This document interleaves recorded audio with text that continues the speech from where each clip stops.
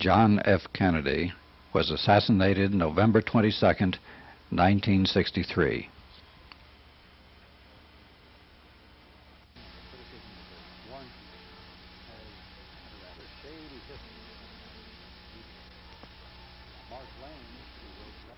It is still a subject of controversy.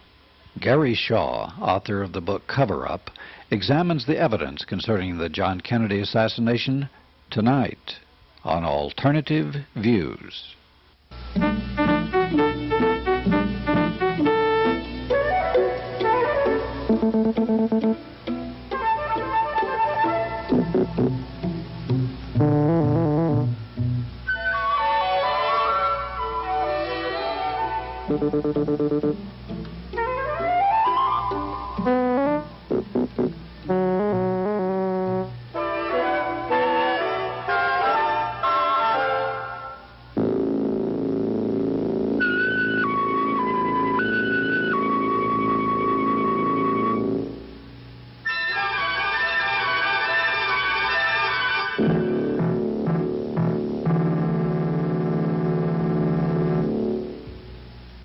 For the Kennedy assassination buffs out there, we're going to replay our interview with the assassination theorist Gary Shaw that we taped 2 years ago. We also are going to play the Zapruder film that actually recorded the Kennedy assassination, and we'll provide an analysis of that and an update on more recent assassination theories concerning JFK's assassination. But first we'll have some updated news stories. I have something from the Village Voice, one of my favorite writers, editorial writers today, Pete Hamill. And he gets cranked up about the NRA's recent move to shove a new bill through Congress lessening controls on guns. Oh, that's the National Rifle Association. Right, National Rifle Association. They recently succeeded in doing just that. And this despite the opposition of virtually every police department. And this includes things like buying and selling guns across state lines, and this new plastic gun which supposedly can escape detection in airport terminals. So it's called a terrorist special, or a hijacker helper is another term I've heard recently. And Pete Hamill gets all worked up like he usually does, which is why I like him. And he comes out with some great statistics. Now, these aren't new, but they're very interesting. In 1980, according to Handgun Control Incorporated, 77 people were killed by handguns in Japan, which has about half of our population. 8 died in Great Britain, 24 in Switzerland, 8 in Canada, 23 in Israel, 18 in Sweden, and 4 in Australia. In the United States, 11,522. Wow.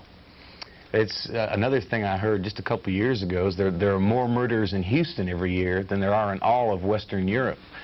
And now we have the NRA pushing for less stringent controls. Well, as Hamill says, the International Association of Police Chiefs and 13 other organizations for the police lobbied hard against this so-called Volkmer NRA bill weakening the gun laws. But they simply didn't have the bribe money to spread around that the NRA has at its disposal.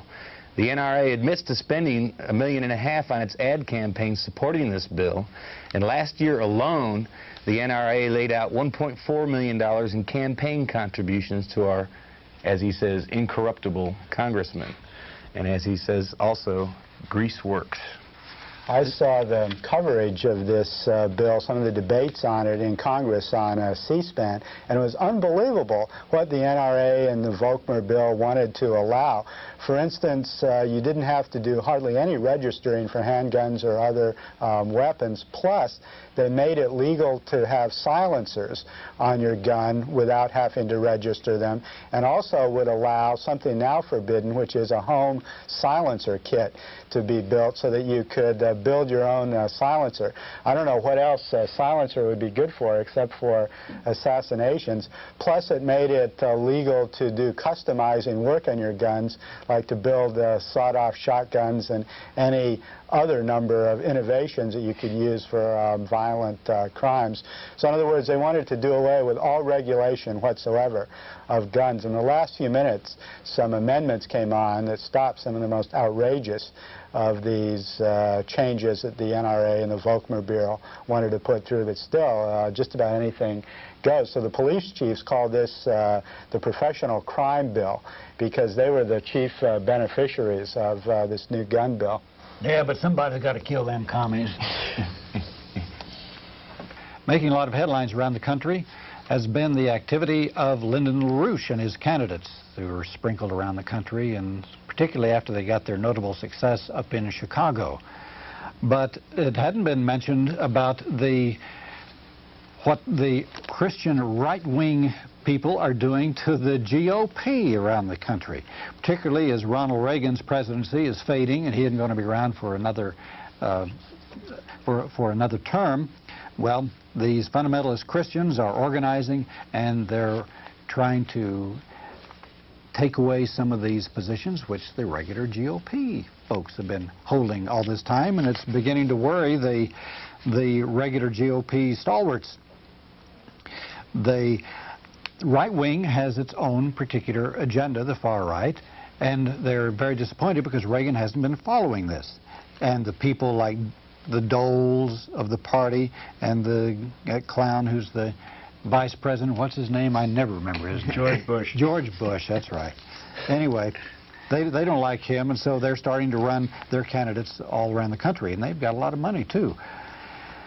The state GOP establishment charges in various places that the rise of the religious right is alienating potential adherents.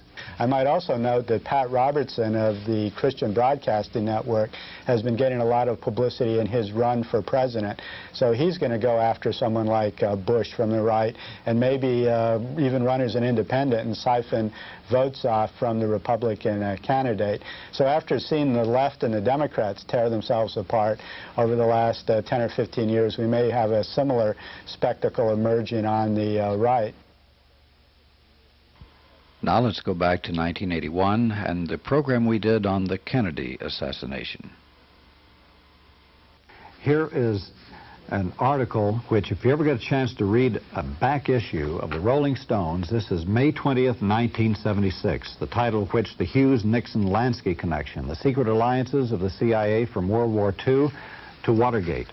It's a mind-blowing article, about 20 pages long, but it shows the interrelationships, continuous interrelationships with the CIA, the Mafia, and the United States government, specifically presidents and also the State Department. It shows the CIA involved very heavily in the United States domestic politics. It shows them contributing to campaigns. It shows them feeding information to favored politicians. It shows them laundering money for politicians.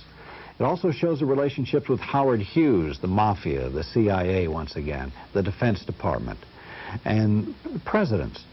Whereas it shows that Nixon was very heavily involved with the Mafia. And it shows even starting back in World War II when Roosevelt got the Mafia started involved in relationships with the CIA. And Thomas E. Dewey the same way. He was prosecuting the Mafia on one hand and he was helping them out on the other. You see the manipulation of the press by the CIA. And people all during this period keep popping up again and again. People with the, in the Bay of Pigs situation, the Kennedy assassination, the plumbers in Watergate, all popping up again and again. And this article from the 76 issue, May 20th, 76 of Rolling Stone, gives people a good background to understand the Kennedy assassination. You have some updated theories on this. Well, there's been two books published in recent years that give new theories of what happened in the Kennedy assassination. One is that the mob, in conjunction with the FBI and the CIA, assassinated Kennedy. According to this book, the mob had blackmail information on Kennedy on one of his love affairs with some mob woman. They had tape recordings and pictures on. So they used this to try to blackmail Kennedy to try to keep him from coming down on mob activities. However, Robert Kennedy, who was Attorney General, was out to get the mob, and harder than any previous Attorney General persecuted or came after the mob, and an angry mob therefore decided that they had to get rid of Kennedy. So that was one conspiracy theory.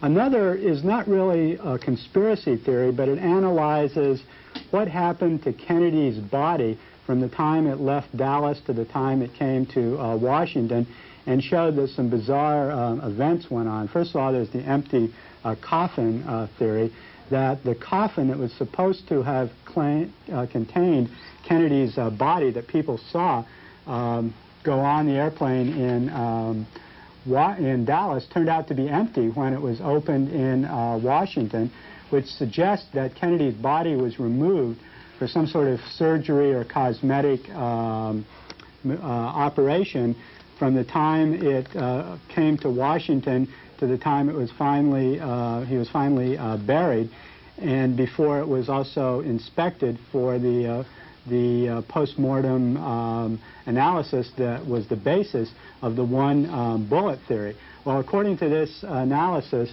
the body was made up to show that there were not more bullet wounds, but rather that it was used to support the one bullet theory. Well, Doug, let's take a look at the Zapruder films, which actually show Kennedy being hit and show these wounds, and show him being wounded. By more than one bullet, apparently. And also coming from the front. Right. As well as from the rear. The following film footage was compiled by Robert Groden, a well-known critic of the Warren Commission report. This shows the Kennedy limousine as it is going down Main Street in Dallas. Now the presidential car is making the turn onto Houston Street. The president is seated in the rear of the car on the right. Governor Connally is sitting directly in front of the president. The limousine will be making the turn onto Elm Street shortly. This is the famous Abraham Zapruder film of the Kennedy assassination.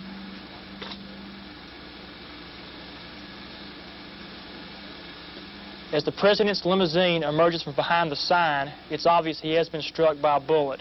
He slumps forward, and then the fatal headshot.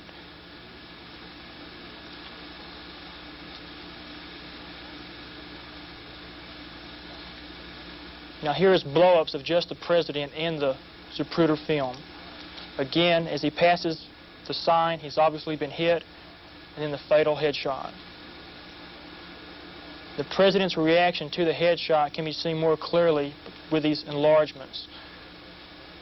Notice that as the president is struck by the fatal headshot, his body is driven violently backwards. Now let's delve more deeply into the Kennedy assassination with our 1979 interview with author Gary Shaw. Very honored and privileged to have a man who has devoted the last 15 years to the research of the Kennedy assassination, Mr. Gary Shaw.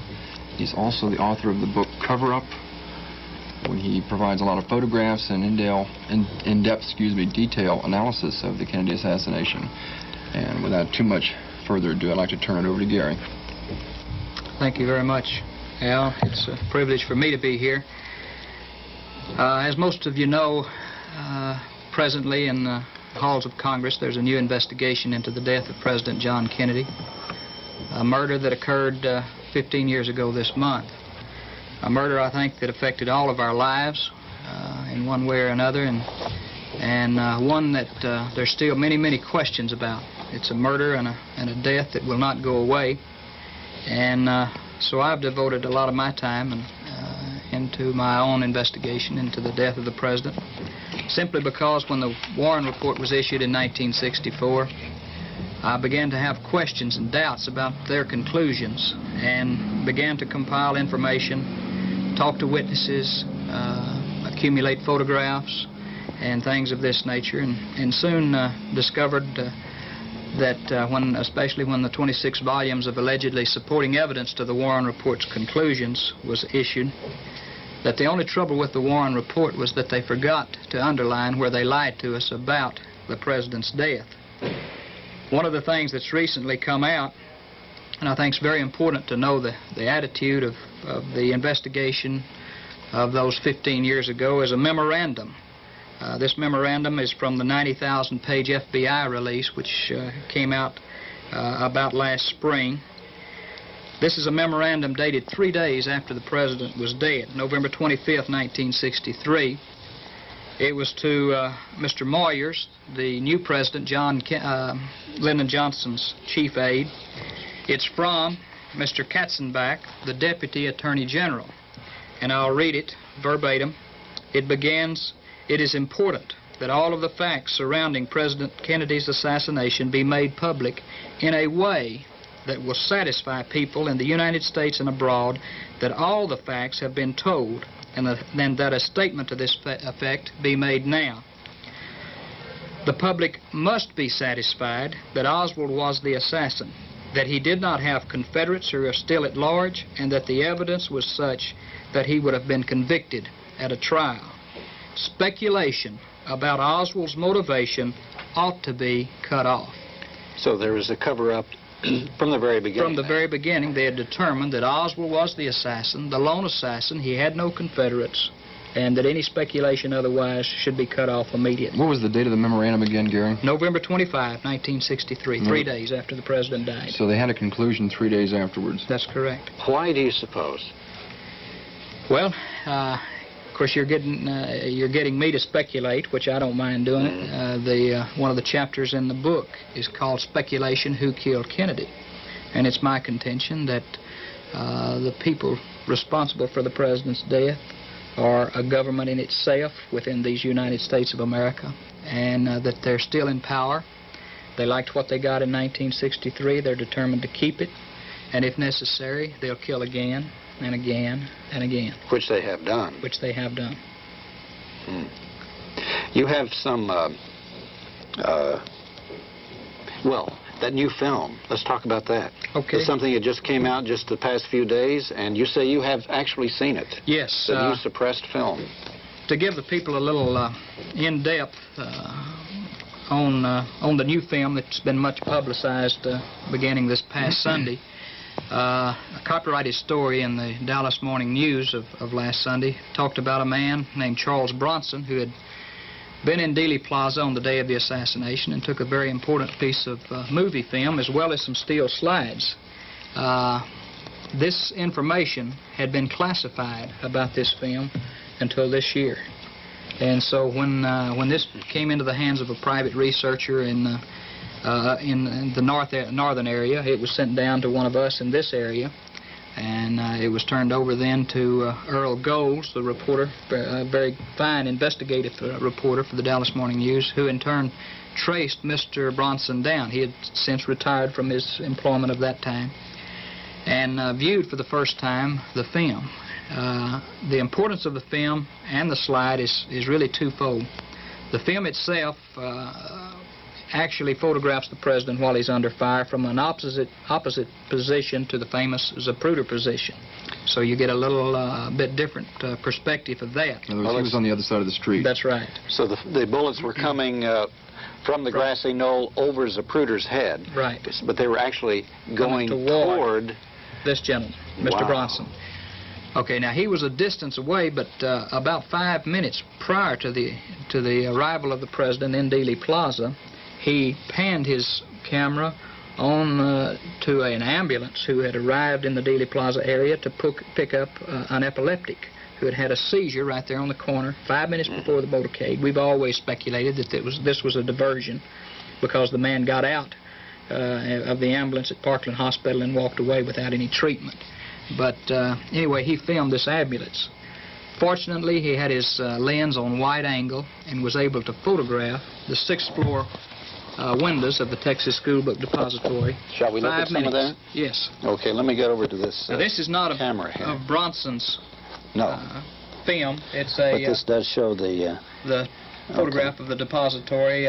Actually, this was about 30 seconds after the shot, so it's a very pertinent photograph that was also classified until about 12 years ago. This was taken by an Army intelligence agent who happened to be in Dealey Plaza and taking pictures. Okay, which is the building? This is the alleged sniper's nest, or where Oswald was supposedly fired the shots that killed the president. It's in this window that Mr. Bronson's film catches a man in a red shirt. You can see him moving back and forth in front of this window. Oswald was not in a red shirt. That's correct. Next to that, in this group of windows, and that, by the way, the entire 6th floor of the Texas School Book Depository was a ware room. There were no partitions. And so in this window, a person can be seen, or an object. In other words, there's simultaneous movement in this window and this window in the Bronson film. There is even the possibility of a third movement in one of the windows. So, but basically, definitely, there are two movements here at the same time. And this definitely supports the theory that Oswald was a patsy, and possibly they were afraid he might chicken out at the last minute, and so they went up there with him, or something to that effect, possibly. Well, definitely, it proves that that there were two men on the 6th floor at the time of the shots. Whether either one of them were Oswald is a question mark, because we now have an eyewitness who told the FBI that day that she saw Oswald at 12:25, 5 minutes before the assassination, in the lunchroom. And they didn't give that information. They didn't even print it, and did not give it to the Warren Commission. Because how can a man be in the lunchroom at 12:25, the president is shot at 12:30, and at 12:25 there's already one man in the window and one man in the next window. And then when Officer Baker and Roy Truly, the supervisor of the Texas School Book Depository, race into the School Book Depository after the shots were fired, within 2 minutes they find Oswald in the lunchroom. And our speculation is he never left the lunchroom. He was there all the time. And that's where he said he was. Well, there's something I've noticed from those photographs, Gary, and that's that there are an awful lot of open windows in that building. Is that significant? I think it is, especially in this southeast corner, or actually the southwest corner window. These two windows are fully open. One of the eyewitnesses in Dealey Plaza said that there were two men seen in this window down here, one of them with a rifle. And I believe that one of the shots was fired from this particular window here. Now, we have three eyewitnesses, plus the movie film, that says that two men were on the 6th floor of the School Book Depository. This could possibly be the shot that hit him in the throat? I believe it's the shot that hit him in the back. In the back, right, that came out his throat. Right. Well, there are some indications that the bullet could not have been fired from even up in this depository window, because it was at the entrance of the wound and all, the path of the wound in Kennedy was at such an angle where it could not have been shot from that window. That's correct. No, there's a lot of speculation. It's that reason that I speculate that there was a shot fired from that window, but it was strictly for diversion and evidentiary purposes only. It was a planned shot to call attention. It was the first shot. It struck absolutely nothing. It was fired simply to call attention to that window, and even a last shot was fired from there. And the eyewitness said the man lingered at the window as if to admire his handiwork. I believe he wanted to be seen in that window. And this was shown by the new movie? No, not the man lingering in the window. I see. This was prior. I hope I'm not jumping the gun, but don't you have a picture of the wound produced in Kennedy? Right. Well, this is Commission Exhibit number 388 that the Warren Commission published in their book, and shows the president. It's an artist's conception. By the way, the artist never saw the president's body, nor did he see any photographs of the president's. These were described to him, and they do not anywhere near match the description given by the Parkland Hospital doctors in attendance that day. This is absolutely incredible. But they bent the president's head. Contrary to what the film show, the president is erect at the time of the shooting. Contrary to what that shows, they bent the president over in this position, distortedly, to show the angle of the shot so that it would come from the 6th floor Texas School Book Depository. One other thing I'd like to point out about Mr. Bronson, he not only had a movie camera, but he had a very fine slide camera, or still camera, and he took a very important slide. He said his finger depressed the button on his slide camera at the exact moment of the shot. And so at that time we have a very good perspective then from the opposite view to Zapruder's of the first shots. Do you have a copy of that? I do not have a copy of that, but in that, and this is the FBI memorandum about Bronson. I got this under Freedom of Information. So this is dated November 25th, 1963. Describes Bronson's film, where they say it's not of value. But they also said one of the 35mm color slides depicted a female wearing a brown coat taking pictures from an angle which would have undoubtedly included the Texas School Book Depository building in the background of her pictures. Her pictures evidently were taken just as the president was shot. Approximately 5 other individuals in the photo were taking pictures at that time. This, I think, is important because the FBI has denied to me, under Freedom of Information, that they have this film in their possession. And yet, in this slide, you can see this is right after the shots were fired. There are people already lying down and moving away. But here is the lady in the brown coat that they're talking about. She's got her camera. In the Zapruder film, you can actually see her, and she pans the entire assassination scene. Shortly after that, this photographer caught her on the opposite side of Elm Street. Okay, her camera is in her hand. Yeah. And this lady, we looked for her. We knew about her for quite a few years, but we looked for her, and I stumbled on her in 1970 and interviewed her for the first time and got the story of her movie. She took the movie all during the assassination. She was a camera bug. She was 18 years old at the time. She took the movie, and at that time was working right next door, coincidentally, to Jack Ruby's Colony Club. Wow. She took her film back to her place of employment, and the next day, before she had even developed it, 2 men who identified themselves to her as either Secret Service or FBI agents said, "We understand that you took a film of the president's assassination." And she said that she did. They said, "We'd like to have it." She said, "I've not developed it yet." She said, and they said, "Well, we'll develop it for you, make copies, and return the original to you." So they took her film. She's not seen the film since that day. I filed under Freedom of Information with the Secret Service, with the FBI, and with the CIA. All of them deny existence of this particular film, yet the FBI admits that they knew of her in November 25th, 1963. Did you file with the Mafia? I haven't filed with the Mafia. That's the only one left. Well, my speculation is that there were individuals in the Dealey Plaza area using fake Secret Service credentials. This is a proven fact. And it would not surprise me at all if she went back next door to Ruby's Club, where she communicated and were friends with Jack Ruby's employees and was bragging about having taken a film of the assassination. The word got around, and so we have 2 more fake Secret Service or FBI agents who come and confiscate the film, and it's never been seen. Or it was possibly confiscated by the FBI, and it, like the Bronson film, other photographs that I could tell you about if we had the time, have been classified and kept away from the American people for all these years. Well, what about this new committee in Congress? Is it going to be another whitewash cover-up? Kind of looks that way. Unfortunately, it appears that it will be another whitewash. They're using basically the same tainted evidence that the Warren Commission used to come up with their conclusions. Including the same tainted witnesses. The same tainted witnesses. That's the same investigatory techniques where they're asking the FBI and the CIA and the Secret Service about what they did. And I doubt very seriously that the FBI is going to tell the truth if they made an error. Well, they haven't yet. Right. They've destroyed evidence. They've doctored evidence. They put in a couple of frames of the Zapruder film backwards, so it would look like he was shot from the back instead of from the front. Right. Well, I'll tell you another That's one. That's just one of many things. We found out recently about another set of photographs taken by a man by the name of Robert Croft.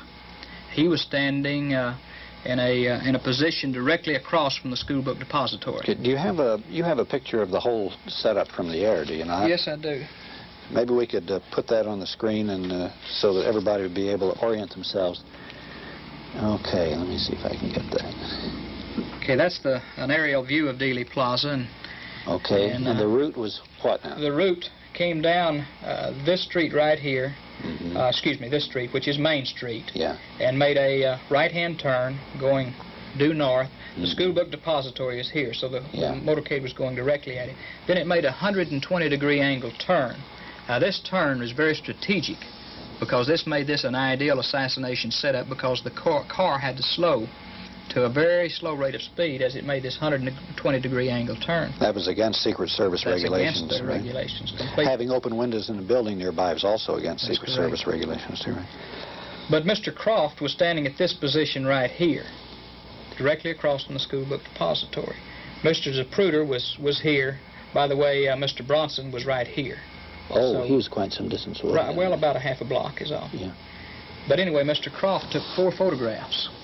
He took one from this position and then ran to this position and took one as the presidential motorcade came around the corner. And then he said, I took one exactly at the time of the shots. The first shot was fired. So here's another one that would have been taken looking at the grassy knoll. Which is this area right in here. Okay. Okay. Unfortunately, the FBI got his film and developed it themselves. And out of a 32-roll film, he took 4 shots of the assassination, or the motorcade. 3 of them turned out perfect. The one taken at the time of the shots, after the FBI got through with it, came out blank. And that was the only one in the whole row. That's right, the only one on the whole row that came out blank. What do you speculate is the FBI's role in this? Some people are kind of torn between whether they're actually involved in this in an overt fashion or whether or not they're just simply a bunch of bunglers. What's your personal opinion, Gary? Well, my personal opinion is that there are some people in the FBI who were not bumblers, that it was a pre-planned, need-to-know basis, and that they participated in the cover-up. And this applies to the Secret Service as well? That's correct. I've noticed that Fletcher Prouty has also made similar accusations over the last few years. Of course, we used to all think he was nuts, but a lot of the things that he said have come true also. I want to stress, we need the FBI. And we need the Secret Service, and we need the CIA. What we don't need is a few in these organizations who think they know best how to run this country. Right. Now, the CIA has admitted that they've used mafia hitmen for a number of years. Right. And particularly in the 50s, they tried to use mafia hitmen to get Castro in Cuba, so it's not implausible that they helped out with members of the Lansky, Trafficani gangs, Salvatore Giaccani, John Roselli. By the way, the last 2 which have been, well, they've died recently under rather mysterious circumstances. Would you care to comment, though, on some of the accusations about the involvement of the mafia with the Dallas police? That's very interesting because in a recent article in the Dallas Dallas Morning News, just kind of a throw-off sentence, the author said it's been well known for years that the Dallas police has been infiltrated by the mafia. Well, I think probably there are corrupt policemen, in the Dallas police as well as in the sheriff's department at that time, and more than likely still are. There was a mafia connection to Dealey Plaza, and a lot of people are not aware of this. A man by the name of Jim Braden was arrested a few minutes after the assassination under mysterious circumstances. Excuse me, that's the same Jim Braden who is a charter member of La Casa Country Club, had no visible means of support, and had a private jet and a few other... Well, at that time, he wasn't quite that well off. Right. At that time, he was on parole. He was in Dallas.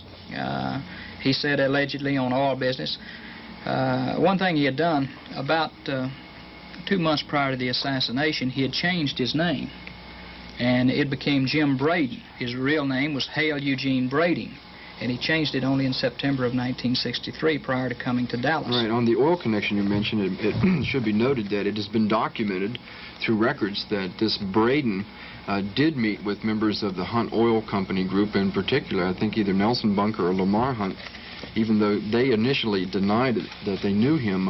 His secretary had kept a record of Braden's visit to one of the Hunt brothers. That's right. He in fact met at the Hunt offices on November 21st, 1963. It was this day that Jack Ruby also went to the Hunt offices for some mysterious reason. This is Mr. Brading here, and I'm sorry I don't have a good clear... See, maybe we can get it over here. Yeah.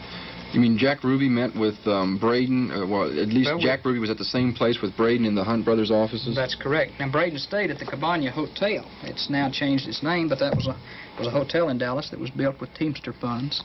And on November 21st, 1963, that night, Jack Ruby also goes to the Cabaña. Now, I can't say that he met with Jim Braden, but it's strange that Jim Braden was arrested in Dealey Plaza, gave false identification, had an FBI rap sheet of arrest, 4 pages long, and yet was immediately released by the Dallas authorities. And only because he had to sign an affidavit of what he was doing there did we know about him, and it took years to trace him down. But that's a mafia connection, as well as a connection to the labor, Jimmy Hoffa, because of the he later on became a charter member of the La Costa Country Club in Southern California. It's a 2,000-acre spa, and it was financed by Hoffa's Teamster funds. And Central States Teamsters Fund. Right, and so it's just one of the strange arrests. There were actually about 13 or 14 arrests made that day in connection with this, all of them very, very strange. And for instance, the arrest behind the fence area above the grassy knoll of 3 men. Allegedly tramps, we're told.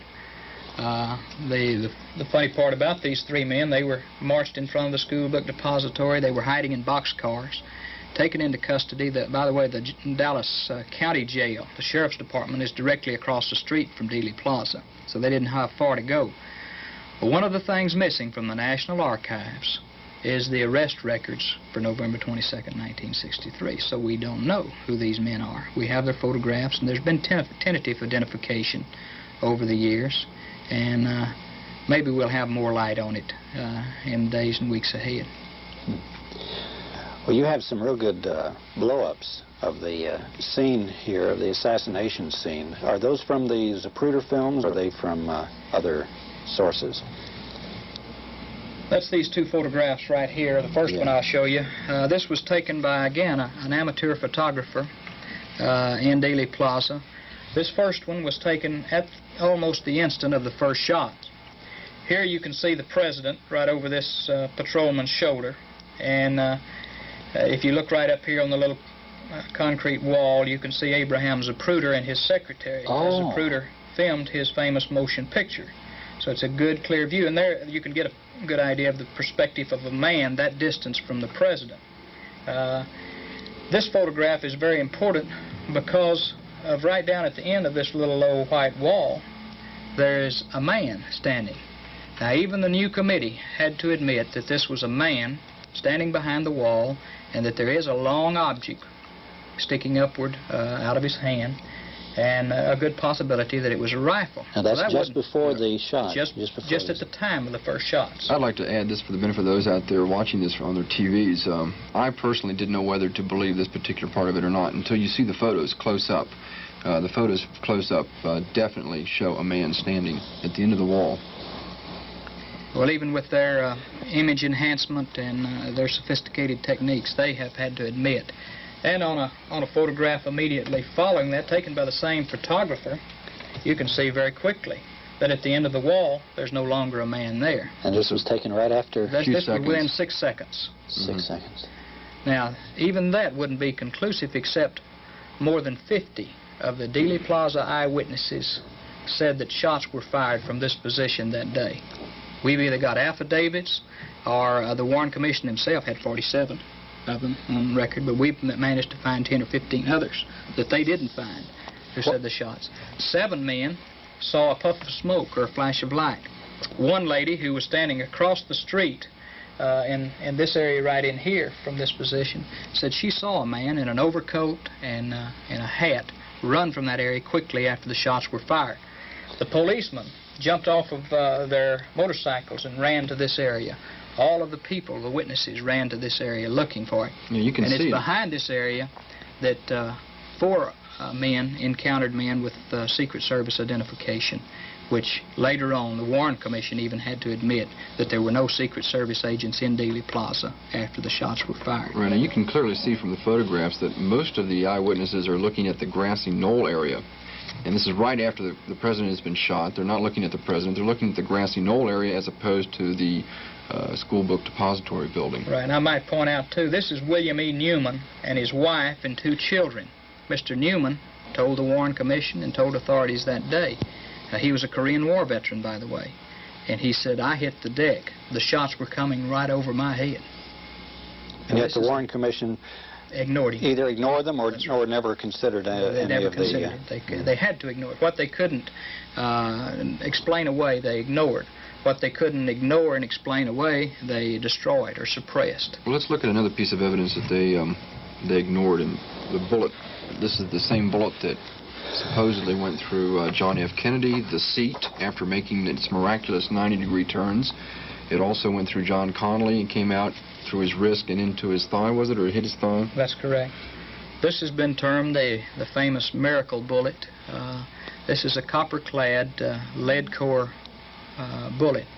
This one is the one that the Warren Commission said went through President Kennedy from the back, exited his throat, went from there, and because of the Zapruder film, we can tell when John Connally was wounded. So the bullet had to pause about 1.5 to 3 seconds, depending on when you want to say he was hit. He was definitely not hit at the same time the president. That's our smart bullet. So we've got a delay, plus it has to make a right turn downward and then a left turn to enter the governor just below the right shoulder blade. It goes through his chest, blasts out 4 inches of his 5th rib, exits his chest, goes through his right wrist, blasts out the main bone of his right wrist, exits again, and penetrates his left thigh, where it works itself free, wipes itself off of any blood and tissue, crawls over onto another stretcher, totally independent of either of the two victims that day, and it becomes the link to Oswald's Mannlicher Carcano rifle. Maybe this bullet came from outer space. That's right. You have some pictures of bullets in your book, don't you, that we can use for a comparison to the Wonder Bullet? And these are bullets that were fired through a cadaver and also in a goat. Okay, this is the bullet that I just showed you.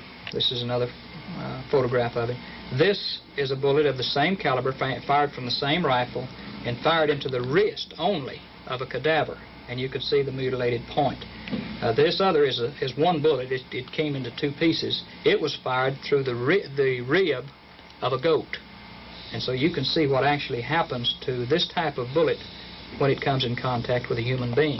This is the single most damning piece of evidence, is it not? That's right. This will not go away. This will not get buried. You can't, snuff it out like they've done with so many people involved with this thing. In fact, the Warren Commission counsel said that to say that Governor Connally and John Kennedy were not hit by the same bullet, this miracle bullet, is synonymous with saying that there was another assassin firing that day. And that's my contention. The overwhelming evidence is that there were more than one rifleman in Dealey Plaza that day. What are some of the other pictures and evidence that you have? Well, I like to talk about this gentleman right here because this information only came out with a CIA release of their Kennedy material about 2 years ago. Under Freedom of Information, a document from the CIA came out about a man by the name of John Swetre, a Frenchman, a member of the OAS. The OAS, by the way, is the secret organization that tried 28 times to assassinate French Premier Charles de Gaulle in the late 50s and early 60s. Mr. Swetre had 2 aliases, Michael Rowe, R-O-U-X, and Michael Hertz. Mr. Swetre was a soldier of fortune, an assassin, a man who spoke French, of course, eloquently. He spoke English with no accent at all, Spanish with no accent at all. In other words, he was a linguist. This CIA document says Mr. Swetre was in Fort Worth on the morning of November 22nd, 1963. This is the time that the president was speaking at the Fort Worth Chamber of Commerce banquet. He was in Dallas at the time of the assassination, and the document says he was flown out of this country on orders from people high in this government in the United States of America. We talked to the FBI agent who originally got on to Mr. Swetre, and when he was in Houston, and this FBI agent said that Mr. Swetre either knew who killed Kennedy or he himself had killed him. And yet these documents were classified for 14 years It was only recently under Freedom of Information. I have presently a Freedom of Information suit with the Central Intelligence Agency as well as the FBI, who have now had to admit that this man exists and that documents pertaining to them are in their files. And yet it'll probably be another year before I'm able to receive those documents, if I get them at all at that time. The Freedom of Information Act has been very important, has it not? Because listening to Mark Lane's speech, it definitely proves now that Oswald was working with the FBI, that Ruby was an FBI agent, and that each of them had some connection with the CIA, and that Ruby also had mafia connections. Right. I doubt very seriously if we'll have this Freedom of Information Act very much longer. The talk is now that the Freedom of Information is allowing organized crime to get information, and that they're combining or accumulating information from this Freedom of Information Act. Therefore, we need to shut it off. So I'll look for that in the very near future, probably before I get my documents on Mr. Swetra. By the way, it's too lengthy to go into, probably, but Mr. Swetra also has a strange connection to Mr. Ruby, oddly enough, through another man who died in 1973, I believe, in Texas, a gun runner that was close friends and who Ruby very definitely wanted to conceal the information about from the Warren Commission. Strange. Okay, what are some other things you have here? Well, I think we've shown about all of the photographs and so forth. Well, tell us about, now you appeared with the committee before they actually got started. Were you a consultant, or no, you helped set it up? Or? That's a long story. At one time, the committee, I believe, was really and truly seeking to know the truth. Particularly the staff. That's right. And in fact, immediately after they were funded, two of the investigators came to the Dallas-Fort Worth area, contacted me, and spent 4 hours with me on various aspects of the case. This was back when Richard Sprague This was when Richard Sprague, and we had first chance in history of really breaking the thing wide open. But I think even then the powers that be saw the handwriting on the wall and began to cause division within the committee, within the staff, within the congressmen who were participating in it. Henry Gonzalez. Right, and got Henry Gonzalez and Richard Sprague butting heads. And so, unfortunately, we had the resignation of Gonzalez and then the resignation of Sprague, and now we have Chief Counsel G. Robert Blakey, a professor who is now, I believe, the most active participant in the new cover-up, or the new whitewash that's being applied to the case. And I predict that the conclusions will be just from what we've seen. In fact, they began to write the report in March of this year, so that ought to tell you something, before they had any public hearings, any public testimony. And they already had the report drafted. So they're going to say, I'm sure, that Lee Harvey Oswald fired all the shots, that he did it from the 6th floor window, that the wounds and ballistics were correct, as the Warren Commission stated, and that the FBI did do a poor job in investigating, and that the CIA didn't do a very good job, and the Warren Commission was flawed because of the information that was given them and this sort of thing. But basically the conclusion will be the same. Let's go back and talk about motive for a minute, Gary, because in any murder case, the detective always looks for a motive. To me, it seems that a motive was clearly there for the CIA to be implicated in this, since Jack Kennedy had not only put the CIA down, but he had also tried to dismantle the covert operation group. He had fired Allen Dulles as the head of the CIA a few months prior to his being assassinated. Robert Kennedy had been putting known members of the mafiosa in jail left and right, from Giancana to Roselli, and he was stepping up the whole organized crime strike force attack on the mafia. Would you care to comment anything about the motives for these various agencies and groups? Sure. and syndicates? The central point of this whole thing is Cuba. Cuba, you look at it, off of that is the CIA, which had formed a task force against Cuba. They were attempting to assassinate Fidel Castro. They had hired organized crime members to actually hit Castro. Right, and organized crime had been run out of Cuba. Right, Lansky and his organization, and from what we've been told, they had a lot of money buried on the island, and one of the motives, of course, was to recapture some of the money, and plus their gambling casino base. That's correct. So you have that kind of central theme. It's Cuba. And for that reason, a lot of people think that Castro, because of the attempts on his life, that he retaliated by killing Kennedy. That's not so at all. Mr. Kennedy was actively investigating organized crime. Joseph Felici at that time was squealing his lungs out before a congressional committee. Right, and this embarrassed the FBI to no end because throughout the existence of the FBI prior to this, J. Edgar Hoover denied the existence of the mafia. It's come out since then that he used to meet regularly with Frank Costello, right, a known member of the organized crime. Well, he denied syndicate. the existence of it, and when he finally had to admit it, he gave it a name called the Cosa Nostra. Right. He wouldn't call it mafia. Didn't some of his underlings found this name to help him save face? Right. It's as if he just discovered this all of a sudden. That's right. Well, there's another aspect of the Kennedy thing, too, in relation to Castro, and that Kennedy was carrying on secret indirect negotiations to try to normalize relationship with Castro, too. That's correct. And was wanting to dismantle the CIA. What about the Nixon connection and the Watergate plumbers who were also in Dallas at that time? Yeah, okay, the CIA was funding at that time a Cuban exile group called the Cuban Revolutionary Council. And this is another one of the strange ties, because the man who was head of that group for the government was E. Howard Hunt.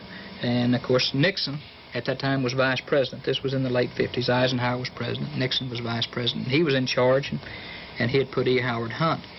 This Cuban Revolutionary Council had its offices at 544 Camp Street in New Orleans, Louisiana.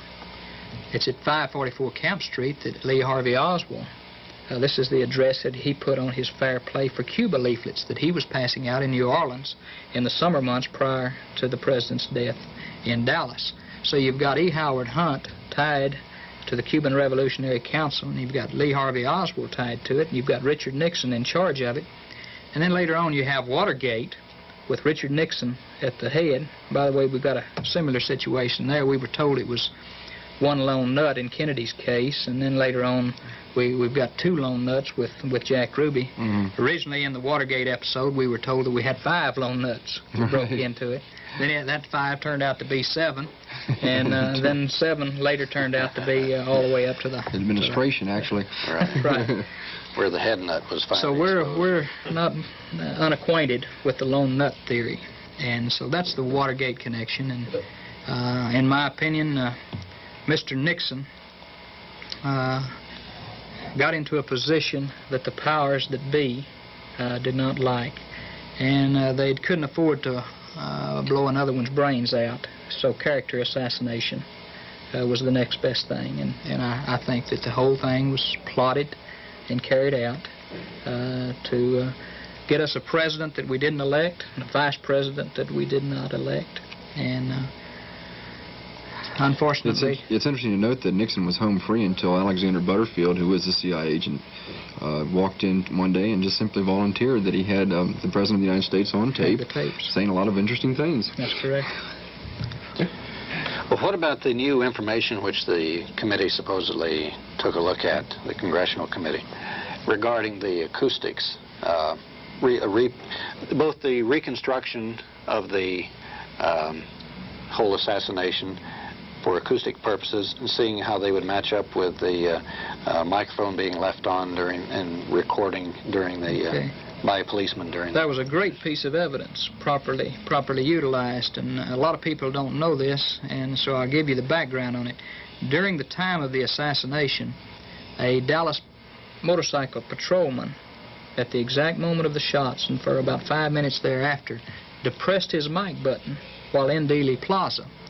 Well, we had always assumed simply that was blocking off communications from the area for the authorities, and that's all there was to it. But a man by the name of Gary Mack, who's a program director for Z97 FM in Fort Worth, said, look, if that man was in Dealey Plaza and he had his microphone open, there's a good possibility that the shots were recorded, even though they would be of a low nature and would have to have sophisticated techniques in which to bring them out. It's a good possibility. So he began analyzation with very sophisticated electronic equipment and was able to pull out, in his opinion, 7 shots. 7 shots. And so he wrote a story on it, and of course this got to the new committee, so they said, well, we better look into this too. So they had a firm, in fact the same firm that analyzed the Nixon Watergate gap tape. This firm said that definitely they could hear 4 shots.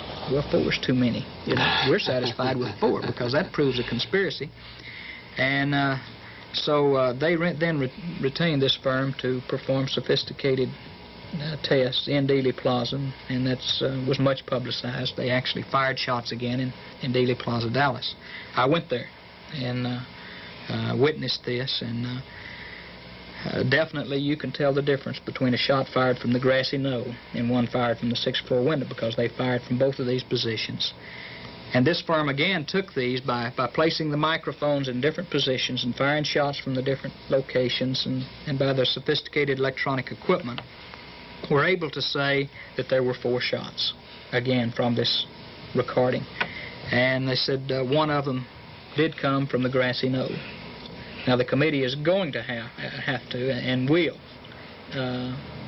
completely disregard this particular evidence. Either disregard or to try to find some excruciating way to... Well, they'll try to take the other evidence probably and manipulate it and say, well, we've got this other evidence, and it's the preponderance of the evidence says that this is not so. Well, we have about 45 seconds. Can you give a summation of what your opinion is of this whole affair? Well, I think it's very important that the people of Texas convene a grand jury and an inquiry here. It needs to be taken out of the political arena, which is what it is in Washington. I said years and years ago that the Congress is not the place for an investigation into the death of the president, and that the only place, the president's death was not a federal crime in 1963. It was a murder under state statutes, and it ought to be treated as such because there's no statute of limitations on murder. And if they would do it, get 12 tried and true men here in Texas, or people here in Texas, put them in a jury box and bring the evidence to them, I believe they would reach the conclusions that would bring to justice the criminals who performed this act November 22nd, 1963. And that concludes Alternative Views. We're glad you could join us. Alternative Views is a presentation of the Alternative Information Network, P.O. Box 7279, Austin, Texas 78713. If you have any questions or comments about the program, either comments in general or questions about the program you just saw, please write to us. Good night.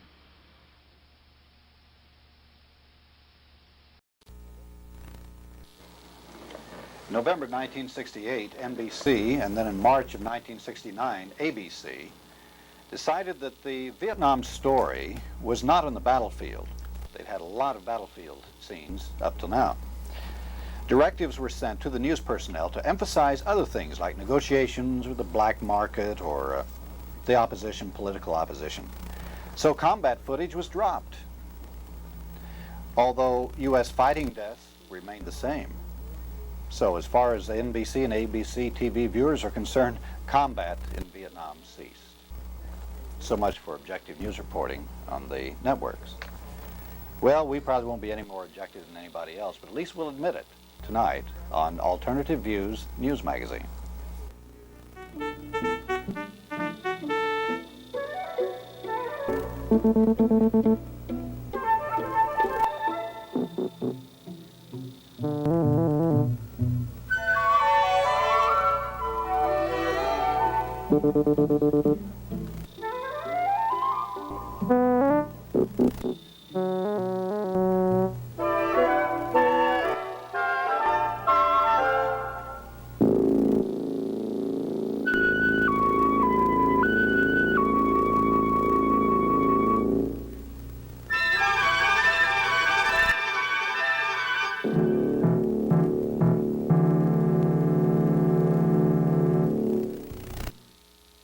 To tonight's Alternative Views. Tonight we think we have a good show on tap, despite the usual hyperbole. We think we have 2 guests that'll provide a very provocative and challenging show. We have a subject tonight that I think touches all of us very closely, our food. No, we don't have Julia Child or Graham Kerr with us.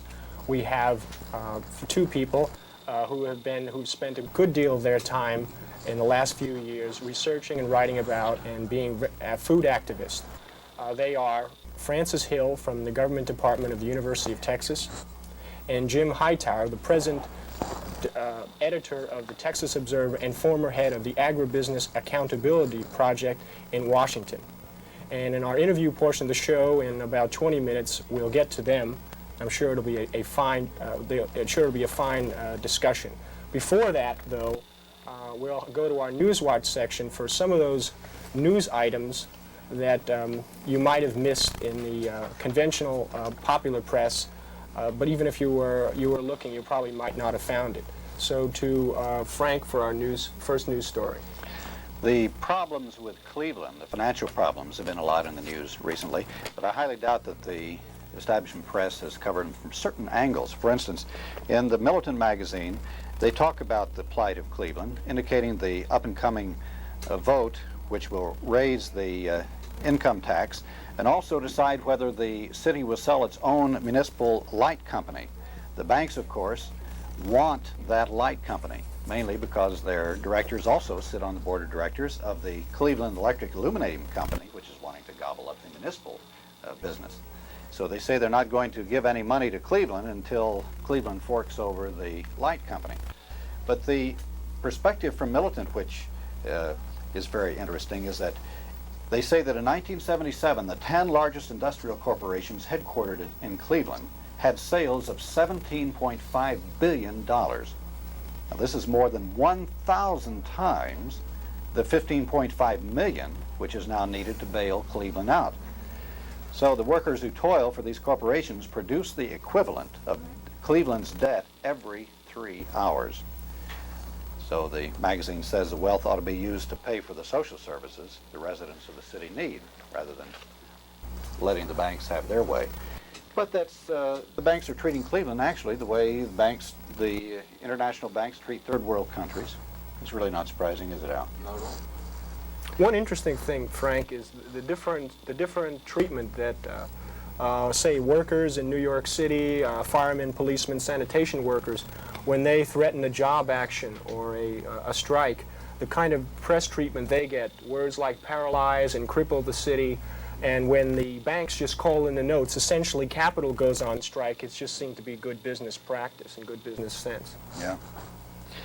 The Spotlight newspaper from the right-wing organization Liberty Lobby says that thousands of farmers from throughout the country will converge on Washington in early February to protest the Trilateral Commission's continuing war against American farmers.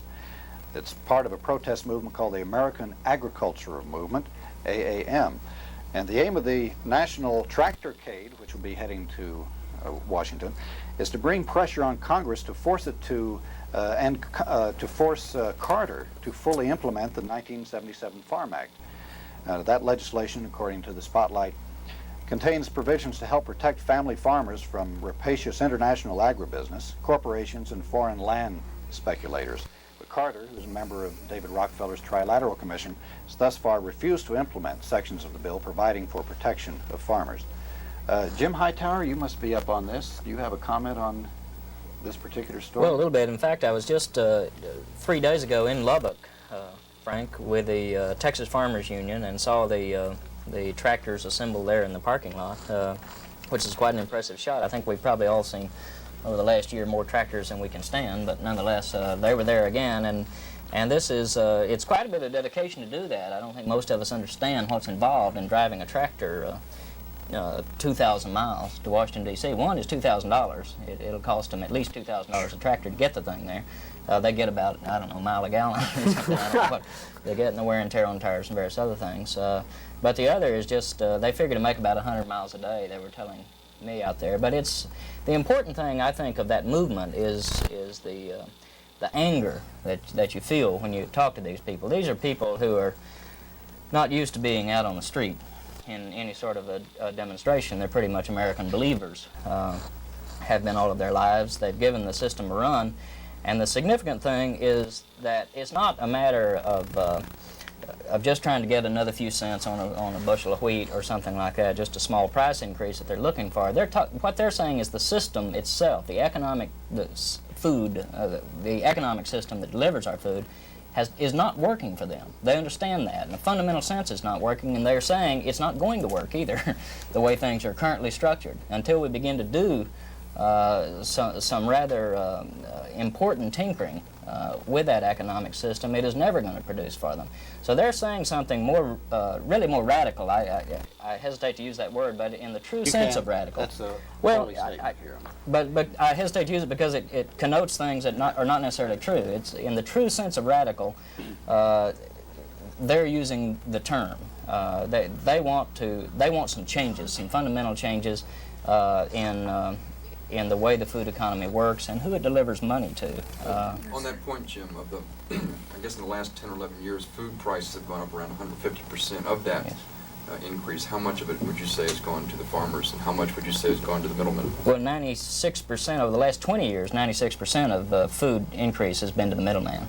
96% of the increase. Of the increases have When we gone. talk about farmers, you're including agribusiness in there, the big corporate farmers? No, I'm talking about the 96% of the food price increases that we've had in the last 20 years have gone not to farmers at all, but to corporate middlemen, the people that take the food from the farm and sell it to consumers. That's primarily the processors, the grain shippers, the cotton trade, and the supermarkets in the country are who you're dealing with there. Okay. Well, we'll get more of this in later. Thank Sounds you. good. There are a couple other stories here. The Iowa Department of Environmental Quality now admits that at least 24 priority pollutants are spewing into the Cedar River watershed, polluting the drinking water for about 10% of the state's population. So what do the environmental agencies say? What do they do about it? What action do they take? They warn the Waterloo and Charles City residents to be on the lookout for elevated levels of bladder cancer. Isn't that nice? Our government helping us out. It's like the difference between British cars, where they actually tell you what your water temperature is, and American cars that tell you it's too late, sucker, you've already boiled over. Well, the good guys won a couple of things here recently. In a 9-day strike by Dade County, Florida, people estimated 9,000 migrant farm workers.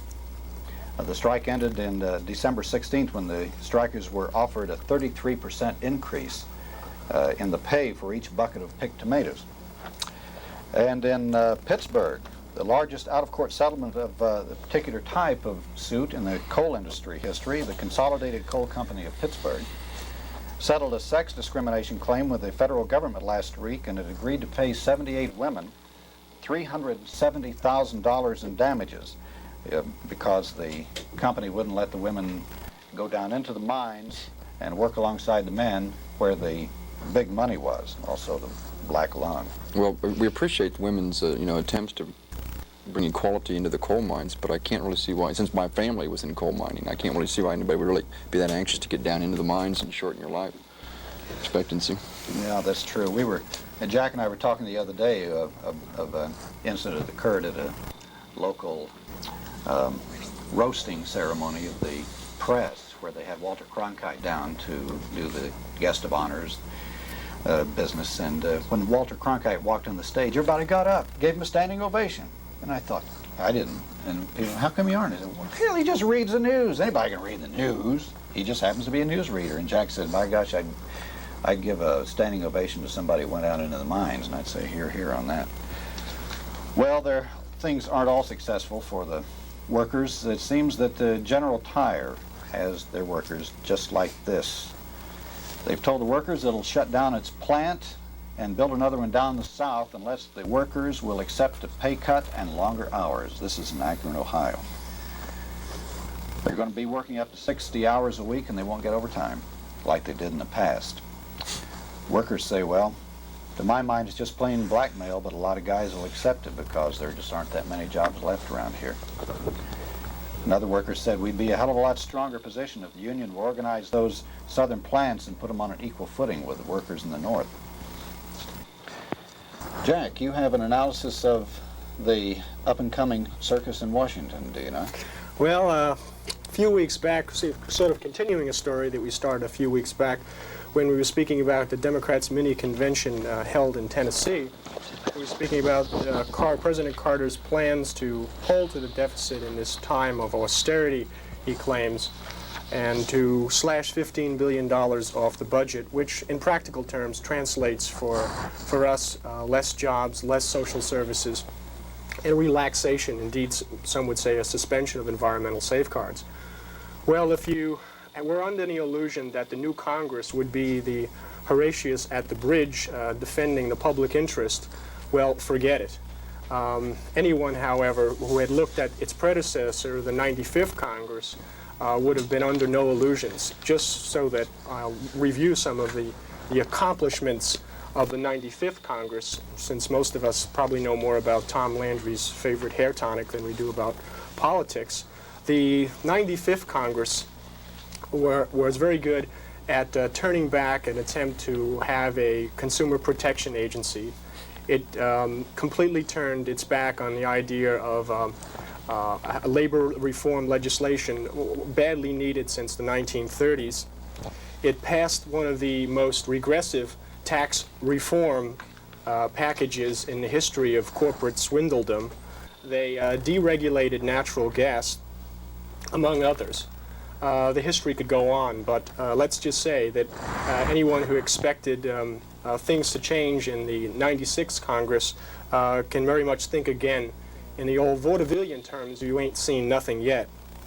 Because it seems from a story in the Wall Street Journal that this particular group of freshmen, 42 freshmen coming into the House of Representatives, interesting they call it the House of Representatives, is an especially conservative bunch.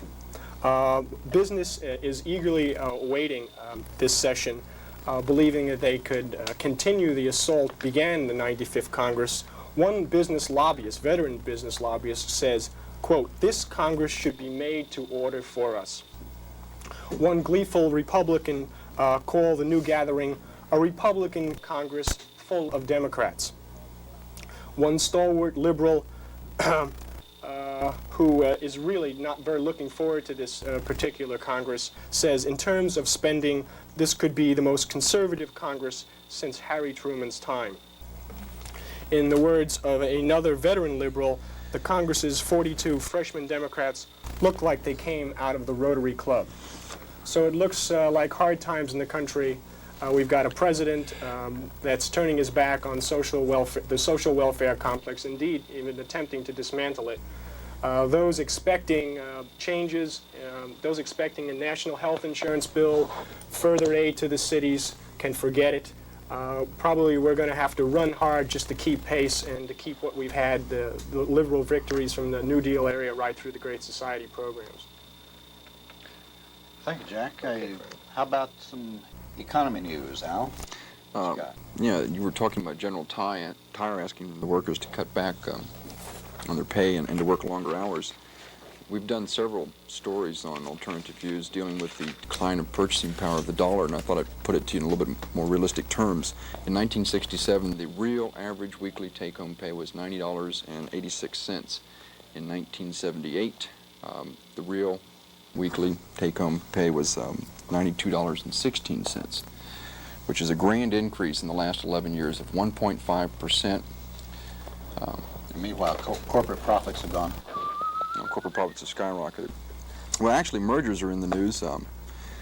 The good news is that merger activity declined. The bad news is that the dollar value of mergers is the highest it's been since 1968.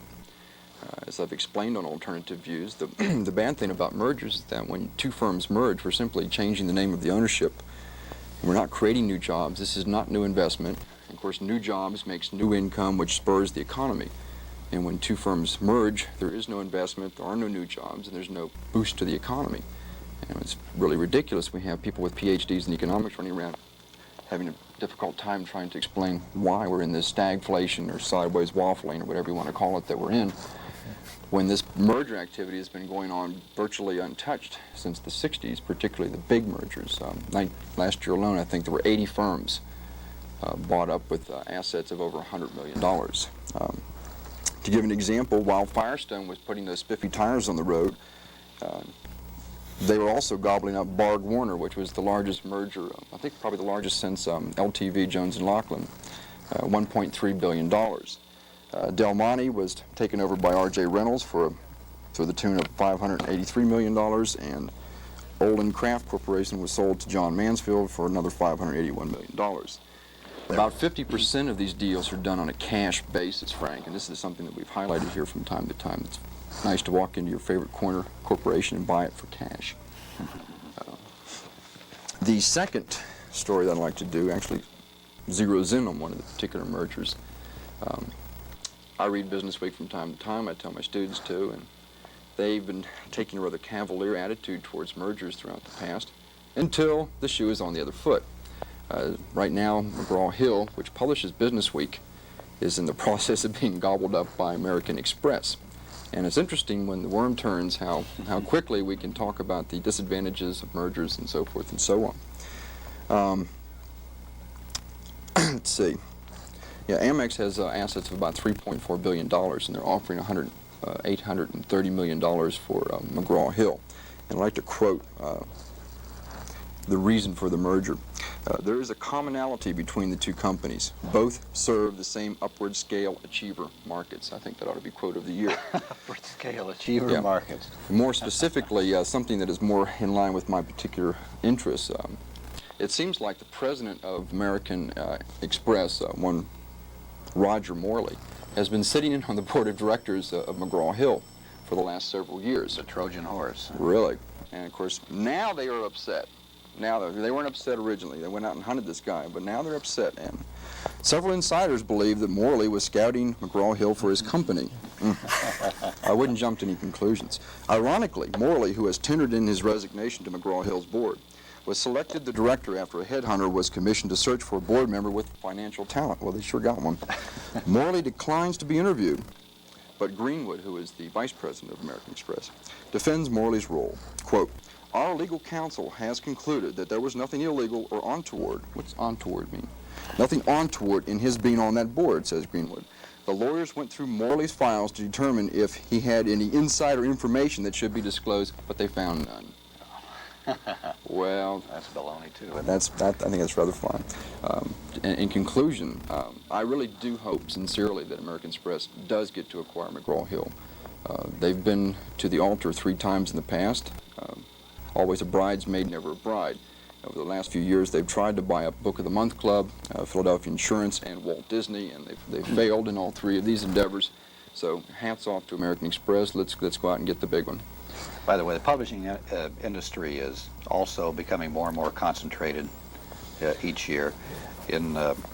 While this is going on, Mattel, the toy company, has acquired Western Publishing Company for $120 million.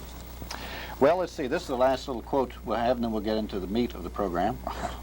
Thank you, Frank. The tofu of the program.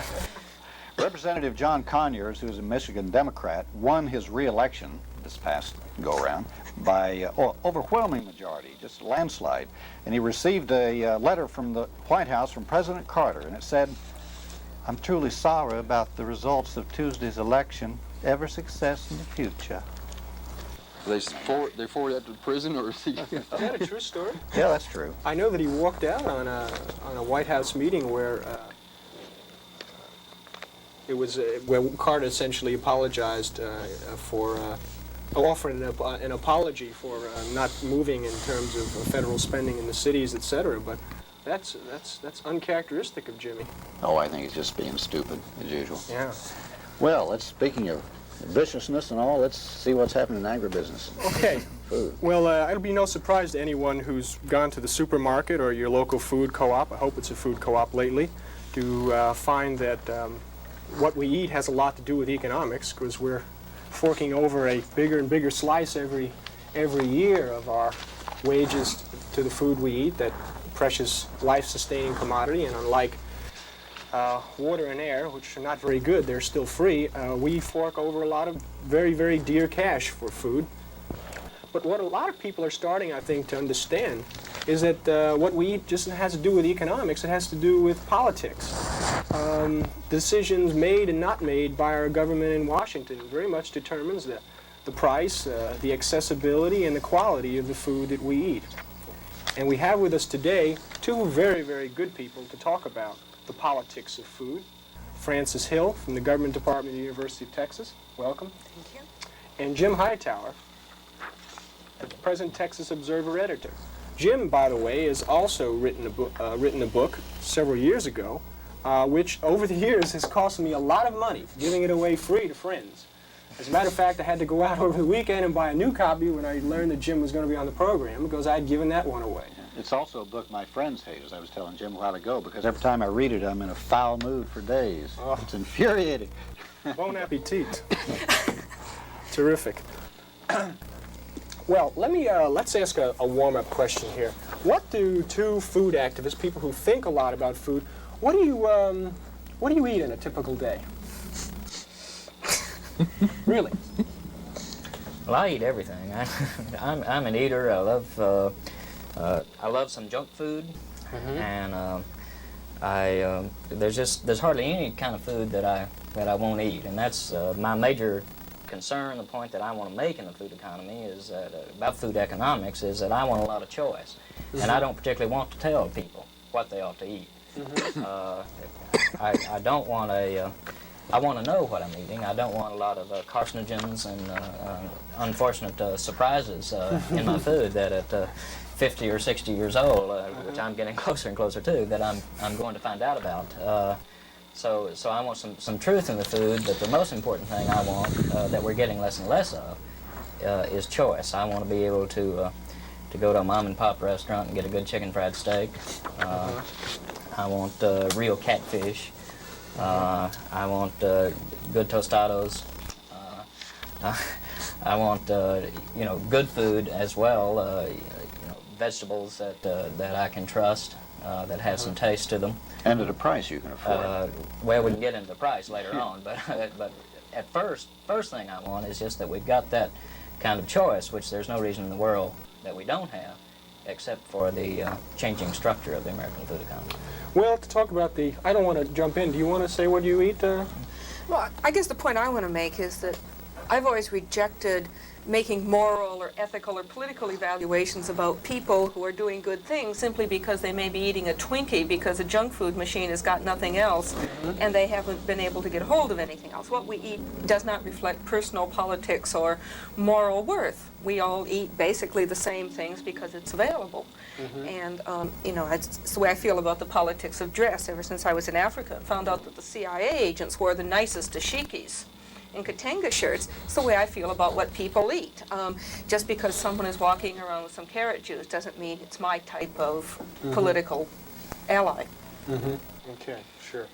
On the structure of the American economy and its relationship to farms, I read a very interesting article that you wrote last night that detailed the history of the change in agriculture, especially in the 20th century, here in the South. Could you give us a little review of how we've gone from a nation of farmers, 80% of the population on the farms, to now 5% of the population? Yeah, I guess the point I'd like to make is that we've always been a nation of angry farmers and a nation whose government's been angry with farmers. Ever since Daniel Shays burned down the courthouse in Springfield, Massachusetts in 1788, and the merchants who'd made the American coup d'etat against King George convened the Constitutional Convention the next year because they needed strong government to keep the farmers in line, we have had basically a standoff between the farmers and the government. Now, our new government, brought to us by the fathers of the American Republic, basically got into the land business before the ink was dry on the ratification of the Constitution. The government was heavily in debt to Eastern merchants who'd financed the War of Independence, erroneously labeled a revolution, and the only thing they had to sell were the Western lands, then Ohio, parts of Virginia, West Virginia. And so they sold them in big blocks to people who could pay cash for them, and that early on in the history of the American Republic, there was a fight over whether people with lots of money could buy lots of land, or whether people who wanted to farm a reasonable amount of land could get a hold of it. On the whole, the people with lots of money won, and they were winning straight through. Railroads got a lot of land as a policy decision by the American government, and indeed my ancestors in Wisconsin bought their farm from the railroad. Now, it would have been better if they hadn't had to do that all around. The point is, government has always been involved shaping American agriculture. It's not been the market, it's been policy decisions. The first protest against this, really, other than Daniel Shays, were the populists who said, well, if the government's going to be in it, it ought to help the small person. The government decided it should not to do that at all, and the populists got crushed. The next time that government got at all involved in helping small farmers was the New Deal. Between the populist revolt and the New Deal, not much had happened that might help family-sized or small farmers. But the New Deal policies were very ambivalent. They had two sets of them, really. The Farm Security Administration that gave family farmers, especially in the South, sharecroppers in the South, money to own their own land and maintain family farms. And then they had something called the Agricultural Adjustment Administration that gave subsidies on commodities produced to farmers of any size whatsoever. It proved the decisive agricultural policy of the 20th century. It saved farms for people who were middle-sized farmers, large farmers, and has become really the shape of agricultural policy as we know it. Subsidies for farm production, or not production, as the case may be. What happened to the Farm Security Administration?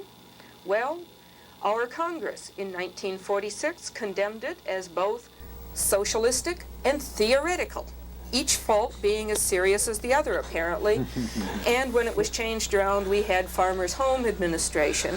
Now, it takes no insight at all, really, to know that Farmers' Home Administration has been the major conduit of shoveling your tax dollar and mine into the hands of fairly large-scale farmers. The corporate farmers we're talking about now, or large family farmers? The problem is not only corporate farmers, it's really larger and larger family farmers. When we talk about family farms, all we're saying is that somehow property ownership is linked to kinship.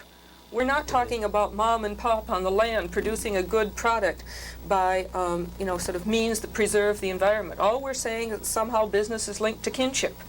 And some of the biggest farm units that we've got today are family farms. I mean, that's a non-analytical category. It tells us nothing about the structure of American agriculture. But Farmers' Home, of course, as I always said, we're helping family farmers, and indeed they have.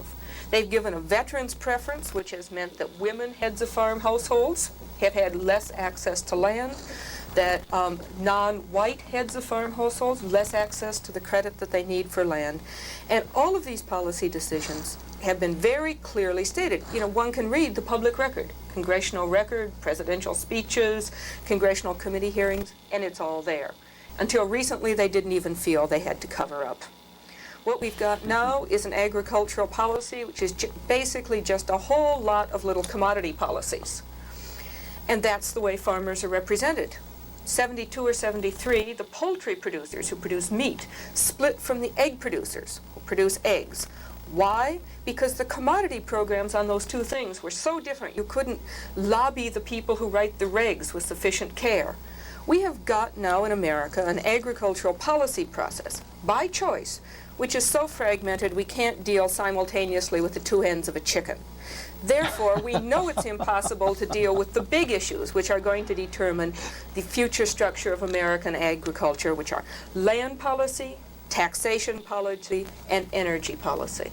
And until those can be sorted out, we are going to have this combination of market forces and public policy choice, which is going to take us down the road to either conglomerate corporate farms or to super farms owned by families. Just your own run-of-the-mill ethnic kinship capitalist unit. Jim, you want to jump in here? Well, I just the only point that I disagree with is that it's not just family ownership of the big guys, because when they're that big, they're not really owning it. First of all, banks own it, because capitalization, that's the other thing I would add to your list of three, is fourth, is capital policy in the country. Capitalization becomes a determining factor then in farming. And a farm of that size is linked to a processing corporation or to a shipping corporation, a grain trader, a cotton trader, something like that, through vertical integration. And the real decisions are not made on the farm at all. They're made in some corporate headquarters here or there. And so while it is, all I'm saying is that it is a problem of corporate farming. It's just the farm doesn't own the corporation doesn't necessarily own the farm. But why would they own it? The return on investment in farming over the last 10 years is under 4%. Well, they don't want to invest their money in that when they can get a farmer to do that. They want to invest their money in, well, the return on investment of the big processing firms has averaged above 15% over the last 10 years. That's why, you know, farmers are doing poorly, processors are doing well. That's the story there. But the processors want to control the farm because they want a smooth supply. They sell them the petrochemicals, sort of though, that they use in fertilization. The petrochemical industry has a very, very high return on investment. Yes, well, that's another problem. Sometimes they're related, as in the case, say, of Tenneco. That's a Texas corporation down here in Houston that both has does a lot of farm inputs. They're called basically farm supplies. Chemical seeds and that sort of thing, and then also is an output corporation, which is, say, they buy farm product. I'd like to make a point on that, Jim. What most people don't realize is how vastly more expensive farming today is than it ever was in the past.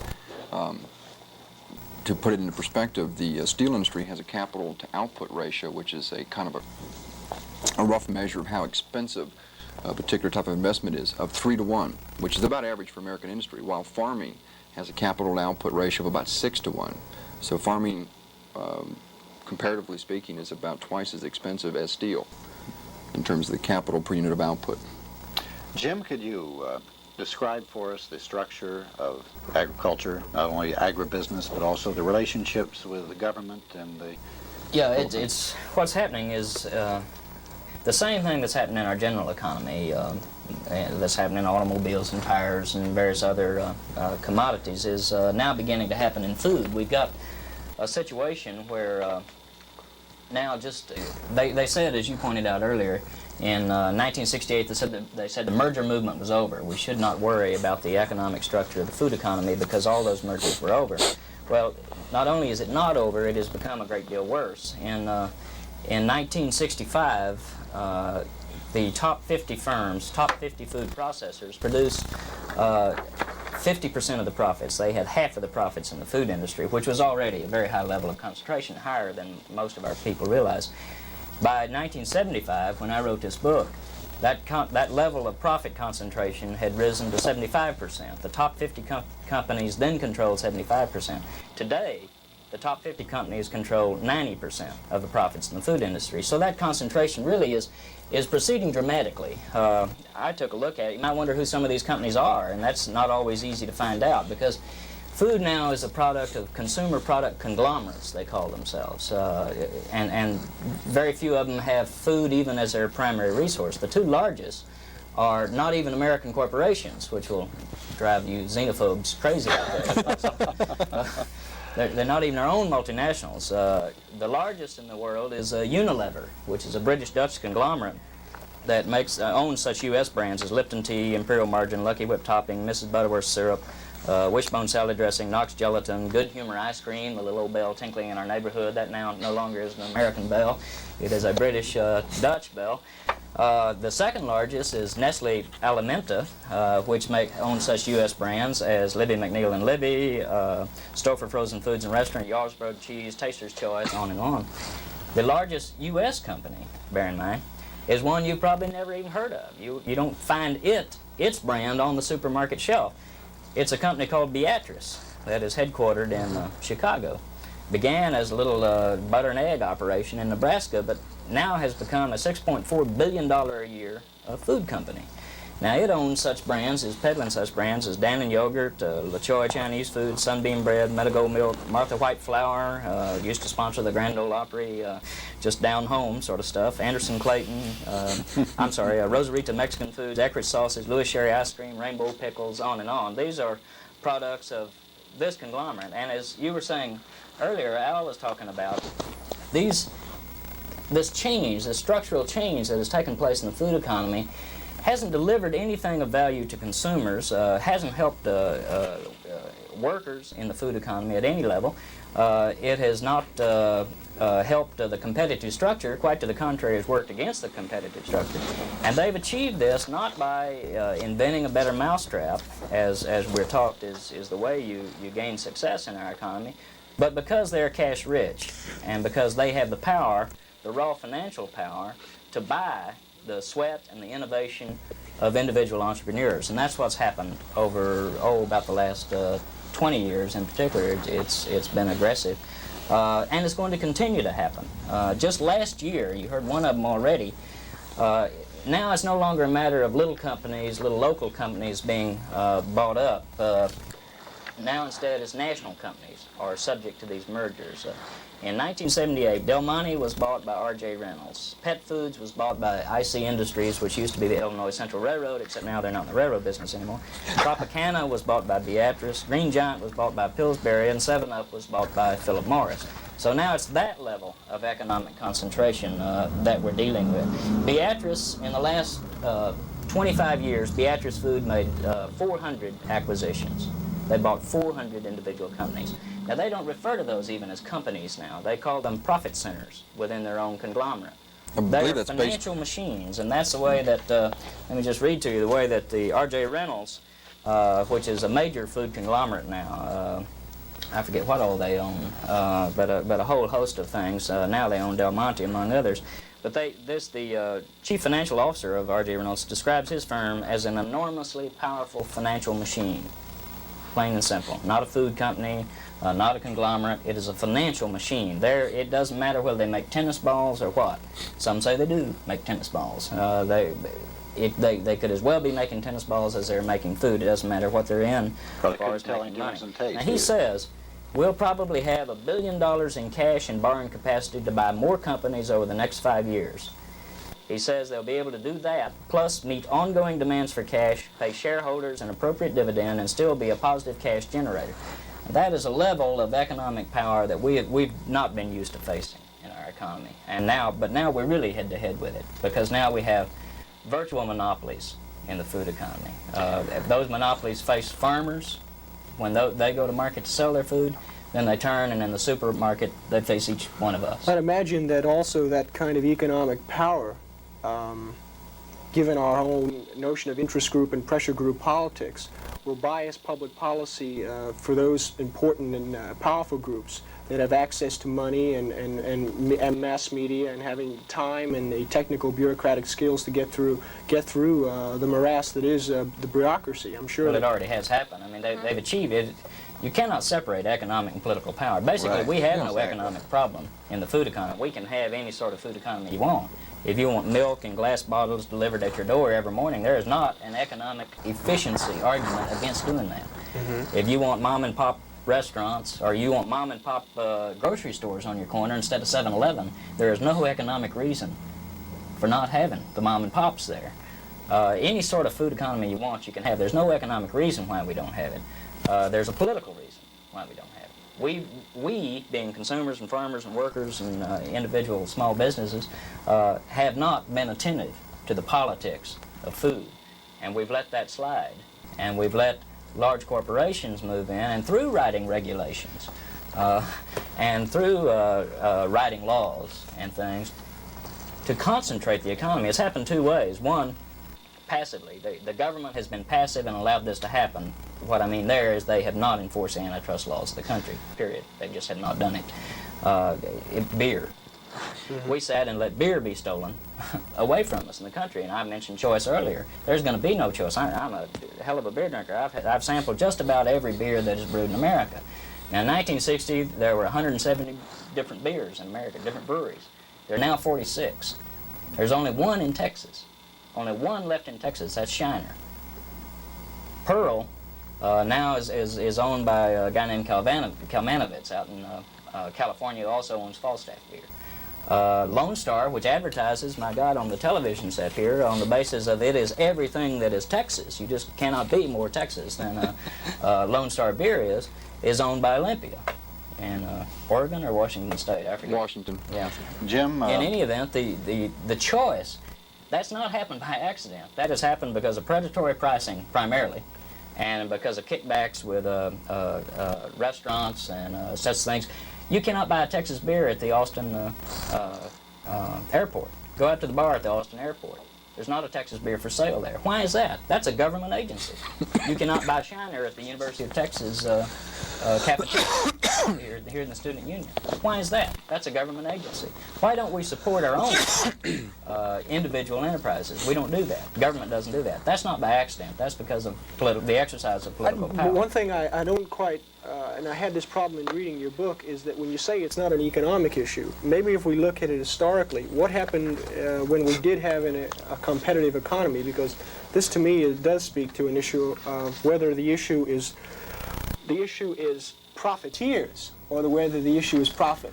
Because it seems to me in your work you show an almost religious faith in the market system, that if given a chance to work, it would provide the abundance at a low price that a lot of the original classical economists thought. And it's my own sense, and even in reading your book, I had this one problem, because you do say here, there is a widely held misconception about competition, a vague assumption that competition is its own regulator, that competition somehow begets competition. Hardly. Think of it as the game of Monopoly. The ultimate purpose of competition is to eliminate competition. What if we could, by some magic formula, get back to a competitive economy? Don't you have something in the dynamics of capitalism itself, which will produce sort of beggar thy neighbor, kill or be killed, a mentality that will eventually lead again once the monopoly? Yes, you do. That's why you must always be attentive to it. See, I don't believe in systems. I don't think it makes any difference whether there's a capitalist system or a socialist system or a totalitarian system or any sort of system you devise. They ultimately, power rises to the top. What I believe in is economic democracy, and I don't care what you call it. What you're talking about is attitude. Wouldn't it be nicer if we had a different sort of an attitude? We never had a capitalist economy in America. Right. We never had one. So I do not believe that there was ever a pure market.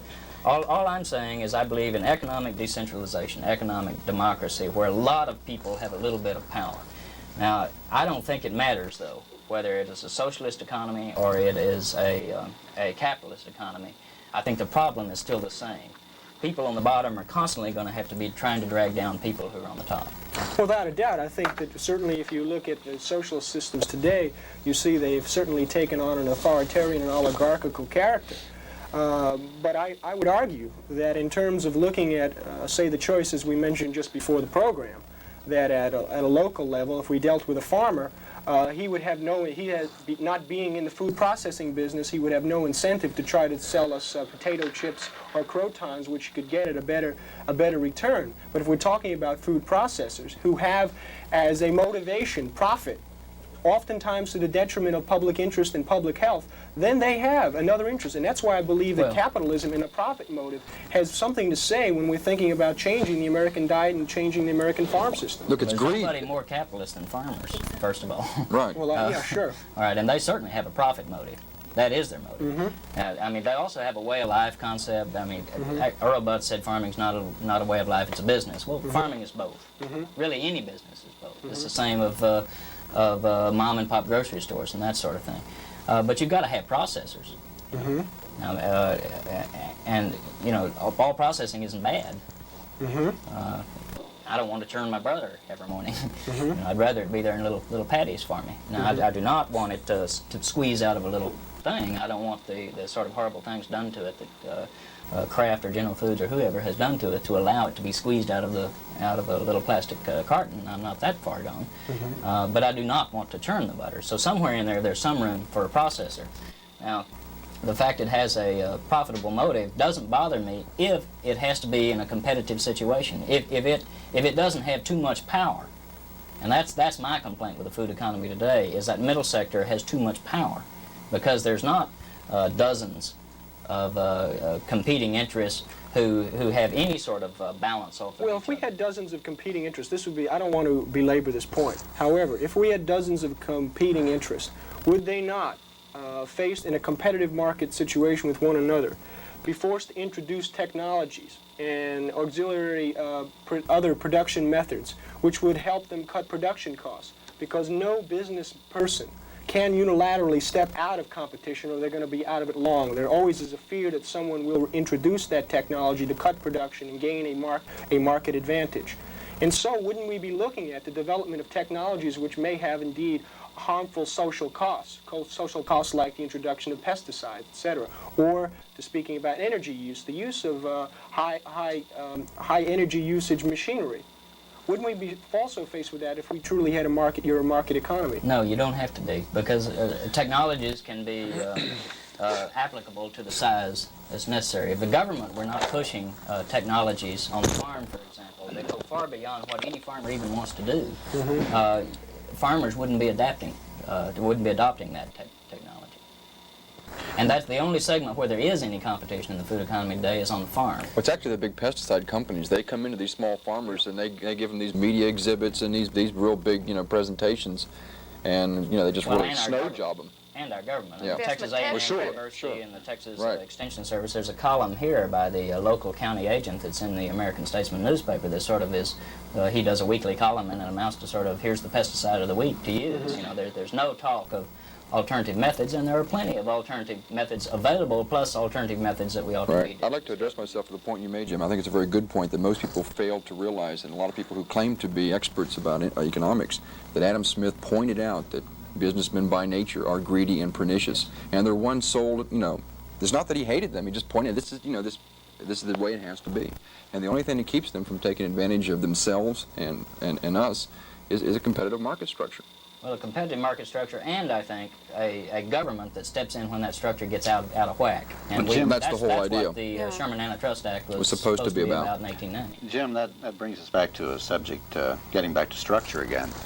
We talk about government. People always talk about government, they talk about business, but really, you can look at agriculture as an example of the whole situation, and that government is business, and business is government. You look at the people who have been Secretaries of Agriculture, for instance, Butts. He was on the board of 3 agribusiness corporations before he was selected for that high exalted office. Another example of, let's see, in the Nixon administration, they had a commission to determine what the agricultural policy would be at home and abroad. It was written by a man from agribusiness.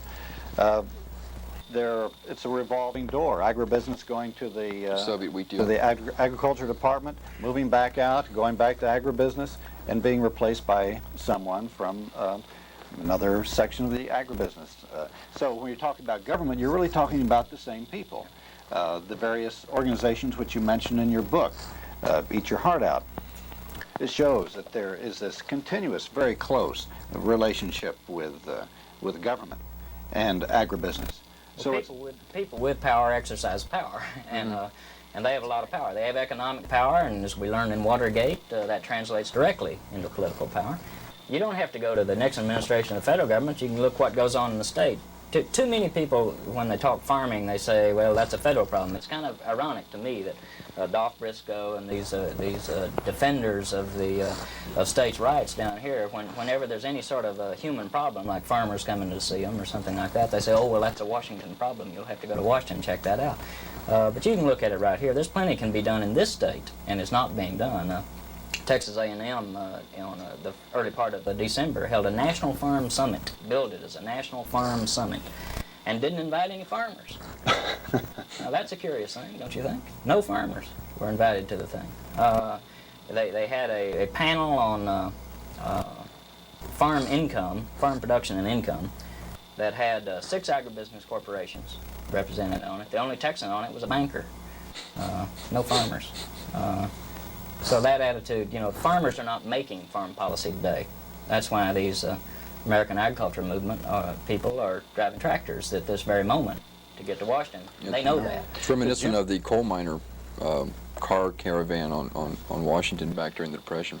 I think, well, the American agriculture movement, the strike, indicates that in this kind of issues, I think the left has in some ways really blown it, because they have looked at farmers, they said they have a profit motive, they're capitalists, maybe even middle-sized capitalists, because the American agriculture movement seems to be certainly not the most depressed farmers by any stretch of the imagination, and in horror against people who are motivated by profit, have not been able to come to grips with this movement as, perhaps way of questioning that structure, which has brought us as consumers and other people as producers to where we are today. The farmers themselves are confused about this. A Texas woman who's very active in the American agricultural movement said to me when she was going on about the Trilateral Commission, she said, you know, the worst thing is it's not even the socialists or the communists who's doing it to us, it's the capitalists.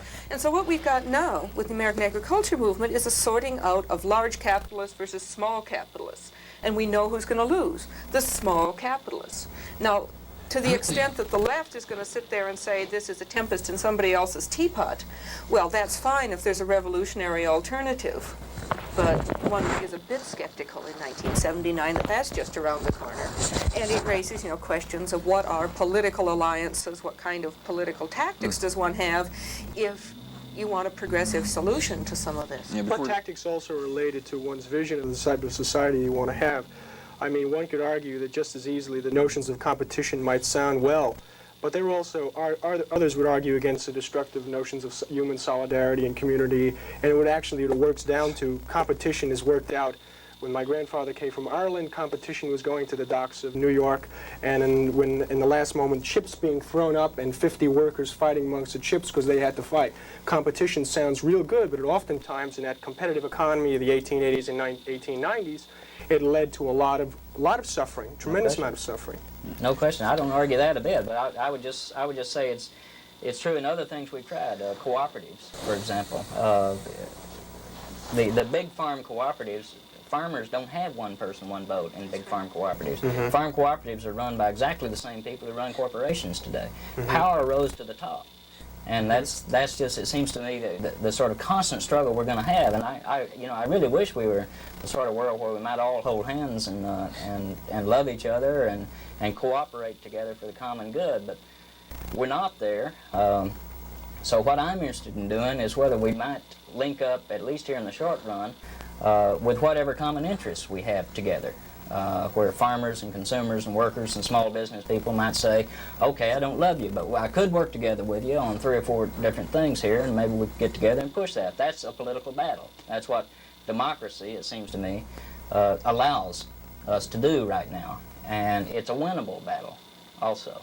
I think all of us have a grander vision of life than that, and we just have to choose where in that grander vision we're going to stand and make our fight right now. And where I would make it at the moment is on this subject of the economic concentration that's occurred, because that is the thing that is abusing us all. Jim, would you address yourself to the fact that most economists will agree that there is no antitrust law per se that works at conglomerate mergers? There are certain rules that have been adapted over the years about horizontal integration, vertical integration, but there really are none when it comes to conglomerate. That's true, and I think that's true. I'm not an antitrust economist or a lawyer. Probably it's just as well that I'm not, because I hadn't seen them come up with a lot either. But it's true that I think we do need some new legislation. The Justice Department, I read in Wall Street Journal the same thing y'all are reading, that they're toying with some new ways of getting at it. But primarily we just need the will. We just need somebody who will say, this country stands for antitrust, period. And by God, that's what we're going to enforce. That means we have to elect a whole raft of somebodies who are going to do that. Here comes the big if. Well, we got to first, a step back from that, we've got to recruit some candidates who are willing to even talk about that. We don't have any politicians who even stand up and talk about these fundamental structures. We might even go a step back and say we don't even have the language in which to discuss these issues, because if we still believe we're talking about family farms and we think we've said something when we've uttered that phrase, then there is an awful lot of work to do. And so, you know, it's a whole problem of how you discuss what's wrong in a capitalist system within the language of that system. You also have to go back and try to find media that will even let you say what you want to say. You're not going to be able to say a heck of a lot in the big newspapers or in the television networks. Well, it's very, they have a particular problem, which is they depend on advertising to make a go of it, and food is the major advertising account that newspapers have. And except for crop failures or the boll weevil, it's not a glamorous thing to be putting on. No, hardly. You know, you start talking about the International Grain Agreement or something at a cocktail party, and people sort of back away from you. Yeah, or else they want farmers to be rustic and cute and good. A friend of mine was invited on to ABC, Good Morning America, to talk about agricultural issues, and they said to him, you know, you'll have to wear a suit. when he allowed us how he usually did, they disinvited him. Well, I did when my book was out, I did the Today Show, and just before I went on, this woman came out and said, you're not going to mention any brand names, are you? And I said, my book is about brand names, and she said, oh, well, then went away, and then the lawyers came back, and then they talked to me a while, and then finally I got on. They agreed that I would not go on live, and Betty Finesse was doing the interview, and she's pretty good, and so they agreed I wouldn't go on live, but they would tape it, and then the lawyers would study what I said, and it was about 3 months before it finally ran, but it did. That's it. Well, gosh, time is slipping away. There's so many more things to talk about. Well, I really think we have to have these folks back for another show, because we didn't even get into food. We haven't gotten into additives. All of Jim's presentation here on Wheaties and Total and what, Twinkies or whatever else the things. All sorts of good things. Pony show there. Edibles. Yeah. Well, I'm sure. I would like to point out something that isn't Jim Hightower's book. I'm reading from the cover. Wheaties cost around 53 cents for the regular size box, yet there's no more than 2 cents worth of wheat in the Wheaties. The box costs more than that. Total is Wheaties plus a ½ cent worth of vitamins sprayed on, but sold for 22 cents more. And this is a point that most people, I think, don't realize, that spraying food with chemicals, additives, and what have you is not always done solely for the sake of poisoning us. It's very often primarily done for the sake of product differentiation, where your per unit costs are very minimal, and you have a differentiated product which markets substantially higher. As a matter of fact, I was teaching managerial economics, and the book we were using suggested that the main point to stress with differentiated products is that the price be marked up high enough so that consumers believe that there's a difference, not that there is any real difference. And then they went on and told the students how everybody's better served. Well, we ought to wind down. I'm getting the cue from our producer, Martinette, Frank Morrow. That's about it for... Well, I have a... Do you have a bedtime story, Frank? A bedtime story from Jim's book, pointing out what has happened to the farmer. The Agriculture Department talks about independent family farms. However, they don't point out, as Jim does very, very well in here, the fact that a lot of the independent farmers are actually tied up to contracts by the big agribusiness. This is what happened to one. Tom Ellard's a California peach grower, and Del Monte signed him up not only to produce for them, but also to expand his operation. Well, and Del Monte even loaned him the money to do it. Well, the bottom subsequently fell out of the peach market, and the Ellard farm went into debt, which happens for independent farmers. However, Ellard found out he was not independent. Del Monte lawyers had written the contract so that the company legally was in a position to foreclose and take the farm. And that is exactly what they did. Mr. Ellard thought that he could get a bank loan on his next peach crop and save his farm, but he found that Del Monte legally owned the peach crop too. Here's what Ellard had to say. After you get started with Del Monte and they have a mortgage on the peaches in your crop, no bank or anything will touch you, because they've got everything in their control. They wouldn't release the crop for you to get money or anything. They wanted it all. That's the way we're going. That's it for Alternative Views. Night. Thank you. Thank you. Thanks, folks. Have a good time. Appreciate it. Sonoma State College has sponsored for the second year a media research effort aimed at identifying those news stories which have been kept off coverage from the establishment media, or which received very little coverage. This year, the top most censored story of 1977 was the myth of black progress. Some of the other stories are the acid rains that are destroying crops, the rage to exploit mineral deposits in the ocean floor, exploitation of illegal aliens by American employers. By contrast, the most important news stories chosen by the American newspaper editors were the Mideast conflict, the death of Elvis Presley, last year's severe winter, and Burt Lance's resignation. So much for the values of the establishment media. We'll talk just about most anything on our program. Alternative Views News Magazine.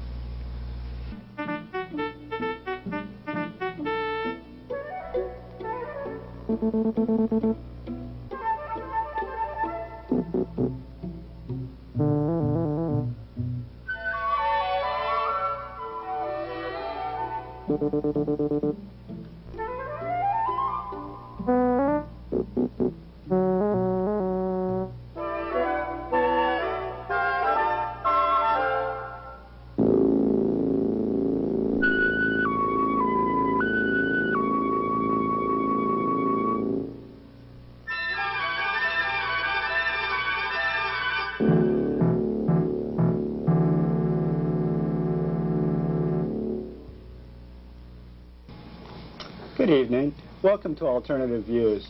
Tonight we're going to have an in-depth focus on Vietnam, Cambodia, and China to give an analysis and have a discussion of the momentous events that are going on in this communist sector of Asia.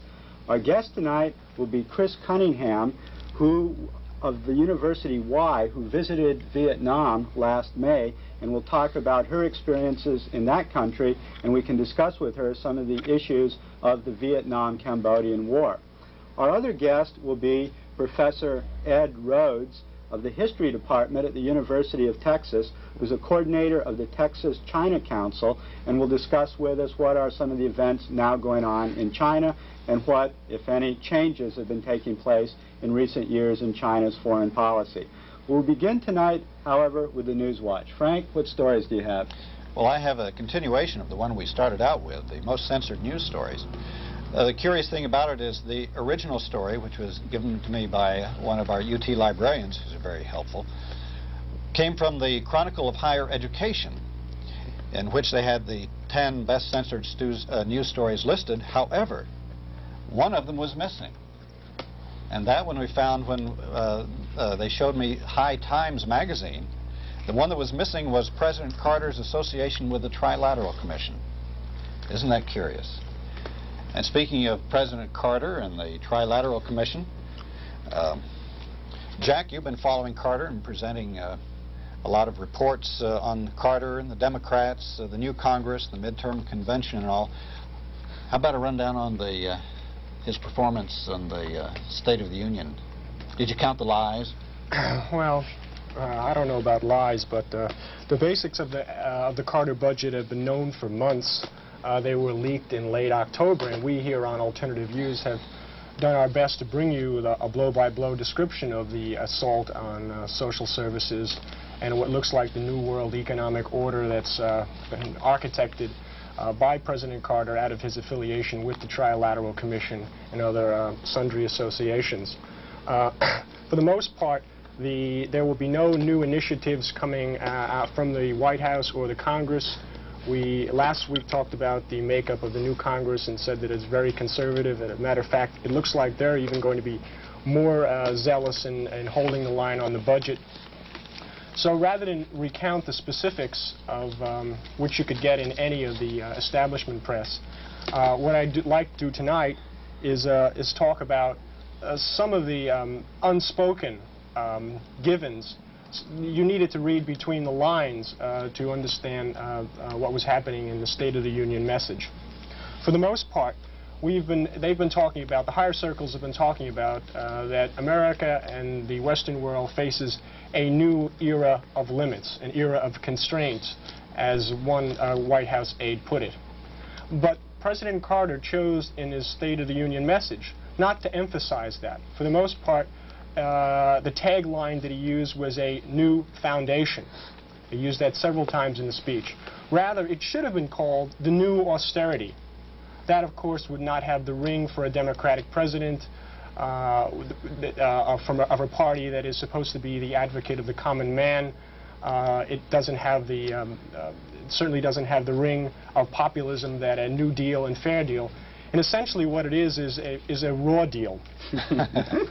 Well, this is something they've been warning us about in the business press for quite a while, and in the Trilateral Commission publications, is it not? Exactly. This has a long history to it. For those just coming on the scene, perhaps who's not attentive to these sorts of matters, and matter of fact, even if you are attentive, you wouldn't have heard about it through the establishment media. But the business press has always been less concerned about PR. They're often very candid about what the machinations that they have, they're thinking up and what they would like to see the government do. This whole attack on the budget that we see and this whole new austerity is something that goes all the way back to a Fortune magazine article that appeared in 1972 that talked about the runaway federal budget. Even then, businessmen were talking about the fact that government was siphoning off too much in the way of corporate taxes, a lot of the productive capital that they felt could better go into the productive sector of the economy to generate profits, etc. And they talked about the need really to to create a whole new world economic order. And that would require that Americans learn to do with less. Now, President Carter, of course, doesn't speak in such blunt terms. Not the kind of blunt terms that you would have, if you had been reading the Business Week in 1975, you would have heard. This I want you to pay special attention to, and I'm going to, if I may, I'd like to quote from Business Week in 1975. Some people will obviously have to do with less. Indeed, cities and states, the home mortgage market, small business and the consumer will all get less than they want because the basic health of the U.S. is based on the health of its corporations and banks. Yet it will be a hard pill for many Americans to swallow, the idea of doing with less so that big business can have more. It will be particularly hard to swallow because it is quite obvious that if big business and big banks are the most visible victims of what ails the debt economy, they also are in large measure the causes of it. Here, Business Week even mentions that if they are the causes of the debt economy. Nothing that this nation or any nation has done in modern history compares in the difficulty with the selling job that must be done to make the people accept the new reality. Let me mention that last line again. Nothing that this nation or any nation has done in modern history compares in difficulty with the selling job that must be done to make people accept the new reality. What is that new reality? Well, we've talked about it here on Alternative Views. There'll be no new national health insurance. There'll be no new aid to the cities. No new initiatives coming out of Washington for the most part. The defense budget has gotten a nice healthy raise to a whopping $123 billion, all in the face of talking about inflation, etc. So what we're dealing with essentially is trying to explain why would President Carter, a Democratic president, with a coalition, elected with a coalition of liberals and blacks and labor, something that he will need to keep in the fold in 1980 if he thinks about any re-election prospects. Why would he literally engineer a recession, the same conduct which he accused his predecessor, President Ford, of doing? Well, he has very little choice. He has very little choice if you accept the logic of a market economy, the logic of capitalism. Because what's really going on is that while he talks about inflation and he talks about the plight of old ladies on fixed incomes, what he doesn't mention, however, is that the multinational squeeze that started going on last summer and fall. If you'll remember, the price of gold was going up. The value of the dollar was falling. American goods imported into this country, especially oil, the price was going up, or at least the oil sheiks were making a lot of noise that it would go up. So what happened was the multinationals, remember multinationals, that's an interesting term too, because a multinational is that very thing. It has no allegiance to one country. Anyone knowing anything about a little history, a little piece of history in parenthesis, is that the multinationals, GM and others, worked for both sides during World War II. The GM built engines for the Luftwaffe, which did quite a nice job on some of our people in World War II. They continued building trucks and all, and their subsidiaries up until through 1943 for the Germans. Exactly. Well, the multinationals don't have any allegiance to the United States, although they expect the American people to underwrite the military machine which keeps access to its markets and etc. in third world countries. So what they did is they basically said to Carter and they said to the other state managers in Western Europe is that if you expect us to continue to invest in your countries, you're going to have to be much more lean in your budgets. You're going to essentially have to crack the whip on the working class. Because if you read the business publications, they felt that in the 1960s the natives started to getting a little restless. You had the civil rights movements, you had the anti-war movement, you had the ecology movement, the nuclear power movement, and what they were saying is, well, you know, they're rattling their cages a little bit too much. They expect a little too much in social services. What we're going to have to do is they're going to have to expect much less. And Carter, if he being a capitalist, being a believer in the free enterprise system, was put in a squeeze. And as the Democratic Party is now. If you look for any kind of solace to liberals, you'll see that liberals, beleaguered as they are abandoning the Great Society programs, the legacy of the New Deal, and are themselves becoming great advocates of fiscal responsibility. Jack, I might point out here that in carrying out this business, multinational, trilateral policy of austerity and tightening your belts, Carter is totally contradicting his campaign promises and the traditional Democratic sort of New Deal progressive social programs. In fact, it's interesting in regard to your analysis of Carter's budget and his State of the Union message that Jack Newfield, in a Village Voice article this week, made the case against Jimmy Liar. What he did was to quote Carter's campaign speech in Madison Square Garden to the Democratic Convention with what he's actually done in recent days. Just let me give two quotes here to show the lies. Carter says we should make our major investment in people, not in weapons.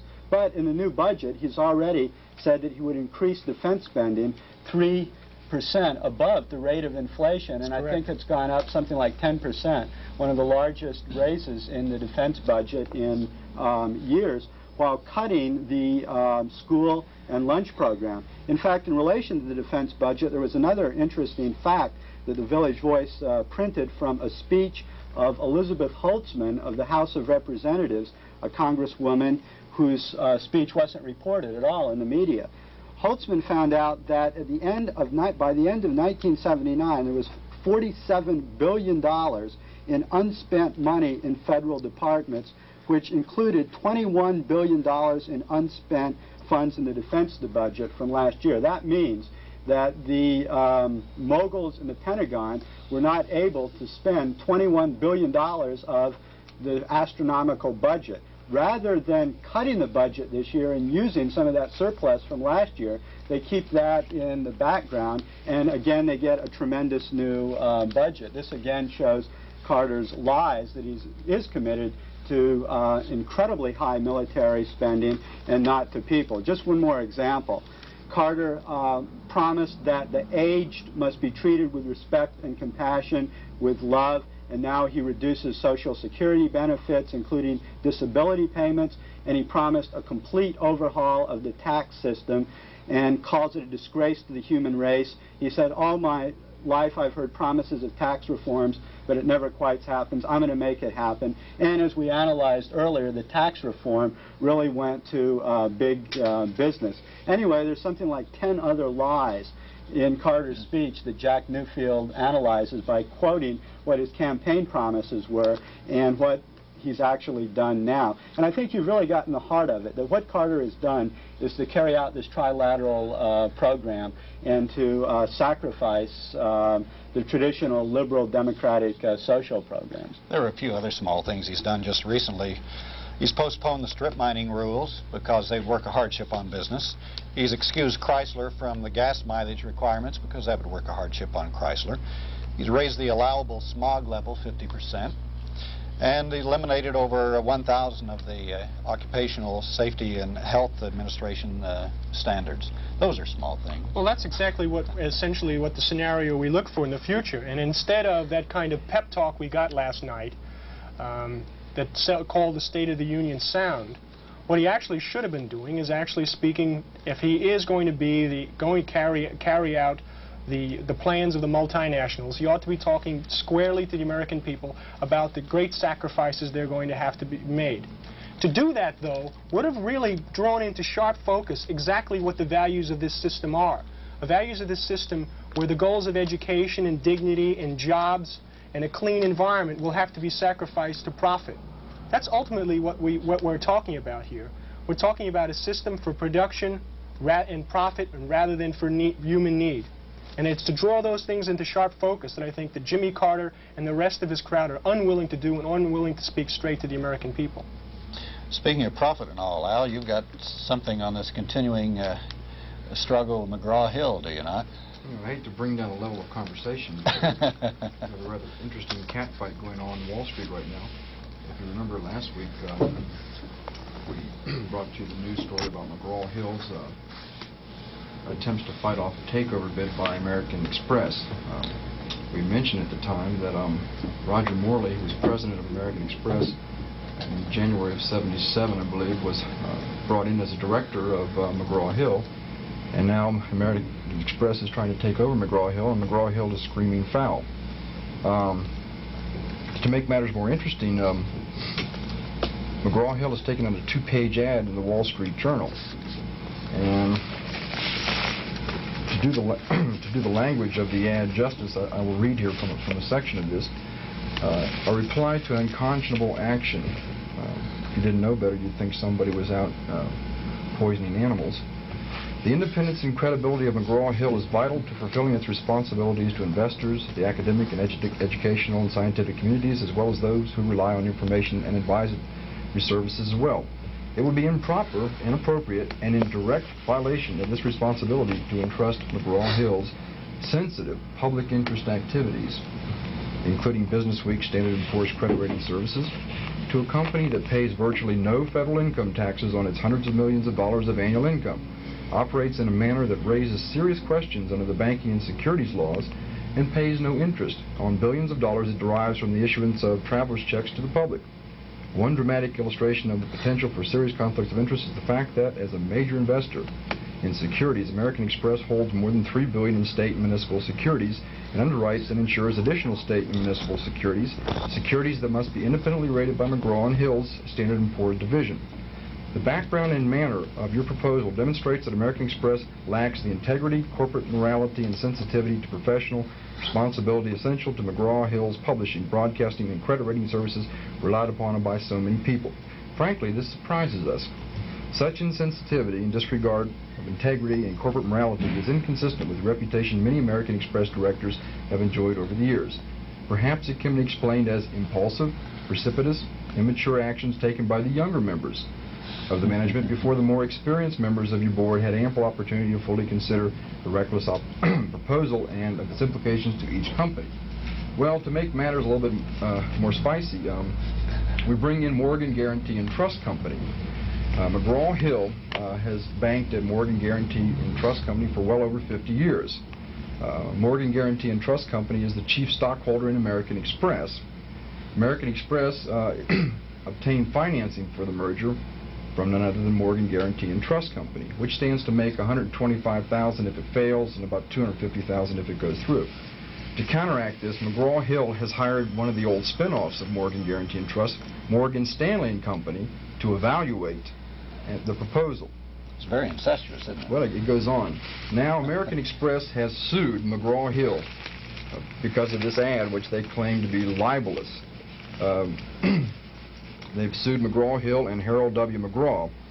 And let me quote, McGraw has tortuously and maliciously interfered with the prospective business advantage of an American Express offer. I'm not quite sure I know what that means. They claim that McGraw-Hill, among other things, lied about the fact that Morgan was its principal bank, even though Morgan's spokesman said at least a day or two before the suit that, yes, indeed, McGraw had banked there for well over 50 years. The question you have to ask yourself is, why did McGraw-Hill allow the president of American Express to become a director of McGraw-Hill, since American Express has a very active record in the merger market? It's kind of like opening up your gates, the city, to Attila the Hun, and then getting real upset when he ravishes and pillages your women in your city.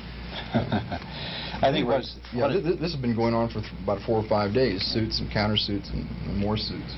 What is interesting about this is that you can see the anatomy of the business system really at work, and a lot of things that are covered up by PR people and by academics, etc., who believe the various myths. They're brought out in the open and the raw, and you can actually see them take place, and it's interesting.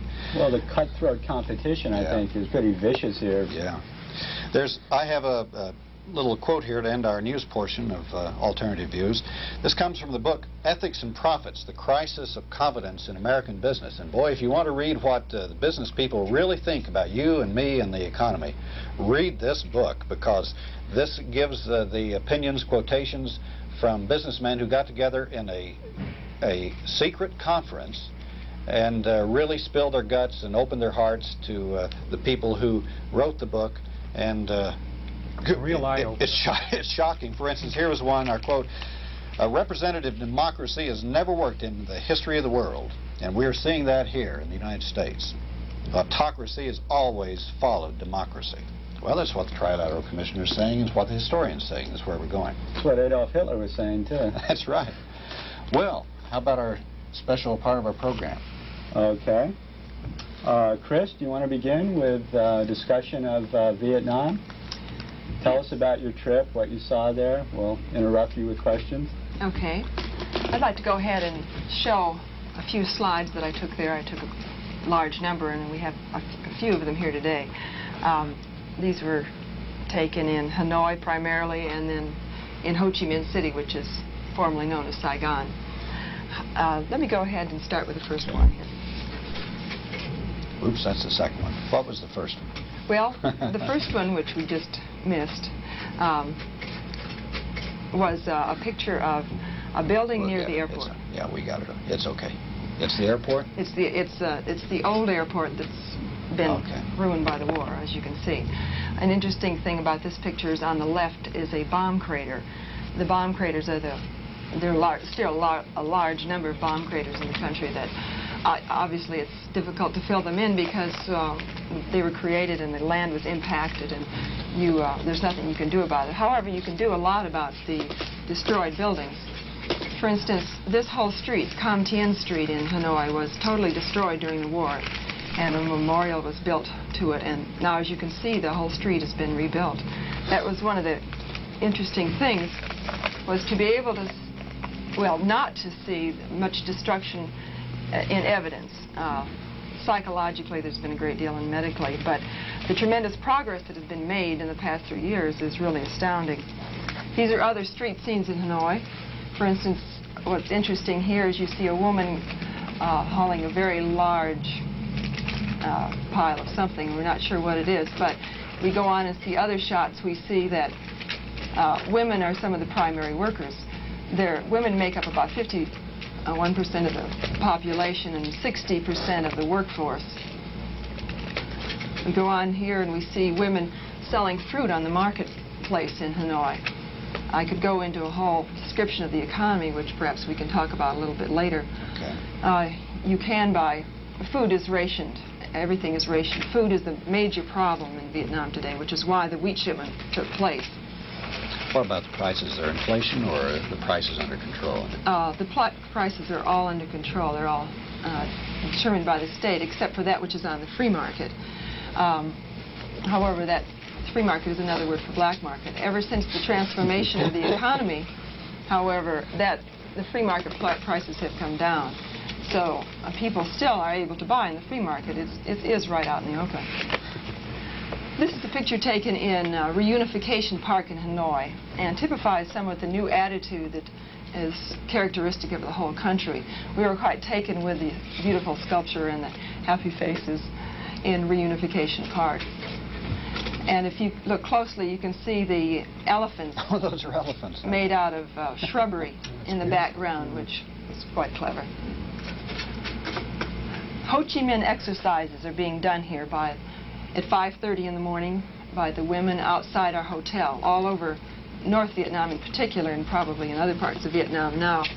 People do the Ho Chi Minh exercises, and since the sun came out very early, I tried to do them along with them at one point. The Hanoi Circus is quite a sight on Saturday night. It's a one-ring circus, and we enjoyed seeing that. It costs about $1 dong. That's equivalent to about 25-30 cents. The National Assembly building in Hanoi is the place where the government meets, and the representatives from the various parties. Of course, the Communist Party is the primary party in Vietnam, but other representatives are there from the Buddhist groups and even from some of the Christian groups. What about South Vietnam? Do they have? Well, of course. Oh, yes, yes. It's all one country now, of course, and so there are representatives from all over the country. This is the Ho Chi Minh Mausoleum, and every day, starting very early in the morning, thousands of people line up to see the remains of Ho Chi Minh. He is still lying in state there. I had never seen a preserved body like this before. It's very fascinating. Lenin's is preserved in Red Square. That's the model of it. Yes, it's the same type of thing. Bach Mai Hospital is the largest teaching facility in Southeast Asia, and one which many people have heard about for many years. It was bombed 3 times during the war, the last one being in December of 1972. The infamous Christmas bombing of Nixon. Yeah. Right. Took place at that time. This is a woman on a heart-lung machine within the hospital. These machines were donated by the Bachmai Hospital Fund. However, as we went through the hospital, we asked to see or find out which parts from the machines were missing, because some of the machines they couldn't even use because they couldn't get the parts. So we hope to be able to replace some of those parts.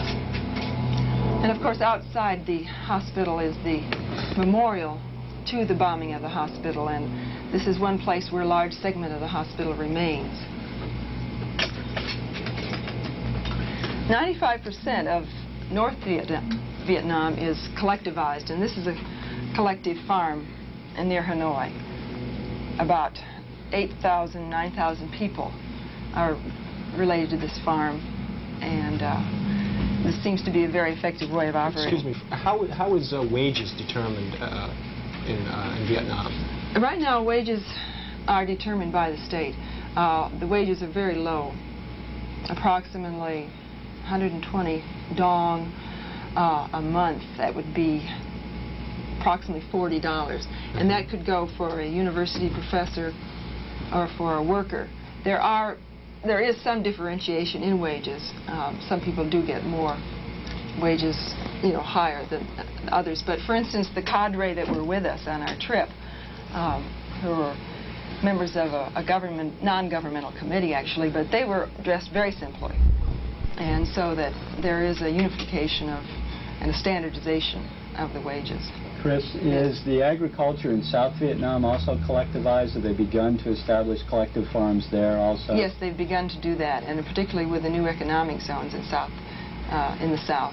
There are 350 of them, and they're mostly collective farms, and they have what they call mutual exchange farms. That's one level they start with, and then they move to collective farms and cooperatives after that. And they just haven't gotten to the level that they have in North Vietnam at this point. Are there still small family farms left? Very few. They have been very gradual in getting or promoting the collectivization in the South because they were very sensitive to the people and the needs of the people. However, already in the North, of course, it was, as I said, 95% collectivized, and the 5% remaining was mainly in the minorities in the North, in the mountain areas. What portion of the population are involved in agriculture? One of the criticisms in China has been that too great a portion of the population had to be involved in just straight agricultural production, not freeing them to do other things. How about in Vietnam? I don't really have a figure on that. However, I do know that there's a large number, because a lot of people who were re-educated, quote unquote, I mean like ex-army officers and civilians, were then sent to new economic zones and are farming now. However, those people who had businesses were not moved. They were able to continue on in their businesses, so it hasn't been like a mass changeover like it has in some of the other countries. How do they seem to be working, the collective farms in South Vietnam? Were the people happy? Were they accepting the changes in their life? Could you tell? They were accepting of it. Let's face it, it's not an easy life. And when we talked to one ex-army officer who was living on a collective farm in a new economic zone, why, he said, it's not an easy life, but at least we have a house. They're given a free house to live in, and a well and a small garden themselves. And so it's better than not having anything to eat. And so they're accepting of that. And the people we talk to, I wouldn't say that they're exuberant, because life is very difficult. However, there's been tremendous progress, and people who weren't eating before are eating now. Well, what's your next slide? Okay. We go down to Ho Chi Minh City now, and this is one of the rivers of the Mekong. Looking from our hotel window, you could see this view, and this is the river that our Antioquia, the wheat shipment, came in here. May I ask you a quick question about that? Aren't they primarily rice eaters over in that part of the world? Is wheat really part of their diet, or why wheat?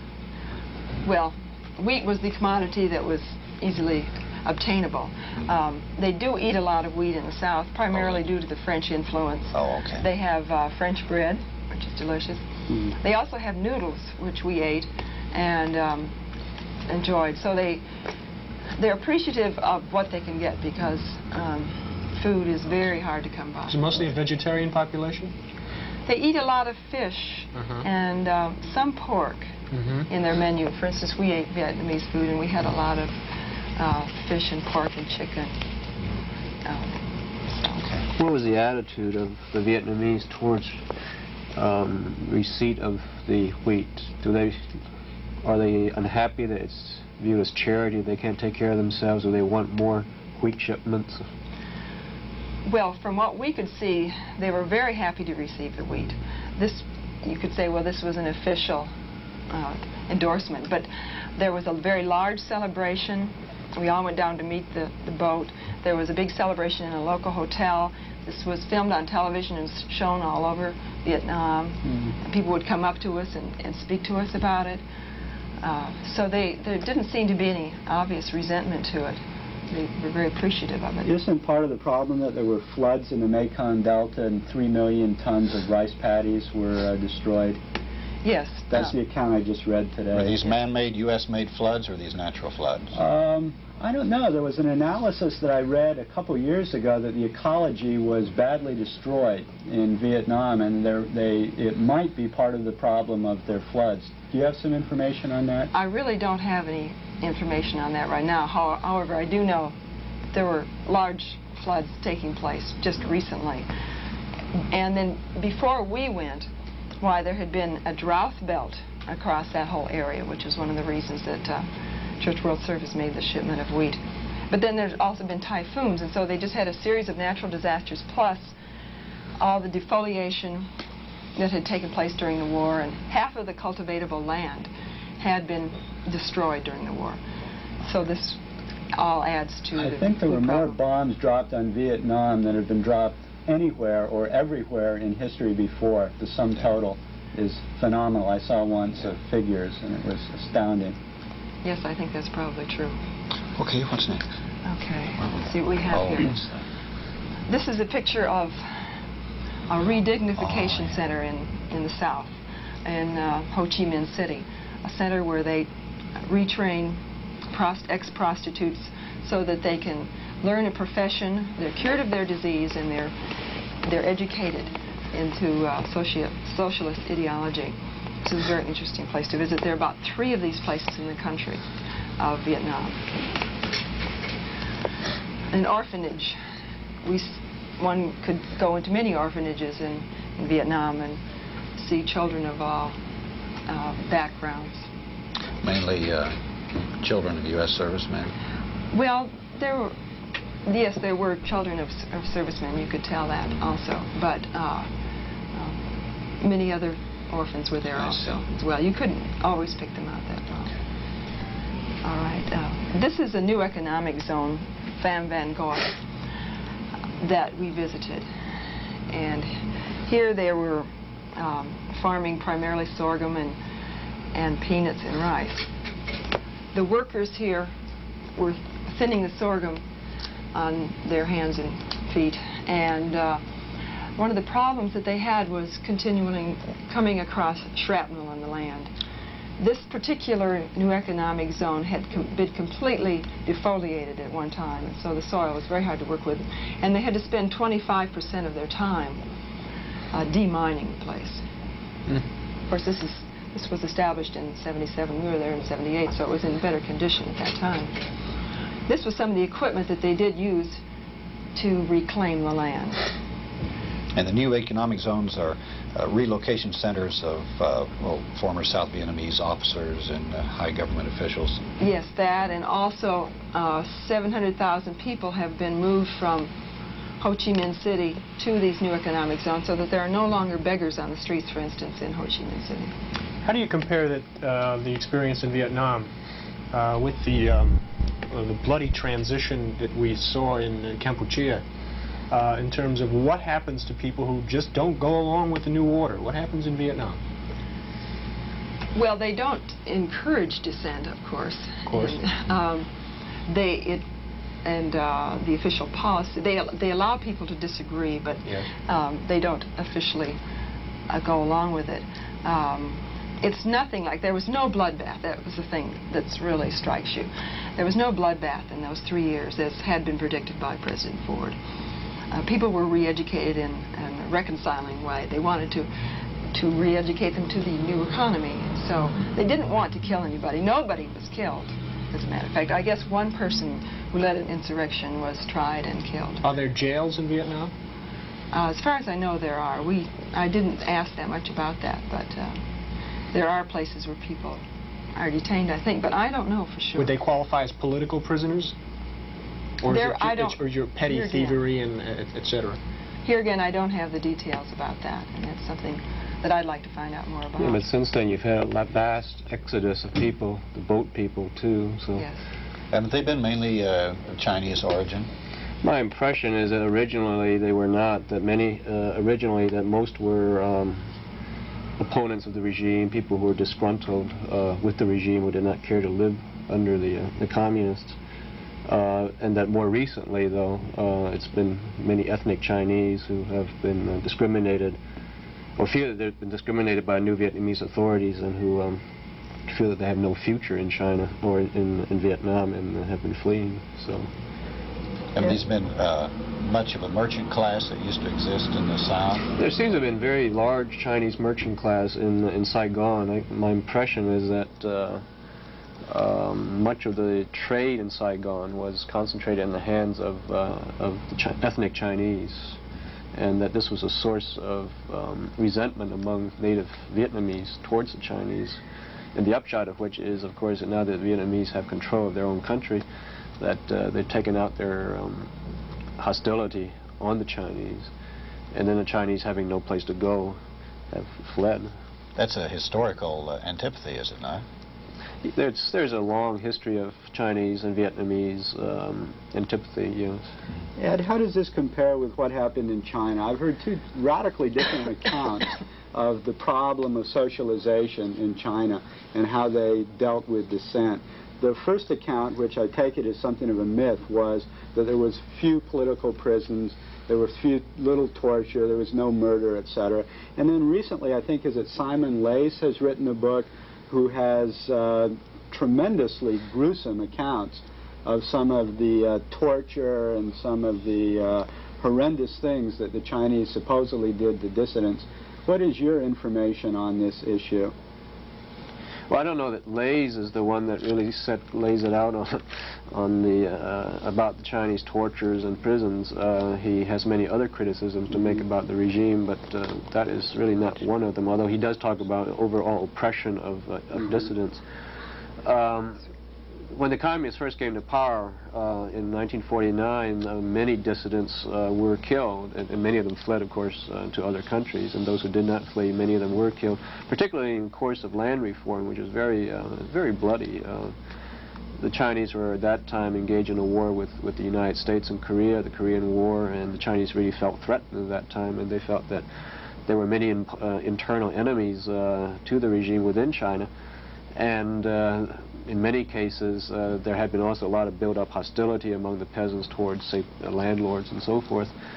And so in the early years, say from 1949 to, say, 1952, 53 maybe, large numbers of Chinese counter-revolutionaries from the standpoint of the new regime were killed.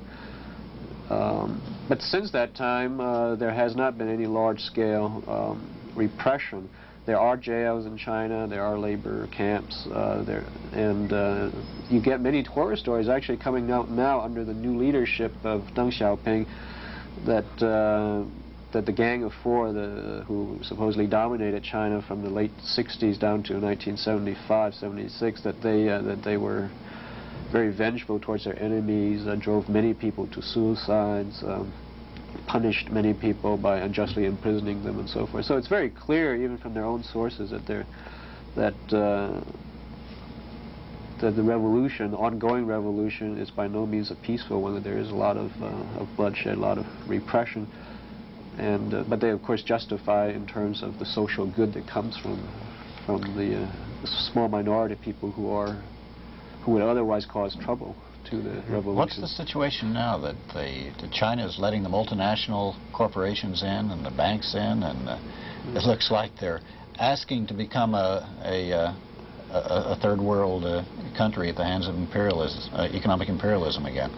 Well, they don't want to be a third world country. They want to be a second or first world country because their aim is to modernize by the end of the century. This is the aim that goes back to Zhou Enlai. And I think that if Mao Zedong were alive, conceivably he would support it, because in the past, in the 1950s, he has supported such a campaign of rapid modernization. But the Chinese are very aware that they are a backward country, that it's a poor country, and they want to modernize and to raise a standard of living.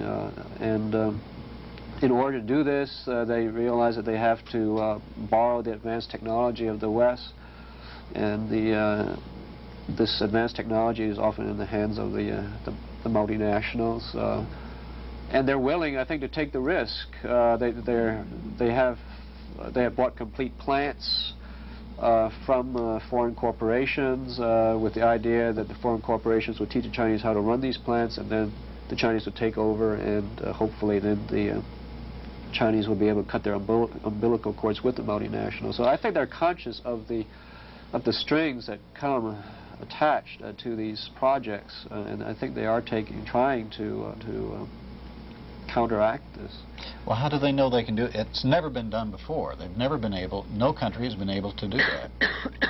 What makes them think that they would be able to do this where nobody else has been successful at it? Or do you have... Well, I don't know why they think they may be able to do it. I don't know how conscious they are, say, of the experience of other countries in the hands of the multinationals. I think they must be conscious of it, because this is a question of internal debate. Even up until a year ago, they said that the Chinese leadership said that they were unwilling to mortgage their future in order to acquire the advanced technology, and in the last year they've changed this position. They are now willing to basically to mortgage their future. What safeguards do they have to assure that a multinational that invests over there and begins to build a factory won't pull out? I know they have 51% control, but what other sorts of controls do they have? I don't know, because I don't know what's written in the contracts. Mm-hmm. Are they secret? Are these things not generally known to the public? I've never seen any contract published. Actually, up until very recently, American companies doing business with the Chinese have been very secretive. Mm-hmm. It's only in the last month or so that they really have come out into the open and talked publicly about their activities in China. Chris, did you get any evidence in Vietnam that similar things were going on there? Were they interested in having American corporations coming over and building? Did you see any? Well, we saw a lot of, there were Swedes there but building a paper plant. There was a Scottish consortium there negotiating to come in. I don't know that much about. They're interested in trade, for instance, with the United States, but there's no normalization of relations, so nothing like that could really take place with Americans. We did see several weeks ago where they have asked American oil companies to come in and take a look and see what could be done there in exploiting their resources. As a matter of fact, remember, during the Vietnam War, there were reports that one of the major concerns of the United States was to try to retain control of Vietnam so they could exploit the supposedly large oil resources that are there. Of course, after the war's over, they find they can get it anyway without fighting. Well, they also found out this sources weren't as vast as they thought at one point. They tended to be rumors. But the Chinese sources seem to be extremely large. That's right. And it's just further on down south, so maybe they are. That's one of the issues in contention between Vietnam and China, is ownership of the offshore oil in the Gulf of Tonkin. I don't know what the resolution of that is. I don't think it has been resolved, but it is an ongoing problem. Chris, did you have any more slides before we got into this Cambodia-Vietnam issue? Well, we have some of Cambodia on the border, as a matter of fact. Right. Yes. So why don't you finish your slides, and then we'll go into the Cambodia issue. Okay. This is Swan Lock, which is an education center which has been closed and is now housing Cambodian detainees, as they were called at that time. They weren't called POWs. The sign above the building says, "Nothing is more precious than independence and freedom," a sign which you see, a quote from Ho Chi Minh. You see it many places in the country. Moving on to the Cambodian border, this is in An province, a place called Chao Dak, a place we visited that had recently had shelling by the Cambodians. And here again you see the saying above Ho Chi Minh's picture, the one that I just quoted, and his picture. Is that facing the Cambodian border? Let them know who's boss? Or I'm not sure about that. I'll just show about 3 shots here of places that were shelled. By the Cambodians? Shelled by the Cambodians. This last one is a school that we went through, and several school children were killed, and school had to be closed down, and they built tunnels so that if this should ever happen again, why, there'd be a place for them to go. How close to the border is this? This is very close to the border, like right on, about 5 miles, I'd say, from the border. And this is right on the border. Driving up along the border, we saw where there have been like at least 200,000 Vietnamese had to flee for their homes along the border. And houses were shelled and evacuated, like this one here. This is their official explanation of why they had to invade Cambodia, that it was survival, that they were literally for 2 years getting shelled along this region. All these people had to flee. It was destroying their very delicate economic balance, and they were afraid of even worse invasions, so they needed to counterattack. Yes. Is that the line they were giving you at that time? Yes, and we saw evidences of it. I mean, we saw pictures of atrocities that had been committed, and this picture that was on right here was a picture of people, the wounded peasants in the hospitals. I mean, the spot that we left was shelled 5 minutes after we left it, so that that was a close call. They also claim that the Cambodians at this time refused to negotiate completely, that they just wouldn't talk about the issue. And there was also a factor that in these Times analysis by Gareth Porter, who just came back here this week, that China withdrew its aid program to Vietnam in May, of 1978, which I take it was when you were there. Yes. And that this made the Vietnamese very paranoid. They saw the Chinese siding with Cambodia, and this gave them some indication that China was now their enemy and that they had to take action against Cambodia to maintain their independence. When you were there in '78, did you get any sense of problems with China? Yes, this was mentioned when we discussed with some high government officials as to why this was taking place. One of the reasons that was given, even though they said they didn't really know or understand why it was taking place, was that they felt that possibly China was behind the invasions by Cambodia. And of course, it was at that time that the Chinese were leaving because of the social transformation of the economy.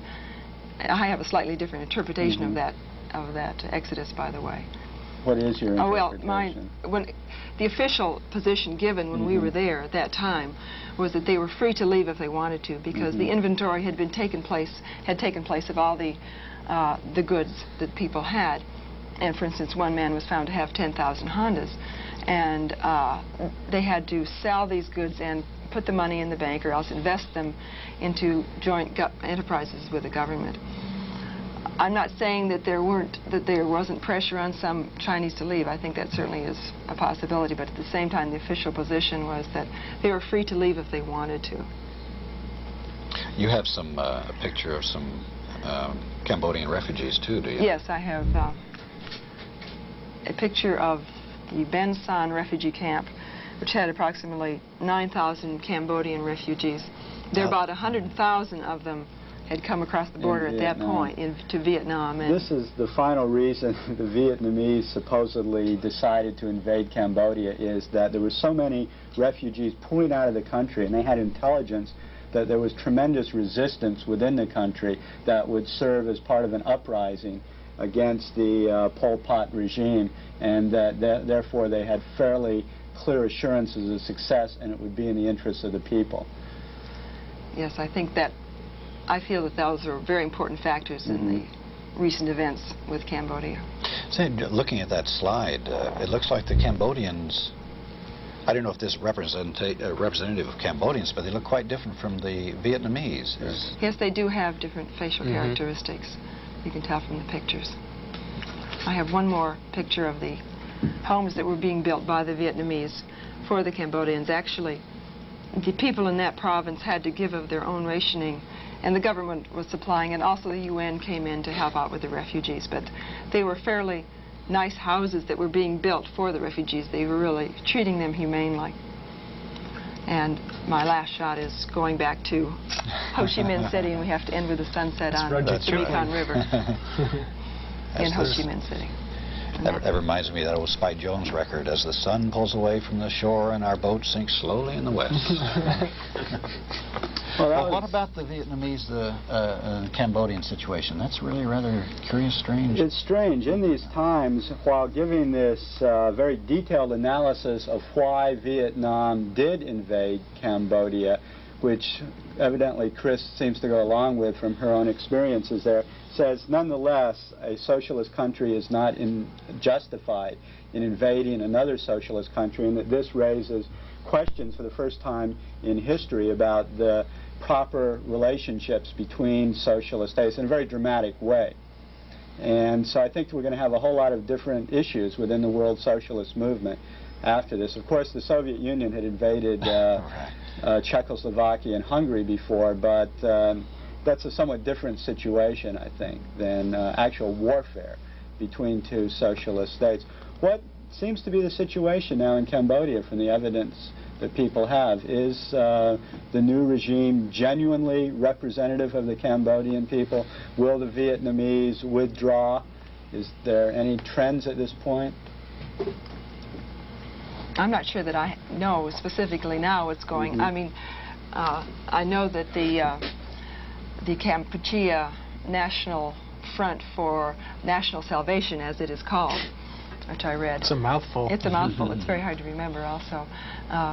Claims that they're going to do a large number of humanitarian things, and I would certainly support that. I don't, there's the article that I read about it said there is no independent observer on the spot, so that you can't really know precisely. You simply get interpretations from Thailand and from Hanoi. What about the interpretations that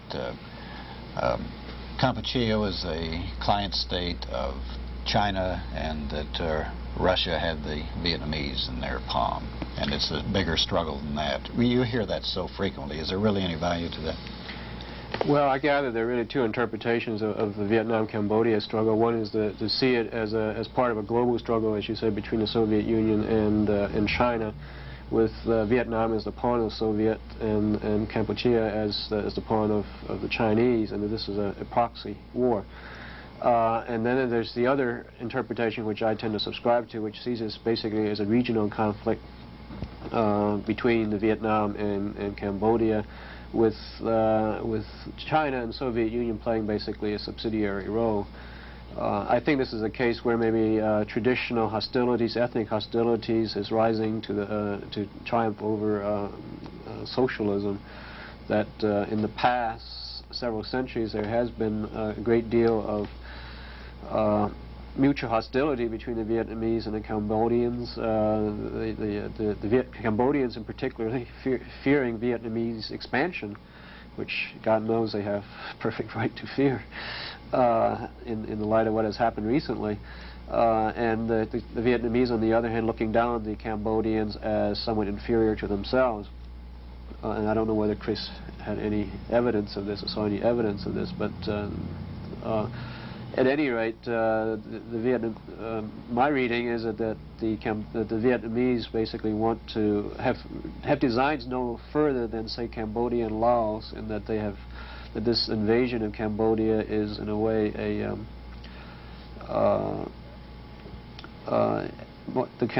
Vietnamese marching into an area that the Vietnamese sort of feel as their own, almost as their own territory, their own backyard. The Cambodians, on the other hand, it's clear, do not share the Vietnamese view of this conflict, And Sihanouk has said very clearly that while he disagreed with the policies of the Pol Pot regime, and in fact he was imprisoned by Pol Pot, that he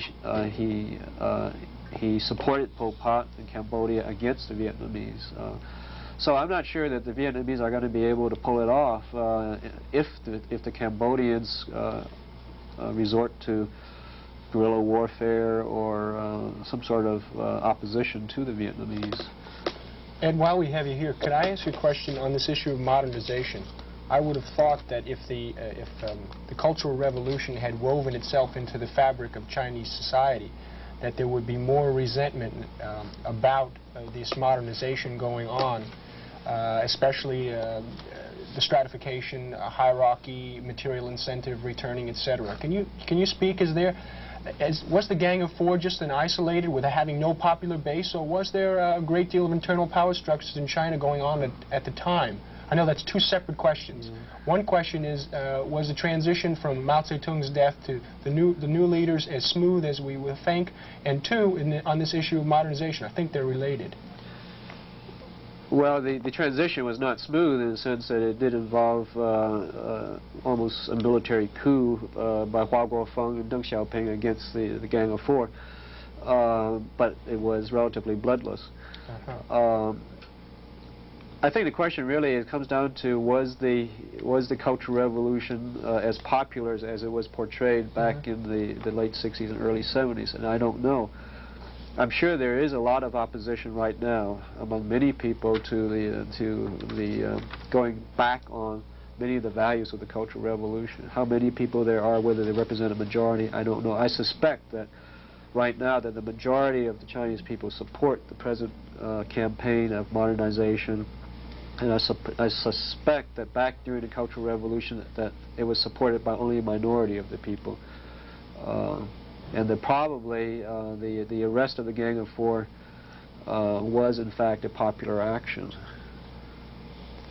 Okay, that's about all the time we have tonight. We're sorry. Maybe we can have you back for another conversation. I'd like to thank both of our guests. This was a fascinating inside look at Vietnam, an extremely interesting discussion of the events in China, Vietnam, and Cambodia. Next week, we're going to turn to an in-depth special on Iran. So good night. Oh, wait a minute. Well, I got a bedtime story. Okay. Very quick bedtime story. It also comes from this book, Ethics and Profits. One of the things that the businessmen were complaining about was the raw deal they got in the press. So one of the businessmen irately turned to a publisher of a newspaper and said, "Why don't you tell the truth about us?" The publisher said, "If I did tell the public everything we know about you, they would like you even less." Huh. Amen. Good night. Good night. I thought we had several more minutes for China. Yeah.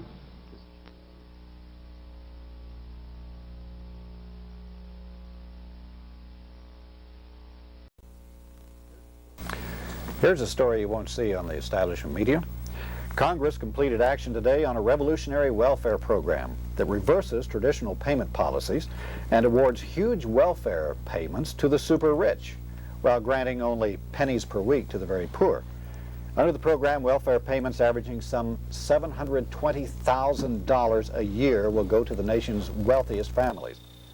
For the poorest families, those earning $3,000 a year or less, the welfare allowance will be about $16 a year, or about 30 cents a week. Political analysts see problems with the middle class because those people making $10,000 to $15,000 a year will only be getting $12.50 a week from this program. Well, the reason you won't be seeing a story like that on the establishment media is that the figures are true. It's the real world. And this is terribly threatening to the establishment. But we'll talk about that and all kinds of interesting things tonight on Alternative Views News Magazine.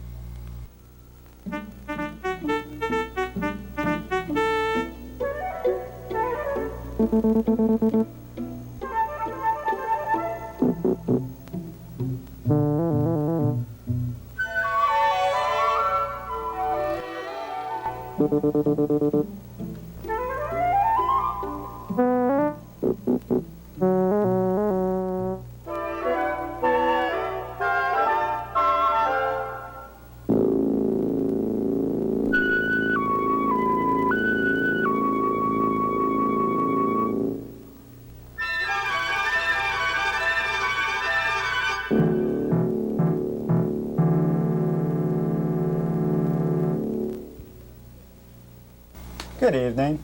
Welcome to Alternative Views.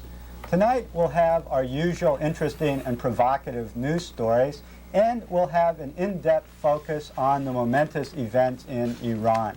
We have as our special guest Professor Najim Berzagan of the University of Texas, who will talk about the religious opposition to the Shah and its repressive regime and the role of Islam in the current the Islam religion in the current political situation. Then we'll have some comments by John Holra of Amnesty International on the torture of the Shah's regime and the secret police, the Savak, that helped mobilize the political opposition to the Shah. And John will also give a report on another case study that his group, Amnesty International, is working on concerned with violations of civil liberties in Iran. We'll begin tonight with a report by Frank Morrow on the current state of the economy. Frank, how's the economy doing? Depends on who you are. It isn't doing too well for me, but for the multinationals, it's nothing but up, up, up go the profits. What about the productivity? This is a problem that we're going to be facing because the Wall Street Journal says that productivity is down in the United States, mainly because of lack of investment in the United States.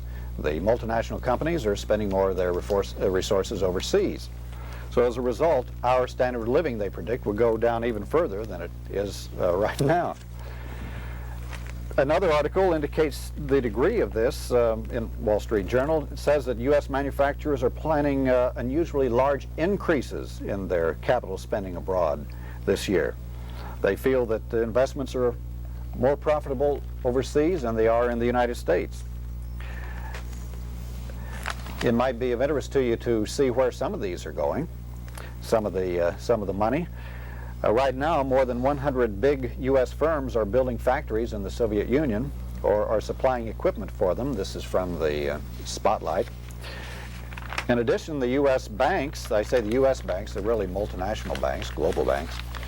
The Rockefeller Morgan banks in New York have organized consortia to lend millions and millions to the Soviets. Other members of Western capitalist countries are also making huge investments in the Soviet Union as well. And we've seen recently that China is going to be the target of great increases in investment from U.S. corporations and as well as others. However, in the United States, as we've been seeing for the past several months, the merger movement continues, meaning that we are not getting a lot of investment in the United States in new plants, new capacity, in new products. We are just, the big ones are gobbling up the little ones, and so nothing really increases as far as the economy goes. And moving the corporations and their business to these foreign countries. Right. Which is again taking capital out of America and putting it in multinational bank treasuries. Right.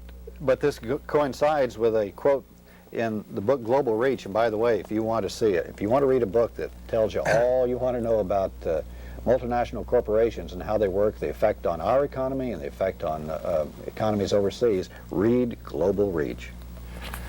Anyway, there's a quote in here from a fellow who is an authority on international economics. He says, "International corporation has no country to which it owes more loyalty than any other, nor any country where it feels completely at home. So it doesn't make any difference to them whether they invest in the United States or not, but it does to us as individuals." Well, Jack, you've been making a study of some of the investments overseas in the European countries, have you not? Yeah, Frank. Well, that's a real good lead-in because essentially we've been talking about the budgetary process here in the United States, the Carter budget and the State of the Union, trying to keep a close watch on that and try to offer the kind of perspective you might not find in the traditional media. And this lead-in that Frank's just said, this I believe is from IBM, correct? The quote about... No, we have some even juicier ones from the guy from IBM. Terrific. This one's rather tame. Essentially, we've been arguing that the austerity budgets here in the United States is a product of basically of a multinational strategy to discipline democratic governments that the multinationals feel have gotten out of hand and becoming too responsive to democratic movements and a demand for social services.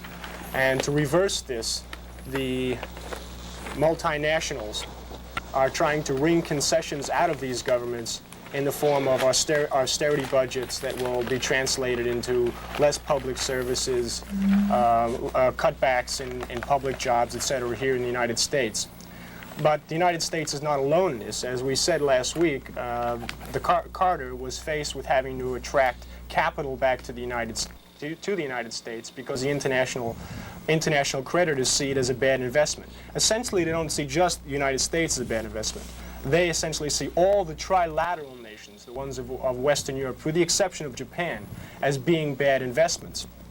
And what you see now with austerity is a pattern of austerity being enforced on these countries. Really, the United States is the latecomer in this pattern. It happened, first of all the way going back into the early 1970s, when even with the revolutionary upheaval in Portugal in 1974, the new government was faced with the fact that in order to attract private capital, it had to make concessions. And the blackmail that the multinationals and the international creditors have forced on it has been to reverse the land reform began and to reverse some of the nationalization of industry that went on in Portugal. In France, it's interesting, all these countries that I'm about to mention are all left-leaning governments, or have within them native movements, native left movements, very strong oppositional movements. And in France, since the March elections, where the socialists and communists were bickering so that they weren't able to assume power, the Valéry Giscard d'Estaing government has reversed a lot of this commitment to public services and is enforcing a sort of 19th century laissez-faire state, the state taking less and less an intervention. This is a great turnaround for France, especially since in the post-war period. This is something which the multinationals have been forcing on third world countries for years and years. Exactly. And it's the progression to the more rich Western capitalist countries now, and including the United States. Well, exactly. We are being treated as a third world country, and it's probably a good idea that we understand we have more in common with third world countries and not seeing ourselves as somehow above it and privileged, because we're coming down. Capitalism is not going to bring everybody up. They're going to depress everybody down. And it's not only the capitalist the countries and the third world countries, it's also the socialist countries. There's an article in the Wall Street Journal saying that banks are and the International Monetary Fund are trying to put the squeeze on Poland to do the same thing. It says that in order to get more credits from the international banks, that they have to accept these various specific types of recommendations that you're talking about. Austerity, coming down hard on people, and as it says here, even such things as repression of dissidents and demonstrators against the adverse economic conditions. Remember, they did this in Peru several years ago. In order for Peru to get credits, they had to raise the price of bread and food. There were riots, so they didn't do it. They tried again to do it. There were more riots. This is a real problem. This is very curious, Frank, because it hasn't been reported at all in the Western press, but there's a tremendous left opposition movement in Poland of workers who have been demonstrating and going on strike and doing things that are unprecedented in socialist countries in terms of organizing a resistance to government austerity programs. And evidently what the trilateral countries are doing through the World Bank and the International Monetary Fund and other forms of pressure, probably using the Soviet Union also, to pressure the Polish government to clamp down on the workers to keep their wage demands and their opposition under control, to force austerity on them. This is quite curious, the internationalization of this austerity program. Well, it certainly is. We could have seen it in even Jamaica. Jamaica elected the Michael Manley government, a democratic socialist government, several years ago. And Manley originally made some overtures to the Soviet Union, but the Soviet Union is financing Cuba to the tune of $3 million a day and couldn't take on another stepchild. So in order to feed its people, it has severe balance of payments difficulties. It had to go to the International Monetary Fund. The International Monetary Fund's terms for investment were rather harsh. for the $74 million that they asked for, they had to agree to discipline labor, in the form of the no-strike privileges, to cut wages, and to cut social services. Now that's once again illustrates that it's not just a matter of having democratic governments. What we need is a democratic organization of the economy that's really at issue here. I don't want to, though, paint a bleak picture, because there's a good deal of resistance to this kind of austerity measures. You see it now in Italy, where the Italian Communist Party has finally gone back and reneged on its commitment to the Christian Democrat Party and broken the coalition over disagreement about these very austerity measures. In Britain right now, there is a tremendous, almost to the proportions of a general strike, everything from truckers and dock workers to garbage collectors and ambulance drivers, that have literally paralyzed the country over the 1975 agreements to hold down social spending and basically to satisfy the international monetary system. So that's not all bleak. Here in the United States, we probably could have got an inkling to what was coming down. Back in 74 and 75, when I returned to New York in 76, you saw what was happening there. In order to get loans from the United States government, they had to agree essentially to take economic issues out of politics. And essentially they lost their home rule, their popular sovereignty, and they had to turn over questions of the budget and economic decisions to an emergency financial control board appointed by the government, so that essentially demasculating all of our public figures and leaving them to the point where they have very little to say over the crucial issues of the economy. It's the same in Cleveland right now. They're planning a bank takeover of the city so that some corporation controlled by the banks will manage the city's finances, and so it will be out of the politicians' hands. Right. Let's switch to oil. We're all interested in that because it affects us so much. A very tiny story in the Wall Street Journal said that Occidental Petroleum had signed an agreement with Morocco to develop its shale there to produce oil. They figure they should be able to produce 50,000 barrels a day finally. Now that is a real curious thing, because the United States has an estimated 1,818 billion barrels of shale oil waiting to be processed, more or less, in Colorado, Utah, and Wyoming. The major oil companies have been fighting to keep these from being developed for years and years. However, as early as 1950, Union Oil Company, through its experiments, showed that it could not only be done, but it also profitable at 15% profitability. Occidental Petroleum itself had a successful project in 1975. Occidental, they're not doing it here, but they're doing it in Morocco. But the major oil companies tried to keep this from happening, and with the help of the government, the Bureau of Mines, they prevented the further development of the shale oil resources in Colorado. The person who wrote this book, John Blair, The Control of Oil, says that as a result of all this, we need a TVA type of operation to start shale oil production in the Rockies. How ironic that is, going to Morocco to do it, and oh well. Well, shall we change the subject for a second? Yes, let's. Okay. They have maternity leave for males in Sweden. Did you know that? Now, before you look for that star to rise in the east, in Sweden they consider it an equal right, men to women, to have a job. So women get maternity leave, and so do men.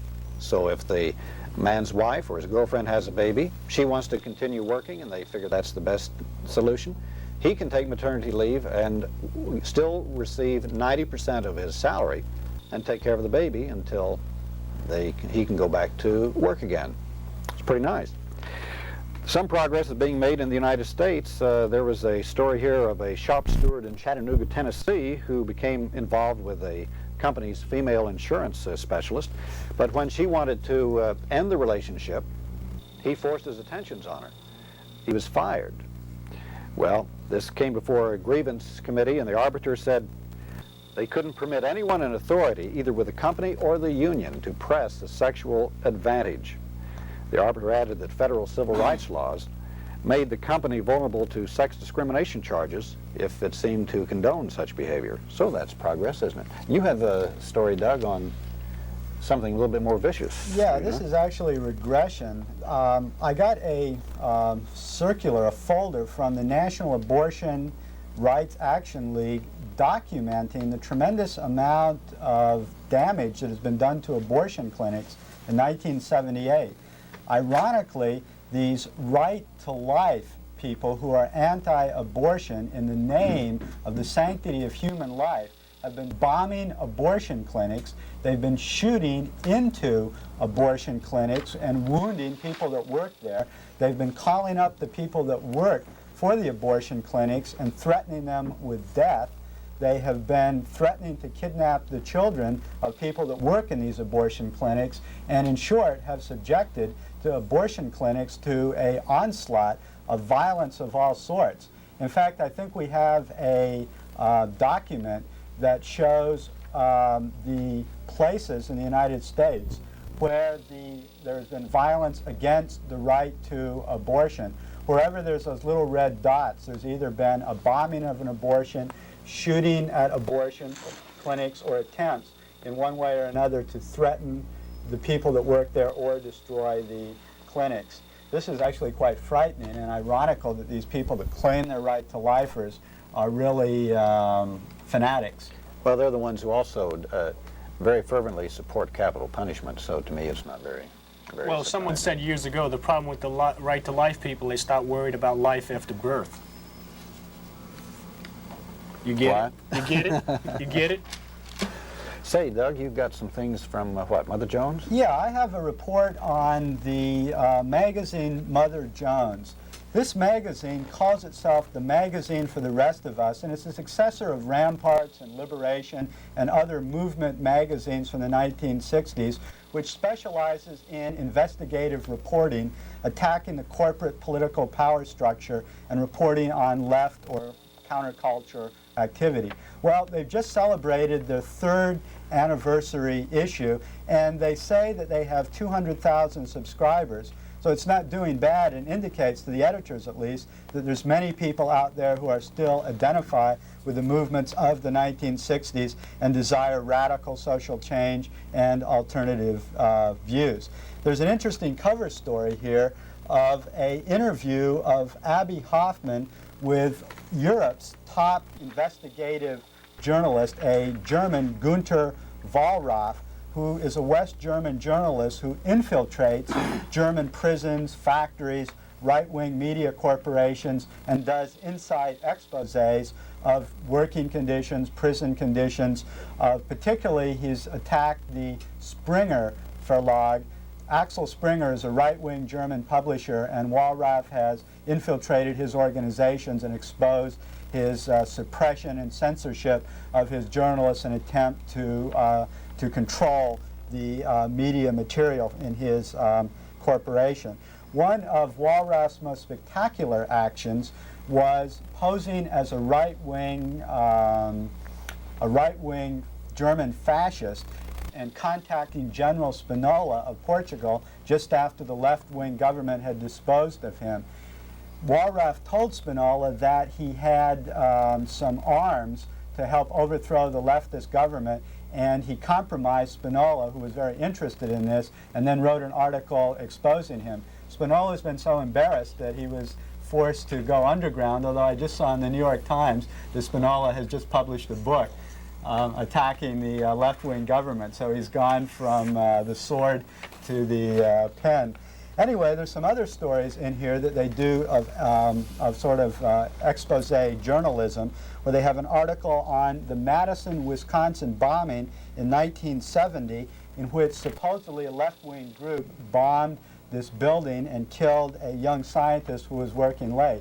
What this investigation shows is that a FBI member had infiltrated this group, helped plan the bombing, had prior knowledge of it, and did nothing to prevent the bombing and thus the death So in other words, this is another example of FBI infiltration of radical groups in the 60s and acting as an agent provocateur in committing acts of violence that was then used to make the left appear to be very violent.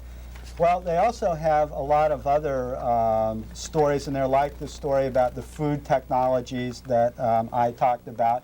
And they have a very interesting 5 or 6 pages in the beginning of Mother Jones.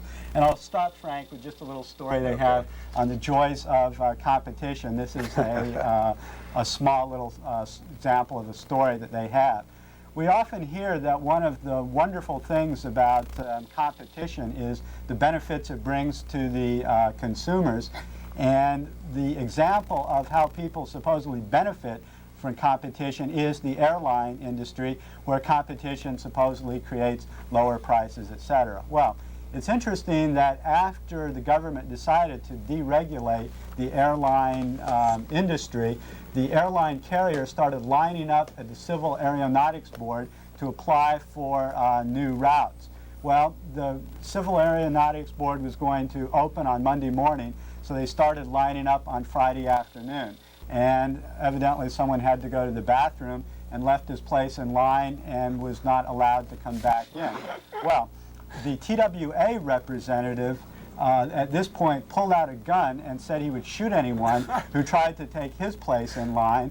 Ozark Airlines sent an armed representative, an armed guard, to accompany its representative, and they had to call the Civil Aeronautics Board in to mitigate this dispute in line, to give people permission to go to the bathroom and to have Civil Aeronautics Board spokesmen to preserve the people's place in line. This, I think, shows the savage nature of capitalist competition, where they're literally going to shoot someone who is going to try to take their place in line, and it seems to me a somewhat and once again illustrates humorous, that in capitalism, the capitalists not only need the state, the government, to protect it from its enemies, but it also needs the government to protect it from itself. That's a good point. Sounds like they're been rather influenced by the mafia, too. We've talked a lot about welfare and budgets the past couple of weeks. You always hear about welfare. Oh, these people, these welfare chiselers, they're not even working. They're picking up their $35 a month. That's his Johnny. Well, let's. Oh, was it? Yeah. We need to take a look at welfare from another angle. That's welfare for the rich. Tax loopholes, subsidies. Let's take a look at that. When you start talking about welfare, let's see the whole thing. Tax loopholes, tax-exempt property and interest-free deposits, government deposits in banks. They figure it costs the taxpayers $91 billion a year. What about monopoly? We have monopoly, oligopoly. What does that cost us in overcharges? Ralph Nader says $100 billion. Philip Hart, the senator, $230 billion a year, plus the loss of production, $48 to $60 billion a year. The Interstate Commerce Commission's support of its industry, trucking, railroads and all, estimated between $4 to $8 billion a year. Federal Maritime Commission subsidies, $2.5 billion a year. Civil Aeronautics Board, $3 billion a year in services and subsidies. The timber growers, they're not left out. They get $140 million a year. Farm subsidies, we hear that very frequently. $10 billion a year in 1973. The fellow who wrote this book, Economics of the Rich, says that he estimates at $9.5 billion a year. And by the way, he says total welfare payments were $10 billion.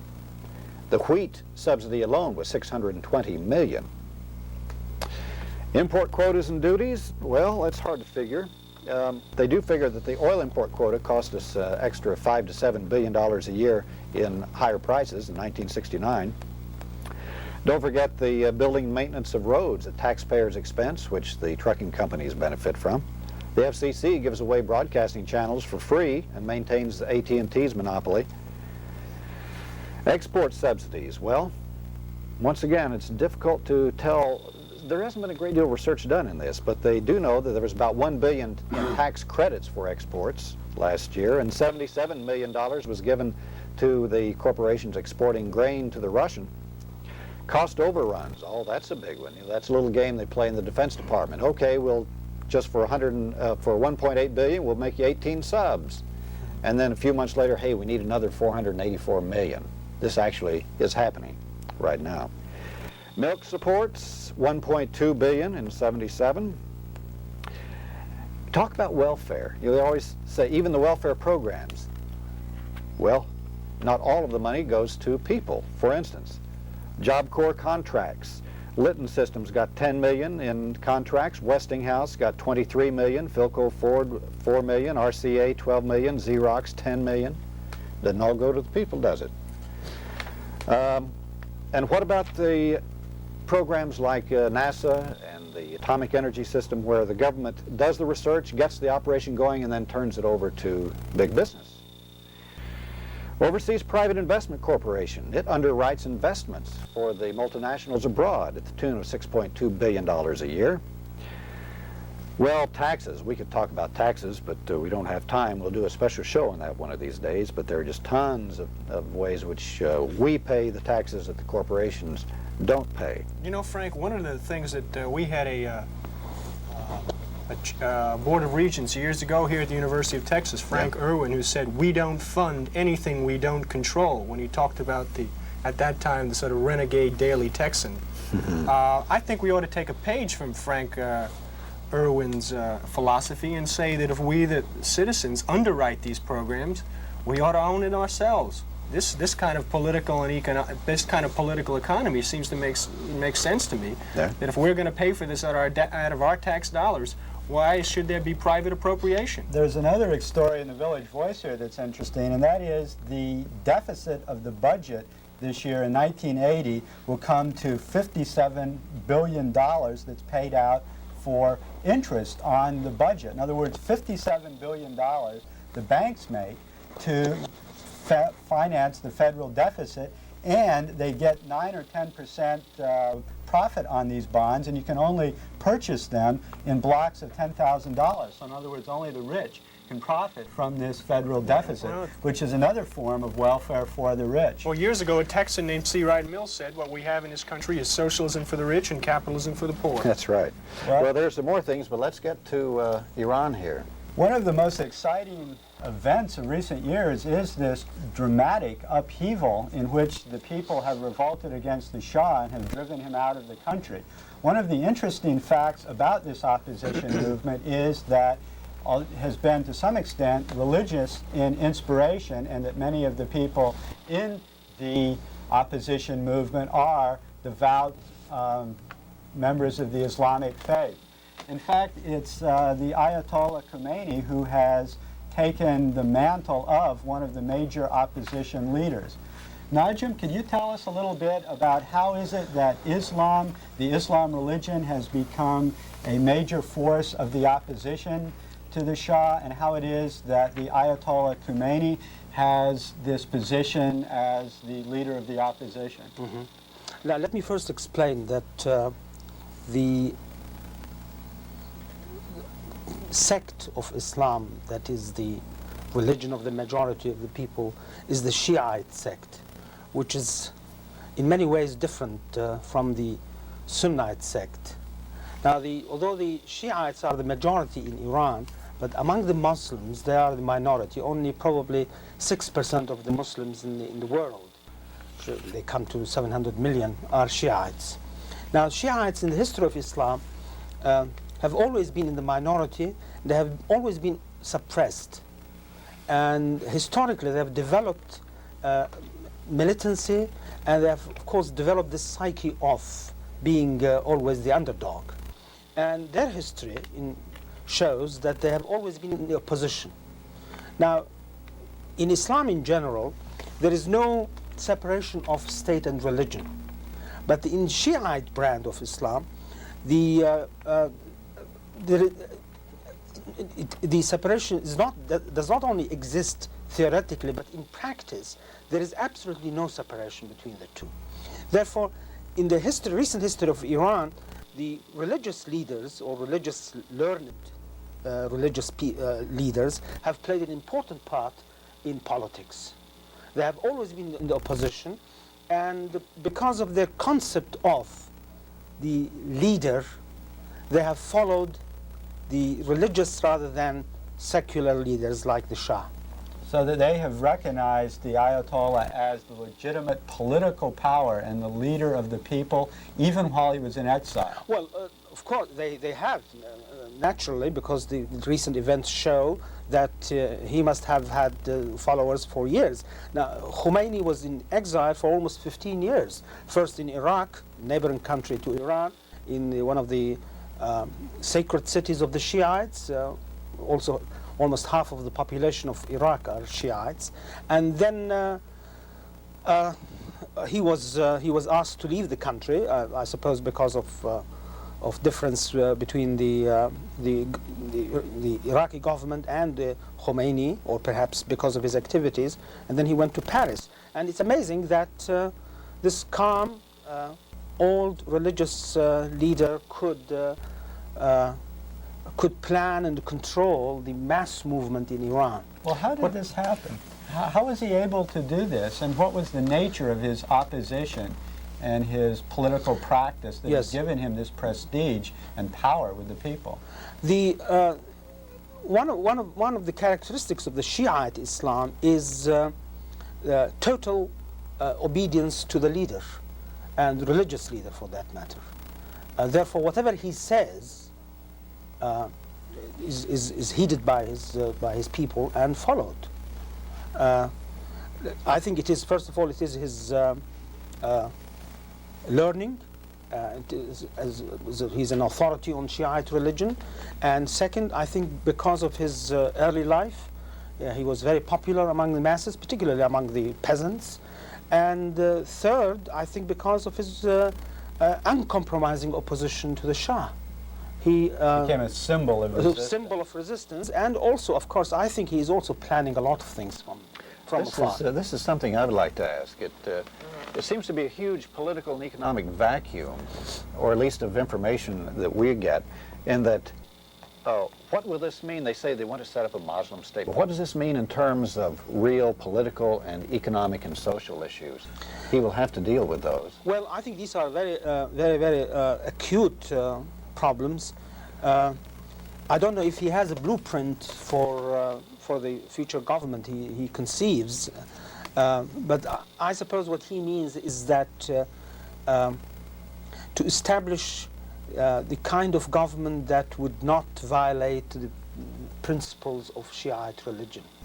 How does this translate into relationships with the oil companies, the multinationals, the secret police, the military? I think the first thing that will go is the secret police. Of course, this has bedeviled the country for now almost 30 years, and the Savak was in fact the top Savak officers were the rulers, and I think the Savak would go. And I really don't know what kind of government he has in mind. Do you think it would be like Mossadegh? Or surely not. Mossadegh was a Sorbonne-educated lawyer, and he was not a religious zealot, and he wanted to establish what's called the national government. But what Khomeini wants, I think at least one thing is clear, that he wants to abolish interest-oriented banks.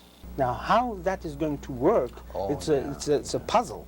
Can I ask you on this question of the unity of religion and the state? The United States we have historically been concerned about separating state and religion, because a lot of our people who came to this country fled religious oppression. Yes. And there's a worry that that with the imposition or with the attainment of power of a Khomeini, that there will be a suppression of individual rights to other religions, and also that a theistic point of view will be imprinted on the broader culture at large, regard to women and civil liberties and the things that we prize here in the Western world. Well, that may be so from looking at it from the Western point of view. I think looking at it from the Iranian point of view is that they never had civil liberties. They never had freedom under the Shah, who ostensibly was trying to create a secular state. So the other alternative is still there, but it hasn't been applied. What, in the past, of course, there were several governments in the area, several states in which the state affairs were not separate from the religious affairs, and they were viable states. So the argument on their part is that we have not yet applied this new principle. Let's apply it and see what happens. He claims that he will respect the civil rights of both women and individuals, of the basic freedoms of speech, expression. In fact, in these Times this week is the first interview that I've read with Khomeini that indicates what his policy is. And one of the things that he's adamant on is that he will do no more buying of arms, no more arms contracts. He will allow no foreign military powers to have bases or any kind of arms in the country. And he said that they will continue to produce the oil and to use it mainly, or first for domestic uses, and that they will sell the oil at a fair price to whoever else wants it, but that they'll never use the money, they said, for weapons or for foreigners to build bases in Iran. They will also build up the agriculture in a way that the Shah did not, who was more interested in just the oil corporations and investing the profit from it in arms shipment or his grandiose projects. So this was actually, to me, fairly interesting, this interview in these Times into what his social and economic program was. And he also did stress this issue of civil rights, and also indicated that that the rule by the religious leadership would be, as he put it, a group of Islamic scholars who know Islam very well and are righteous and pious and acceptable to the majority of the people, and that he would only be one of this group of religious leaders. So he's not indicating that he's interested in a dictatorship. But what are we to make of the burning down of movie theaters, though? I mean, I don't mean to badge you on that. But no, I think I wouldn't take that very seriously. I think it was a reaction. Because movies or Western institutions, Western dresses, whatnot, they symbolize the oppressive regime of the Shah. I think it's an expression of their frustration with the so-called modernization. And the American penetration. And the American penetration. I see. What's the relation between the Ayatollah and the military? That, I guess, is probably the key, one of the key factors. Well, in the military, I think many people don't realize there are two military forces in Iran. The elite army, which was created by the Shah, mainly recruited from orphanages. People who have been trained from the very childhood to be loyal to the Shah. They number somewhere between 10 or 15,000. Very highly trained, well-equipped elite army. And then there is the army. Now, as far as I can tell, top officers perhaps are still against Khomeini, but Khomeini seems to have a larger, quite large follower among younger officers and among the rank and file. What do you know about the truthfulness of the report that I read the other day, that between 150 of 200 Air Force officers of the lower rank were executed in Tehran? I wouldn't be surprised. I wouldn't be surprised at all. I don't know the truth about it, but I wouldn't be surprised, because apparently now there is dissension in the army, and then they have executed quite a number of officers who refuse to obey orders from the above to shoot at people. And I saw a dramatic illustration the other night on the ABC News of that very thing, when one soldier was gun-butting another soldier. A soldier came up the background and from the back and shot him in the back, and he ran towards the demonstrators. Yeah, let me elaborate a little bit on that relationship between state and religion. I think we have to realize that it is not exactly the same situation there, because when we say state and religion in the West or in the United States, we mean the church and the state. Church is an establishment. But since there is no establishment, there is no religious establishment in Islam. There is no hierarchy, no priests. I mean, these people are called Ayatollah, and they are respected and followed because of their learning. Ayatollah means leader of prayer? No, Ayatollah means the sign of God. Sign of God. So since there is no establishment, I think there is no fear of religious oppression. I mean, there is no fear that something like the church will control the society. What does it mean when he says he's putting a revolutionary government in, that he wants to establish a revolutionary government? Do you have any idea what he might mean by revolution? No, I don't. I don't, but I suppose he means the rule of the majority of the people. Mm-hmm. So it's a democratic It is democratic more than a slogan. revolution. John, you've been very active with Amnesty International, which has documented the torture of the Shah and the violation of human rights. What is the latest Amnesty International report vis-a-vis Savak? Are they still operative over there? Is there still dangers? Yeah, as of December, they were still operative. There was a recent Amnesty International mission to Iran in November. It was there for 2 weeks and confirmed what the organization, as well as most people in the world already knew, is that there's been systematic use of torture on political prisoners in Iranian prisons for the last 15 years. That's been Amnesty International's position ever since. For the last 15 years. You have news about Romania, too. Usually we don't get much publicity. There's been tons of publicity about Iran, but you have some information on on Romanian violation of civil rights, do you not? Yeah, Amnesty International has a campaign, worldwide campaign going on right now, which is focusing attention on violations of human rights in Romania. The recently published briefing paper details forced labor, political abuse of psychiatry, and general harassment and persecution of neo-Protestants and the ethnic Hungarian race in Romania. It's not very well known that Romania has such a bad record on human rights. Under Romanian law, people can be sent to labor camps for what's called systematic refusal to work or a parasitic life.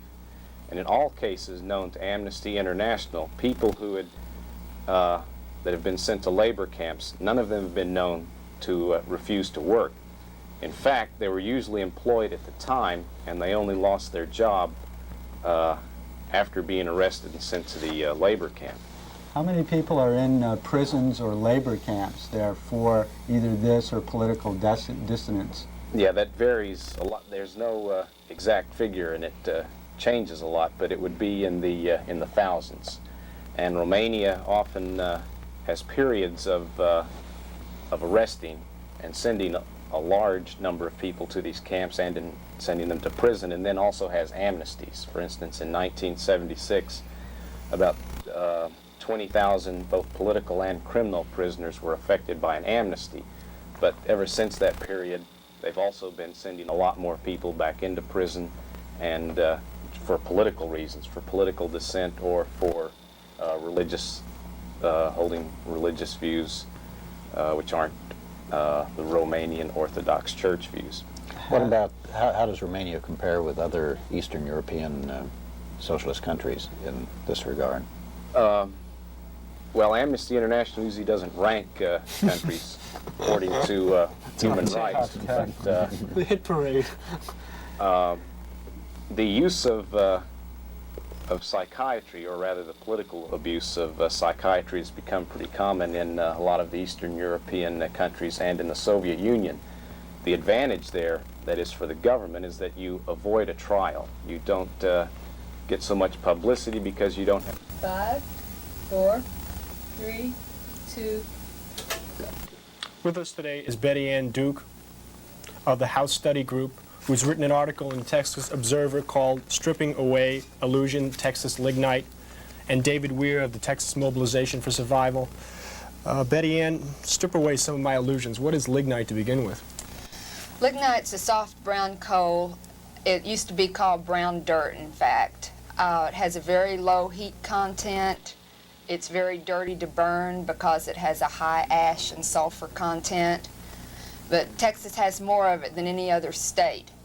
In fact, approximately 1 million acres of land in Texas have lignite underneath it, ranging from near Texarkana on down through the piney woods of East Texas, through most of Texas national forests, on down through the farmland in East Texas, underneath the Lost Pines in Bastrop, and on down through South Texas all the way to Laredo. And plans for lignite development in Texas are very big. Right now, the utility companies are the main ones who are both strip mining and burning lignite, usually because lignite is both dangerous and difficult to transport. There will be a mine and there'll be a power plant right by it. And the utility companies now have plans to have 14 mines in the state by 1985. These are very, very big operations. The main company who is mining right now is Texas Utilities Company in North Texas. And now the industrial development of lignite is harder to predict, but one professor at A&M predicted that so much industry is going to be attracted to Texas lignite belt that it's going to dwarf the Ruhr Valley, and that's the largest industrial area in the world.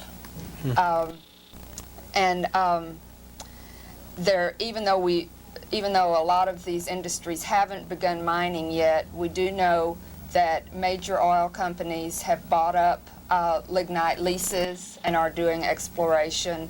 Shell, Dow Chemical, Phillips, Exxon, one right after the other. And so these are the people who are going to be controlling the lignite market. Thank you, Betty Ann. David, you have written a position paper for the Mobilization for Survival, where you talk about the health hazards of lignite. We've heard a lot about the health hazards of nuclear power. Maybe you can tell us about lignite. I'd be glad to. These same industries that are going to be strip mining and burning lignite in Texas are not publicizing the problems that are going to ensue from this strip mining and burning of lignite. One of the main problems is going to be the air pollution, and you can sum that up by what goes up must come down. There's going to be a dramatic increase in sulfur dioxide in the atmosphere, and when that combines with moisture in the atmosphere, it turns into sulfuric acid. We're going to have acid rain. We're going to have nitrogen oxides, which have been proven to cause cancer when they're ingested in people's lungs. What is acid rain? I'll interrupt you. Acid rain is when sulfur dioxides combine with moisture in the atmosphere, it creates, and when it rains, the acid will rain down and it'll corrode vegetation, and it'll get in lakes, it'll make them sterile, there'll be no fish life, and it'll corrode concrete and other things. Some of the land destruction is going to be the strip mining, the massive strip mining in Texas. Right now they only spend $600 to $800 an acre to reclaim strip mine land in Texas, and reclamation standards are not very strong. There'll be extensive thermal pollution from the burning of lignite in electric generating facilities. Only 36% of the energy from burning lignite is translated into electricity. The rest of that, 40%, is translated into, it goes into the cooling waters and enters the lake 5 to 25 degrees hotter and kills fish and aquatic life. Water pollution. I think you said that in the article that you wrote that in Appalachia there are 1,000 miles of streams that are literally dead now? Well, West Virginia has already seen the effects of this massive coal burning in their state, and there are now 10,000 miles of streams are sterile in West Virginia. In the Adirondack Mountains in upstate New York, from the massive industrialization of New York State, the lakes there are virtually devoid of fish life because of acid rain raining down into the lakes. Well, thank you very much, David. Thank you very much, Betty Ann. That's just a brief sketch. If Austin has a non-nuclear future, it's your decision whether it'll be a lignite future.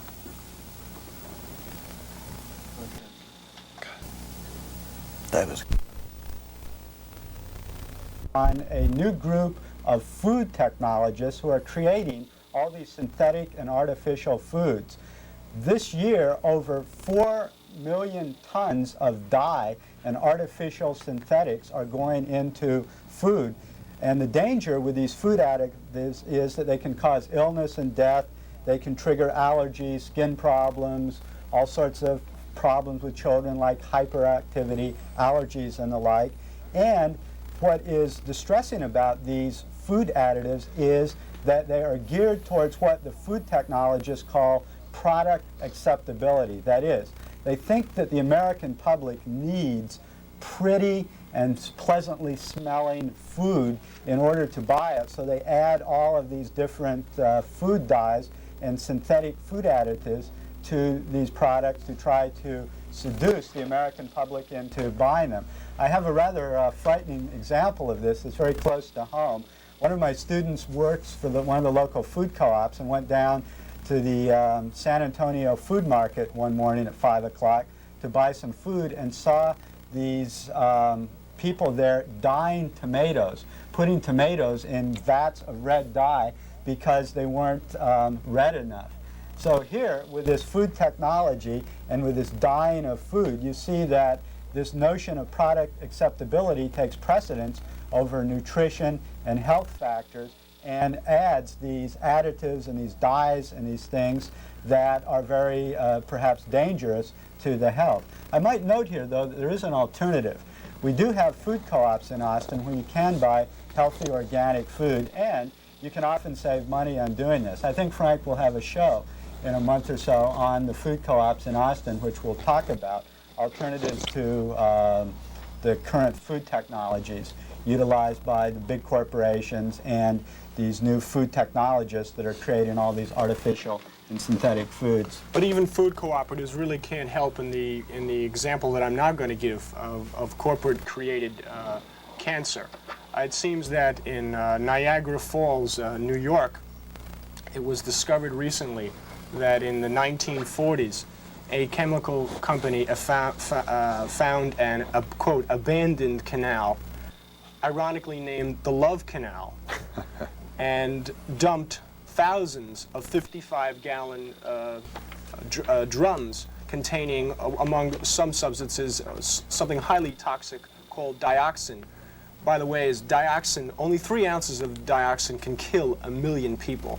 How's that? You mean if it were in the water supply? Yes, that's exactly the problem. Because what has happened is that here in the United States, 92 billion pounds a year of toxic chemicals are put in the ground. And in the best sort of out-of-sight, out-of-mind tradition, this is what happened in Niagara Falls. In the 1940s, as I said, they dumped these chemicals, and they dumped until the 1950s, and then they covered up the canal. And being good, civic-minded, public-spirited, they gave away to the city of Niagara the land for the nominal price of $1, upon which a elementary school was built and several communities nearby. And they find now in the 1970s, these drums are starting to leach into the ground and come up through the ground, and we have a severe outbreak in the last few years of birth defects and miscarriages and cancer and the like. This is just part, as I said, of a general pattern of the dumping of chemicals in the United States. As I said, 92 billion. Texas ranks 4th in the state among the 50 states for the dumping of chemicals. And really, it's what we're coming down to, I think, is the underlying theme here is private profit. It's the profit of a few corporations looking to cut costs, the kind of cost that can be derived from substituting these synthetic fibers for more natural fibers. We're not here going to talk about driving competition. You'll hear no ode to competition from me. But what we're talking really is essentially that we're driving out chemicals that we know to be healthy, and we're substituting other chemicals which we either know to be toxic or we don't know what their effects are. Because the problem with cancer is that cancer has a long latency period. That is, it's been called a time bomb in slow motion. It takes 25 to 30 years for some cancers to develop. So when we introduce a chemical on the market, introduced by corporations with only nominal public oversight, we don't really know what the effects are, because the effects don't show up for 25 or 30 years. Okay. Yeah, it's the same problem with pollution, with radioactivity, the whole bit. This is the problem with nuclear energy. They've been so irresponsible, these corporations, in disposing of waste, that it's frightening to think of the problems of the disposing of plutonium and some of these nuclear waste, because they've been so lax in regulating this sort of thing. Well, they're dealing essentially with symptoms, too, because what we're talking about is problem of finding storage for plutonium, finding storage for these chemicals. The question we should ask, the prior question is asked, is what is it about our industrial system that it's committed, first of all, that we are headlong in collision with our ecology and to create these poisonous substances in the first place? Just as a footnote here, I have a friend, an older friend, who is 58 and he looks like he's 98, who works for a big, he works for Procter & Gamble, I'll say it. How are you, Procter & Gamble? In New Jersey. Very well, thank you. And he works in the Newark plant in New Jersey. And he tells me that at night, when they find out an inspection is coming, and they don't have any means to, the trucks haven't arrived to take off the toxic chemicals, he just opens up the city sewer system and pours it down into the city sewer system. Well, you could say, well, that's no problem. It's sent into the water sewage treatment plant. No, water sewage treatment plants are not geared to handle toxic chemicals. They're geared to handle human waste. So that's then poured back out into the water supply and back out into the environment. And we're finding now all this derivatives now of this cancer derivatives from the introduction of these kind of chemicals. And Najim, thank you very much for informing us on Iran. Frank, I hear we've been getting some letters. Yes, it's rather amazing. We did get a couple of letters instead of bedtime 60 story. minutes, huh? Right. Dorothy Holden wrote, said she enjoyed the program and appreciated it. Mary Frederick wrote us a nice long letter and made several suggestions, saying the title is terrible and we ought to change it. We can think about that. She said no telephone number or address is given. Well, let's see. She wrote to, where'd she write to? Austin Community Television. Yeah, there it is. ACTV Box 1076, Austin, Texas 78757. That's ACTV Box 1076 78757. And she said, how about inviting calls and letters in response to your program? Well, great. Send us a letter and we'll put it on, just like everything else. I think that's great. She says, why don't we have women on the panel? I agree, we do need female representation on the panel. However, I must say, I was adding up the number of women that have been on. There are 12 programs, there have been 13 women, but that's very well taken too. And she said we have a lot of courage to be a dissonant minority. Got a lot of guts, particularly right here, right? Well, keep those cards and letters coming and we'll read them on the air. Good night. Good night.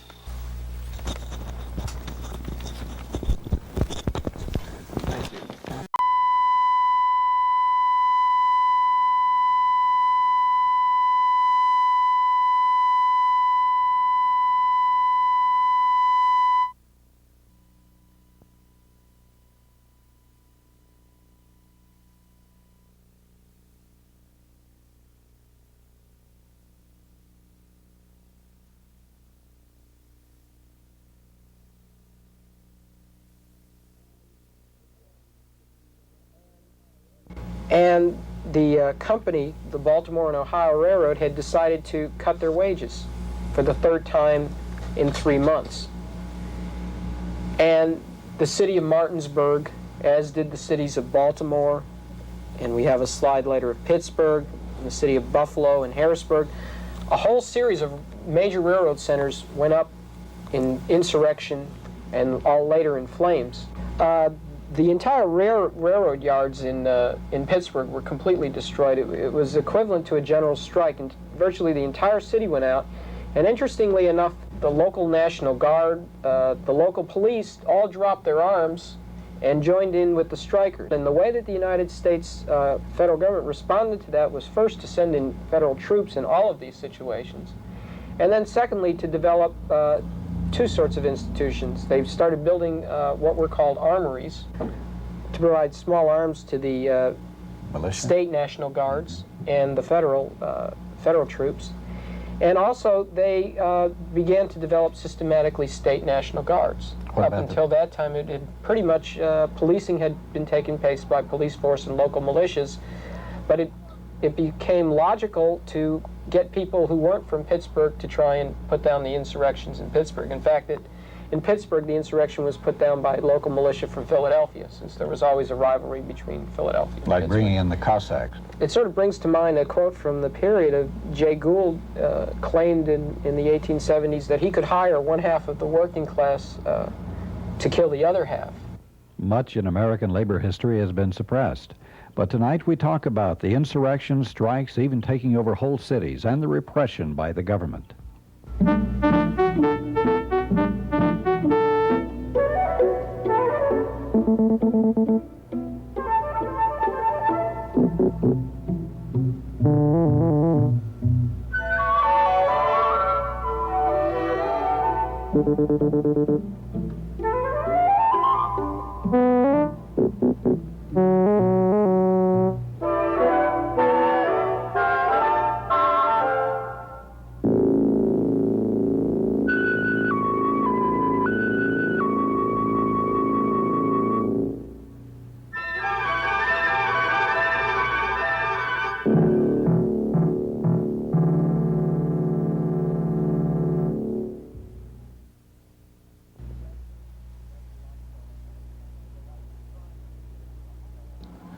Most of us here on Alternative Views and in the press find that we're interested in exposing cover-ups, everything from Watergate, Koreagate, Peanutgate, Burt Lance and his crowd. But tonight, we're going to deal with a different type of a cover-up. If you went to school and didn't learn who Bill Haywood was, Eugene Debs, Mother Jones, or Harry Sims, you were victimized by a cover-up. Tonight, we have with us the nephew of Harry Sims, who, like Cheney, Schwerner, and Goodman, 3 decades later, went into the South to organize people for the fight for human rights and dignity. Stuart Hirsch, welcome.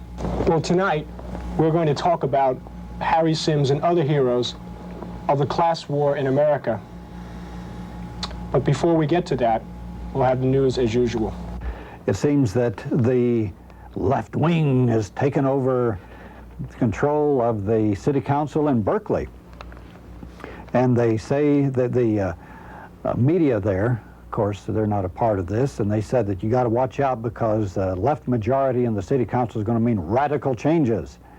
And the new mayor said, well, if radical means serving the people, the low income, the disenfranchised, then there will be some radical change.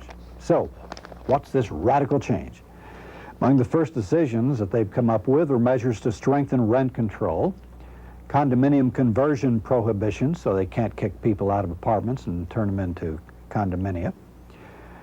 They took action on recycling, a new anti-eviction proposal, a plan for binding arbitration between Berkeley government employees of the city, the union workers there in the city, and an end to forced retirement from city service at the age of 70.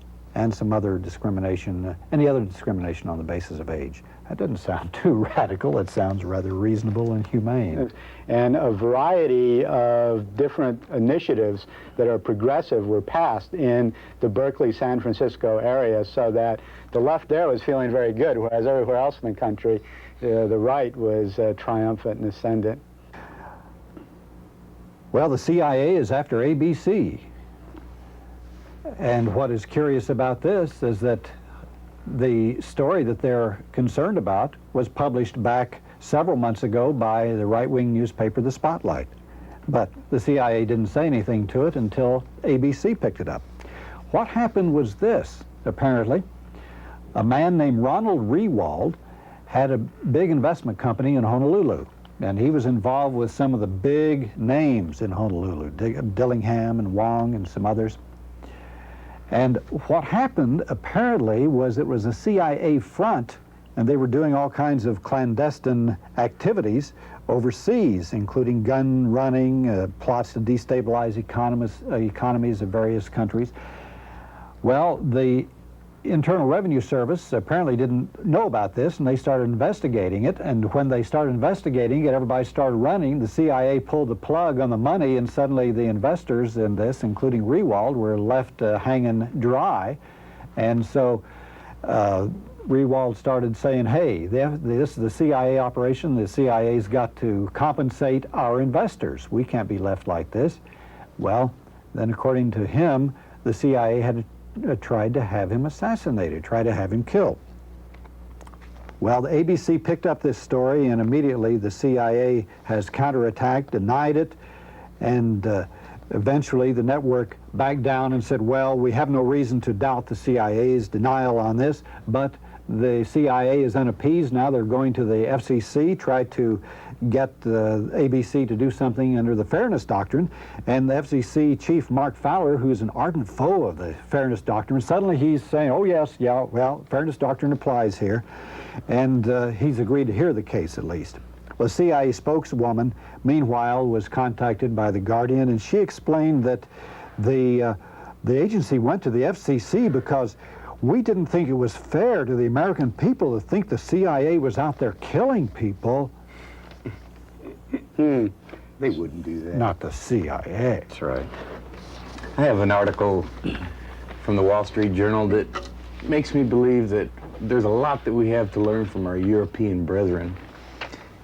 More so than in the U.S., labor unions in Europe lately have been working on getting shorter work weeks as opposed to more money from companies that seem to be cash-strapped at the moment.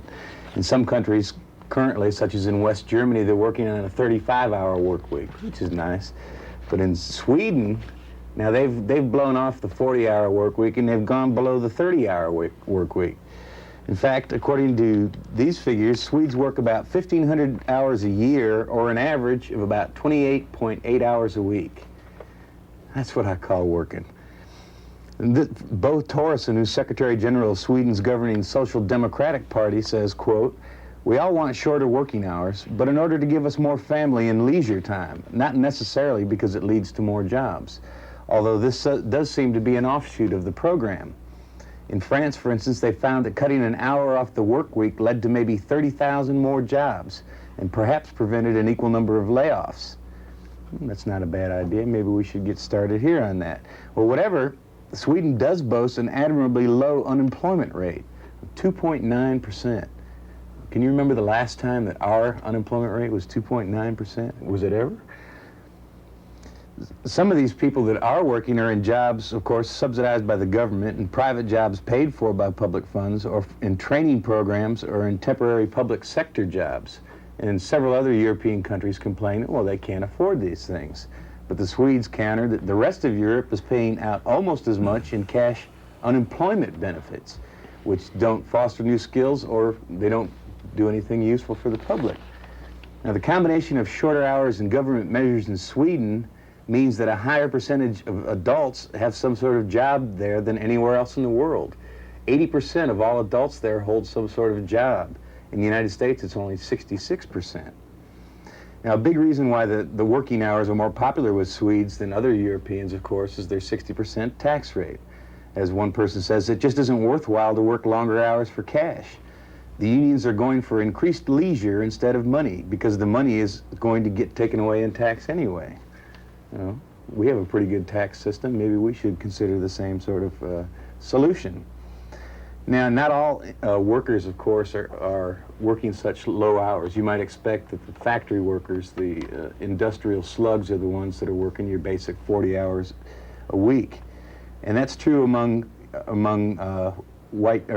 men.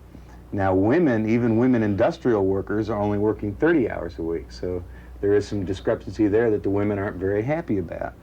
Now, they're interested in the Social Democrats' pledge to smooth out these differences and have everybody work a 6-hour a day, 5-day week, which sounds pretty reasonable to me. Madge Lislew, a member of Parliament who's president of the National Federation of Social Democratic Women, says, and I quote, "We want a society where men and women share equally being the breadwinner and the housekeeper." Listen to this, I love this. "Everybody should be able to work a 6-hour day for a salary they can live on. Women can't live on their part-time salaries now." And I think this is just another way that the Europeans really are much more civilized than we are. think it's about time for the 35-hour work week. What do you think? The Swedes also have done a lot in kind of humanizing the production process. They've changed a lot of the procedures for, instead of this automated production line where you're just a robot, they've done it with teams and other ways to try to make it more human. Live in the workplace a little bit. And they've also given workers the ability to involve themselves in corporate decisions, to inspect the books, to play a role in the construction of policy and organization of the workplace. So they're probably the most advanced country. They also give new fathers maternity leave. Right. As a matter of fact, that's mentioned in the article that one of the ways they enforce the shorter work week is a mandatory 5-week vacation. That's real rough on the workers. 9-month maternity leave, which fathers can share, time off for study or political activity, and of course they have a high percentage of part-timers in the workforce. So those are also some contributing factors here. Sounds pretty good. The Reagan administration, again, wants to request money for the Contras to try to overthrow the Sandinista government, and are going back to Congress after the money was cut off for the Contras last year to try to get the money reinstated. And there was also an article in the New York Times that the Cubans, the right-wing Cubans here in the United States, are organizing, a guerrilla unit to send down to Central America to fight against the Sandinistas. And exile leader Huber Matos, who was previously an associate of Fidel Castro, who left Cuba, has come to the United States and is organizing a guerrilla unit of Cubans from the United States to go down there and fight against the Sandinistas, and is raising money to fund this project. And there's another article in the New York Times that indicates that the Detroit Free Press claims that United States helicopter units in 1982 and 1983 regularly flew combat missions in Nicaragua with U.S. troops aboard, and that 17 U.S. soldiers were actually killed during these operations. The Detroit Free Press said they had information from some of the members of the family of the dead soldiers who had told them that they were flying combat missions regularly in Nicaragua. The Pentagon, of course, denies this, but the Detroit Free Press holds to their story. Isn't that interesting? Here's a typical way of manipulating the news and the story. This is a significant story. Yeah. Look where the New York Times has it. Little story about 5 inches, and it's buried down in the corner, and I don't know what page it is, but isn't that typical? That's a major story. And there's another one which was brought out in an article in The Nation magazine, in which it said that I believe it's a Providence, Rhode Island newspaper, indicated that the U.S. had bribed those right-wing politicians to boycott the Nicaragua elections. That once again is a major story, but and it's just buried. Got the big play. That was also mentioned in the press clip section of the Village Voice. It was several weeks ago, right? They were paying these officials money not to be involved, or they wanted to. Several of them decided that they didn't want to go through with it. And these stories rarely get on network television. The only place you find them is somewhere buried in the New York Times, or maybe in the Village Voice or the Nation, or some left-wing presses. If New York Times had prominently displayed that in page 1, then the networks would have picked it up, because the networks go along being wagged by the New York Times all the time. There's another story that's also close to this. We've been reporting over the years about all the bombing of abortion clinics by different right-wing groups and individuals, in which over 20 were bombed last year. There were hardly any major reports in newspapers, wire services, or the networks, until over Christmas they finally caught some of the bombers, some young yuppie right-wing Christians who admitted bombing some of these abortion clinics. And so finally the networks start covering this story, and also finally Ronald Reagan actually got down and condemned these abortion bombings, and then a little bit later I heard that Jerry Falwell also condemned them, whereas Reagan, Falwell, and these other people who regularly attack abortion hadn't whispered a word against these people who were bombing abortion clinics until the networks made this a big story, and finally Reagan and Falwell and some of these people were forced to condemn these bombings. Well, let's find out what the workers have been doing all these years. Well, besides taking their lumps. That's it, exactly. As the son of a truck driver, this show is especially We're doing roots now? No, that's exactly what's going on.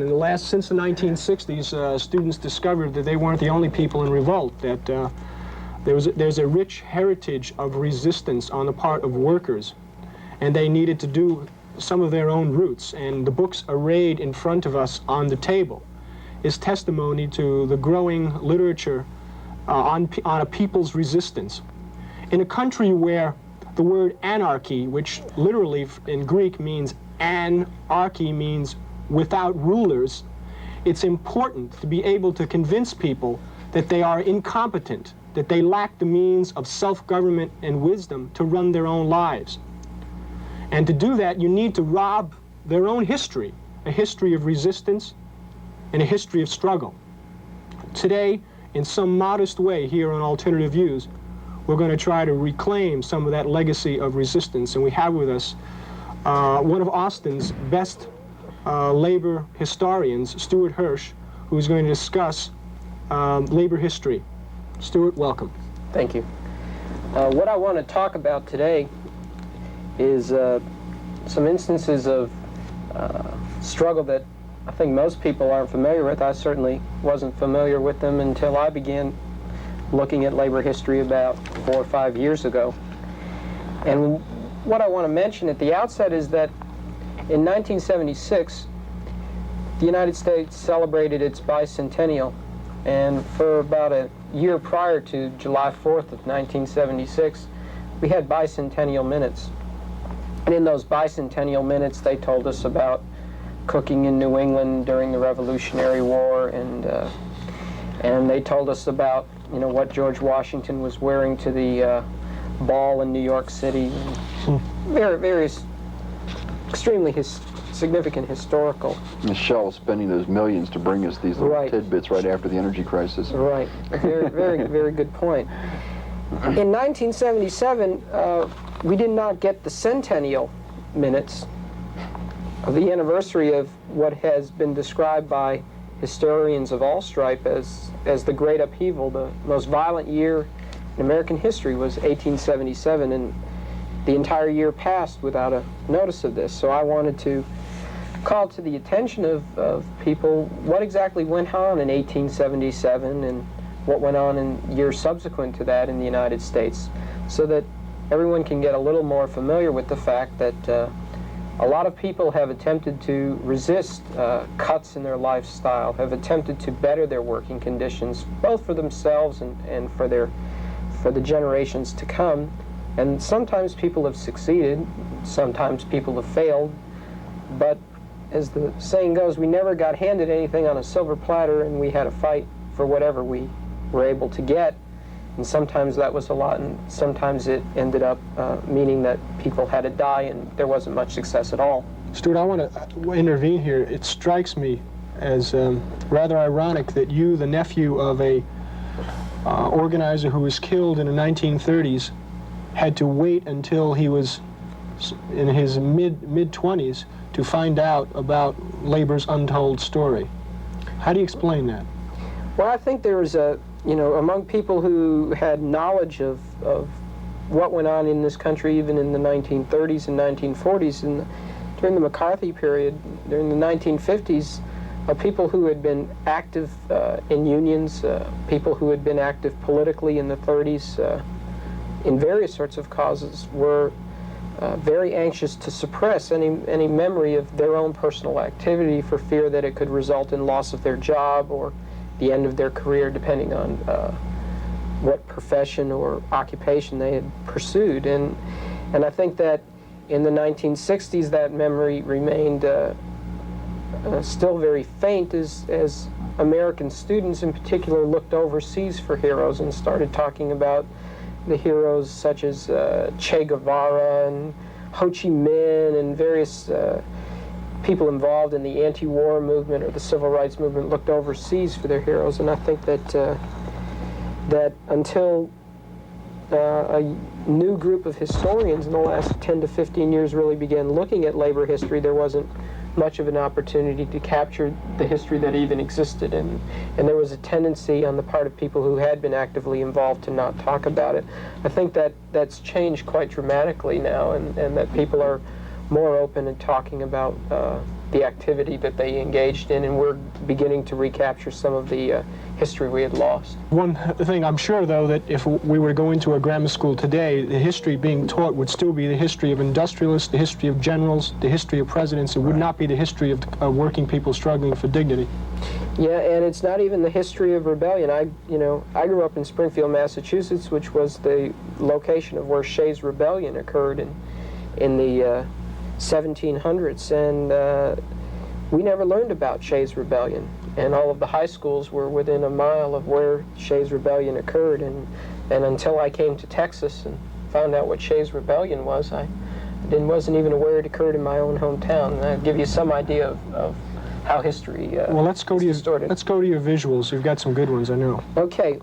In the 1840s, the United States really began developing industrially, and many of the early factory workers were women. We had very properly dressed women who were working in the textile mills of New England going out on strike in the 1840s. And most people don't know that women were the backbone of the factory system almost from the outset, and that not only were women the backbone, but they were very militant as well. We have some other pictures of other individuals who are the backbone of the industrial system. Here's pictures of slaves in the American South. One of the points I would like to make is that, this country was not built exclusively by white men. Women were a very integral part of the labor force, both at home and outside of the home. Blacks in a non-wage situation were very important in developing the agricultural resources of the United States, both during slavery when they weren't paid and after slavery when they were virtually maintained in slavery. As Richard Pryor would say, you're free now, brother, just pick the cotton. Right, right. But by the Civil War era, railroads were becoming an important part of the American economy. It wasn't just the emergent factories or the developing agricultural system, but railroads were a very important part. It was the railroads that really made this a nation, insofar as railroads were the link between the West Coast and the East Coast and the South, and our whole industrial system developed as a result of railroads. And it's not surprising that in 1877 the railroads became the location of the greatest year of violence in American history.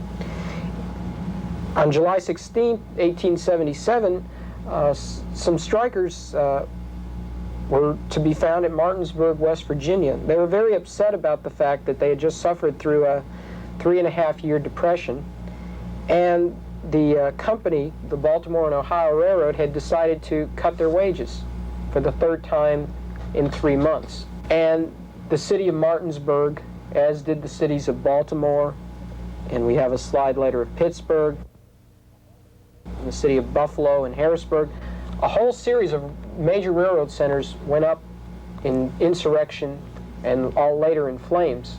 Are these drawings? Some of these are drawings and some of these are photographs. I think that's a sketch of Pittsburgh burning in 1877. How extensive was the damage? The entire railroad yards in Pittsburgh were completely destroyed. It was equivalent to a general strike, and virtually the entire city went out. And interestingly enough, the local National Guard, the local police all dropped their arms and joined in with the strikers. Similar to what happened in Iran. Similar to what happened in Iran. And the way that the United States federal government responded to that was first to send in federal troops in all of these situations, and then secondly to develop two sorts of institutions. They've started building what were called armories to provide small arms to the state National Guards and the federal troops. And also they began to develop systematically state National Guards. Up until that time, it had pretty much, policing had been taking place by police force and local militias, but it became logical to get people who weren't from Pittsburgh to try and put down the insurrections in Pittsburgh. In fact, in Pittsburgh, the insurrection was put down by local militia from Philadelphia, since there was always a rivalry between Philadelphia and Like bringing in the Cossacks, right? Right, like bringing in the Cossacks. So then when people go to roller derby today in the cities of the Northeast, and the armories, it's really ironic. It's a strong commentary that we've been robbed of our history, that they don't know what the origin of those armories are. It sort of brings to mind a quote from the period of Jay Gould claimed in the 1870s that he could hire one half of the working class to kill the other half. He was the railroad magnate. He was the railroad magnate, and he, interestingly enough, should have mentioned that the reason he could do that was because wages were so low. Now he would have to have a more capital-intensive sort of repression system. And he would also play ethnic rivalries. He'd play one ethnic group off another. Right. Stuart, what about the Pinkertons? Weren't they involved at this point, or did they come in later? The Pinkertons were involved as early as the late 1860s, early 1870s. They were a very essential part in putting down a mine workers organization in Pennsylvania called the Molly Maguires, and Allen Pinkerton hired the man who later was able to develop the trumped-up case against the miners. And the Pinkertons continued to surface throughout labor history, and if we get an opportunity this evening, we can talk about that. But well, I understand at one time the Pinkertons outnumbered the U.S. Army something like 3-1. No, that's very possible. That's very possible. And we still have the Pinkertons today, right? They're driving around their little cars. Sure. In other words, the capitalists had their own private armies. Right. Before the advent of the national of a standing national army, the capitalists had to go out and hire their own thugs to do their work. Now they're able to have the costs socialized, and when the working people get out of hand, they're able to call in somebody at taxpayers' expense to put down the strikes. It's much more cost-effective. Workers pay for their own control. Right. What's next? We have some more slides we'd like to show you. These are front page of the New York Times from that era.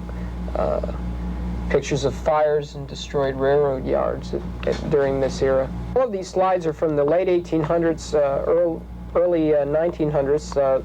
This slide will depict the condition of, again, women working in the sweatshops, whereas they were pretty much at the boss's mercy. They were usually not organized, or if they did organize, the ringleaders of their union were often fired, and conditions were pretty bad. You said the New York Times before. It's good to mention that the press, if you think the press is anti-labor today, you really ought to read some labor history, because the words that were used were in terms of exterminate the masses, exterminate this ethnic mongrel hordes from Europe that are polluting the American system. The press were just totally on the side of business at the time. Okay, and again, here are some more pictures of the intimidation that took place in the factories. These are more pictures of the insurrection. 1877. 1877. This is perhaps one of labor's most famous graphics. This is 1886. In 1886, there was an organization known as the Knights of Labor. And the Knights of Labor, along with other labor organizations, decided that there would be a rally on May 1st, known as May Day, to celebrate, hopefully, the winning of the 8-hour day for all workers. As we know in United States history, some people today still don't have an 8-hour workday. They were working what back then, 12, 16 hours? They were 14. Some were working 14, 16 hours in the mine industry. They had what was known as the double shift. Was it in steel? Steel. Okay. They Until 1919, the strike. Right. They had what was known as the double shift, whereas you worked 12 hours a day every day, and then you had the privilege every other week of having one Sunday off. However, the alternate week that you didn't have the Sunday off, you worked a consecutive 24-hour shift, because your noon to midnight shift happened to coincide with your midnight to noon shift the next week. And so to have one day off every 2 weeks, you were, for that privilege, you had to work 24 hours. And one of the most hazardous of all of occupations, steel industry, along with mining, probably the worst. Right. Okay, this picture depicts what really was the beginning of the fight for the 8-hour day. Now, the 10-hour day for federal employees had been won back under Andrew Jackson in the 1830s. But it was a long time. It was really the 1930s before an 8-hour day really became fairly commonplace for most American workers. And as I say, today, not all American workers are able to work only 8 hours. Well, what are the circumstances? What does this visual depict here? Okay, on May 1st, there was a strike in Chicago, and there was a lockout in Chicago at one of the local factories. And there was a protest of this lockout. Now, a lockout is when the company anticipates a strike and closes its gates so none of the workers can come in and seize the factory. And so what occurred on May 1st was the company locked out the workers. The workers weren't expecting it, and they rallied again on May 3rd outside the company gates to protest the fact that they couldn't get into the company to work. During the period of this confrontation between the workers and company officials, 3 workers were shot, and a rally was called for May 4th in Chicago. This is still in 1886. The rally was held at Haymarket Square, and everything was very peaceful. The rally went on for a number of hours. The mayor showed up, the chief of police showed up to make sure that the strike didn't get out of hand.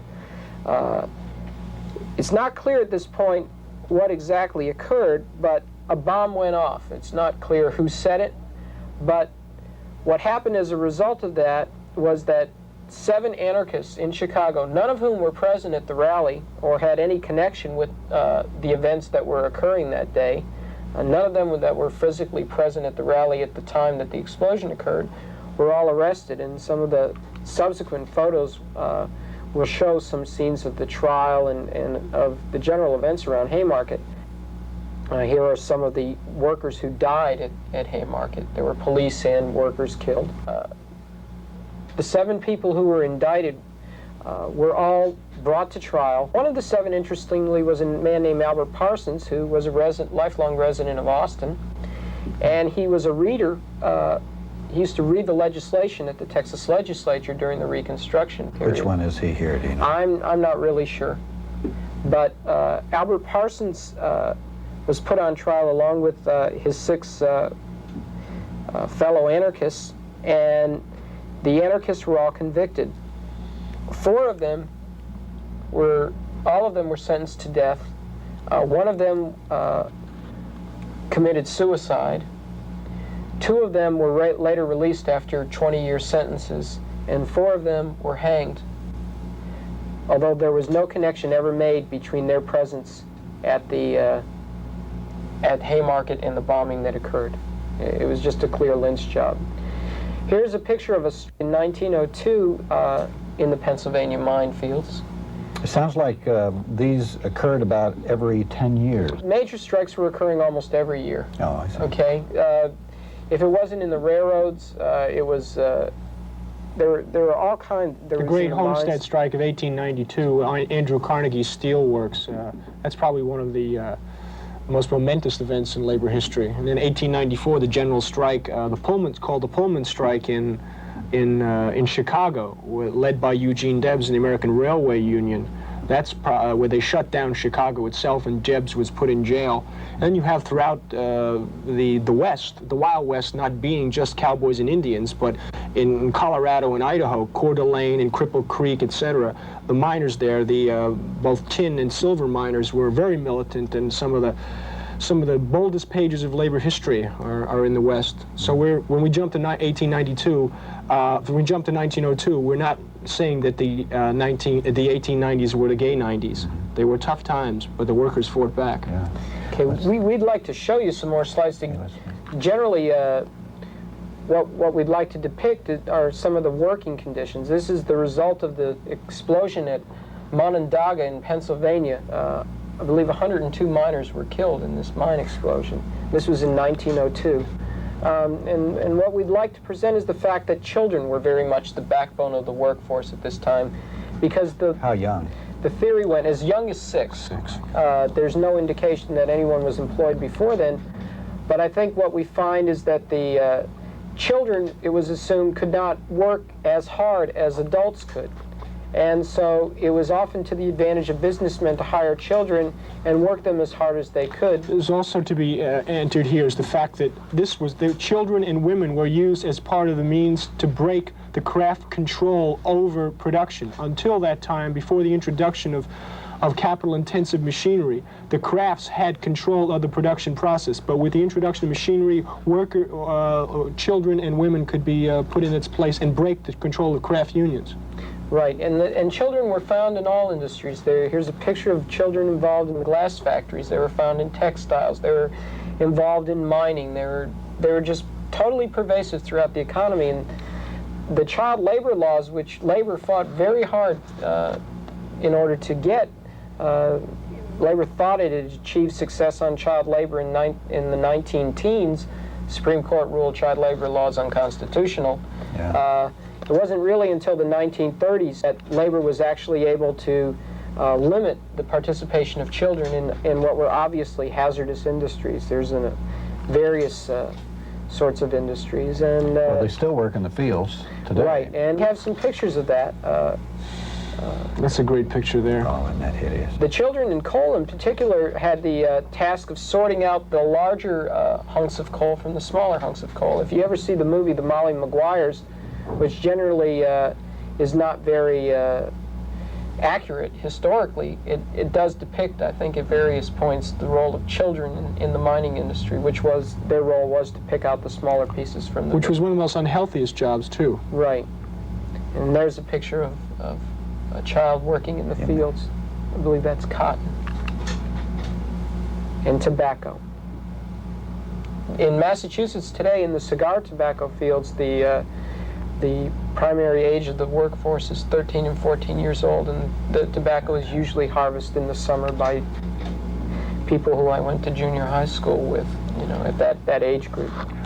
Agriculture, it still employs a lot of children. Well, that's one reason why we still have our 9 months of school, so the kids could be let out during the summer to do the harvest. Right, even before they reach the age of 16. Mm-hmm. Right. And as you can see, when you've worked all night in the factory, school does not make a great motivator. It doesn't even if you don't work all night in the factories usually. It's kind of an irony of American history. I'd like to just kind of run through some of these slides and show you that there were children in the streets. That's a demonstration of some type there, and there were children. That's a demonstration of Russian-born laborers in the streets of New York. And there were children involved often. When you see pictures of rallies, you see pictures of children. What I'd like to turn to is one strike that I think is particularly significant here in Texas, and that is a strike known as the Great Cowboy Strike of 1883.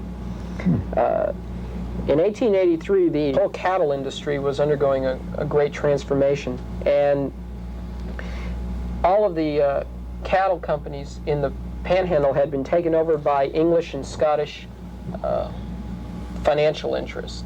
There were no native-owned, virtually no native-owned cattle companies in the Panhandle by the mid-1880s. Nowadays, we're selling the land to the Arabs and other people. There was appropriation from England and Scotland. And on March 23rd, 1883, 325 cowboys went out on strike. They were, at that time, being paid $1.18 a day. They were working a 105-hour week, which is 7 days a week, 15 hours a day. And they were not paid for any time they lost due to illness or, due to their inability to be on the job. After the strike, they got their daily wage raised 50 cents from $1.18 to $1.68 a day. They got paid for their lost time, and they were able to not only achieve a better wage for themselves and slightly better working conditions, but they were able to ensure that the cooks also got paid at the same rate that the cowboys did. The cowboys were not just selfishly going out on strike, but were also looking out for the other people who were a very integral part of the trail drive. It's interesting to note that this strike occurs, as do many others in labor history, when small owners begin to be replaced by faceless managers who manage the companies owned by someone totally outside the city or town that the company's operating in. And that this sort of represents, in some sense, a dying of the West, because by the mid-1880s, it was impossible for small cattle companies to survive because the barbed wire had been introduced, and it was impossible to drive your cattle across great stretches of unwired land, and it became necessary almost to own a huge amount of territory in order to be able to have your cattle graze and everything. Just one sort of sidelight of this whole development is the fact that some of the cowboys drove some of the managers out of the state of Texas and drove them to New Mexico, and then set up what was known as the Get Even Cattle Company, which was sort of composed of the cattle that had previously belonged to the people who had been driven all the way to New Mexico. So there was some period in Texas history when people felt that something this should belong to Texans and not to people outside, and effectively struck and were able to... Well, actually, Texas history is not quite as docile as a lot of people would have you believe. You've got some things to say about the role of the IWW here in Texas, right? The Socialist Party. Right. The lumber industry in East Texas was organized by the industrial workers of the world at the turn of the century. It was the only example that I can find in Texas of integrated unionism, where black and white workers were both allowed into the unions. The way that business interests in East Texas solved that was to jail the black strikers and to replace them by white scabs in this situation. There were approximately somewhere between 60 and 100 socialist newspapers in Texas at the turn of the century. And there were a whole series of populist uprisings and insurgencies throughout the state of Texas. Even the early vagrancy laws were really concocted to keep labor organizers off the streets. Right.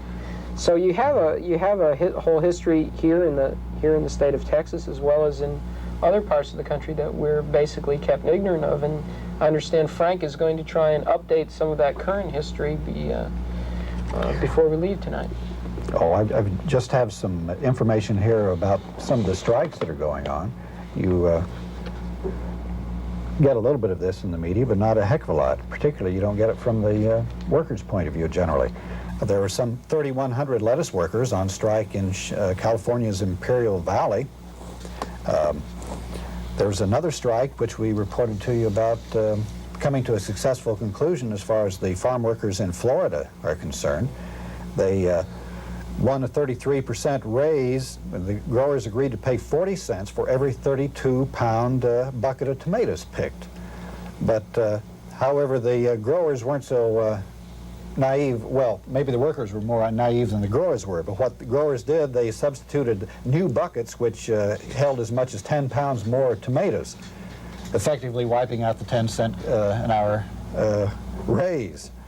So the workers are going back out on strike again. There is information about strikers all the time that never gets into the media. For there's a big one, a very significant one, going on against Tenneco in the Newport News shipyard. The workers are going out on strike, particularly the black workers, who make up 60% of the workforce, are really the backbone of this strike. And if they're successful in Virginia against Tenneco, which is historically a great union-busting company, and in Virginia, which is a right-to-work state, this means that the labor movement in Virginia will get a big shot in the arm. Let's see, we have about 5 minutes, Stuart. Were you going to talk about the Seattle strike? To me, that's one of the most exciting periods in labor history where the... Okay, I can talk about that real briefly. In 1919, there was a general strike in Seattle. And what we mean by that is that the entire workforce of Seattle stopped working, in the sense that they no longer worked for the companies that were in Seattle, but instead the workers themselves took over the essential running of Seattle. They ran free food kitchens for all of the residents of Seattle. They ran the hospitals. There was no need for hospital management during this period. They were very self-sufficient. And there was a general... They directed the traffic? They directed the traffic, just all of the social services. Public transportation, everything. Everything was completely controlled by the people who worked in Seattle. One member of the National Guard was, a general in the National Guard was quoted as saying it was the most peaceful time he had seen in Seattle history when the workers had control of the city. And so what we have is an example of people not needing either large businesses, small businesses, or the government running their services for them, but people actually being the government, people developing their own political structures, people developing their own institutions, and figuring out what needed to be done, what services were essential, what services were not essential, and ensuring that there was some way to raise the revenue and the resources to operate the essential services and to not operate the services that were not essential. And I might add, the precipitating event to the Seattle general strike was the dock workers refusing to load the ships that were headed towards Russia for the counter-revolution in 1919. The United States at that time was conducting a secret war against the newly installed revolutionary government, and the dock workers refused to load the ships, and that was the precipitating event to so that kind of worldwide class consciousness, which we see so little of today, but certainly was prominent then. How long did they control Seattle before they? I think Jack they controlled for a good 5 days. Only 5 days? Yes, it was only 5 days. I know another chapter, just briefly, the Minneapolis general strike in 1934, the workers held the city for 7 days. Why they gave it back? Well, it's the armed force of the state. They didn't give it up because they wanted to. Well, that shows that anarchy can work. I guess that's the essence of anarchy, right? People organizing themselves in the various structures to provide services? Well, it's certainly a word that has been polluted by the mass media and academics today, is to not understand what the roots of anarchy is. It's the belief in a non-hierarchical society and that you do not need not only big business but big government to run your life. Yeah, there is something which I think we should very much stress in the remaining few minutes, and that is that perhaps today laborers are really perhaps under the greatest threat ever, if for no other reason than safety. The conditions were horrible back in the days which you talked about, but now workers have to put up with asbestos, inhaling asbestos and cotton dust and brown lung and black lung and working in plants that produce PCV and all kinds of chemicals that where workers get sick and die from and get cancer, tritium, uranium poisoning. We saw what happened in the cyanamide plant where they were requiring women to be sterilized. These are, some of the most pernicious things that ever happened. We seem to think that just because workers are making more money than they used to and driving more cars, that things are really good, but it's insidious to me that what is going on. Well, we saw what happened in West Virginia last summer when the construction workers were forced to go up at the electric production plant before the concrete was allowed to sit on the scaffolding, and the scaffolding collapsed in the town of I think it was St. Mary or West Mary, West Virginia. Just tens. Well, workers are often blackmailed. They're blackballed by the fact that corporations hold a leverage over communities, small communities, and that they're asked to make a choice between life and livelihood. I see we have time for 2 more news stories.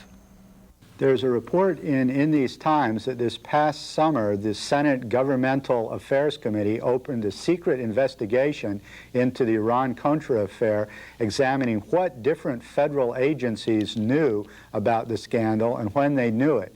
In 4 recent columns, Stuart Harris, who's an associate of Jack Anderson, reports that the Senate committee was told by a former CIA desk officer that the agency knew in September of 1985 of the shipment of U.S. TOW anti-tank missiles to Iran days after the missiles arrived there.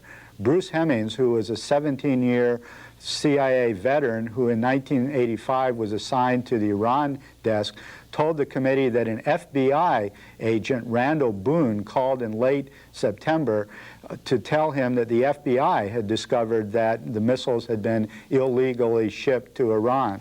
Well, this is interesting because it puts in question, or it contradicts rather, the actual testimony in the Senate Iran-Contra hearings concerning when the FBI and the CIA knew about the shipments of the illegal arms sales to Iran. The testimony in the Iran-Contra hearings indicated that it wasn't until November of 1985, 2 months before the CIA and the FBI actually knew, that William Casey and Robert McFarlane claimed that the CIA was finally informed of these shipments. What this report doesn't indicate, however, is the fact that it's very possible that the CIA was actually involved in this much earlier. Not only did they know about these shipments, but they actually facilitated the shipments themselves. But it's interesting how story after story breaks later that puts in question the official version of the Iran-Contra story that came out when it first broke, most of which was to protect Ronald Reagan from any involvement in this, as well as George Bush, who of course later became president. Frank, a Boston-based group called In Fact is carrying out a boycott of all General Electric products because GE is one of the biggest producers of nuclear weapons and nuclear energy, and because the weapons and energy that they've been producing has created a trail of radioactive and toxic waste. It's one of the biggest military contractors and one of the biggest nuclear polluters in this country. So the motto of GE is bringing good things to life, and the In Fact group documents over the years all of the weapons and nuclear products that have been produced by GE. One of the things that they're particularly focusing on are light bulbs. So if you have any GE light bulbs, pull them out immediately and buy other light bulbs. In 1987, according to In Fact, there was a $1.5 billion consumer light bulb market in the United States, and GE held 50% of that market. They had a near monopoly on light bulb productions, and some stores like Safeway carried only GE light bulbs, and so again, this monopoly of GE in the light bulb area was supported by Safeway and other stores. Well, this In Fact group has forced Safeway to carry other light bulbs than GE ones, and has even gotten many different stores to stop carrying GE light bulbs altogether. They cite the Wheatsville Co-op in Austin, Texas, as one of the first places to ban GE light bulbs. So if you want to participate in this boycott against General Electric, which is one of the biggest nuclear producers, you can stop buying GE refrigerators and other appliances, GE light bulbs, and you might also boycott NBC, which is the network which in the last several years General Electric took over. Needless to say, NBC is the network that has the least news and documentaries critical of nuclear weapons, nuclear energy, and has indeed had several positive programs on nuclear energy as a still viable energy option for the United States, a position that, of course, anti-nuclear activists are completely against. Well, the labor statistics from the Bureau of Labor Statistics indicate that there are actually 8,000 on-the-job deaths last year, but some 10 million injuries and illnesses, occupational injuries and illnesses were recorded last year. And some people say that probably about 100,000 actual job-related deaths occurred, a very conservative thing. And that brings up to the bedtime story that we have here. The story comes from Militant Magazine, and there's a picture of the Bethlehem Steelworks. Slaughter at the Point is the name of the story. And when we talk about safety, we should think about individuals. Robert Carter, Robert Hall, Dunlop Johnson. Never heard of them before. But their stories tell the very grisly truth of the working conditions of the steel industry. Robert Carter was working in a blast furnace, which was one of three that was built back in the 1880s, although they'd been supposedly updated 19 years ago. Bethlehem had paid weekly fines to operate these three furnaces, which did not meet the pollution standards. They leaked poison gases constantly. Well, 3 weeks after starting work, Carter was killed, overcome by carbon monoxide gas. July 78, the hottest day of the summer, Dunlop Johnson died from heat stroke. He was working in the open heart furnaces where steel is made. Steel melts at 2,600 degrees, and it was 101 outside. Another worker has severe brain damage and still is in a coma. In June '78, Robert Hall died while working in a wire rope mill. He ran a high-speed wire drawing machine, and the machine didn't have any safety guards. The speeding wire caught Hall's hand and dragged him head first into the giant wire spool. 1970, the Occupational Safety Hazard Administration, OSHA, had cited Bethlehem Steel for neglecting safety such as this. They fined them $27,200, and when Dunlop Johnson died, they upped it another $7,000. So this is something to remember when people talk about getting the government out of business and OSHA coming in and telling business what to do. We might remember Robert Carter, Robert Hall, and Dunlop Johnson. Good night.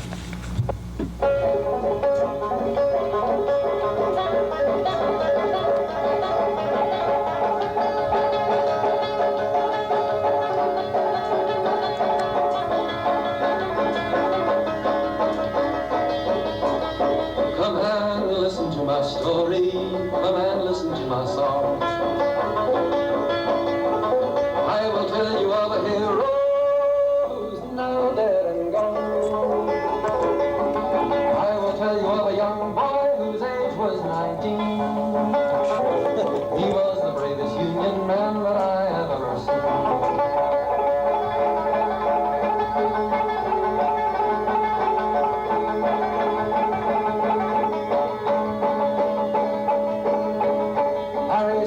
Was a pal of mine, we labored side by side,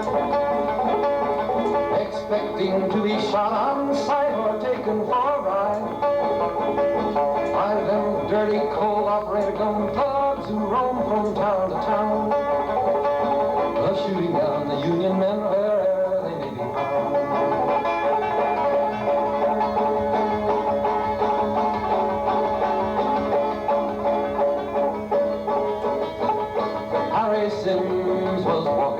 One bright sunshiny day, he was a youth of courage, his steps was light and gay. He did not know the gun thugs was hiding on the way to kill our brave young comrade this bright sunshiny day.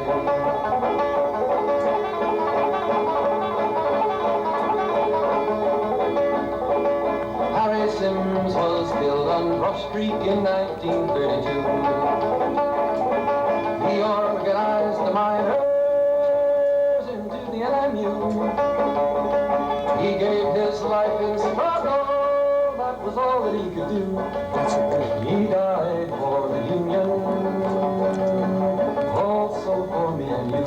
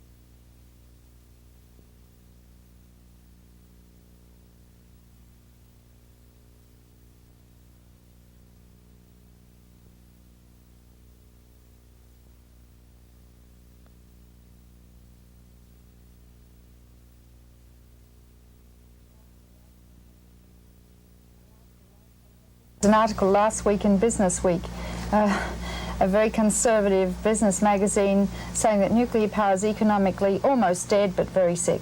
And they don't print those, and Wall Street Journal's been saying this too. So the fact is that nuclear power is heavily subsidized by the government, and what people may not know is that to enrich uranium, and that's what you put in a nuclear reactor, it's like putting wood in a fire, you put uranium in a reactor, it's extremely energy consuming, and uranium enrichment alone in this country uses 3% of all the electricity generated. So you have to take that off, the amount of electricity generated, to get a good figure, an accurate figure.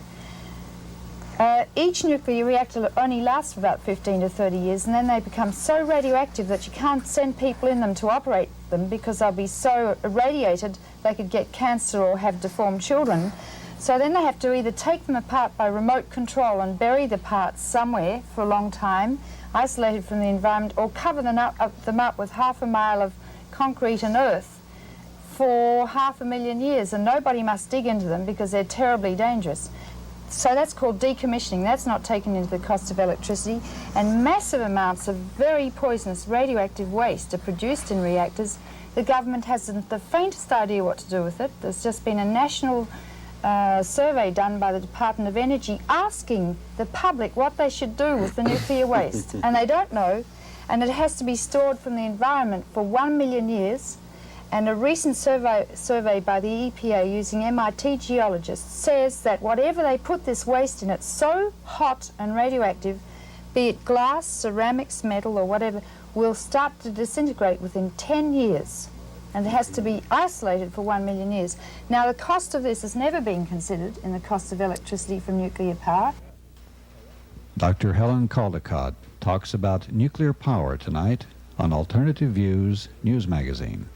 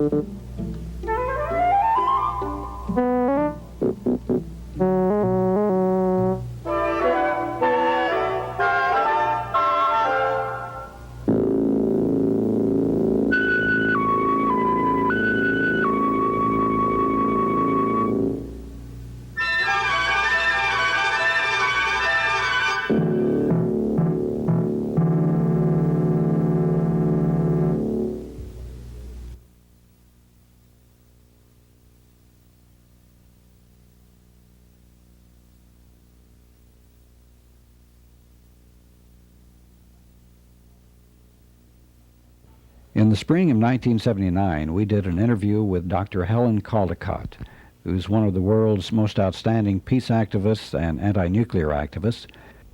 A very informative interview it was, and we'd like to share it with you this evening on Alternative Views. But before we talk about nuclear madness with Helen Caldecott, we have time for some news stories, and we'll emphasize the hidden side, so far, of Contragate. We've reported originally on December the 10th that the Contra War was being funded by drugs that were being brought back to the U.S. from planes that were delivering weapons to the Contras, and the U.S. press has yet to touch this.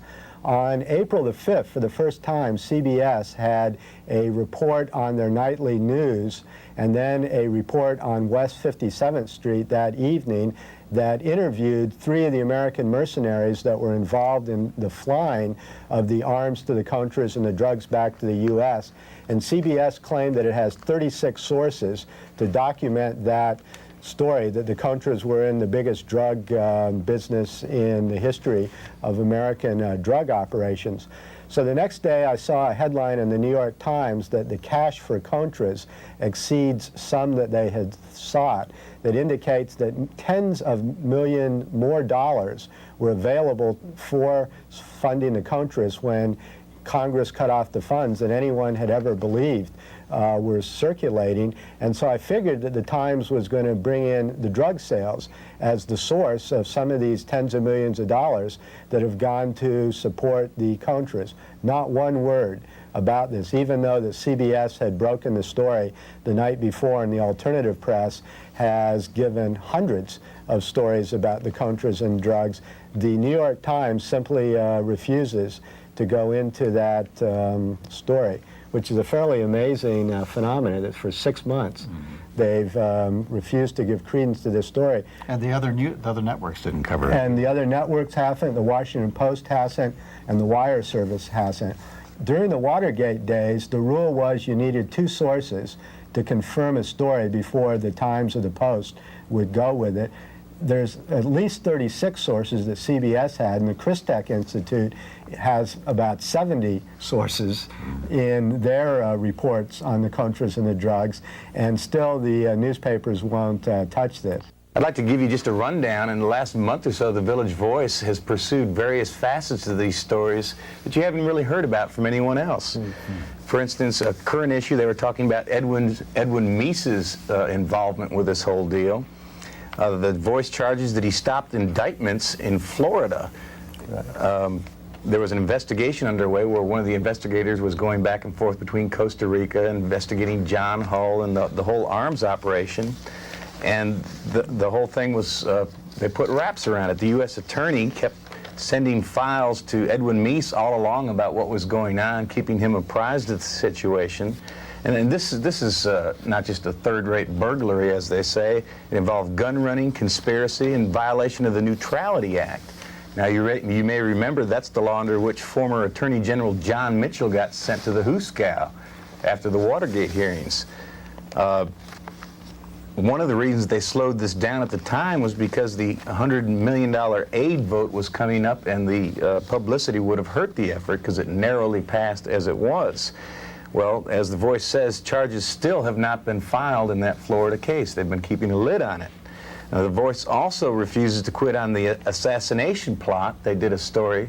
This is the plot against the U.S. ambassador, or rather former U.S. ambassador to Costa Rica, Louis Tams.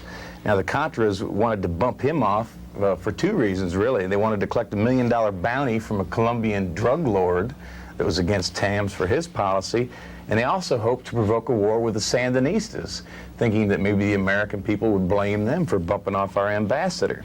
Well, that's just another thing that they've been following up on. A third thing, also in the Voice, a long story, I think in the most recent issue, about the revival of the COINTELPRO type activities against those organizations opposed to Reagan's Central America policies. We're talking mainly about a group called C-SPACE. Now, they've been on this program many times before. And this story has some very bizarre twists. There was an agent, the anglicized version of his name is Frank Varelli. Spanish, I guess, would be Varelli or something to that effect. He says that his higher-ups gave him some bizarre things. He said they ordered him to try to seduce a nun from C-SPACE in a room that was wired for sound and movies. They wanted to get her in bed with, well, just in bed. She was a nun. And the higher-ups told him that Bianca Jagger was a Sandinista agent, and they were trying to get the goods on her. They asked him to dummy up fake letters threatening Reagan's life so they could turn around and arrest C-SPACE people, accusing them of writing these letters, saying they were going to bump off Ron. And they also asked him to plant weapons in C-SPACE offices. And another interesting thing that came out in this story I thought was rather incredible. Now, this Varey character is the son of the former National Police Commander in El Salvador. And he got a list of death squad targets from the National Guard in El Salvador and brought it back to the States. And what they do, when they detained illegal aliens, they go through the list and find out if they were due to be bumped off by El Salvadoran death squads. And if they were, they would deport them and then notify the National Guard there that they were coming back. Their targets were on their way home. And of course, another thing that the Voice has dealt with is the connection with Vice President Bush in this whole operation. I haven't heard a thing in the mainstream media or even in the Tower Commission about this. And they say that the hub of Contra operations, the Voice story says, was Vice President Bush's office. And I have yet to see a thing come out about that. Well, these and more are parts of a story that need to be told in full, but we're not getting them from the New York Times and some of our major mainstream media. And there's so many parts of this story to keep track of, and so much skullduggery in an administration rife with corruption that we can't lose sight of the big picture. And this is something that the Voice makes very clear. I think Jack Newfield wrote a column on it. It was great. And that being that our government is ignoring the laws, flouting the laws, in fact, and doing what it pleases regardless of what the people, or rather our elected official, say or do. And this is really a trashing of our whole system of checks and balances, where we have one branch of the government, the executive, has seized control. It's working its will on the nation and the world. And democracy be damned, I guess, is the idea. But the thing is, like the Voice says, this is not just another third-rate burglary. This is much more serious than Watergate ever thought of being. This is really basic criminality, and there's lots of graft involved. There's millions and millions of dollars that were slated for the Contras that have just disappeared. Nobody seems to know where they've gone and into whose bank account. I hope that the press and these congressional committees that are investigating this whole mess don't forget and don't forgive. The Voice says, and I would agree with them, that our very form of government is at stake here. So I say let justice be done and get our government back in the hands of law-abiding citizens. Or better yet, as they might say in a John Wayne movie, get a rope. Well, you know, as you said, it is much more, considerably more significant than Watergate. And it's more than just corruption or a few renegades. It's actually, we can now see how our system, our foreign policy and the people who run it, how this system has been working. It's just finally coming to the surface and we can see it. It's been operating like this for decades. And this is why they're frantically trying to cover it up. Now let's go back to the spring of 1979 and our interview with Dr. Helen Caldecott, peace activist and anti-nuclear expert. Let's try something a bit different. We had a TV program a few weeks ago in which a professor from the University of Texas, an engineer, made some comments. We had people pro and anti-nuke on the program. And I'd like for you to take a look at some of the comments he made and then comment yourself. Fine. Could you do that for us? Yep. Okay. Can we have the first one? Nuclear power has been with us commercially for 20 years. It has an outstanding record of safety. It has an outstanding record of economics. There, in 1977, with somewhere around 68 nuclear power plants operating, it was the least expensive of all the ways of generating electricity. National average was 1.5 cents per kilowatt hour compared to coal was 2 cents and oil was 3.5 cents. I would remind you for reference that our electricity at the moment, generated by oil and gas, runs between 4.5 and 5 cents with a fuel adjustment, with a fuel charge of about 2.5 cents. So the 1.5 cent nuclear power looks good. Comment I could answer that. Yes, there was an article last week in Business Week, a very conservative business magazine, saying that nuclear power is economically almost dead but very sick. And they don't print those, and Wall Street Journal's been saying this too. So what he said, obviously in the business community, they don't agree with him. The fact is that nuclear power is heavily subsidized by the government, and what people may not know is that to enrich uranium, and that's what you put in a nuclear reactor, it's like putting wood in a fire, you put uranium in a reactor.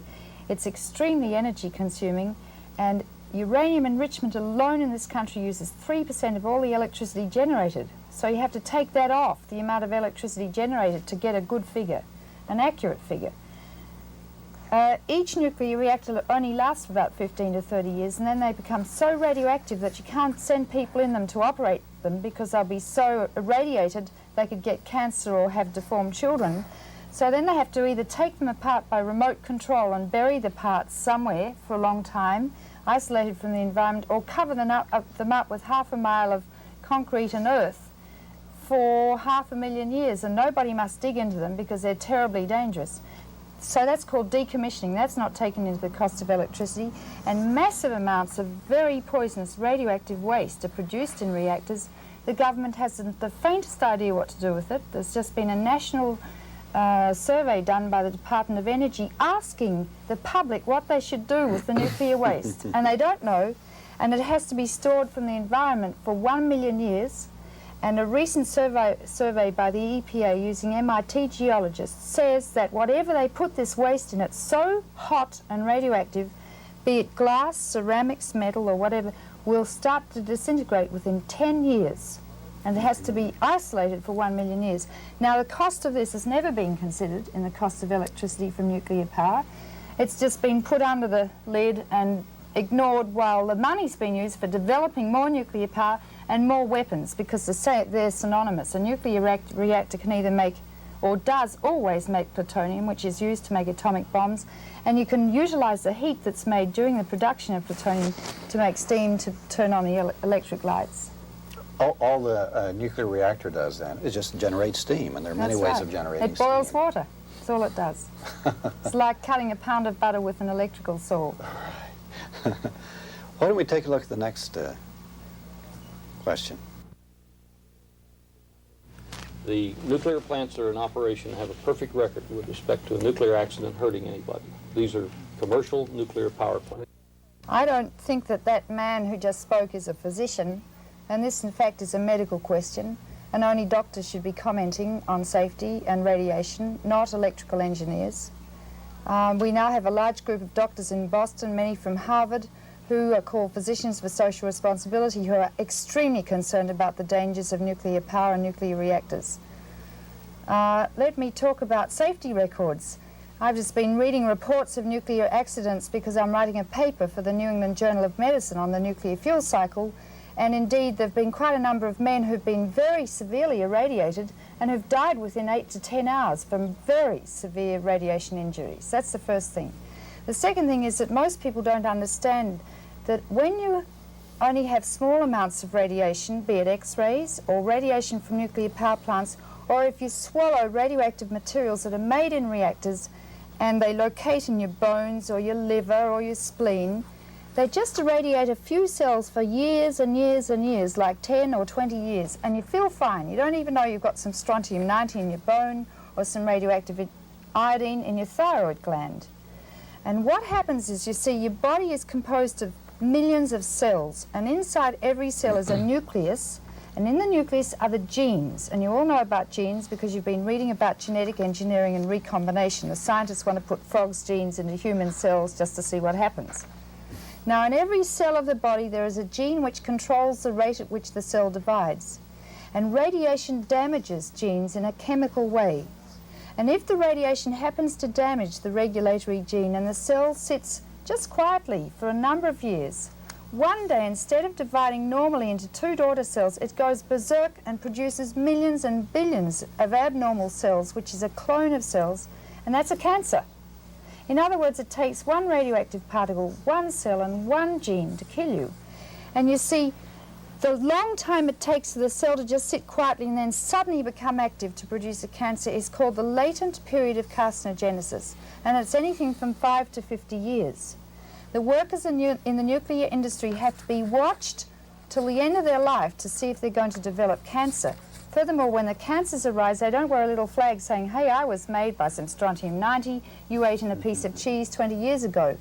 A recent survey at nuclear reactors has shown a 6 to 7% radiation-related cancer incidence among the workers at Hanford, Washington, where they make the nuclear bombs. They're nuclear power workers, or nuclear workers who work in nuclear reactors to make bombs and not power, but it's the same thing. Another survey of the radiation workers at Portsmouth, New Hampshire, at the submarine base, has shown the workers who work in the reactor part of the nuclear submarines, they're dying of a 6 to 7% radiation-related cancer incidence as well. Excuse me a minute, Helen. Isn't part of the problem with radioactive iodine, strontium, and cesium that they are chemically identical to things that our body normally needs? That's and that they're so easily assimilated in our bodies? Yes, that's a good question. 200 isotopes are made in a nuclear reactor. Many of them haven't even been looked at to see what happens to them in the biological cycle, but those that have, like iodine and strontium, etc., they're all concentrated thousands of times at each step of the food chain, because we're part of the food chain really too. Mm-hmm. And so they're concentrated thousands of times in the grass, the fish, the algae, the cattle, the milk and the meat, and then highest in us, and highest in breast milk, because we're highest on the food chain. And breast milk is for babies, and I didn't say that babies are 10 to 20 times more sensitive to the effects of radiation than adults. They get cancer much more readily because their cells are actively dividing and the genes are being synthesized, and that's when they're very susceptible to the effects of radiation. One X-ray to the pregnant abdomen increases the incidence of leukemia in that offspring by 40%. Mm-hmm. So that the body can't discriminate between radioactive iodine or ordinary iodine, and that's how the thyroid functions using the element iodine. The body thinks that strontium-90 is calcium. Right. The body thinks that plutonium, and we haven't talked about that, the most poisonous element known, is iron. And we need iron for the red blood cells to transport oxygen. So the body just takes it in and uses it as iron. And nearly all of them are used like that, yes. I think Barry Commoner makes one of the points that of all the things that we suspect of causing cancers and mutations in genes, the one thing we know causes cancer and mutation in genes is radiation at even low levels. Absolutely. Well, we know that from Hiroshima, don't we? Because 2 weeks after the bomb was exploded, people started dying of a curious new illness called acute radiation illness. And what happened was all the actively dividing cells of the body were killed by the radiation. So people's hair fell out, their skin sloughed off in big ulcers, they got vomiting and diarrhea because the gut continually reproduces itself. And then they died of bleeding or infection because the blood cells were killed. 5 to 10 years later, there was an epidemic of leukemia. It went up 30 times, which is an incredible increase. 15 years later, cancer doubled. And 1 in 3 Americans are going to get cancer in their lifetime. And to double the incidence of cancer is huge. And it's still increasing 30 years later. 33 years after the bomb was dropped, the incidence of cancer is still rising. Yeah, the pro-nuke people have convinced people that the likelihood of an accident is rare. What sort of an accident? I think a lot of the people are assuming that there's going to be a hydrogen bomb type explosion, which is totally false. I think what people like Woodson, Dr. Woodson and others are not telling people is that these reactors, during the course of operations, through their emissions into the water and through their smokestacks, are pumping out federally accepted safe levels, if there is such a thing, of radioactive iodine and krypton-85 and other things. Isn't this true? All of them, cesium, iron, radioactive iron, cobalt, are all coming out in the stacks and in the water effluent. Right, this is every day. Every day. Thousands of curies, and a curie is a measure of radiation. And you know what that means? People are being exposed to continuous fallout. You know, we had a test ban treaty to stop people testing in the atmosphere so there'd be no fallout. Now they've got reactors continually pumping this stuff out, same stuff that's produced by the atomic bomb explosions, and they're making fallout. Now some of it, they say, is safe, like krypton, which you remember Superman, krypton? Yeah, that can't be all bad. It's a noble gas. Now what does that mean? It means it doesn't combine in the body, except that it's fat soluble, and scientists have found they've exposed people to krypton, and it locates in the fat pad of the lower abdomen and the upper thighs. It's a very high gamma emitter, like X-rays, and that's where the testicles and the ovaries are. And it's very serious, and the level of krypton is going to increase 100 times from now to the year 2000 in the total northern hemisphere atmosphere from nuclear power plants. I think I just read somewhere where a 1 million kilowatt reactor in 1 year of operation will release more strontium, cesium, and iodine than all the weapons testing from, I guess, World War II up to about 1969. 1,000 megawatt reactor. Yeah. Really? 1 million megawatt, right? Oh, 1 million megawatt. They don't have them, but when they get them... kilowatts, excuse me. Okay. 1 million kilowatt, right. Yeah, well, it's like continuous fallout. And then what, also, if you read the New York Times, almost every week or two, right on the back page next to the obituaries, there's a report that some radioactive material was spilled, or there was an accident in a nuclear reactor and a lot of radiation got out, or at Yankee, Vermont, they pumped 63,000 gallons of radioactive waste into the Connecticut River by mistake. But don't worry, it's safe, perfectly safe, they say. It gets into the environment, is taken up by the food chain, people eat it, you can't taste it, smell it, or see it, you don't know you're feeding your baby radioactive milk. Once it's out, it's there forever. Strontium-90 has a half-life of 28 years, which means if you start with a pound of it, in 28 years you have half a pound because it decays. 28 more years you have a quarter of a pound, 28 more years is 6. It's dangerous for 600 years, you see? So once it leaks, that's it, we can never get it back. And as you said, there are a lot of things we think cause cancer, but one thing we know causes cancer is radiation. Seems like we're back a couple hundred years ago. What you can't see can't hurt you. Pasteur, the pasteurization of milk That's and right. germs. And what Dr. Woodson can't see isn't going to hurt him. Is this Dr. Woodson? Let's take a look at his next statement. There's nothing different about radioactivity that's man-made or any other way. The X-rays that come out of an X-ray machine, when you get a dental X-ray or a medical X-ray, are the same kinds of radiation that comes out of other sources of X-rays. So, but do they cause mutation in genes? And they can cause just as much mutation as anything else. And my point, if I can make it, is that the amount of radiation added to the environment by the use of commercial nuclear power is a very, very small fraction of the background radiation, and is much smaller than the change in radiation you get when you go up in an airplane. And in my opinion, and this is one of the things the anti-nukes are asking for, is absolutes. There are no absolutes in this world. Any activity of man has cost, it has risk, and it has benefits. And I think one has to evaluate the benefits to be obtained compared to the cost and compared to the risks. Now, personally, I don't think the risk to personal safety is very much for nuclear power, and I think the benefits far outweigh that, and I'm in favor of nuclear power. If you're interested in people getting killed, we're guaranteed that 1 out of 4,000 people in this country will get killed by automobiles each year. And we certainly don't even injure people in nuclear plants, let alone kill them. Let's talk about radiation. Yes, we do get background radiation from the sun and the rocks on the earth continuously. And it's because of background radiation we think that we've evolved. When the ozone layer was much thinner, much more radiation got in from space, and when there were just amoebae and single-cell organisms, the genes were mutated, these organisms changed because the genes were different. Those who weren't suited to survive in the environment died. The ones who were well-suited survived. That's how fish developed lungs, birds developed wings, and how we evolved. It's thought that much of the cancer and genetic disease that we see now has been caused by background radiation, certainly in Australia, where we sunbake a lot. We surf and sunbake. We have the highest incidence of skin cancer in the world from the sun. Now, it says in every medical textbook that no person must get any more radiation than is absolutely necessary.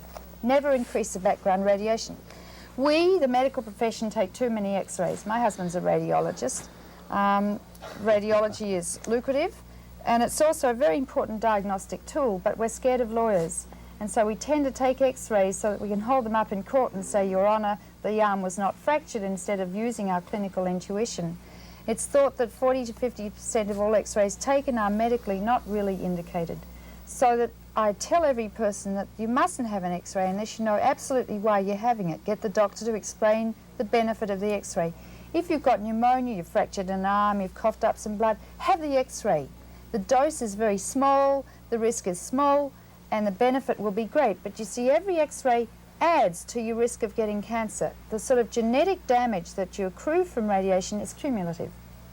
Now, Dr. Woodson mentioned if you fly in an aeroplane, you get more radiation. That's true because there's less atmosphere to protect you. But you see, that small amount of radiation is averaged over all the billions of cells in the body, and each cell gets a very minute dose. The stuff we're talking about from nuclear power plants, and now I'd like to talk about plutonium. Plutonium is made in nuclear reactors, and it's virtually man-made. It virtually didn't exist before we fissioned uranium. It's the most toxic element known, and if you take just a millionth of a gram, but probably less, an amount you can't even see and can hardly measure, and you breathe it into your lung, it will almost certainly give you a lung cancer.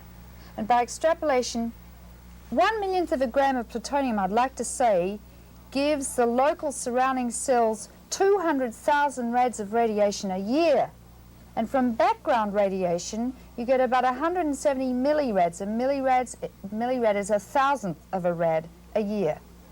So just a few cells get an incredibly high dose.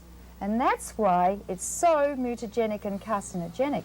If you take a pound of plutonium and you could put a little tiny piece in every person's lung on Earth, 1 pound would be enough to kill every person on Earth with lung cancer. You can't do that, but if you could. Plutonium has a half-life of 24,400 years, so it's biologically dangerous for 500,000 years. If I die of a lung cancer induced by plutonium and I'm cremated, the smoke goes out the chimney to be breathed conceivably into somebody else's lung ad infinitum. The body thinks plutonium is iron. It combines with the iron-transporting protein in the blood. It's deposited in the iron storage cells in the liver, where it causes liver cancer. On the endosteal, or the surface of the bone, where it causes bone cancer and leukemia. It crosses the placenta into the developing embryo, where, like thalidomide, the drug pregnant women took years ago to alleviate morning sickness, it can cause gross deformities, but it can do it forever. We had a bumper sticker in Australia which said, plutonium is thalidomide forever. On to fetus after fetus, and it concentrates in the testicles and the ovaries. And everyone in the Northern Hemisphere has a very small load of plutonium already in their testicles and ovaries from fallout. And as it is so mutagenic, We don't know what that means for future generations, because you see, most changes in genes are called recessive changes, and you carry them. You don't have the disease, you're a carrier for the disease. And it's not unless you marry someone with the same gene, like for cystic fibrosis, which is the disease I treat, that you have a baby who gets the two abnormal genes together, and the doctor says, I'm sorry, your baby has cystic fibrosis, you're a carrier. And you said, but I didn't know that. We all carry several hundred nasty genes, but definitely we mustn't increase the incidence of these diseases. There are 2,000 diseases like that, and I watch my patients die every day, and we can't cure them. And it seems wicked medically to increase the background radiation in our environment by substances like plutonium. And we can never, once it leaks, we can never get it back. It's said by certain people that if 0.1% of the plutonium handled to the year 2000 leaks from the industry, it will cause 25 million cancers. And in the oil industry, of all operations conducted, there is a 5% spillage rate. Some are little, some are big spills, because we're fallible. We've developed a material which mustn't ever get into the environment. Any of it? No, and plutonium metal itself is spontaneously inflammable if exposed to where it ignites, forming tiny aerosolized particles which can be breathed into the lung, and that's how you get lung cancer, by inhaling it. At Rocky Flats, 16 miles near Denver, they've had 200 plutonium fires. That's where they make the triggers for nuclear weapons out of plutonium. 200 fires, and Denver is contaminated with plutonium. And you know, you can't afford any contamination, because people who put it into the lungs of dogs can't find a low enough dose that won't give 100% of the dog's lung cancer. It's like the most incredible material that you've ever read about. It's like being in hell. And each reactor makes 500 pounds of it a year. And by the year 2020, it's predicted this country will have made 30,000 tons of it.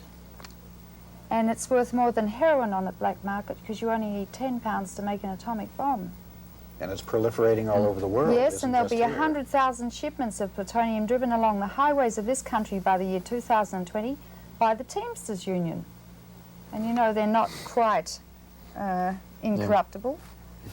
And an average engineering student now, in a few weeks, can design an atomic bomb. All he needs is some plutonium. So the scenario posed is just extraordinary. It's thought that Israel's stolen enough plutonium and uranium from this country already to make 15 to 20 atomic bombs, and Idi Amin says he'll have a bomb in a couple of years. I think it's a very interesting point that you've made, though. Dr. Woodson talks about the background radiation level being the same. Actually, what he's trying to do is compare apples to oranges. That's or exactly a gentle shower to putting your mouth over the nozzle of a fire hose or something. Yeah, we're talking about external radiation like X-rays and rays from the sun, gamma rays, and we're talking about internal emitters, the stuff that we talked about that concentrates in the food and gets into your body and just localizes, say, in your liver, just irradiating just a few cells. Well, would you like to see another sample of pro-nuke? Why not? Once again, the disposal problem, I think there are at least 3 technologies that can economically and effectively isolate these wastes from the biosphere and protect the public from them. We simply can't, as a society, make up our minds which one we want to use. There's some. Well. Do you know which 3 he's talking about? No, I don't. Yeah. Go ahead. Well, the waste is such an extraordinary problem. If they have 3 answers, I don't know why they quickly don't make up their minds and do it. The fact is that they don't have the answer. Well, he says it's a political problem, not an economic problem. It's not a political problem, and it's not an economic problem. It's a scientific problem. It's like me saying I've got the cure to cancer. We haven't got the cure to cancer. We may never have the cure to cancer. And I just mentioned that EPA report that came out about 2 months ago by top geologists in the world, who said that whatever they put this waste in, whatever substance we now know about, will start to disintegrate within 10 years, because the radioactive emissions are so powerful that they just decompose the material that it's put in. And they say that what will have to contain it is the surrounding rock. And they say that granite's the best, except that it's always got fissures and cracks through which the underground water percolates, which feeds the food chain. And we're talking about thousands and thousands and millions of gallons of radioactive waste. I think a year or so ago, didn't they discover an unknown species of giant sponge growing out of these canisters they dumped in the Pacific that had cracked open? Yes, that's true. People aren't sure if that's a mutant sponge or not. I wouldn't scientifically back that up, but it's unusual. Very unusual. Yeah. I understand that there's a higher cancer rate in the states where they have nuclear power already. Is that true? And if so, can they attribute it to the Well, nuclear? it's difficult, but there was a good survey recently done which showed that people living, you see, we still have to come back to the latent period of carcinogenesis. It takes decades to find out if the nuclear power industry is having an effect. But a survey around the 3 oldest nuclear reactors in this country showed that those populations had a statistically significant higher incidence of leukemia than control populations that were not exposed. We also should talk about the people who watched the atomic bomb tests, the people in Utah and Nevada, in towns where the fallout cloud went, and remember it's the same material that's made in nuclear reactors. Apparently they're having a high incidence of leukemia and thyroid cancer. Millstone in Connecticut released a lot of strontium-90, and there's one survey which shows that there's a higher incidence of cancer in that state. I'm not too sure if that can be definitely related to the nuclear power industry. We've just got to wait and see. I mean, scientifically, we know it's going to cause cancer. It's just starting to appear now, particularly among the nuclear power workers who've been working at Hanford making weapon material for 30 years. So there's sort of population to look at the moment. You know, up until a few years ago, a lot of the industrial doctors, when somebody was dying of cancer caused by asbestos fibers, of course, one of the complications that sets in with terminal cancer is pneumonia, and the industrial doctors were listing cause of death as pneumonia and not cancer. Well, you do that, you know. When someone dies, you're called to certify them dead. Like, you know, you're called in the middle of the night and there's a dead body there, and it's always a bit scary, and you put your stethoscope on the chest and you're not sure if you can hear heartbeats or not, and you write the cause of death, and if the immediate cause of death was pneumonia, it's a very arbitrary thing. There are no rules about it. You write pneumonia and perhaps cachexia, and then maybe if you think of it, you write down the cancer. So death certificates are, as a rule, not terribly valid. And a survey was done in Sweden comparing death certificates with autopsies, and only 40% of the death certificates pre-autopsy were correct when compared to the autopsy data. Yeah, so you've got to have really good data.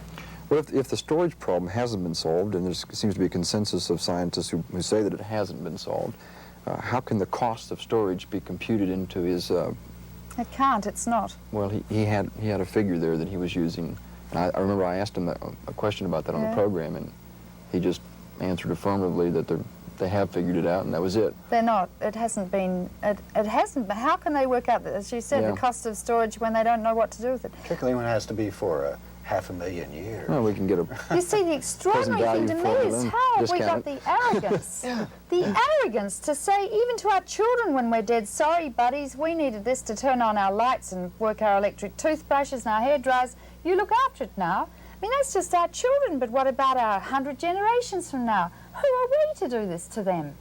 You know, the National Council of Churches predict epidemics of leukemia and cancer in young people as a result of just the plutonium, let alone the other elements. The geneticists say we don't have to worry about watching for genetic implications over generations. Well, I'll be dead of cancer and leukemia before then. That's what the geneticists say, some of them, because plutonium is so toxic. How can we do this to our descendants? You know, if we believe in a God, we surely have a responsibility before God to future generations. Who are these arrogant people who are doing this? Medically, there is no controversy. Every single doctor, when they find out about the nuclear fuel cycle, is absolutely shocked. The fact is that not many know, because this isn't in our medical journals yet. It's about to be. Has it been kept out by organizations such as the... There's a problem, isn't there? I mean, isn't it true that unless you can prove that this thing A caused this particular thing in person B, you can actually see it happening, that a lot of doctors are not going to say that you know, this radiation led to this cancer, this radiation led to this. Well, there have been a lot of studies to show that these sort of radiations cause cancer. You know, when we used to irradiate tonsils because they were big and radiate tinea and acne, yeah. Many people are now coming back with thyroid cancers, brain cancers, cancers of the salivary glands and of the skin. We know very well that radiation causes cancer. Madame Curie and her daughter died of leukemia. They developed radium. We know it causes cancer. The thing is, and so all they have to learn is the nuclear fuel cycle. But we tend to operate in the hospitals. When a patient comes in, we diagnose them. We really try hard to treat them. They're an interesting diagnostic problem. And then they die. We write an article about them, and that's it. What we have to start doing is practicing political medicine. And what I mean by that is to stop the front end of the cancer cycle, like prevent it happening. Now, this is just plain preventive medicine. We've stopped smallpox. We've stopped polio. We've stopped typhoid pretty well in most places in the world. What we've got to do now is move from contagious disease to these sort of carcinogenic substances that are just polluting our environment like mad and produced by business. The businessmen know no biology. I might say too that no politician I've ever spoke to understands the medical implication of nuclear power, and that's Australian politicians, French, English and American. And they're making decisions about the future of the human race. Of course, when you're talking about politicians and governments, you're also talking about business. You're talking about the energy cartel and the banks, the oil companies who own most of the uranium and power plants. And so there's an interlocking relationship here. Like you say in your book, Nuclear Madness, the people who work at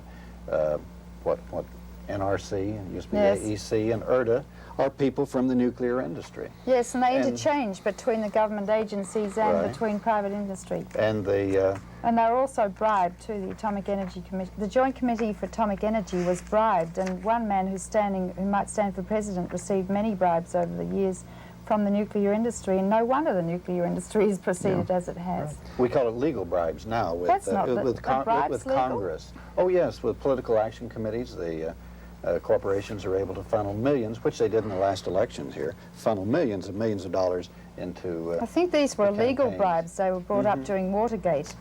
They were illegal bribes. I think I read somewhere where since nuclear power was so safe that a consortium of 70 of the largest international insurance companies in the world wouldn't insure it, wouldn't touch it with a 10-foot pole, the safety of a reactor. And eventually the government stepped in, and with the Price-Anderson Act, what happened is that the insurance companies agreed to put up $50 to $70 million in case of a nuclear accident, and then the American taxpayer was accountable for the next $500 to $600 million, or, you know. Yeah, the Price-Anderson Act covers a nuclear meltdown. Now, what does that mean? That means that the water level falls, the uranium gets so hot it spontaneously melts. 4,400 degrees. And it melts its way right through the bottom of the container, and it's called by the industry the melt through to China syndrome, because it's predicted to melt 1/4 of a mile into the Earth. The containment vessel will rupture, releasing all the radiation inside, and inside each 1,000 megawatt reactor is as much radiation as 1,000 Hiroshima-type bombs. It nearly happened a couple of years ago in Alabama at Browns Ferry. Was nearly started by a candle flame which set fire to the wires of a reactor. Almost happened. And that accident, it's predicted, would cost $17 billion and contaminate an area the size of Pennsylvania and kill thousands of people. I don't think you can equate lives with money at all. But you can't get insurance against a nuclear accident. If you look at any insurance policy, you can't get and the insurance companies aren't dumb. Well, it's a paradox, is it not? Because Dr. Woodson says it's so safe, but the insurance companies, who seem to know what's safe and what isn't, don't think it's very safe at all. Well, then I guess he's not a businessman, is he? Well, let's hear his last statement. These, by the way, they're unedited. They were just taken out of the original program. They weren't manipulated around. These were his position, as he stated it. At least the radioactive things do finally run down. You know, there are chemical wastes that are forever, that are infinite in life. And I'm really appalled at the technological fatalism of the anti-nuclear people. I see a lot of bright young people in this university, and believe me, there are solutions that don't take millions of years. And let me tell you one that the U.S. has been researching for a long time, and except for Carter's policy, it would still be in high gear. And that is a process. The radioactive constituents of the waste, the bad actors, can be made non-radioactive. So what one has to do is go through chemical separation to separate out the chemical bad actors, and then bombard them with neutrons, transmute them to something non-radioactive, and then you've got just an ordinary non-radioactive waste. We've been working on that since the Manhattan Project. The headquarters for the U.S. effort is in Oak Ridge, Tennessee, at Oak Ridge National Lab. It is in limbo now because Carter won't reprocess, and if you're not going to reprocess, you're not going to chemically separate anything.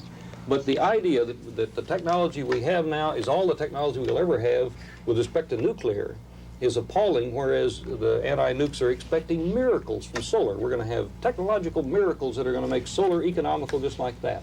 And yet that same technological talent's not available to nuclear power. Gosh, he makes it sound like it's a Western, you know, the bad guys, the bad actors, you know, just Well, they are bad few actors. malcontents. He's right, they are bad actors. You see, you can transmute plutonium at great expense, and you can change it to other radioactive elements like strontium and stuff like that, or you can keep transmuting it till they end up as lead, which isn't radioactive. Incredibly expensive. They won't do it because plutonium is a very valuable element. This country builds 3 new nuclear bombs a day, and you've got enough bombs to blow up the Russian people 40 times over. I don't know why you need any more. One Trident submarine has enough nuclear weapons to wipe out every major northern city in the northern hemisphere, and you're building 14 of them.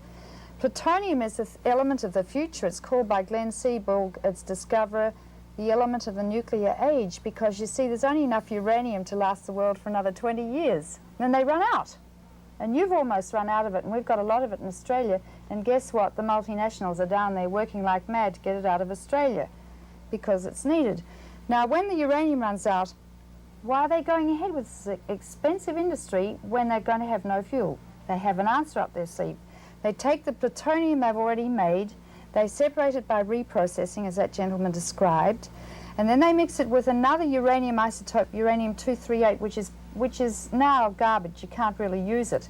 When you mix the plutonium and uranium together, you get a nuclear reaction, you get heat, steam, and electricity, and the uranium-238 turns into even more plutonium in a breeder reactor. So you get out more plutonium than you put in, and you keep breeding it forever, and it's magic. It's like perpetual motion. You get more and more. And to my mind as a physician, it's absolute insanity.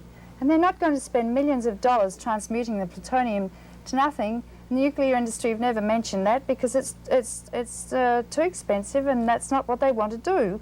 And anyway, it's nice to be able to make atomic bombs. So that won't ever be done. What about fusion? I read where if they can develop fusion, then with that process they can have safe nuclear energy. Is that fusion? There are about 5 forms of potential fusion. They're like the cure to cancer, although there's been a little recent advance at Princeton. It's like, you know, one day we might have fusion, like one day we might have the cure to cancer. The danger with fusion is that you can put uranium-238 in the path of the flux of the beam, and it converts instantly, like McDonald's hamburgers, to plutonium. So it's an instant plutonium producer. So you sell a fusion reactor to Indonesia, and instantly they've got plutonium. You see, so you don't even have to make plutonium in a nuclear reactor to make a bomb. And there's one other thing I need to stress, that inside each nuclear reactor is as much radiation as 1,000 Hiroshima-type bombs. And your enemy doesn't need nuclear bombs anymore. If you've got your country peppered around with nuclear reactors and huge vats of radioactive waste, all they need to do is drop conventional bombs on them and kill people by slow death with cancer, leukemia, and genetic disease, number one. Number two, any country that buys a nuclear reactor can make bombs, like India did 3 years ago from a nuclear reactor, like South Korea and Pakistan blatantly say they will, like Chile and Brazil want to very fast. And that leads to lateral proliferation of nuclear weapons. Now, the balance of terror between Russia and America is only just balanced.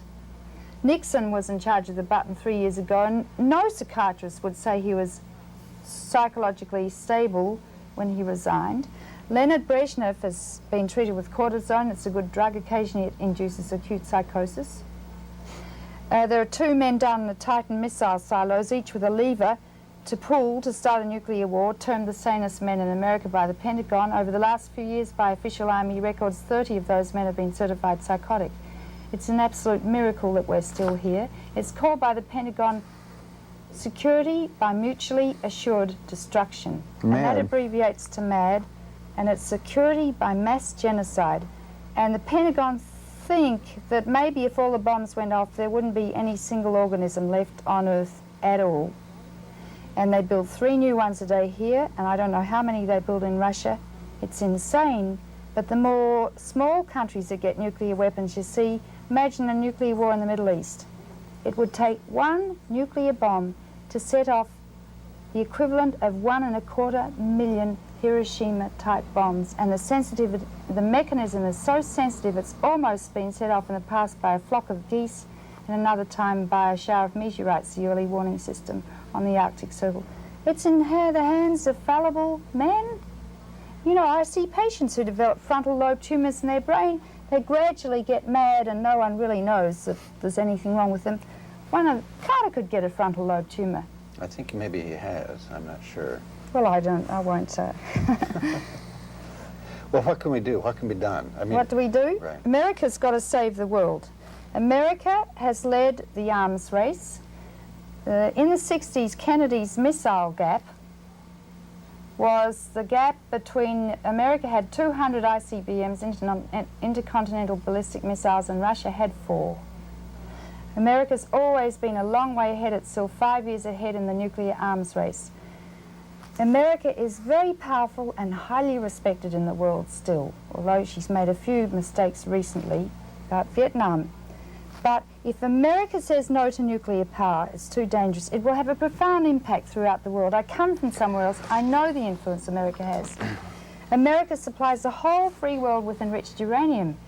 Carter's answer to stop countries from making bombs from the plutonium they make in the reactors is to bring all the spent fuel back to America and store it here. So America will be the repository for the spent fuel of the world, and that's in the Department of Energy report on waste storage just come out. So America has to stop supplying the world with enriched uranium, stop selling nuclear reactors to third world countries financed by the Import-Export Bank, I may add. Instead of feeding people, they're selling them reactors. Then America has to start disarming. People say, but what about the Russians? You're 5 years ahead. You can overkill the Russians 40 times. How many times do you want to kill them anyway? You can only kill people once. You have a moral constitution based on religion.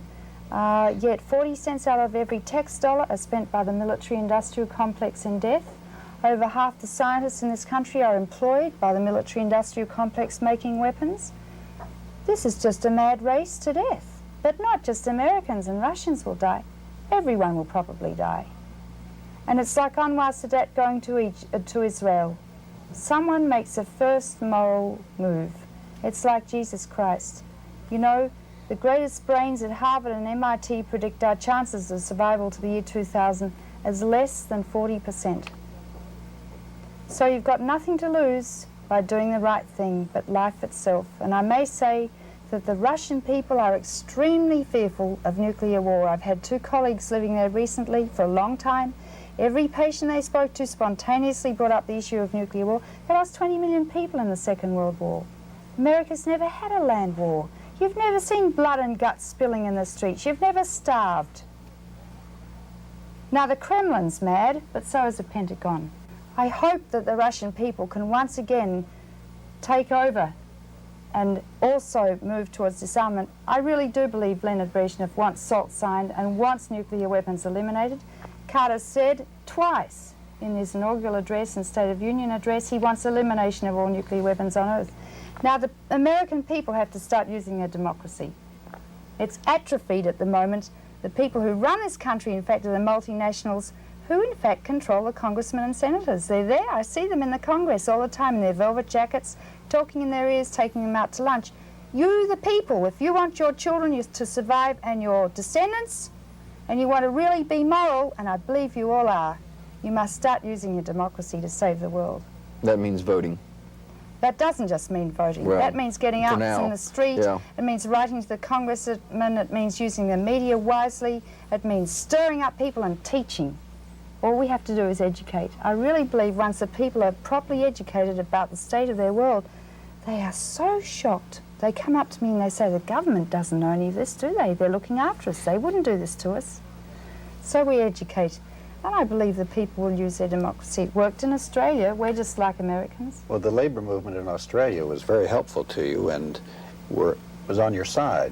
What about in the United States? What has been? Well, the labour movement's not so good here because only 20% of all the workers belong to the labour unions, and the AFL-CIO are hand in glove with management. We have to there are some unions who are good, the Allied Chemical and Atomic Workers Union, the Auto Workers Union, but on the whole we just have to get out to the people, the ordinary people living in their ordinary houses, watching their ordinary television every night in their bedrooms. We've got to teach them by the television. And if we're smart and we use marches wisely, and we do what the farmers did, they took their tractors into Washington, they took pigs up onto the congressional steps and they called them Carter, Bergland, you know, and they got national television coverage and their farm appropriations bill was passed. We had a march in Australia and we had men dressed up in pinstripe suits with carnations in their buttonholes and they were called uranium pushers. And behind them came a whole lot of children all deformed and they were the byproducts of uranium. They got on every television station that night. If you're smart, you know, you get free media coverage and you teach the people. What about the response from the media here compared to Australia? From your book, the media was quite responsive. They were quite responsive to what you did. I what think about here? people haven't started to move big enough yet. We've got to have huge marches in Washington. It's a big country, 230 million people. We've only got 13 million in Australia, you see. It was easier to mobilise. But once the people get out in the streets, you can't sit in your houses writing newsletters to each other. It doesn't work. No one knows you're there. If you get out in the streets, the politicians think, my God, if I don't look at this, I mightn't be re-elected. And the media come because there's a crowd and something happened, and then they say, why are you here? And they put a microphone in front of your mouth, and you tell them why you're there, you see? And that teaches people. And while you're marching, you hand out pamphlets, you talk to women. The women are the ones that really have to move. You know, over 50% of the voters are women, and we're the ones that have the babies.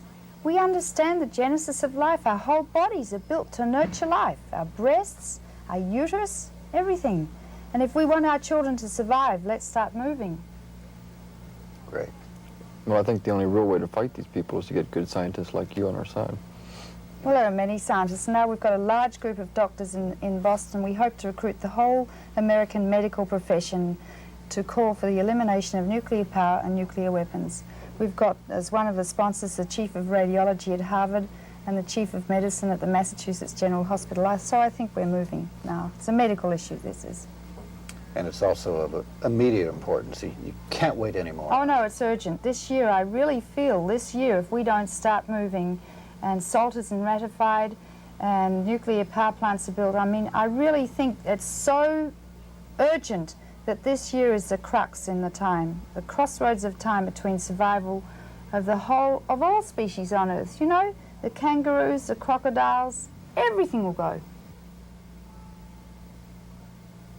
Godspeed to you. Good luck. Thanks. And thank you for being with us. And nuclear madness, this is a good place to start out, to learn, educate yourself on the whole situation. And let's hope that there is a proliferation of Helen Caldicots in this country and the world. Maybe that might help some too.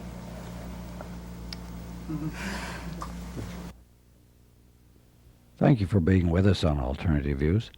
Alternative Views is a presentation of the Alternative Information Network, P.O. Box 7279, Austin, Texas, 78713. Bye.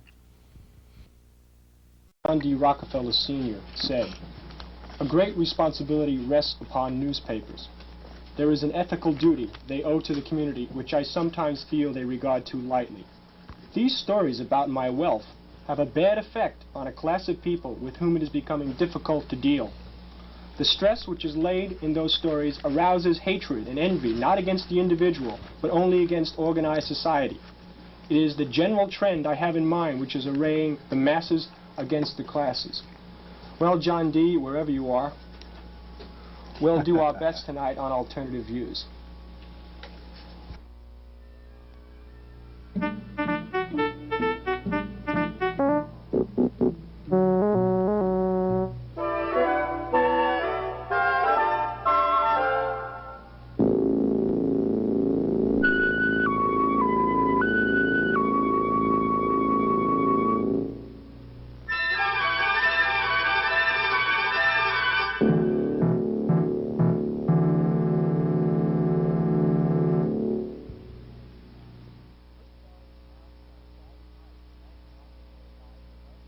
Hi, welcome to Alternative Views.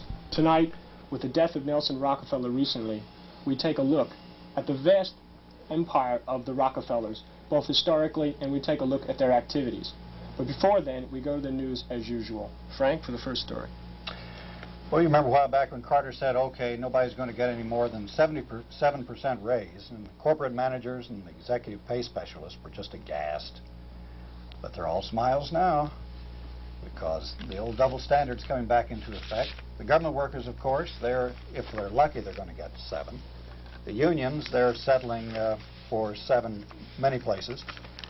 However, these rules aren't expected to disrupt most of the corporate compensation programs, because the companies are going to be allowed to decide how they want to divide up the company pot under this 7% guideline. Some executives can get more than 7, some less. And the administration is exempting from the bonus guidelines these bonus payments based on last year's performance. So the employers are given some flexibility to exempt subsequent bonuses if they're based on profit margins which prove unexpectedly high. Unexpectedly. Yeah. And it also allows employers to exclude from the guideline the effects in legitimate promotions and changes in workforce compensation. So now the businessmen are smiling again, and they're heaping praise in the White House on wage and price stability. These are the same people that were asking us to tighten our belts here a few years ago and learn how to live with a reduced standard of living. Yeah. Today we got 2 economists here with us, so I'll ask them, what is the significance of this? There was a little mention in the Wall Street Journal that foreign holders of U.S. debt received $15 billion in interest in 1978. Does that have any particular significance as far as our economy or the continuing taking over of industries and land by foreign interest, or does it have any significance? It's been going on all these years?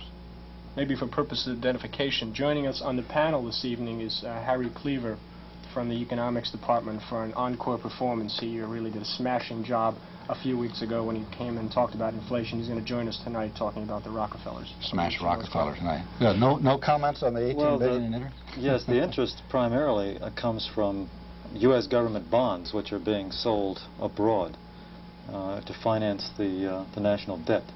It's a new development, and they're being called Carter bonds. Many of them are bonds are being sold for foreign currencies, and interest is being paid on that. The other interest can come from regular stock holdings, other forms of non-governmental bonds, I suppose. But the outflow of debt itself, the payments on the debt, is to be expected from that. Right. Well, we're talking about Rockefeller, and that means millionaires. The Spotlight had this report. In 1952, there were 13,000 millionaires. But in 1979, we have 250,000 of them. However, for a millionaire in 1979 to make as much as a millionaire in 1952, he would have to have $7,692,307.60. And well, biting the bullet, aren't they? Right. Well over 50% of the millionaires are women, too, Frank. Oh, they are? Yeah. At least we discriminate on this program. That's right. We have a media report here in just a second with Doug, but I don't know if you have this one about William Buckley. You know, that moral pontificator, you know, the guy with a big vocabulary. One of the funniest stories I've read in a long time, but go ahead, Frank. No, well, if you got to go ahead. Okay, anyway, Buckley personally has to repay more than $600,000 to stockholders of a company, the Star Broadcasting Group, of which he was chairman. The Securities and Exchange Commission ruled that Buckley and other directors fleeced the stockholders for Buckley's personal expenses by employing devices, schemes, and artifices of fraud, and they made misstatements of facts and operated as a fraud and deceit in their manipulations of corporate property. And he's a staunch defender of free enterprise, too, isn't he? Basically, they were very inefficient, and they lost a lot of money, and in order to cover their debts, they fleeced the stockholder. Buckley almost lost his entire fortune on this and said he's never going to get engaged in any business ventures again.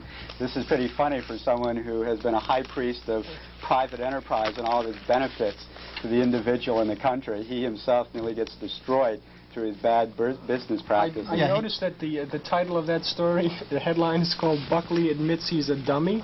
I don't know. Well, see, the thing is, Buckley, they say there that Buckley says that he knows every word in the dictionary. But Buckley's defense in this regard said, well, I didn't understand what the lawyers were saying in all those contracts. But anyway, what else happened in the media, Doug?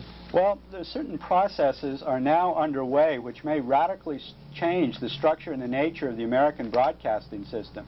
For instance, the Carnegie Commission on the Future of Public Broadcasting filed a report recently after meeting for 18 months and proposed a larger budget of $1.2 billion a year to finance public broadcasting. This would mean there would be an average of $5 per person to fund the public broadcasting in America, and that this money would come from the networks and the broadcasters who would have to pay a spectrum fee for their use of the airwaves, which are said to be part of the public domain. What this would mean is two things, basically. One, there would be less centralization because there would be more programs produced, and therefore each local public broadcasting station would have more autonomy to choose from the programming. Hopefully this would also mean better programming also, and in fact on Sunday night there was a new program on PBS shown called Non-Fiction Television that had a documentary featuring Paul Jacobs and the Nuclear Gang that was one of the most explosive and exciting documentaries I'd ever seen on television. So it's to be hoped that through better financing of documentaries and public television that there will be better television in the American system. It's interesting that the Carnegie report attacked very strongly the network television for its low-quality TV failing to meet the public needs for information and quality entertainment. And there's been a whole raft of voices that have seconded this report. For instance, the FCC commissioner made a speech a couple weeks ago, Charles Ferris, urging that the government communication policy should further more diversity and should promote cable TV and new technology that would create more diverse and better innovative television. Interestingly enough, even the network executives themselves are aware that their days are perhaps numbered if they don't produce better television. Some ABC top executives the other day in this meeting told this convention that the network of the future would be mostly sports, news, and special events programs, and that entertainment would mostly be through video cassettes and special production companies. But perhaps the most interesting indication that the networks are aware of the low quality of their entertainment and the need for better quality television comes from none other than William Paley himself, who in his memoirs that are going to be published next week called As It Happens, makes the proposal that each network should put 2 hours a week aside for quality television production. Unfortunately, Paley has gotten a cold shoulder from the other network executives who don't want to sacrifice even 2 hours of their precious time for higher quality television. Anyway, there's interesting changes underway in the American TV system that we will keep you aware of and keep analyzing the failures or perhaps successes in the following days. Doug, how significant an increase is it in the budget? You say that the proposed is $1.2 billion. What was it previously? Well, previously it came to about $2.80 a year per person, whereas now it would be $5. So it's almost doubling the budget. So that's the most significant proposals that have ever been made for the funding of public broadcasting. And since President Carter argues that he's in favor of more money and better public broadcasting, this is encouraging. The question is, can they get the broadcasters to cough up the money through this spectrum fee? So far they're opposing it, but that the government can force it on them, which would make possible this better public television without any expense for the taxpayer. I've got some labor news here, gleaned from several sources. In 1978, there were fewer strikes than there had been in the past, well, actually within 13 years. But these strikes were of longer duration. And there's still a lot of struggles going on. After 18 months of a fight, unionists won contract with Coca-Cola Bottling Company of Laredo. The GM plant in Shreveport is now unionized as part of a southern strategy of the union organizers. Efforts are going on in other plants all around the South. The next big one, big target, is Oklahoma City. There's a series of shipyard strikes, too, in Pennsylvania, 2 of them in Great Lake ports. These were all settled within that 7% guideline, but there's a contract in Lorain, Ohio that was rejected. That strike's still going on. Perhaps the most significant one, historically, is the fact that undocumented workers have signed their first labor contract. An Arizona citrus farm grower, which is partly owned by the brother of Senator Goldwater, signed a contract with these undocumented workers. Lettuce workers are in strike in California. I guess that's getting a lot of play in the media. For some reason, they selected that one. The big strike in Newport News is still going on with against the Tenneco shipyard there. And Harlan County, where that just mind-boggling movie was made. Harlan County, Kentucky, 14-month-old strike is still going on. Pickets are mostly women, it's been reported. There's a lot of violence, mainly from the scabs and the companies. A lot of shooting, dynamiting. Well, here's a question for the economists. You already tried that This once. is the second one. You must, well, I didn't like the real fast response. If it doesn't work, float it again. What are these guys, the high priest? What do you, now, you know the answer to this, I think, because I gave you what? Well, let's hope so. How much money do you suppose is estimated by the banks themselves that they spend each year in money speculation around the world? Remember that one? In 50 countries around the world, guess how much money they spend? Is this a rhetorical question, or can I answer it? Do you have any idea? Do you have any idea what it is? $50 trillion in last year alone. You remember. Yeah, Okay. $50 trillion in foreign currency speculation by the banks of the world. And remember, for those of you who can't remember, the GNP of the United States is roughly $2 trillion, so the potential, I think, for destabilization is certainly there at the least. Well, you've got some more economic news. Since you answered the question correctly, sir, you got to go on and give some economic I get to go to news. the bathroom, too. Well, actually, my news is mostly Rockefeller news, in keeping in tone with the theme of the program. If, for those few of you who have managed to hang with us here for these many months, you remember we did a program on the Trilateral Commission, and I believe it was brought out then that one of the central tenets of the Trilateral Commission, which is this think group, or how would you describe the Trilateral Commission? Bunch of badasses. Well, no, just a bunch of fun guys who get together and play cribbage and discuss controlling economic systems or something. Yeah. But one of the central tenets of the Trilateral Commission was to centralize economic decision-making and control over the economy. Of course, it's always done in our best interest to help get us through these rough spots, these things that keep happening, these recessions and depressions and what have you. And there are some of us who believe that the method of doing this is through the banks, and I mean primarily through banks who are promoting mergers. This is something that's very difficult to prove because of the confidentiality of most of the information you need to prove that there's something going on here. But at any rate, in the Wall Street Journal recently, we have a rather interesting article on one of the Rockefeller banks, Chemical Bank of New York, and its attempts to promote a merger between 2 of its clients, which, if it hadn't gotten messy, would have been, you know, it would have been cut and dried and it would have been finished with by now, but this is one of these so-called hostile takeovers. The problem here is that since Washington Steel and Tally Industries are both clients of Chemical Bank is in possession of some very, well, they stand a chance of making a big gain is what I'm trying to say, actually. They have they have an awful lot of inside information.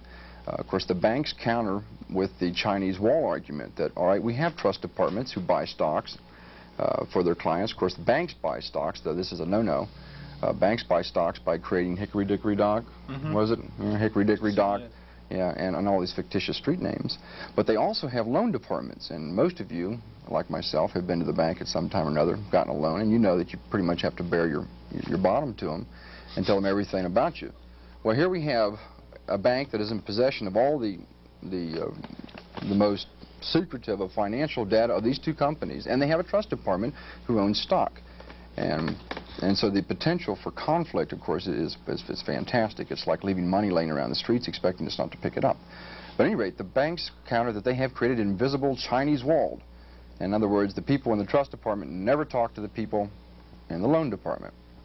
Well, at any rate, some of the language in the article in the Wall Street was rather cute, and I thought I'd bring this out here.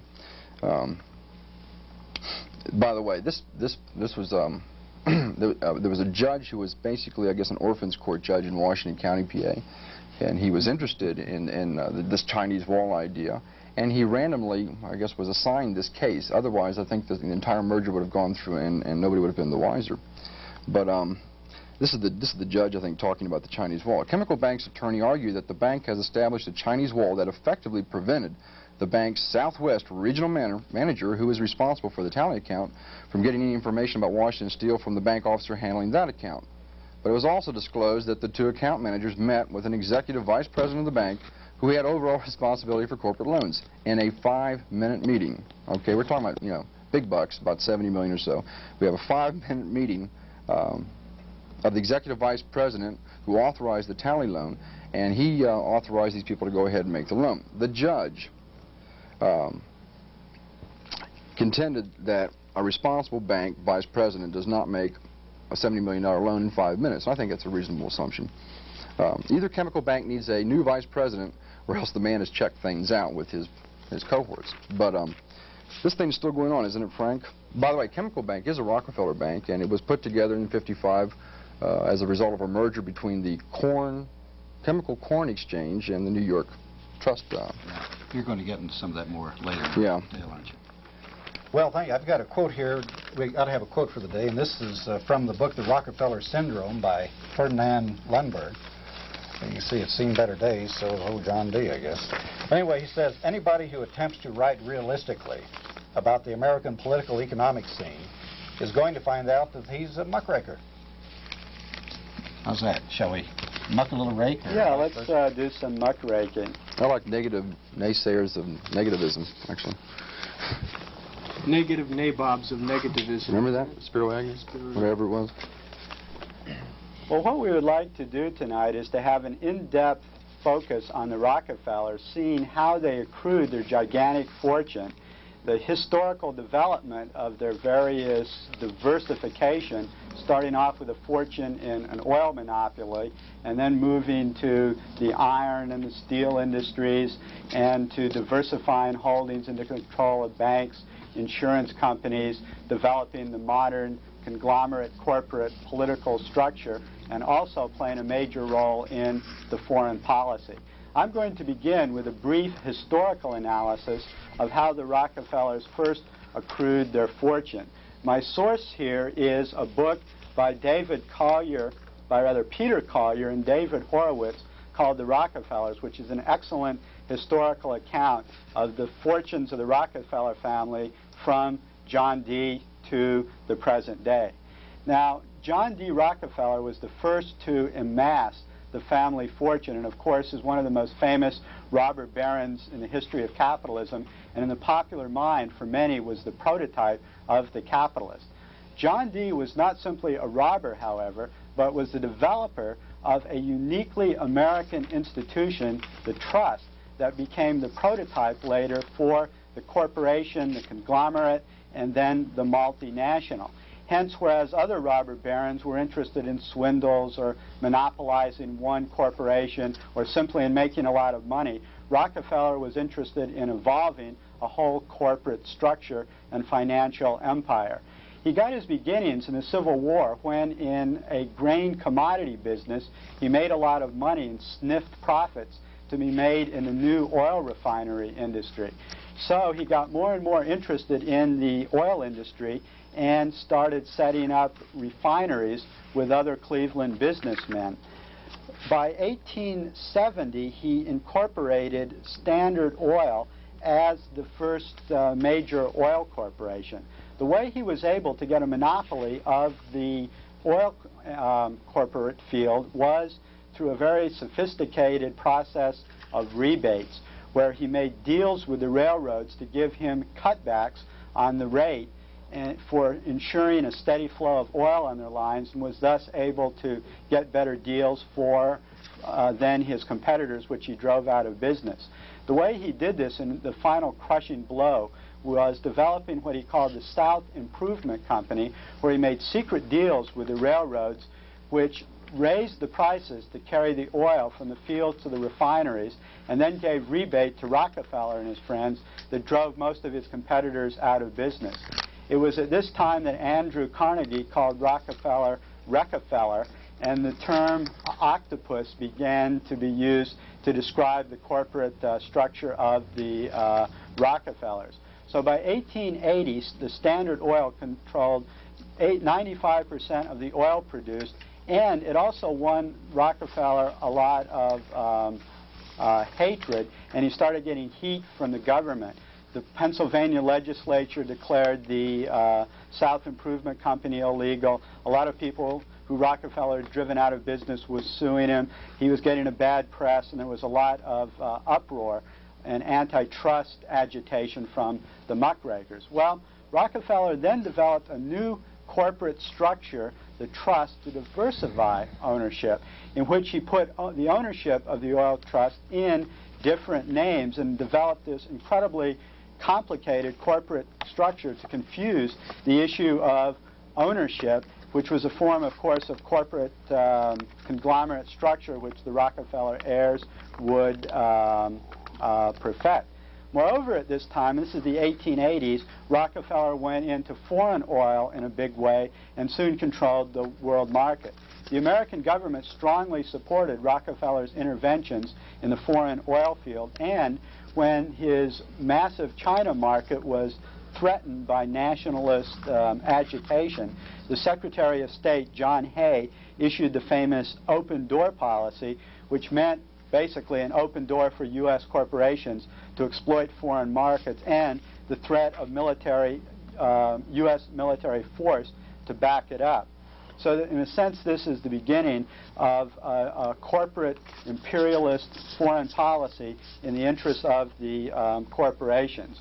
With the introduction of the automobile, the combustion engine, as well as airplanes, oil became one of the biggest commodities in the new industrial system, and with World War I, Rockefeller became tremendously famous.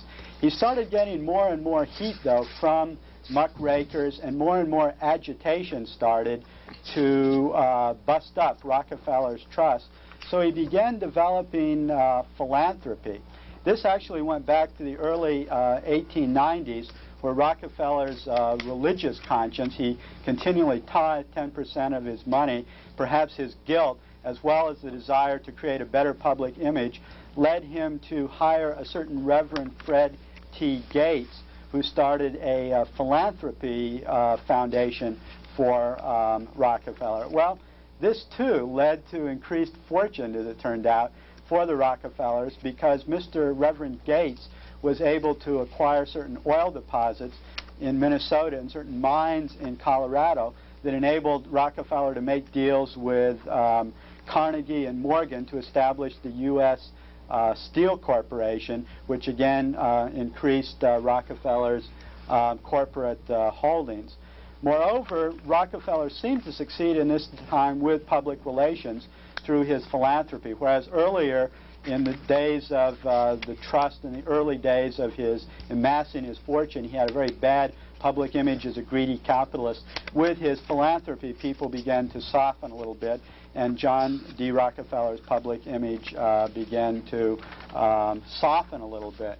Now, it was at this time that Rockefeller, around 1915, began to develop some problems with the labor movement. Jack, do you have a story on Rockefeller and the Ludlow mine strike in Colorado? I better. I'm standing over here. Well, it seems that anyone who tuned in for our program a couple weeks ago on labor history probably found out that we have a very bloody labor history in this country, and probably some of the bloodiest days of our history is the Ludlow, what has come to be called the Ludlow Massacre, Ludlow, Colorado. It seems that the Colorado Fuel and Iron Company, which was Rockefeller-dominated, would not allow the organization of the union. And in the fall of 1913, the workers went on strike to recognize the union. Now, that's a bad time to go on strike in Colorado. They were forced out of the company-owned housing, and I think we have a picture of the company-owned housing. This is not exactly spacious quarters and luxuriant quarters to begin with, but the Taj Mahal compared to what they faced in the winter of 1913-1914. You have here, I think, yes, a tent colony. Now, can you imagine yourself in Colorado pitching tents, women and children? And that's the way they spent until April of 1914, when, I think I have a picture here, the Colorado militia. Now, the Colorado militia were not really a public body, a publicly authorized body. There were actually people on the Rockefeller payroll who were put in militia uniforms. And on the morning of April 20th, 1914, they machine gunned the tents. There had been a great deal of rancor and discord between, obviously, the strikers and the authorities, but they machine gunned the tents and set fire to the tents with oil, burning 13 women and children, and killing another 13 strikers, bringing a total of 26 strikers. This particular episode in American history earned Rockefeller the title of the most hated man in history. And I think we have a shot here of the death pit itself, where 13 women and children died. What happened was, these pits were anticipating there would be gunfire. These pits were built, and when they heard the machine gun fire, the women and children retreated into the pit, but they didn't anticipate that the guards would set it on fire. And there was a great deal of public outcry about this, but Rockefeller pretty much, John D. Sr. at least, defended his position. John D. Jr. Relented a little bit, but not so much that he would give in. Wilson, eventually, President Wilson sent in troops in April of 1914. The troops stayed. The workers, facing another strike in December of 1914, gave up. The strike was broken, and they went back to work. Well, that's it, basically. Okay, basically, Rockefeller Sr. refused to allow even the principle of unionization in his companies. John Jr. finally relented and allowed what was later called company unions to be founded, in which a group of people in each corporation, consisting of the corporate managers and some workers, would from time to time get together and discuss problems and grievances. But the Rockefellers opposed unionization constantly. Now, as an aftermath of the murder of all the workers in Colorado, Rockefeller Jr. was called up before the Industrial Relations Commission in Congress in 1915 and questioned as to his policy there. And it's interesting that a union leader, John Lawson of the United Mine Workers, said, "It's not their money that these lords of commercialized virtue are spending, but the withheld wages of the American working class. Help for China, a refuge for birds, pensions for New York widows, and never a thought of a dollar for the thousands that starved in Colorado." The point he was making was that the philanthropy of the Rockefellers that was so widely publicized was financed from the low wages that were paid to the workers. Anyway, Doug, excuse me, you said he was called in front of a committee. Whatever came of it? Mainly he got a tongue lashing at I hope so. this committee that was run by this guy named Walsh, but nothing really came out of it in terms of legislation or any improvements in the workers' condition. Now Harry Cleaver is going to tell us how Rockefeller's policy of philanthropy in the South was the model for the program in the foreign policy interventions that the Rockefeller family would later do in their so-called underdevelopment policies. Harry, would you like to begin? Well, I suppose that nothing is easier than to paint the Rockefellers as villains when it comes to business. More problematic are indeed the philanthropies, because there was much more to them than simply creating an image behind which Rockefeller could carry out his illegal and, in the case of the Ludlow massacres, deadly business practices. Around the turn of the century, Rockefeller was involved in setting up a number of philanthropies, And they operated primarily in the South. The General Education Board was set up in 1902. The Rockefeller Sanitary Commission was set up in 1910.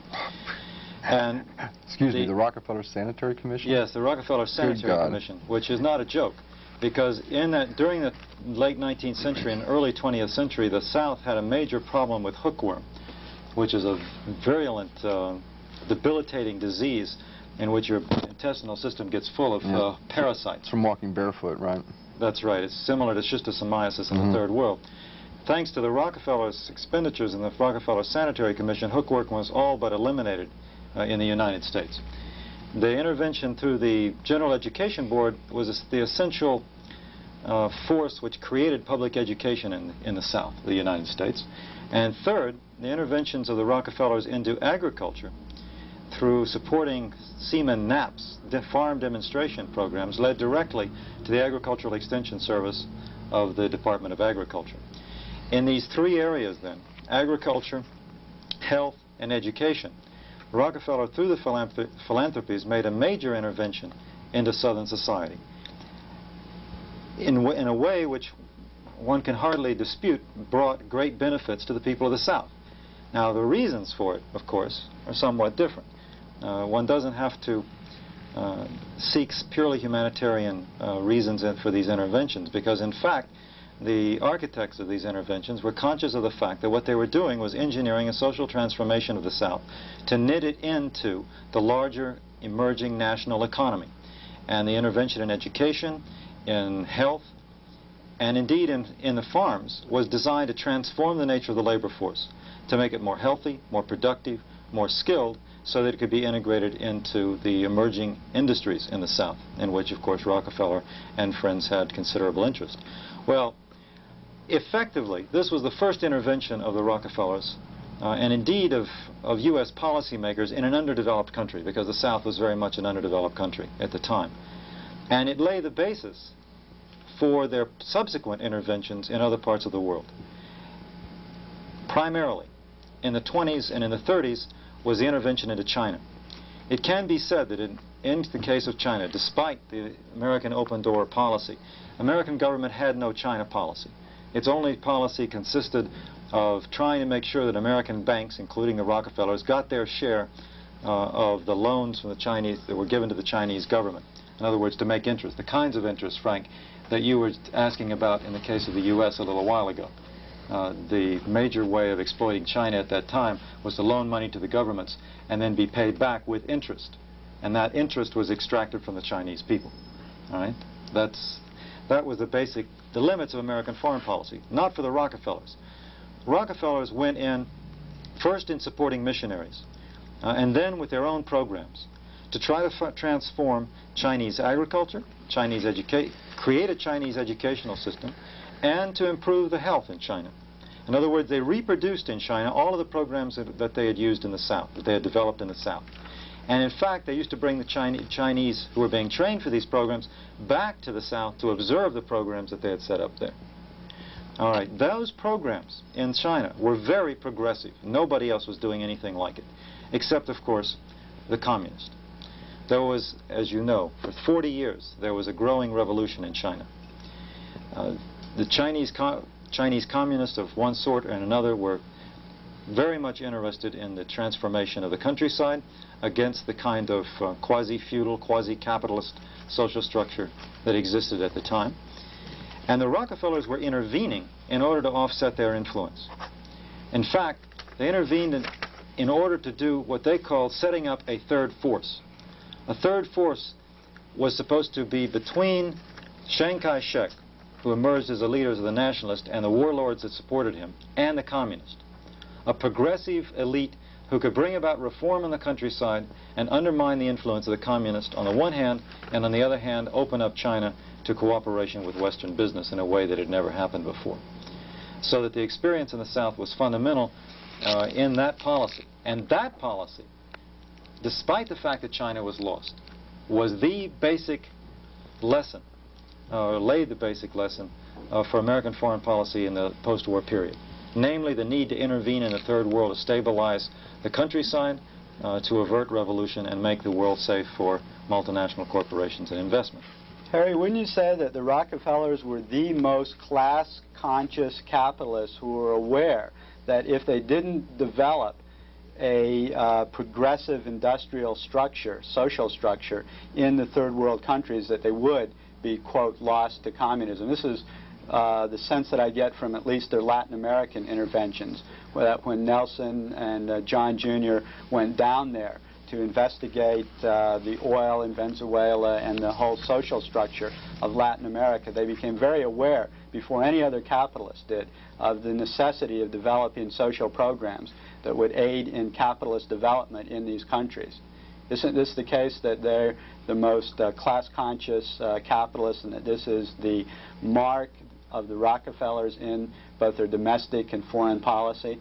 Yes, that's very true, although in this period most of this work overseas was being carried out by the Rockefeller Foundation in the 20s and in the 30s.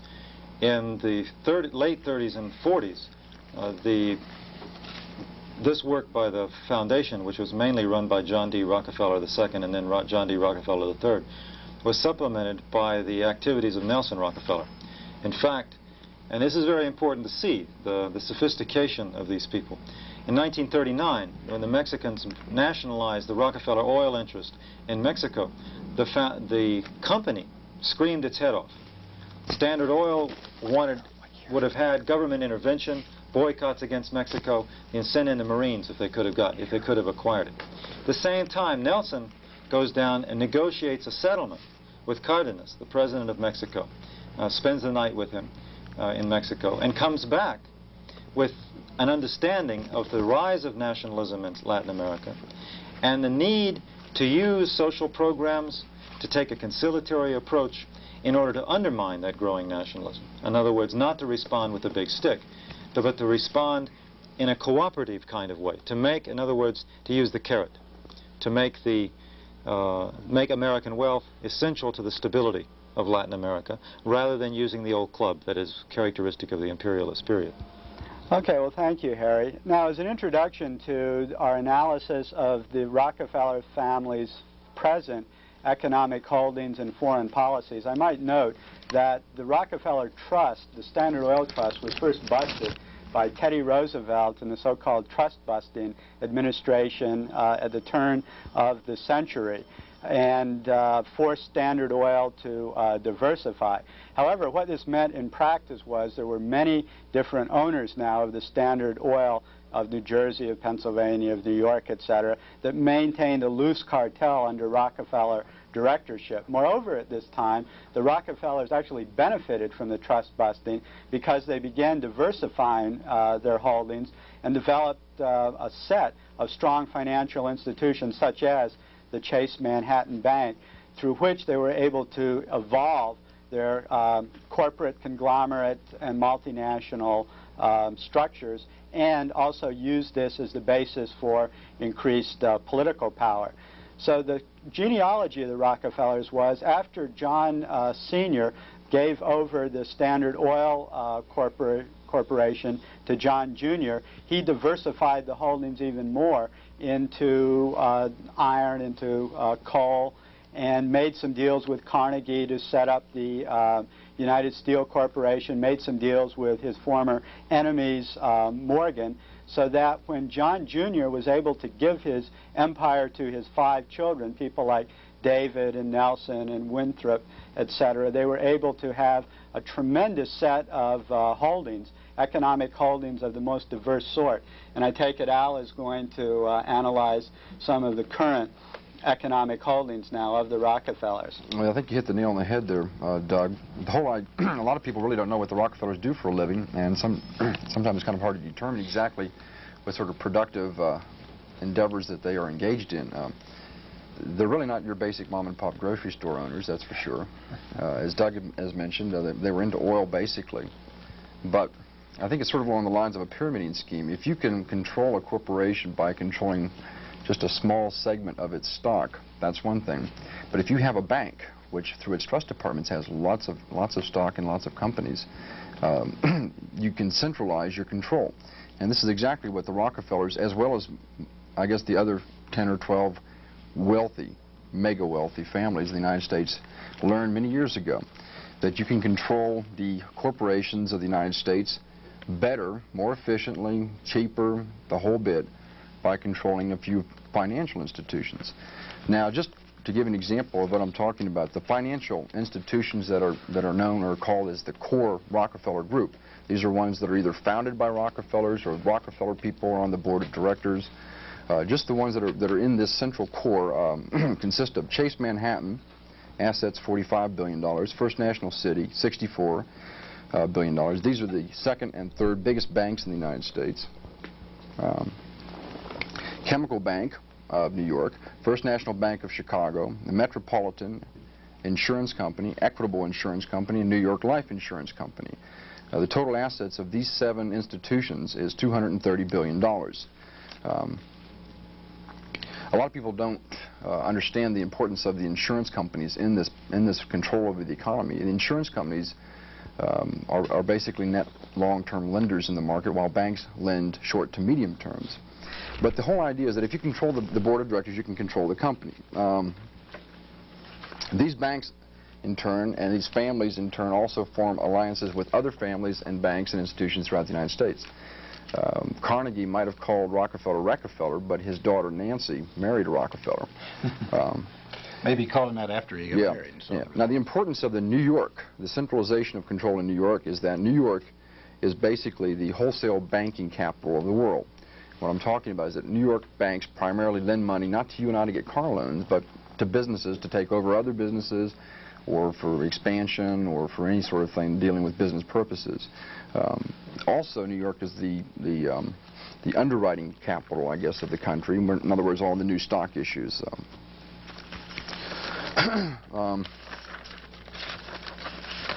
To give an example of some of the companies that are under the wings of the Rockefeller institutions, either through bank holdings, trust departments, or interlocking directorates, or families that are aligned with the Rockefellers and their holdings.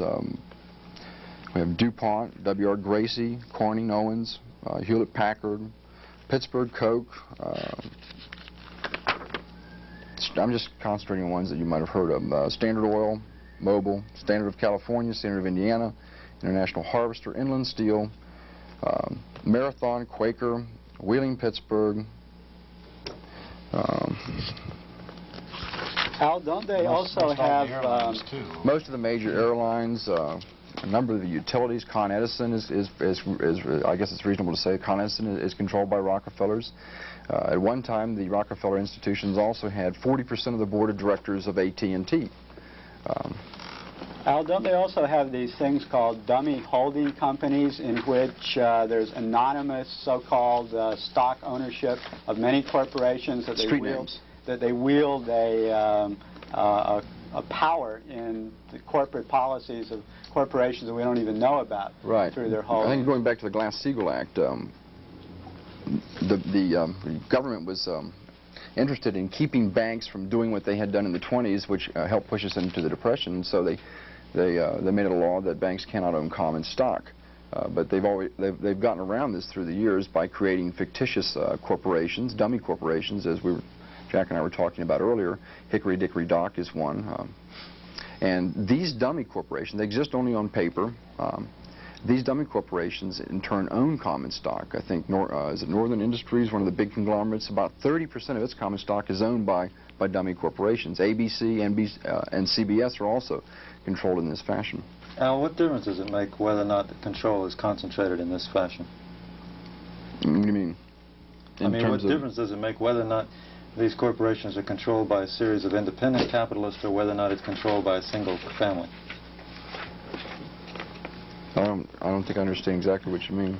Well, you mean whether they're a whole bunch of little capitalists in a competitive situation rather than a monopoly situation where a few people can control and direct things, and well, it also relates into what I'm going to talk about also, which is political control, direction of the The concentration of so much power enables them to control both economic and political processes. Yeah, but more importantly, I think the access to credit. Credit is not traditionally used as an input in most models, but it is the most important input in the economy. And if you control the access to credit, you have the potential for controlling the economy. But as well as the labor force. Take New York City and Cleveland, for instance. If you have a few corporations controlling the political and economic processes of big cities, then they wield tremendous power over them. And we've seen that in the New York City financial crisis, and we see this going on in Cleveland now. And it's no accident that it is banks and insurance companies that are playing a major role in the control of these cities. So I think that this is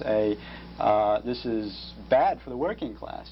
And to develop any sort of progressive politics, either on the local level or the national level, if you have such a tremendous concentration of power and wealth. Which, do you have any more to add on that?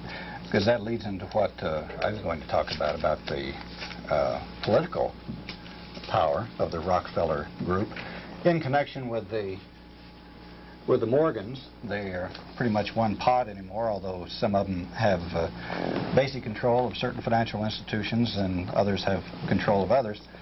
But taking this Rockefeller Financial Group publication here, which Al was looking at a while ago, it also has a list of the prime Rockefeller people who are involved in government. And if, for instance, they have a list of 32 men, and they've held 73 positions, very high positions in government. For instance, 15 secretaries or undersecretaries of state, secretaries of defense or assistant deputy secretaries of defense, 5, and on down the line. Frank, these came out of the Rockefeller Foundation, a lot of these people, so this is, again, a political payoff from their philanthropy. Well, these are the, right, these are, speaking of the foundations, there's another list which shows the relationship between foundations, think tanks, and universities. And of the list of 35 of the top Rockefeller people, they sit on boards of trustees of 20 foundations or funds. Universities, the elite universities of the country, 27, think tanks, 9, etc. But this is just a small part of it. When you start looking at the organizations which they control and which relate then into foreign policy and domestic policy, then you can get the real impact of the, well, you might call it the American ruling cartel. We did a program previously about the Bilderberg Group and the Trilateral Commission, and periodically we mentioned the Council of Foreign Relations, which is an extremely important group of top business leaders and financial leaders from the New York area, which once again equates to the Rockefeller-Morgan Group. The Council of Foreign Relations was really started back at the end of World War I, but didn't come into its own really until the start of World War II. It's comprised of people. First, it was restricted to the top businessmen and financial leaders of Wall Street within the 50-mile radius of New York. It isn't quite that restricted anymore, but still it's mainly the New York, the Wall Street bankers and lawyers who control the steering and advisory committees of it. What they have done over the years is basically to do several things. First, set U.S. foreign policy. Second, determine what is acceptable in the way of policies and what is discussable in proper governmental circles. They've also been very important in determining a consensus and eliciting a consensus from the upper class, particularly the large corporations and the American upper class. Now, when I say they largely determine foreign policy, there's a tremendous book which just come out called Imperial Brain Trust by Shoup and Mentor. It talks about the Council of Foreign Relations, and it indicates that starting World War II, before the U.S. entrance into it, the Council of Foreign Relations had some discussion groups, and these discussion groups in turn influenced government because there were people from the Council of Foreign Relations who were in top government posts, and these people were listening to their fellows in the Council of Foreign Relations. So much of our foreign policy, which ended in us getting into World War II against the Japanese, was a direct result of the policy set in the Council of Foreign Relations. Then during the war, the planning for a post-war period once again was done mainly in the Council of Foreign Relations, and it became so closely allied with the State Department that they actually moved offices into the State Department, and the study groups, once again, the output of this actually became foreign policy in the United States. So the not only just the immediate post-war policy, but also the extended post-war policy, including the policy toward Vietnam, Guatemala, and Cuba. The International Monetary Fund, the World Bank, these ideas were hatched from the Council of Foreign Relations and accepted by the U.S. government. When the government would have various special advisors, most of these people would be from the Council of Foreign Relations. Right now, there is a study, a 1980s project study going on, which they're determining what the entire international system will be, and planning a new world order in which the United States will share power with some of its capitalist friends around the world. Now, the Council of Foreign... Frank, can I intervene? Maybe this is on a follow-up question to Harry's. Harry Magdoff, the author of The Age of Imperialism, argues that in a capitalist society, that imperialism is not a matter of choice, it's a way of life and necessity. How would other capitalists, small-time capitalists, independent capitalists, plural capitalists, have brought about a different policy outcome as regards to the entrance into World War II or other interventions in foreign affairs? Well, if you look at the, for instance, you might say that if the Council of Foreign Relations and their outward imperialistic outlook had it not been effective, and had they not had so many people from the Council of Foreign Relations and their sympathizers in the government, it might have well been that the Auflandens, the isolationists, might have had greater influence in the government. Secondly, there was a great period right after the war in which the Morgenthau Plan, which was wanting a rather severe peace levied on Germany to not let them come back industrially, to make them an agrarian state. And this was accepted by Roosevelt at first, until finally significant pressure was put on by the Council of Foreign Relations, and this policy was changed. So I think that mainly it would indicate that the more moderate wing of the ruling class had its way, rather than the more conservative. The National Association of Manufacturers or the would have had its way. I think also structurally it makes it possible to have a unified foreign policy, because if you had individual capitalists each pursuing their own special economic interests, they would be squabbling among themselves all the time. They would never be able to get any sort of unified foreign policy or even domestic policy. So the fact of having this tremendous concentration of economic and political power centered around the Rockefellers and their various corporations and groups makes it possible to have something of a unified thrust in foreign and dimension policy that wouldn't be possible without this form of organization that's made possible by their concentrations of power. And it makes it much easier for them to plan. As we see now, they've gotten not just national, from a national basis, but an international basis. This brings us to the Bilderbergers and the Trilateral Commission. Now, the Bilderbergers is a super-secret organization which includes not only the top U.S. industrialists and financial people, but also their counterparts in the Western capitalist world, particularly the NATO countries. This has been meeting since 1954, and I said in secrecy. They take great pains to make sure that nobody knows about it, even though that there have been representatives from the establishment press in these meetings. Very, very little has ever come out about it. Not only are the industrialists and the bankers there, but also selected academicians, government people, many of them who did not become heads of their government until after they attended Bilderberger meetings, and some of them attended Bilderberger meetings afterward. It's very interesting that the Council of Foreign Relations, the head man in that is David Rockefeller. The head man at the Bilderbergers is also David Rockefeller. And the top man of the Trilateral Commission is David Rockefeller. Now, the Trilateral Commission is a recognition that they needed to bring Japan in on this international consensus to try to eliminate rough spots and competition wherever necessary and cooperate in controlling the third world. Japan is strong enough now, so they recognize this. Well, at a Bilderberg meeting, Brzezinski and David Rockefeller broached the subject. They thought it was a good idea, so they did set it up. And so now we have the Bilderbergers in a way kind of the Trilateral Commission is kind of the Bilderbergers out of a closet, plus Japan.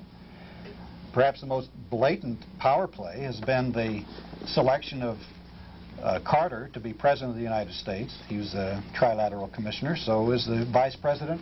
And as we show here, 24 members, at least 24 members of the Carter Cabinet are from the Trilateral Commission, which shows that they're not just kind of sitting in the background and letting their representatives run the government like they did several years ago, but they actually are doing it on a very concerted and definite basis.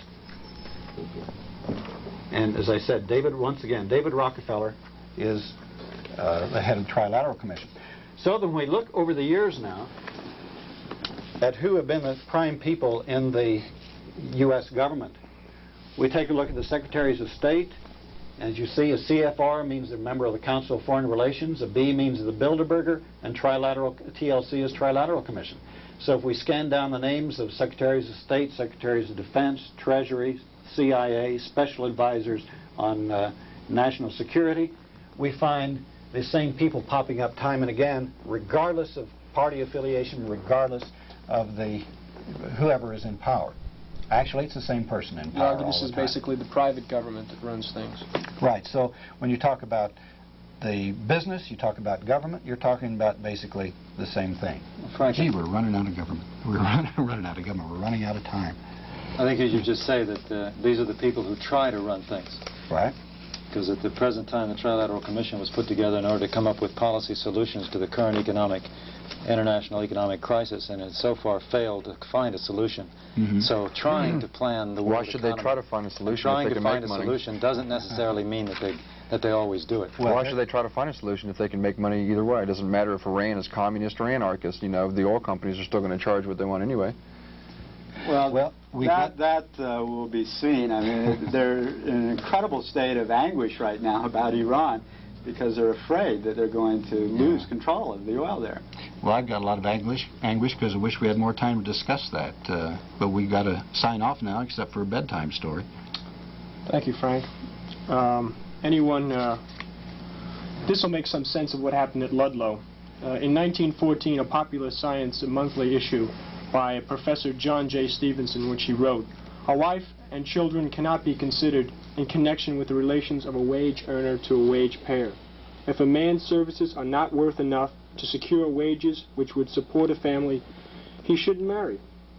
One is told that in each year 200,000 women in our land are compelled to sell their bodies to procure the necessaries of life, and that each year sees 700,000 children perish because their parents had insufficient nourishment. If it be true, one must coincide that their deaths are a blessing to themselves and to the community. Such children should not have been born." This article was praised by John D. Rockefeller, Jr. as one of the soundest, clearest, and most forceful pronouncements he had ever read, and recommended its use. Capitalist philanthropy. See you next week. Thanks for tuning in.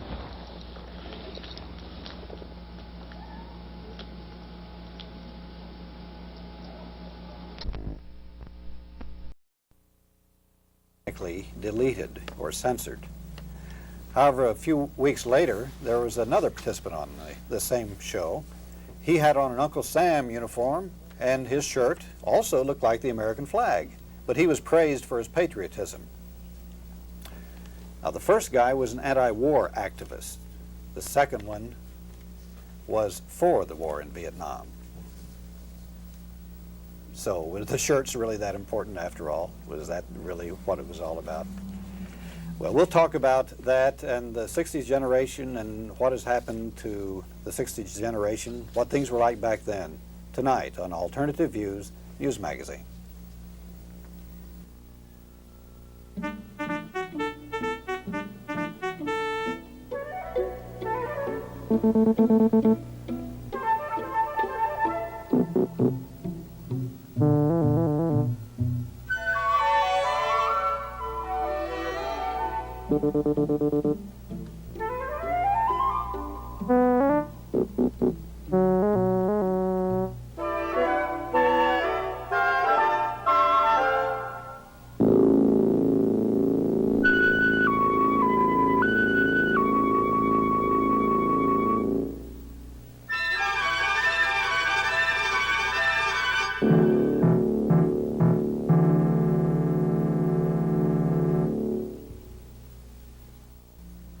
Tonight, Greg Calvert is with us. He was very active in the Students for Democratic Society in the 60s, a student activist, and he will tell us about some of his experiences, what the situation is like today, the 70s generation, the 80s generation, and the 60s generation. But before we do this, we'll have some news. I guess it was one of those things we would expect to happen sooner or later. A couple years ago, I saw some slides which were taken by some people who'd just come back from the People's Republic of China, and they said, you know, one of the nicest things about traveling in China that there were no commercials on network, on their radio or television stations or newspapers. There were no billboards anywhere. That's all going to change now. China has just said that they will allow advertising, including billboards. They're being touched by the multinational curse, it looks like. We've got a lot here on the oil companies, Al, but before I do get into that, I'd like to get your comment on this. The bank's profits for last year was way, way up. Morgan Guarantee Trust, for instance, its profits were up 22% from the previous year, even though it had $37.7 million in bad loans, which it wrote off. But that was better than the previous year because they had $47.6 million. Now, is that just about average for those big institutional investors? They can get those profits but still have such bad loans? I don't know if there is such a thing as being average for them. I know that Chase Manhattan and First National City were on the comptroller's list of troubled banks because they had large amounts of bad debts to third world nations last year. But I'm happy to see their profits are up because I know they've had a few tough years. I know it's Chase Manhattan's real estate investment firm has filed for bankruptcy. Can you imagine Chase Manhattan and David Rockefeller filing for bankruptcy? I guess that's they're going to use the system as best they can, aren't they? Well, a lot of people mistakenly say that this is an example that he doesn't know what he's doing. But I think if you check into the tax structure of what he's doing, he knows exactly what he's doing. An awful lot has been written about the oil crisis and the oil companies in the past few weeks. I have some things here I've gleaned from several sources, mainly Wall Street Journal and Guardian, a little bit from the Liberty Lobby. What really is happening, or what we're told is happening, can be two very different things if you read the book Control of Oil by John Blair. But we do have an analysis by the Guardian magazine which come closest probably to saying what is really happening. We'll get into that in a minute. But I noticed that Schlesinger was saying, well, we've got a glut on the East Coast, so what we'll do, we'll sell that oil to Japan, and then we'll get Japan to sell us the oil that they're producing in their refineries in Mexico. And that way we'll all have plenty of oil. It doesn't sound right to me. Gosh, the intricacies of high finance, totally elude me. Yeah. The oil refineries are going to be allowed to raise the price of their gasoline, not as a result of anything. It's just the way the government is going to let them do their accounting. Before, they used as a basis for their prices, they had to average their refinery costs over all their products. But now, if the cost for making gasoline happens to be so high, they can't average it all over. They're going to tack it on to the price of gasoline. So that's going to just be a freebie that raise in prices they'll have. And remember, the Wall Street Journal said about 3 years ago that every time the oil companies raise the price 1 penny, it means that $1 billion in revenue goes from our pockets to theirs. Also, the Wall Street said that the Dow Chemical Company was very cheerfully raising its prices of the chemicals produced in Europe because of the shortage of naphtha, a basic petroleum-based feedstock used there. The fast-rising naphtha prices are giving Dow the chance to put through, as Dow itself said, we're putting through some overdue price increases that correct the decrease in profit margins experienced in Europe over the past several years. It's like the coffee. Remember when they raised the coffee precipitously a few years ago? And the coffee companies were saying, oh my goodness, folks, we hate to do this, but we're just passing through the price of the raise of the coffee, what we're paying for coffee from those nasty people down in Brazil and elsewhere. Well, it seemed that about 3 months later, I noticed in the paper where these companies were saying they were having just huge, wonderfully huge profits because of the high prices coffee that they'd been getting. So obviously they were passing through more than just the cost, right, Al? Well, I think I explained that once on Alternative Views, the entire process by which coffee prices were raised, and very briefly, it's kind of interesting. There was allegations of a freeze in Brazil. Of course, Brazil is known to have, at the time, they were known to have about a 3-year supply of beans on hand. It takes roughly 3 years for a coffee tree to mature to where it's producing beans. And so even if the freeze had entirely wiped out the crop, technically there was no real reason for raising prices. It's quite possible that they could have continued to produce, but the intricacies of the free enterprise, instantaneous workings of supply and demand have it that Safeway was out there that same night plugging their prices on cans, you know, extra 20 cents a pound, the minute they heard there was a freeze. There's one guy, either he hadn't gotten the word, or maybe this is just part of the ceremony that they use to try to make us think that something is really happening for us. Some oil companies aren't exploring for oil vigorously enough on offshore tracts, according to the Secretary of Interior. That's Cecil Andrus. He said that only 3 wells have been drilled in 20 months on 83 tracts in Alaska that were leased from the government. The Interior Secretary said that some oil companies are constantly pressing the government to lease more land for exploration, even though they don't do much with the leases they get. When asked why the companies seem to be hesitating in some areas or even halting their drilling, Andrews said, "Well, I don't know," said that's their business. But there's always a question in people's minds. Why did they go down to 13,000 and stop? Well, if you read John Blair's book, Control of Oil, you'll find out that the companies did exactly that in Iraq, I believe it was. Yeah, it was Iraq many years back. They were supposed to drill for oil, but they didn't want the Iraqi oil because it would produce too much and perhaps the prices would go down. So what they did, fulfill their contract with the Iraqi government. They knew where the oil was, so they drilled down just above where the oil was, and then they stopped. I have my suspicions there may be a wee bit of that going on. Well, Congress had its suspicions a few years ago, and they decided to fly out to the Gulf of Mexico to actually investigate some of these offshore oil rigs. And they found, much to their dismay, that 2 to 3 out of 4 rigs, or 4 wells on a rig, were capped for no reason at all. Of course, they went back to Washington and they issued their studies and reports, and that was the end of it. Al, I'll tell you what, I've got a bit of a long thing here on the oil thing. Why don't I look that over for a second while you give us one of your stories? Okay? Well, this is something that happened last week. Of course, all of us have this idea that the free enterprise system is one where there's a separation between government and business. And if I can quote Adam Smith, a government of an exclusive company of merchants is perhaps the worst of all governments for any country whatever. Well, last Thursday here at the LBJ School we had a symposium sponsored by the LBJ School, the Graduate School of Business, and the Institute for Creative Capitalism. The theme, of course, of this conference was how to better facilitate the partnership, the coming partnership between government and business.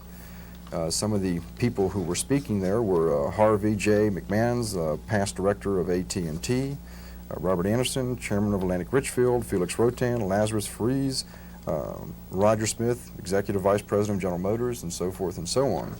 Some of the topics were the rationale for a business-government partnership, priorities for partnership, overcoming fundamental barriers to partnership, and toward a new partnership.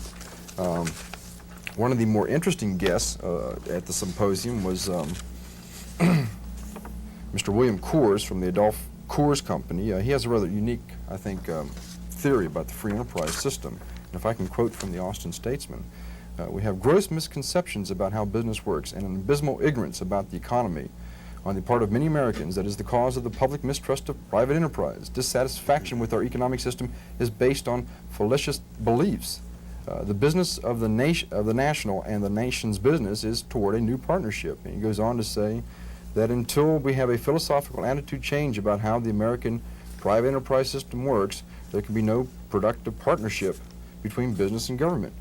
So here we have one of the most outspoken proponents of the free enterprise system coming to this conference where they're deciding how the government and big business should operate together in our public interest. And this is something we've been warned about 200 years ago. They must not be aware that the Trilateral Commission, which represents the big multinationals, has already occupied the government anyway. Yeah. Well, of course, you know, our governor, Mr. Clements, was the keynote. Well, he gave the keynote address to this, and just a couple of days before, he had appeared in Washington at the National Governors Association, and he was quoted as saying that if the federal government would leave its hands off the oil industry, that they could get out there and solve all these problems for us. So then he turns around and shows up at a symposium which was bringing government and business together.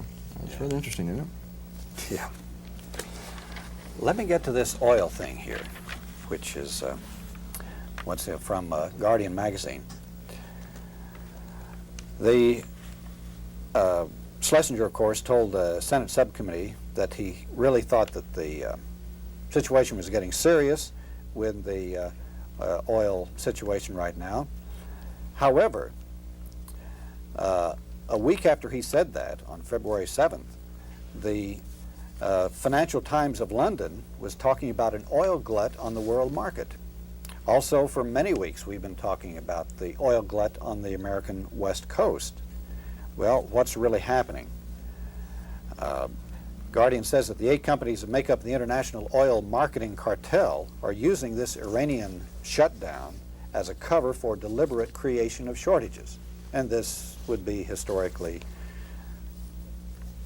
the same as they've been doing for, several years. You covered that in a previous alternative views, how this has been going on quite a while. The economic theory goes back to Thorstein Veblen. Yeah. Well, these shortages, coupled with other company activities, conveniently provide the cartel of oil exporting countries with a justification for furthering price increases, which benefit both cartels. The countries, they hit it off all right, and so did the oil company. So, but what this situation is, according to Guardian, it gives us a chance to see the super monopoly of the oil business at work. Less than 5% of all oil requirements from the United States come from Iran, or at least they did before the oil strikes. The U.S. is the world's second largest producer of oil after the USSR, but you don't hear that stated very frequently. But it only produces about, about 60 or 55% of its needs. 45% of it comes from countries other than Iran. So, what is happening is that even at this, the other OPEC countries have increased their output, reducing the U.S. shortfall to less than 3% of national consumption. The 5 U.S. companies that make up the, it's the Exxon, Gulf, Standard of California, Texaco, Mobil, and who along with British Petroleum, Shell, make up the 7 sisters, and they've also let France in recently into the club. They're the ones that control it. The cartel's computerized global distribution system is very enormously complex. The crude from all sources is, in effect, pooled and delivered according to secret arrangements based ultimately on predetermined shares of the markets in the consuming countries. In recent weeks, the U.S. majors have been cutting deliveries faster than the supplies have been dropping. So this means that the big companies are legally free to break contracts with their customers while continuing to supply their own affiliates. So despite the fact that the Iranian crude accounted for only about 9% of Exxon's worldwide supply, the company cut back its supplies to its customers by 45%. So they're actually making shortages. And this has been noticed in Canada as well. Exxon cut its Canadian affiliate, Imperial Oil, by 25%, even though Exxon in the past had been supplying Canada with crude from Venezuela, not from Iran or from the Middle East. So the loss of Iranian crude amounted to just less than 4% worldwide, and the mandatory allocations are not in effect. So things aren't really as they seem to be on the surface. So whatever the explanation, one thing is certain, that the U.S. majors are using the current shortages in their campaign to dump the U.S. price controls on gasoline and U.S. produced crude, and also to eliminate a lot of the environmental protections which we have right now. So that sounds like just history repeating itself, doesn't it? I think Robert Sherrill had his fingers on that with the old Shell game. Yeah. Hey, we got some more more mail. We got some letters here. The Democratic Socialist Organizing Committee sent us a copy of their newsletter and complimenting us on the program. And we got a very nice letter from Dan Morgan, a professor of economics from the University of Austin, Texas at Austin, and he said, "I should like to applaud your recent show entitled Labor Yesterday and Today with your guest Stuart Hirsch and some of the rest of us. It was an excellent, succinct review of some of the most important episodes and facts of in American history. I fear that this very central portion of American history is very little known, or else forgotten by most lay people and professionals, including myself, economics. Is it possible to expand this series or show it elsewhere? In my opinion, there are few persons in my school, UT, who know this history like the panel you put together." And anyway, it says, "We badly need the lessons and the excellence." He said, "We'd like to make a course out of it." Well, that's very nice of him to say that. And I agree. I enjoyed doing the program, too. By the way, we do have a mailing address now. If you do care to write to us, we'll read your letters on the program. 801 Rio Grande, 78701. That's 801 Rio Grande, 78701. I guess we just have time before we get into the real part of the program. For quote, "This is from Mergers and Acquisitions." We've done some work with it before, a journal keeping track of what's happening in that field. Here's what the Supreme Court said one day. "To equate opportunity for wrongdoing with likelihood of its occurrence reflects a cynicism toward business behavior which is without merit." Adam Smith wouldn't agree with that at all, would he? We might look to see what cynicism is. According to Ambrose Bierce, a cynic is a bad guy whose faulty vision sees things as they are. How about that?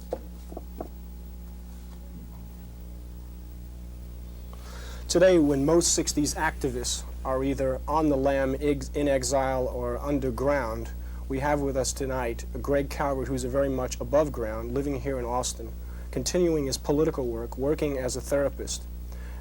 Greg was the national secretary of SDS in 1966 and 1967. In his book called SDS, Kirkpatrick Sale has given this small biographical sketch of Greg Calvert. Let me read to you, if I will. Greg Calvert, 28, was older than many people in SDS, a dramatic kind of person. Raw-boned, good-looking, self-possessed, born of working-class parents in Longview, Washington, and raised in a Middle America district of Portland, Oregon. Calvert remembers bumming around the Skid Row area when he was in the high school or in the early 50s, meeting burnt-out old wobblies. Some of us in the movement, he said many years later, have wondered whether, after so much hope and so much life, we would end up like some of those old wobblies. Welcome, Greg. Thank you, Jack. I just wanted to correct one thing about the biographical sketch. I did not grow up in the Middle American section of Portland, Oregon. I actually grew up near Longview, Washington, where the big Weyerhaeuser lumber mills were located, and where my father worked for 37 years as a lumber worker. Greg, did you say you had some wobblies in your family, actually? Yes, actually, my grandparents, who raised me when I was a small boy, had been in the IWW before the First World War. And I grew up in this Finnish-speaking, very anarcho-syndicalist community, where the community hall was the IWW hall. Though later, of course, after the repression of 1919, they changed the name. It was just called the Finn Hall. So then your background is very atypical for most of the people who populated SDS, who were from Middle America and middle income, who probably then you were able to escape a lot of the workeritis, the sort of the middle class guilt about not coming from true working class parents? Yes, I think that probably one of the things that made me approach the whole question of class and culture in the New Left differently than many of my comrades was that they did come from affluent backgrounds and suffered that insidious disease of Puritan culture, which is guilt, and that a lot of their politics, in fact, were the outgrowth of a kind of compulsive guilt that still pervades much of the left, unfortunately, in this country. It's always been my feeling that the problem with the American left at the psychological level is that it has never really been concerned so much with change as with absolving itself of the guilt that is so much a part of the culture. So that time after time again, in political movements, you see people doing things that are symbolic protests that seem very much like Puritans trying to prove that they're saved. It's one of the reasons I think that Marxism takes such strange forms in America, because Marxist movements in America tend to become very much an expression of that kind of Puritanism, and then workeritis creeps in, and everyone feels that if they're not, suffering as much as the workers, that they're not proving that they're saved. As a matter of fact, in your book, a book which unfortunately did not get the publicity that it deserved, and when it was published in 1971, called A Disrupted History, The New Left and New Capitalism, Greg was the first, I think, to Americanize some of the work of Andre Gortz, talking about the students as being part of a new working class, correct? Yes, that concept, in fact, was not originally brought into the vocabulary of the New Left by me, but by a group of people in New York City who had tried to write a new version of an SDS manifesto, which they called, punning on the old Port Huron statement of Tom Hayden, they called the Port Authority Statement. And they were all students at the New School in New York. 2 out of 3 of them were from working class backgrounds also, interestingly. And one of them had studied in France just as I had and was familiar with some of the French neo-Marxist thinking. And so as we looked at the problem of class and students, instead of berating students and beating them over the head with their guilt and telling them that they were a bunch of useless petty bourgeois who had no contribution to make to real radical social change, except to go out and help the real workers, we tried to look at the process of social transformation in America and began to understand, I still believe, that the new multiversity was a training ground for new strata of the working class and was part of the instrument of that sociological transformation, and that these people were going to go out and be workers, most of them. That is to say, they weren't going to be great owners of capital. They weren't going to, most of them, end up in the managerial directorates. But that would vary from school to school. Clearly, the upward boundness of students at Iowa State University, where I taught in the early 60s, was different from students at Harvard. I mean, they were going to end up in different places. And I think you found more of the politics of guilt and more workerism in the elite schools. Greg, don't you think there was more of a variety and diversity of people in SDS, both in terms of their psychologies as well as ideologies? In other words, there was groups in SDS that took hardcore dogmatic Marxist lines that thought only the working class could be an instrument of revolution, and anyone that wasn't involved with working class politics was petty bourgeois. And I think you quite accurately and rightly critique these people as being guilt-ridden, victimized by ideologies, etc. But I found in SDS another sort of tendency in which you were one of actually the main spokesmen that got away from the dogmas of Marxism, that created a refreshingly new sort of radical politics that stressed participatory democracy, that stressed the need for a new analysis and political strategy in America. And I think these sorts of people had wide varieties of psychological motivations as well as politics, and it isn't the tragedy of SDS that there were so many varieties and such a diversity that it couldn't hold together these conflicting tensions.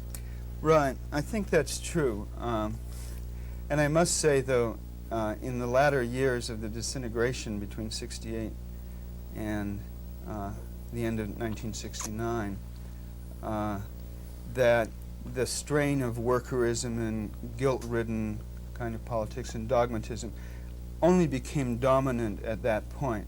SDS was a refreshing breath in the left, in the Western world. It did have a very open style. It did practice democracy. It had a little of the ideological rigidity that had frozen the minds of the old left. It was, for a number of years, the most creative community of people that I have ever lived amongst, and I must say the most loving. Okay, I was glad to hear that. I think that balanced some of the earlier remarks. What do you think the problems, though, with the New Left were? What issues did they fail to address, or what lacks do you find in their politics? I think there were several levels of problem. There was a problem of analysis which we tried to address, which I think did in fact get addressed quite creatively, but at a point where nobody wanted to listen anymore. There was a problem of organizational form, in that it was very difficult to sustain an ongoing organization, even though SDS grew enormously and very rapidly. But structure in the organization was so loose that in fact participatory democracy began not to work very well when the organization got large, because you can't have real democracy without structure. Structurelessness leaves situations open for manipulation. And that was a great failure. By intervention with strong, charismatic personalities. Exactly. You lack the structure. Exactly. If you don't have the structure, if you don't know who's responsible for what, then the person who's most manipulative, who's likely to be a charismatic male, will emerge as the power in the situation. Or that has a rigid ideology like Marxism-Leninism that they can use as a weapon to beat everyone into submission to its superior truths. Exactly. As a matter of fact, could that be a takeoff on Let me say one more thing sure. about the failures and the problems. I think we need to understand also that the way in which the Vietnam War became the central focus of movement activity in the late 60s had both its plus and minus side. It's to say, SDS had really started out as an organization thinking about long-range social change, building people's organizations at the base. It launched the economic research and action projects, whether they failed or not. But there was a lot of that kind of thinking about long-range process and organization building, building mass organizations. The war came along, and very quickly the urgency of the war began to overwhelm everyone. When I think of my friends who went into the Weatherman Underground, some of whom died, some of whom I never will see again, and though I still have anger with them for the destructive role they played in acting out a romantic Che Guevarist fantasy about revolution in America, I still have to remember that they were dedicated people who felt urgently about the war, who felt a deep conviction that something had to be done. The sense of impotence about not being able to end the war began to create enormous frustration. And that strain, I think, was one of the things that began to make people a little crazy and go off in directions that finally destroyed the organization and clearly did not make much political sense. I ask you, you've entitled your book A Disrupted History. Why did you give it the title A Disrupted History? Gave it the title A Disrupted History because Carol Neiman and I were finishing the writing on it in 1970, and SDS had just fallen apart, which was our home and had been our life for years. The townhouse bombing in New York, the bomb factory of the Weathermen, had blown up, and some of our friends had died in an act of suicidal insanity. And our lives personally were disrupted. It was just like history sort of ended for us there.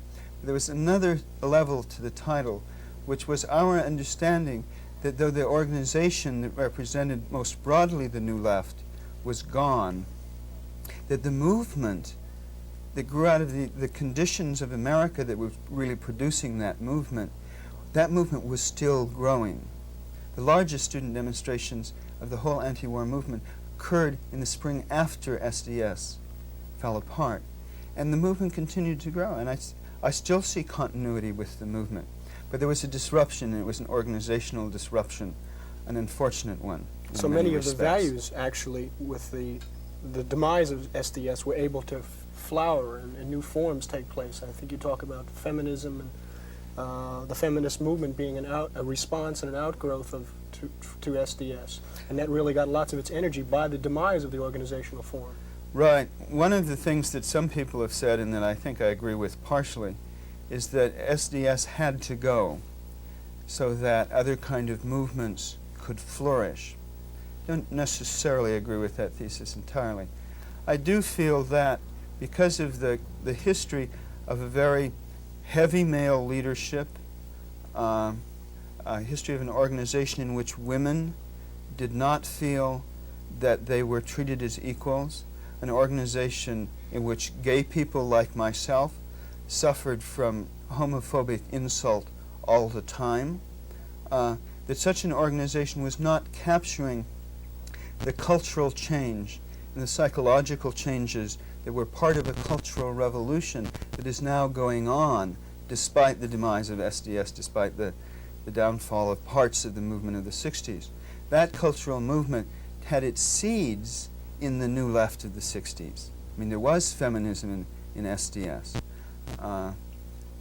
And there were the beginnings of gay liberation in SDS.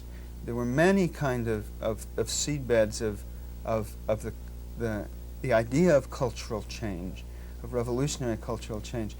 But there was also an overload of a kind of male patriarchal rigidity that carried back to the early days of the organization. So Kirk Sale in his book SDS, when he talks about that you were one of the people in SDS who were talking about that the personal was political and the political was personal, that the revolution was about people's lives, and that you see that cultural ferment of the 70s carrying on from the seeds of the SDS movement.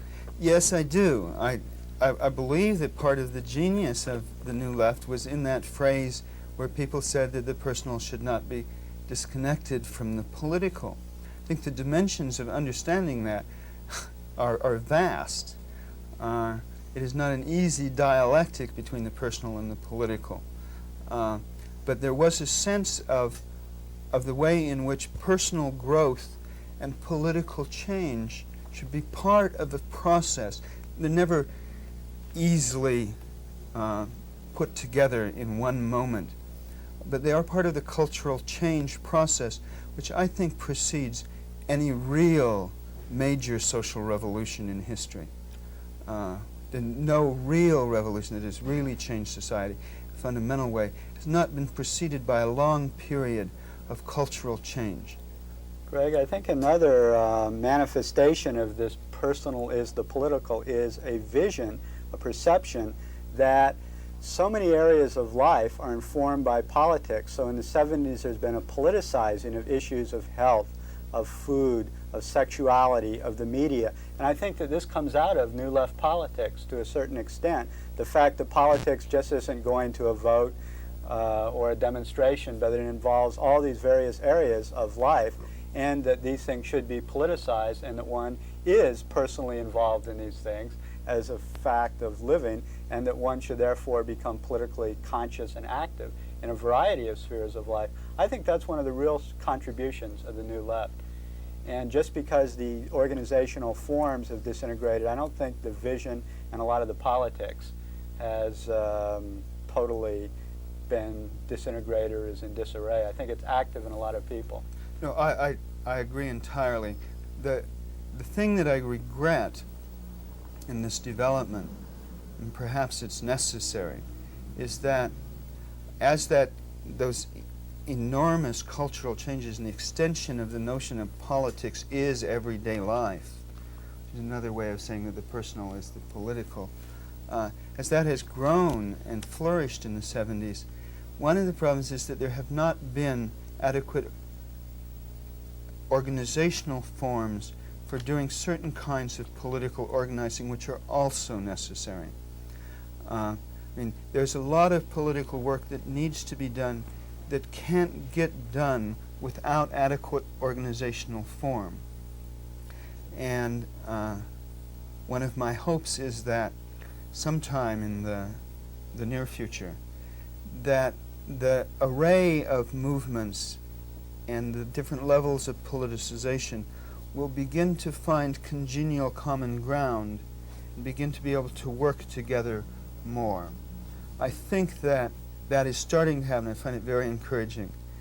One of the great signs of it, the great karma clearing of the New Left, a year and a half ago, there was a meeting in Michigan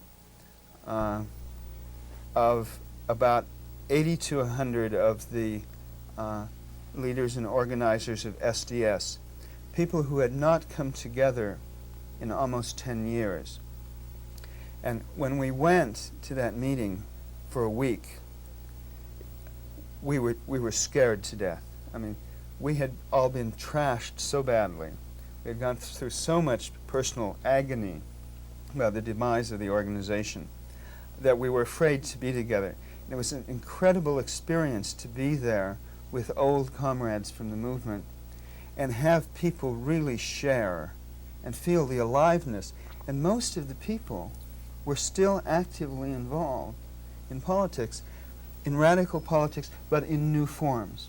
I mean, they were involved as radical therapists, or they were in some kind of health movement, or they were in some kind of women's collectives, or in gay liberation, but they were all still doing work. The spirit had not been lost, contrary to everything the media has tried to say. The media, Time magazine did one of those numbers last year in which they tried to show how every SDS organizer was now a corporate executive. It's just, it's foolish, I mean. You mentioned being a radical therapist. That, I guess, is what you've been about the last few years here in Austin.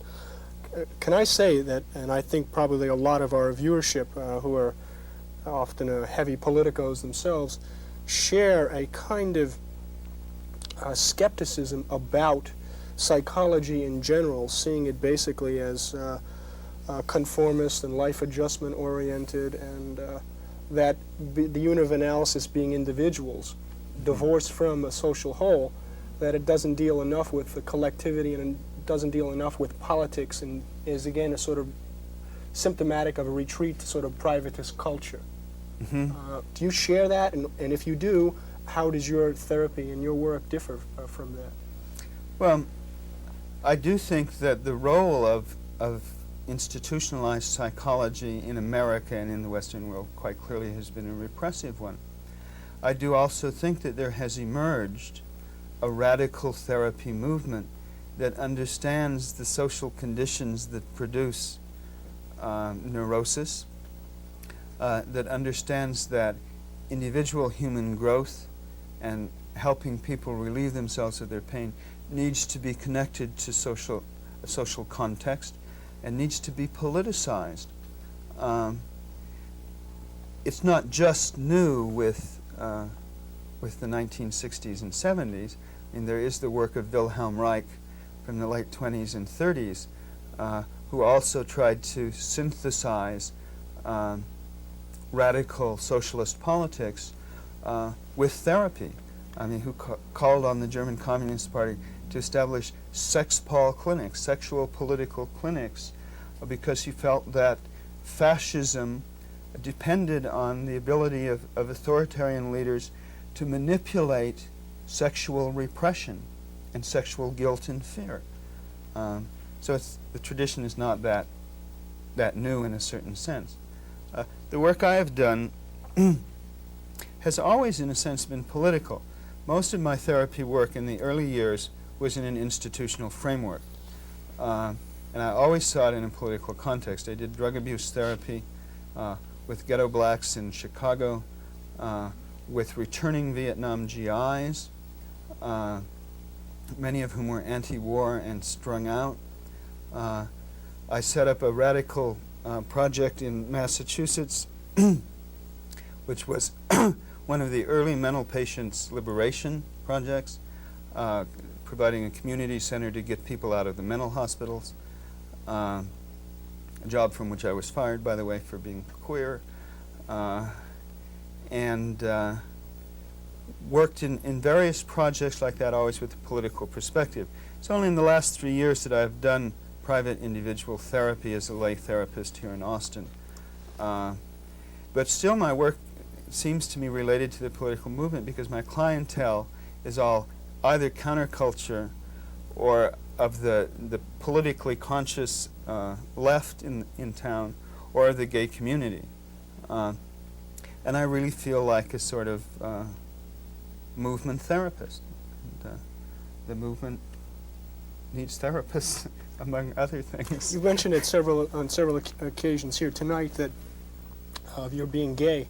How does that experience of being gay, has that sensitized you to feeling an oppressed person in a heterosexual culture? To begin to explore the depths of that would take hours. I often say to my lover,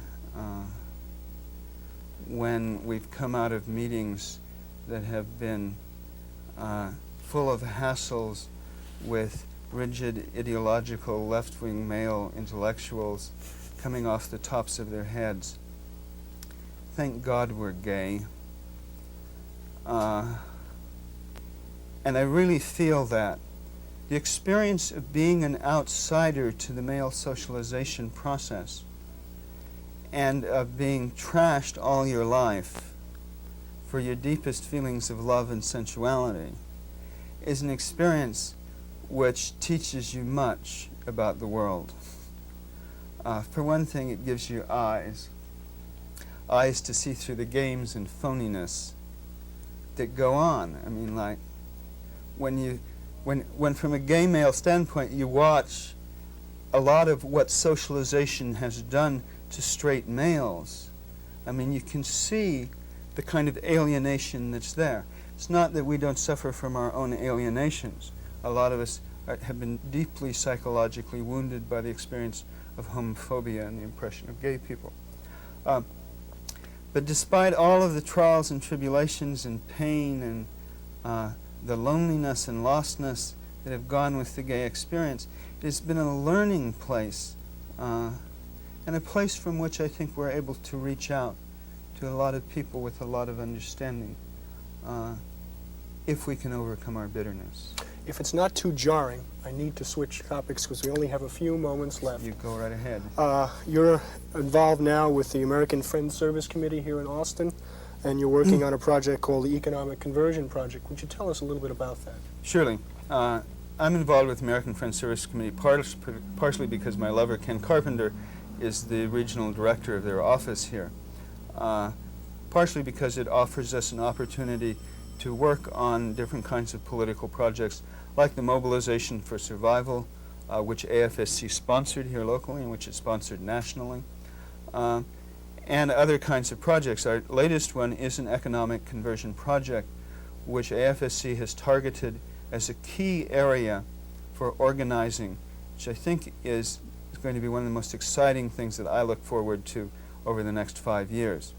By economic conversion project, we mean targeting military spending, so-called defense spending, which we should call war spending. Offense spending. Offense Actually, spending. waste spending. We can call it any of those things. Destruction spending. Targeting in on that, doing research on it in Texas, building an organization statewide, which is called Texicon, the Texas Economic Conversion Project, that will reach out to constituencies that are involved in industry that is war-related.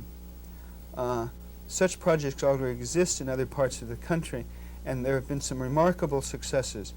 Our idea is this, that the New Left and its remains and the peace movement and the mobilization survival anti-nuke movement need to reach into new constituencies. And we need to reach those sectors of the working population who are afraid to move towards a left-wing perspective because they're afraid they'll lose their jobs. And because so much of production is tied to military spending in society, the number of jobs that are related to that is enormous. It creates a conservative reaction in sectors of the working class that needs to be addressed with creative alternatives to show that the immense potential for production that exists, the post-scarcity potential that exists in this culture, could be realized if we could get investment out of the hands of the corporations and out of the grip of the Pentagon and begin to use it for human needs and for socially productive purposes. That's what the Economic Conversion Project is about. This is extremely important, and I think we should have Greg and Ken back to have a further discussion of this. Consider this just a first installment in our Greg Calvert series. You've been a delightful guest. Thank you very much for coming. Greg. Very interesting. Thank you. Take it back to Frank. There's a very significant conference which will be held soon at San Antonio. It's the 10th National Conference on Women and the Law. And Lucy Hanna, the conference administrator, is here. She's going to tell us a bit about it. It's going to be soon. When is it going to be, by the way? The conference is going to be held in San Antonio at the Convention Center, March 29th through April 1st. That's a Thursday evening through Sunday noon. Thursday through Sunday. A lot must be happening then. What are they we're going going to to do? be having 135 workshops in that short time period, plus keynote speakers, a play, a dance, all kinds of receptions and other events. What are some of the workshops that you're going to be having? Okay, we're going to be having workshops on all different areas of the law that affect women. This includes health workshops, workshops on employment, education, economic independence of women, juvenile concerns, minority concerns, lesbian rights, all kinds of issues. Just about everything, the whole gamut of what might be affecting women? Just about anything you can think of, we've got a workshop on. Lifestyles, alternative marriages? Alternative lifestyles, relationship contracts for married people or unmarried people.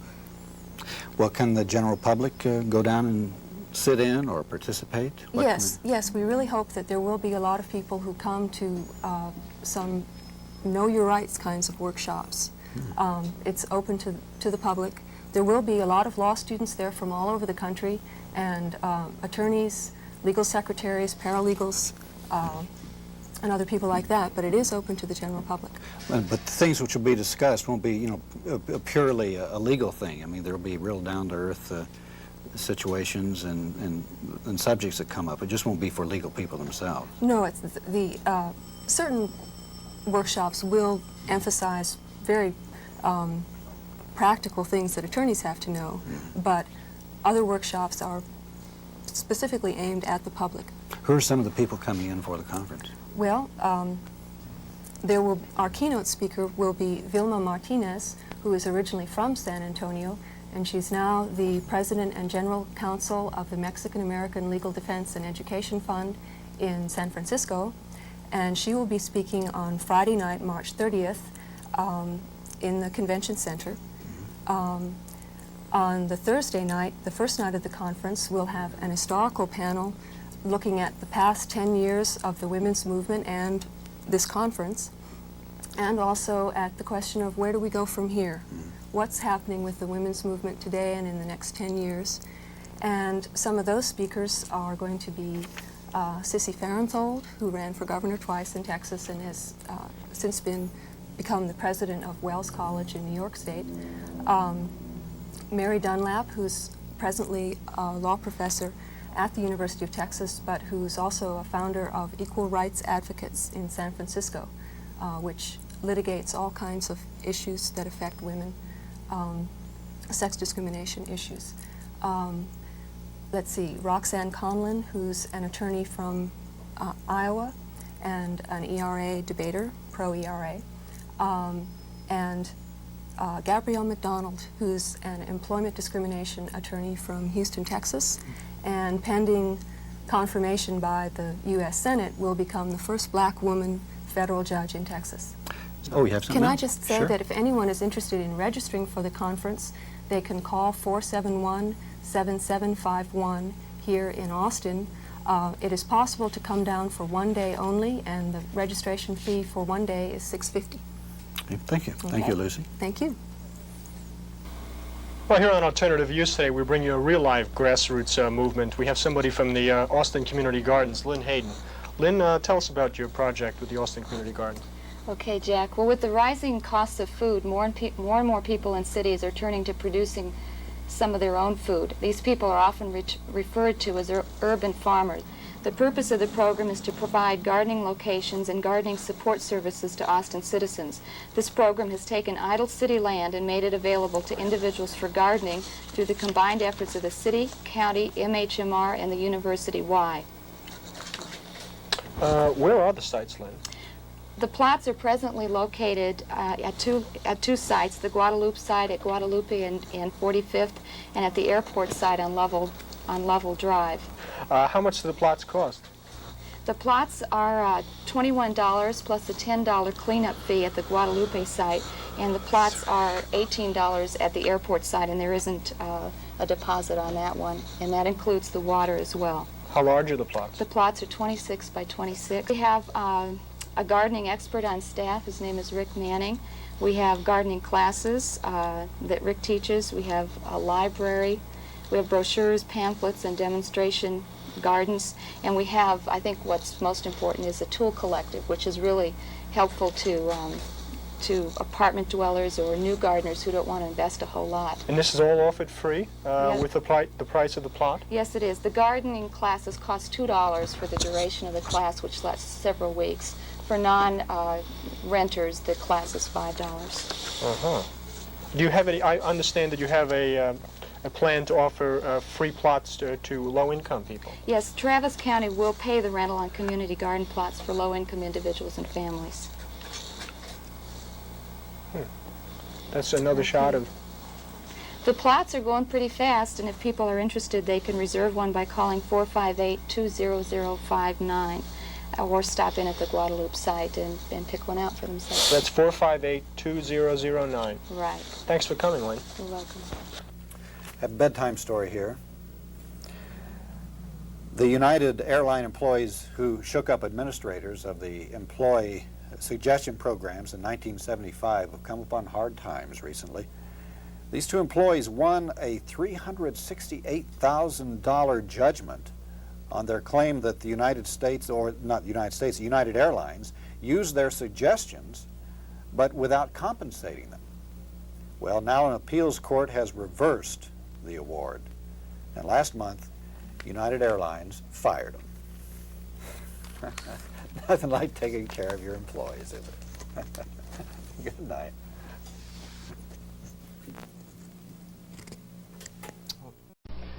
Mexico is ripe for revolution. But you wouldn't know about it, judging from what you see and hear on the establishment press. Only perhaps if you read articles in a book by Dick Rivas, or perhaps Philip Russell's book about Mexico, would you be aware of this. This is the subject tonight on our Alternative Views news magazine.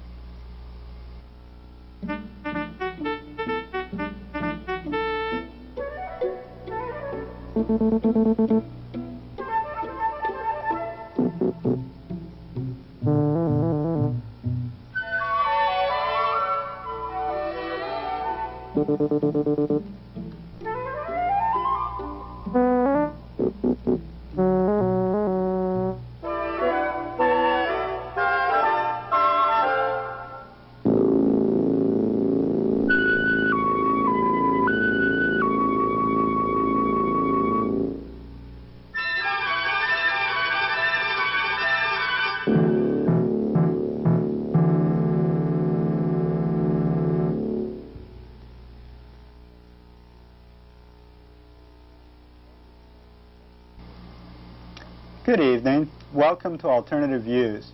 Tonight we are having an in-depth focus on Mexico, and we're going to devote our entire program to this topic.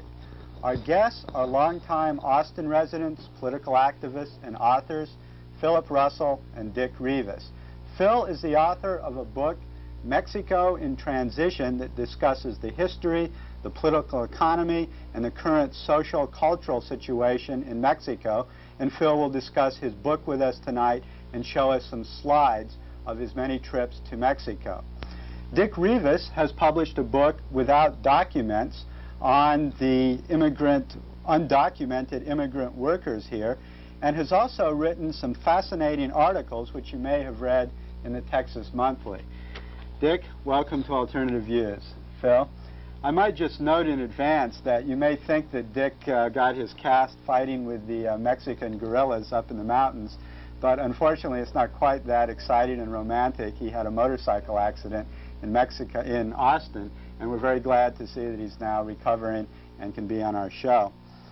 Well, Dick, we've been seeing on television recently these exciting images of these striking and these struggling Mexicans who are very upset about the fact that the police in El Paso, Texas, have arrested over 200 Mexican workers and shipped them across the border. To retaliate, the Mexicans have several times in the last few days closed the border, not letting American tourists, business people, etc., across. This shows that there's a very heavy, hot political issue about these migrant workers. However, there's no real discussion or explanation of what's really going on in the mass media, particularly television. You've written a book on this topic. Can you shed a little light on the issue over immigrant workers? What's the situation? You know, the situation is one in which there are hundreds of thousands, millions of jobless workers in Mexico. And they're coming here as they have since at least the 40s or the 30s and finding jobs. From time to time, the Immigration Service or the labor unions in this country make an issue of their presence, and there are big deportations. What happened in El Paso this week was that the INS picked up lots of maids whose mothers and grandmothers may have worked in El Paso at the exact same jobs. Why the INS picked El Paso at that time, I don't know. Isn't there a contradiction here? On one hand, the Immigration Service plays a very repressive role, arresting and harassing immigrant workers, but on the other hand, they turn their back. They allow it to go on, and indeed, isn't it the case that significant economic forces with agribusiness and the factories are very happy to have a cheap labor supply? How do you explain this contradiction? Well, it seems to me that the role of the INS in practice is not that of shutting the border, it's that of controlling admissions. So that sometimes they're going to want to let people in, and at other times they're going to want to tighten the flow.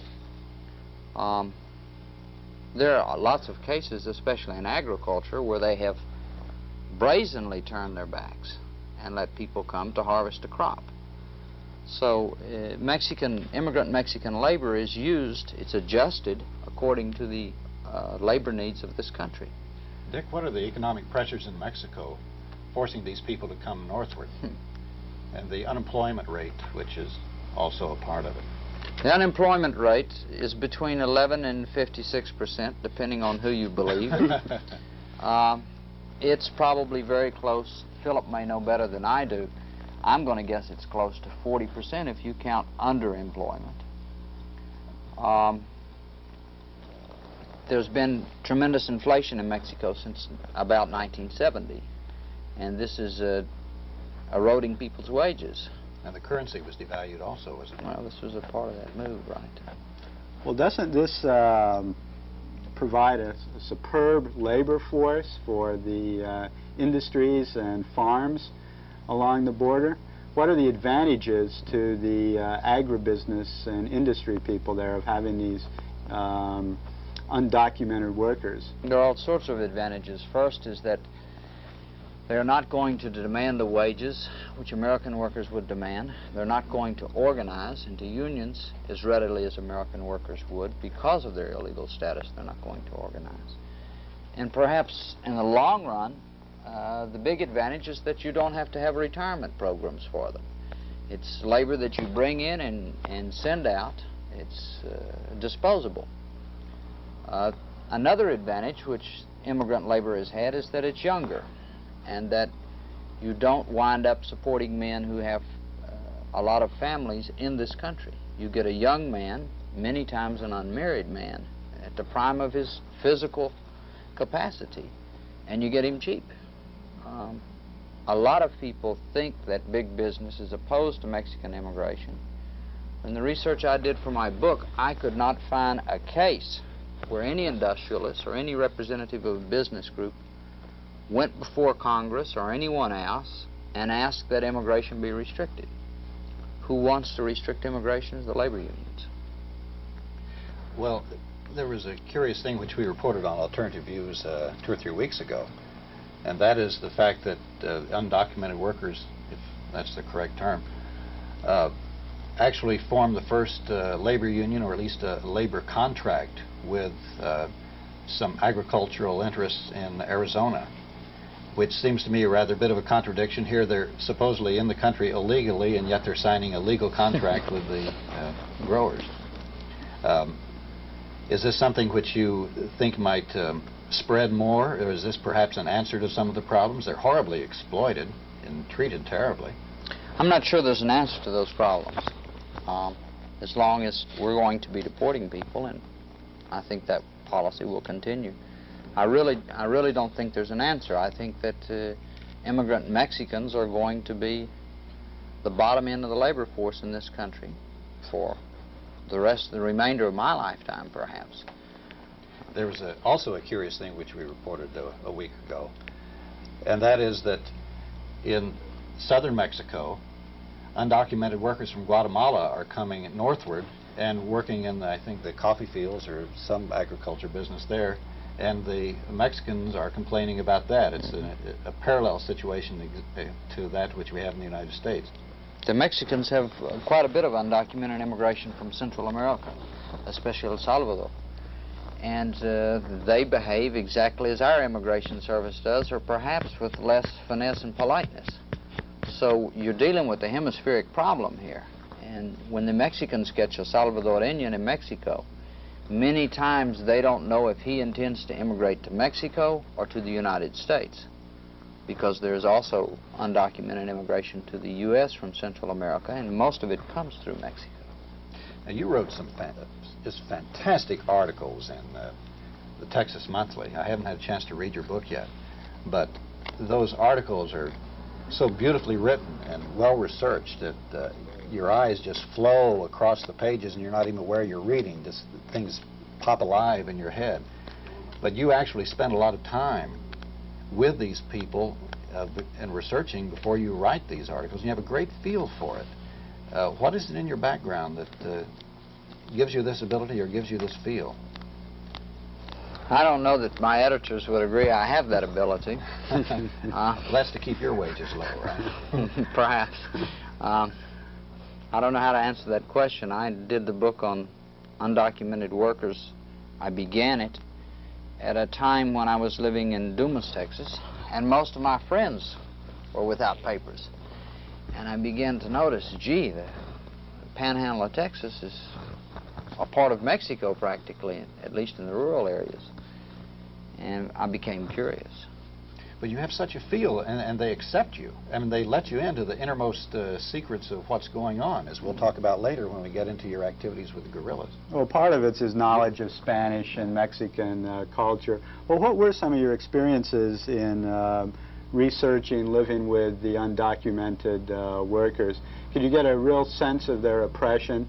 Is this really probably a super exploited subproletariat that is a somewhat unique historical phenomena? I doubt that it's a unique historical phenomenon. Well, currently in America, let us say.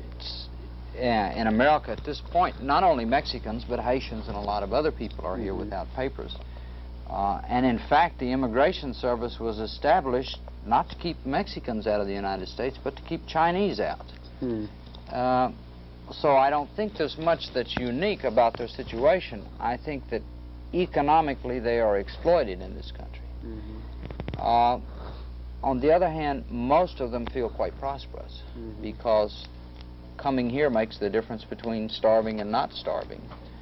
And very few of them are bitter towards this government or its policies. Most of them think that being deported is a part of a game, and they take very little, they have very little political criticism of that. So they don't really exhibit radical political consciousness in this little organization? Not at all. Or things like this. Do you think there's any parallel to the earlier waves of European immigration, that when immigrants came off the boat in Europe, it was a great experience just to get a job, to have even a minimal standard of living after incredible poverty and deprivation? Then this immigrant wave, one after the other, got integrated into the life of America. Do you see this happening with the undocumented workers? Do you see tendencies that they will simply be accepted as part of American life? I think Time magazine had a cover story of our largest minority, that Hispanics are now larger than blacks, actually, in terms of minority population in America.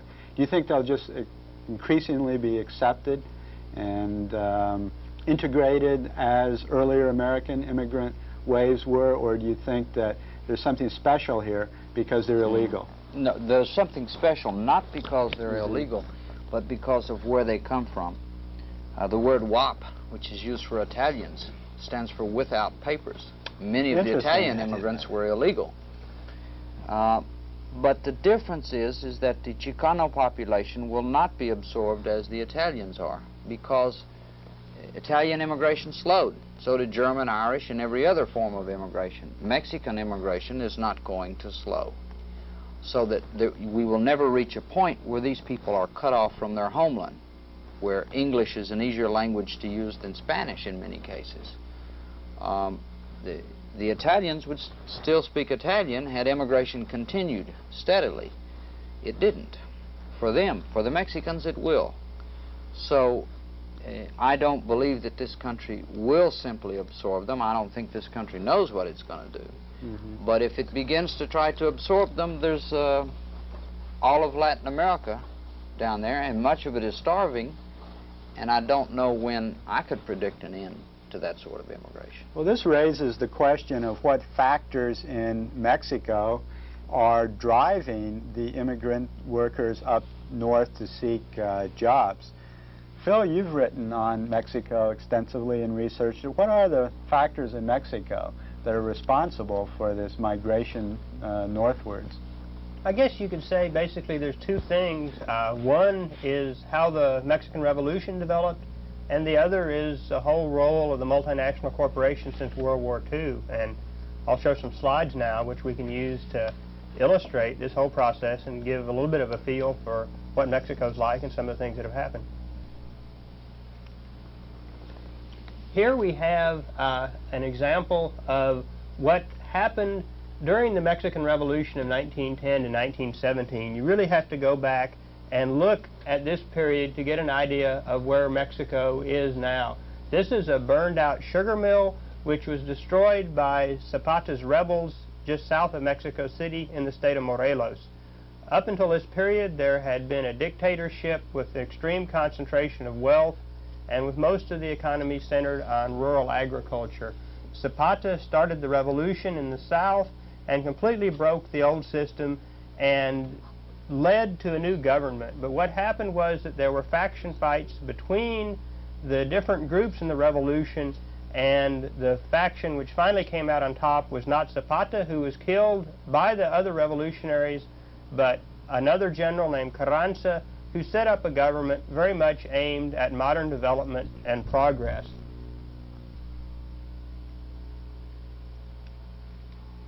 We have a next one? Okay. There we go. And here you can see the churchyard where Zapata was elected as president of his village defense. And although Zapata and almost 1 million others died in the course of the revolution, we can see in Mexico that their efforts were largely in vain, simply because the peasant for whom the revolution was fought has, in most cases, not had his life improved very much.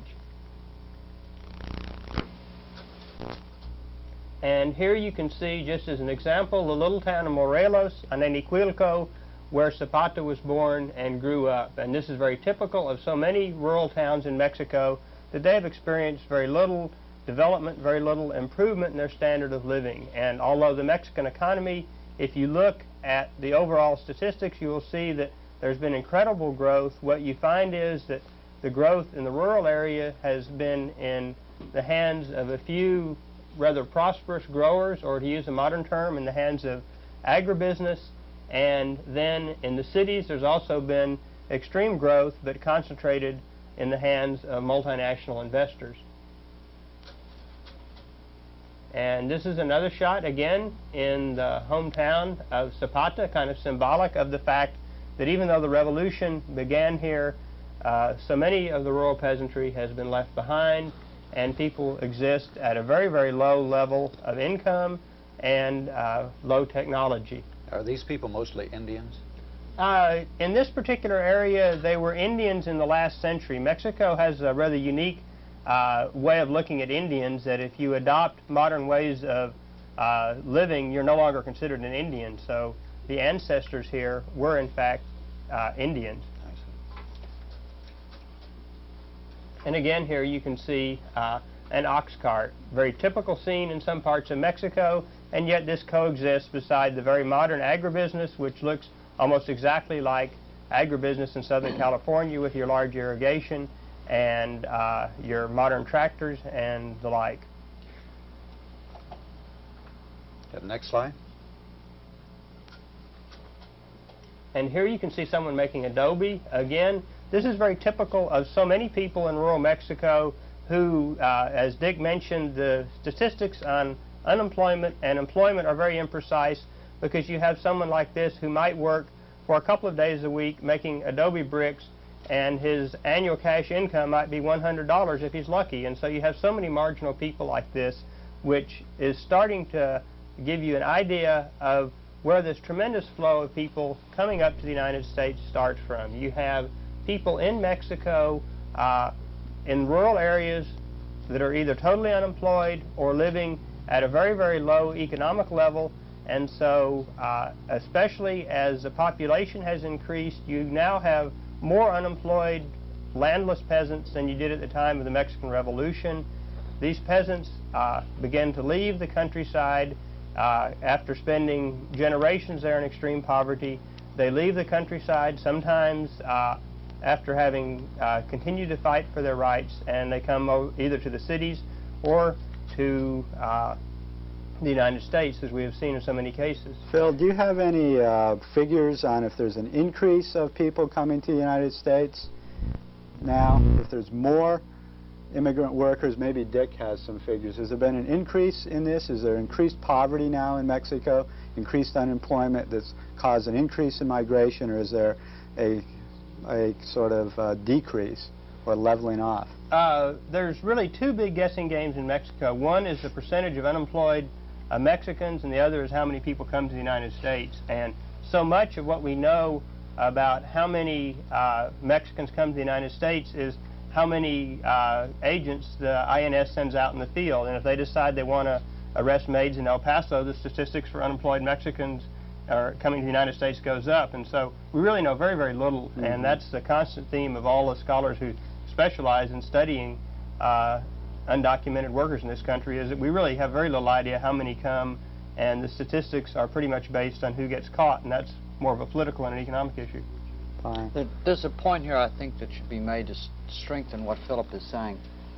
If an American tourist goes to Mexico, and especially to Mexico City, what he sees is an urban democracy and all of the luxuries of developed countries and so on. And they say, well, this is Mexico. You have to get away from the tourist centers to see rural Mexico, and even then you have to figure out how many people are in the cities and in the country. The government claims it's about 60-40, with the majority being urban. The government counts anyone who lives in a town of 2,500 or more as being an urban resident. A town of 2,500 or more would have maybe 700 adults. These are rural people. I don't know what a closer figure would be, but it's my estimate that it's probably 50-50 anyway. So when you talk about rural Mexico, it's not like talking about the rural United States. You're talking about half the country. And you're also talking about incredible gaps between rich and poor and development and underdevelopment, which we'll probably get to later. Go ahead, Bill, with your slides.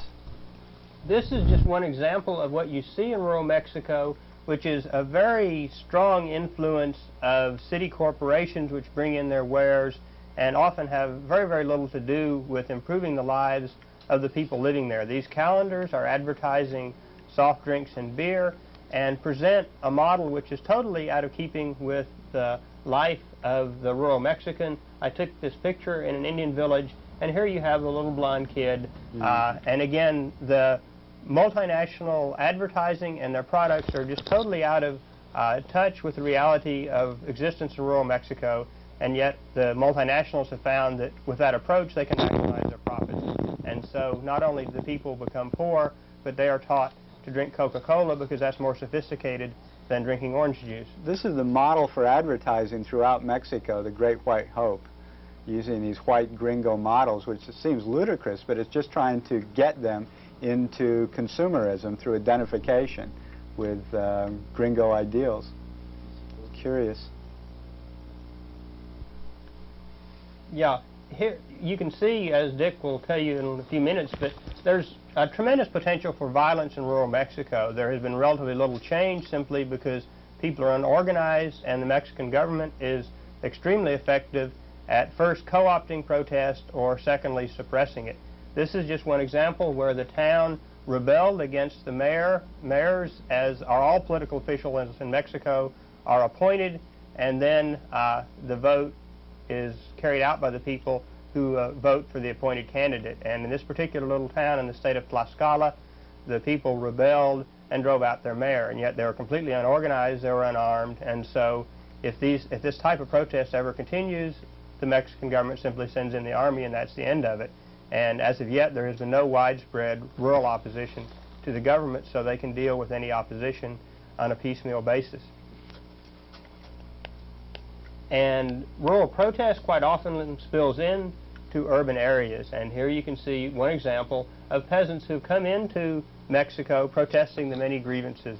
They have lack of land, they're poor, they don't have jobs, they've been lied to by the government literally for generations. The Mexican agrarian reform supposedly started in 1915, and each Mexican president who's come along has promised people land, and yet the land in many cases has stayed in the hands of big landowners. And so people protest generally rather ineffectively, but we'll see now some more protests from Dick. We have some pictures here. And well, before we go into that, let's have a little background on this. This is a very fascinating story. Dick, could you tell us how you made contact with these revolutionary guerrillas in Mexico? There has been now for at least since about 1970. Since about 1970, the left-wing movement in Mexico has been growing. It was practically closeted before that. And it has developed an armed wing. There are terrorists of 16 different stripes in Mexico. And there are a few organizations which I regard as more literate, which organize peasants to seize land and arm them. One of these organizations, which is now called the PPM, the Proletarian Party of Mexico, had a representative and a member and a founder in San Antonio, Mario Cantu, a restaurant owner there, who knew the people who formed the PPM before they had formed it. When they formed it, he joined. Mario was frequently implicated in gun-running affairs, and I went to him and said, look, I want to do a story about you and the guerrillas.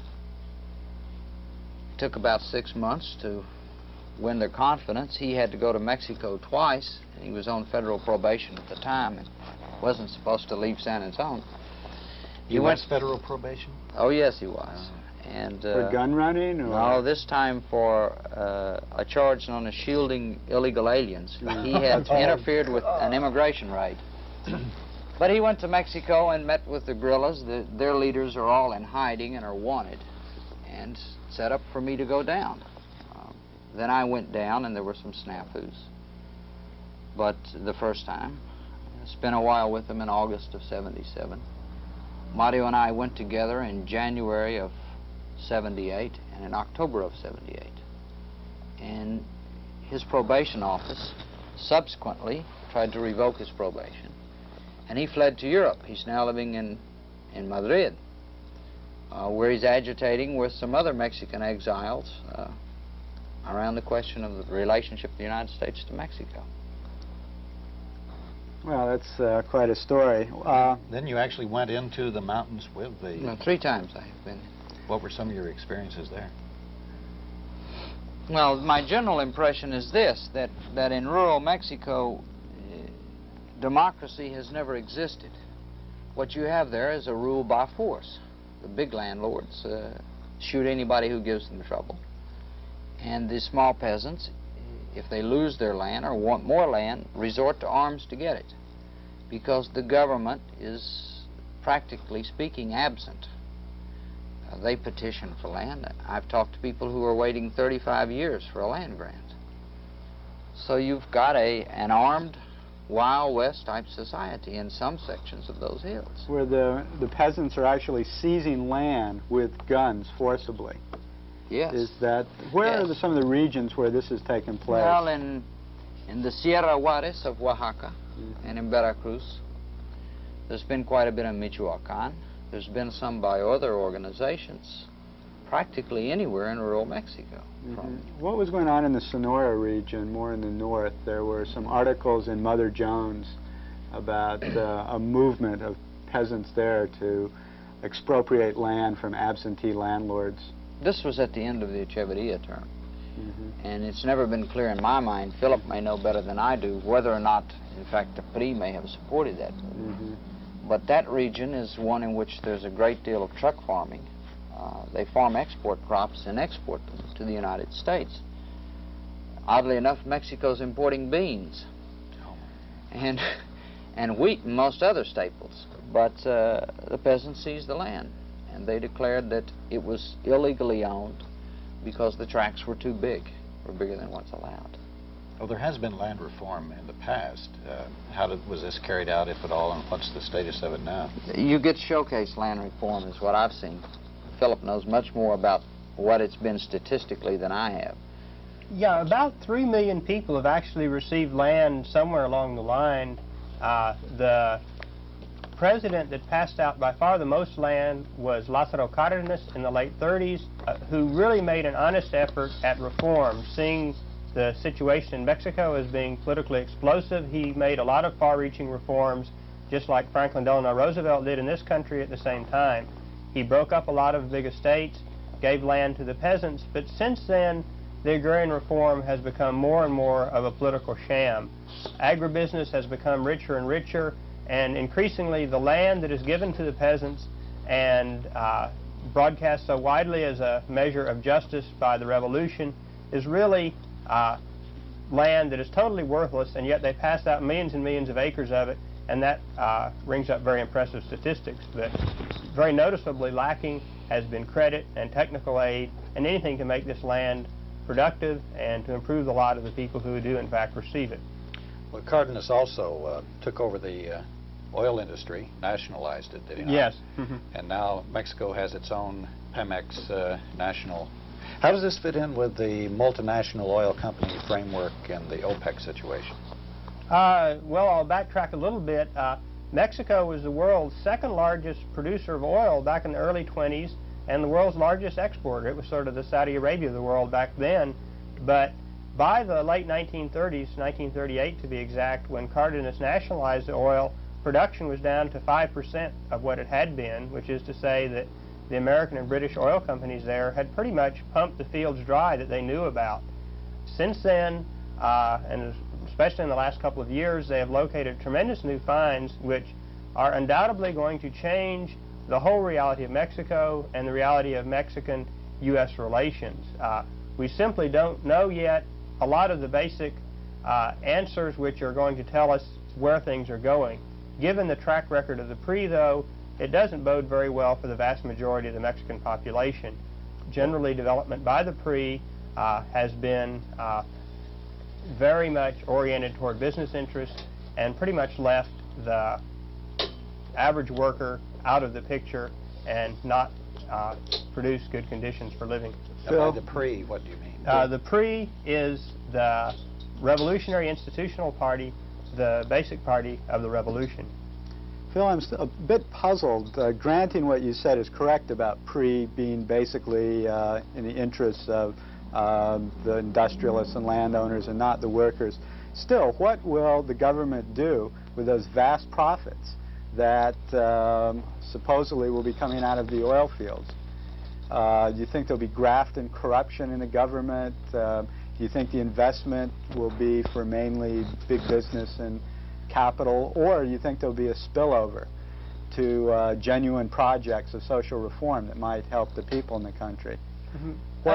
Yeah, undoubtedly there's going to be some spillover, and there'll be some people who didn't have jobs before who will in fact get jobs. But if you just look at the history of oil development in the 20th century, there's no country or region in the world that has used its oil wealth to eliminate poverty and bring about social justice. And that, of course, goes for Texas, which has had tremendous oil development in the last generation, and yet you still have incredible poverty here.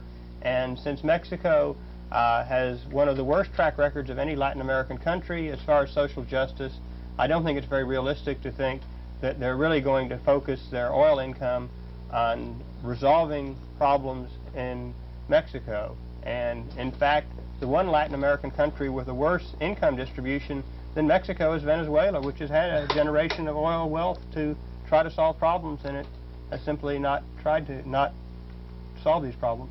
Right now, Mexico has the largest debt to American, well, I call them American, I will say multinational or transnational banking interests, in the IMF and the World Bank, multinational corporations.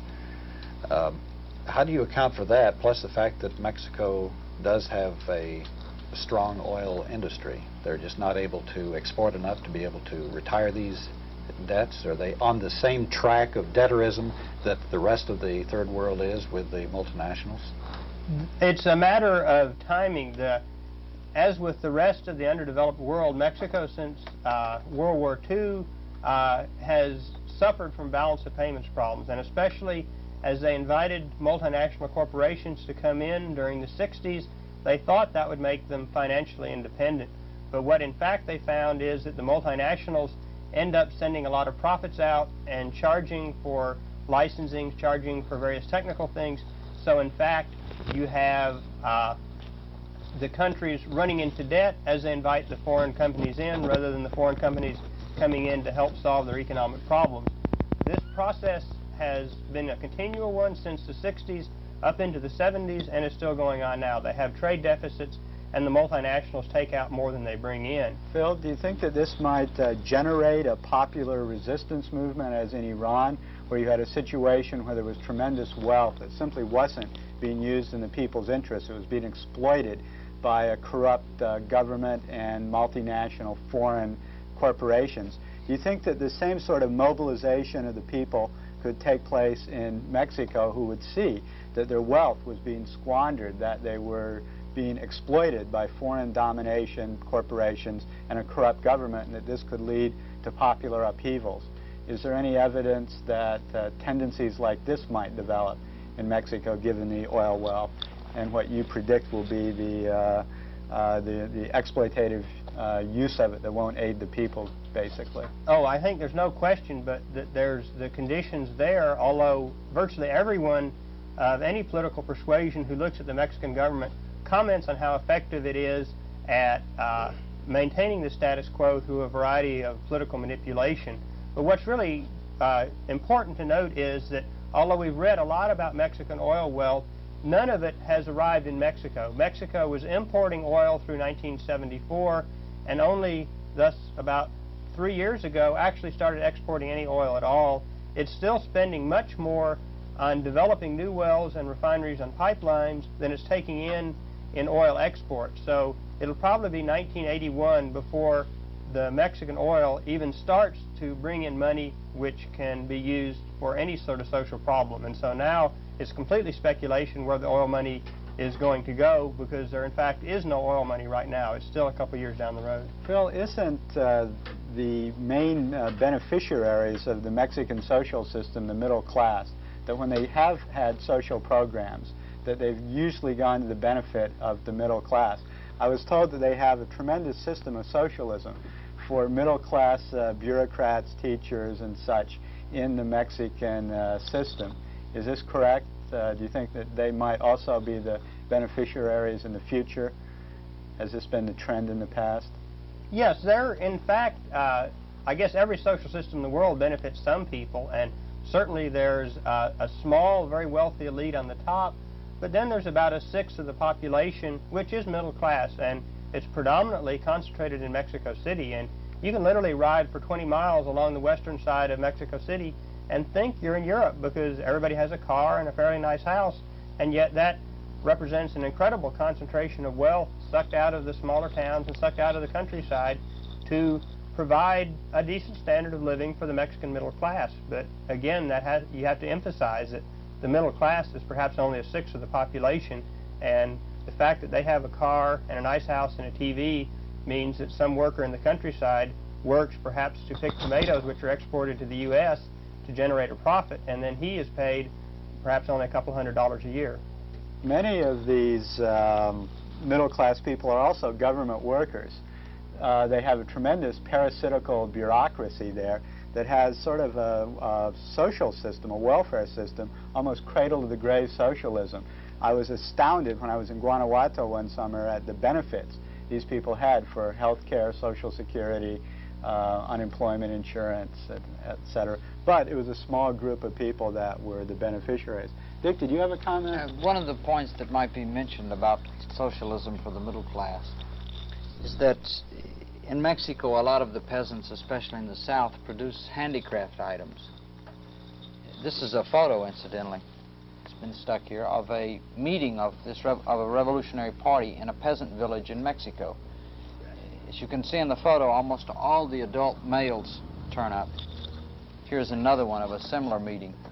I had to black out the eyes on these people's on this photo so that these people could not be identified. While I'm here, I'll just hit the photo. Here is a peasant village of some 500 inhabitants, and this is a part of their armed force. It's been armed by a revolutionary group. If you will note, they're using M1 carbines and old Mausers. Here's another one in a smaller village, essentially the same weapons. What chance do these people have against the army? I guess they would have the reasonable chance against the private armies of the landowners or maybe the local police, but the army might be too much for them. The army, in most of these areas, the army is stationed in a city. It takes days to get out there. The problem I think they have in fighting the army is that of resolve. I think they could probably outgun the army because they have certain advantages and certain tactics, but the problem is resolve. The people very often seize land with guns and they'll fight off the landlord's thugs, but when the army and the agrarian reform comes in, they say, well, gee, now they've got us. In the long run, they may be right.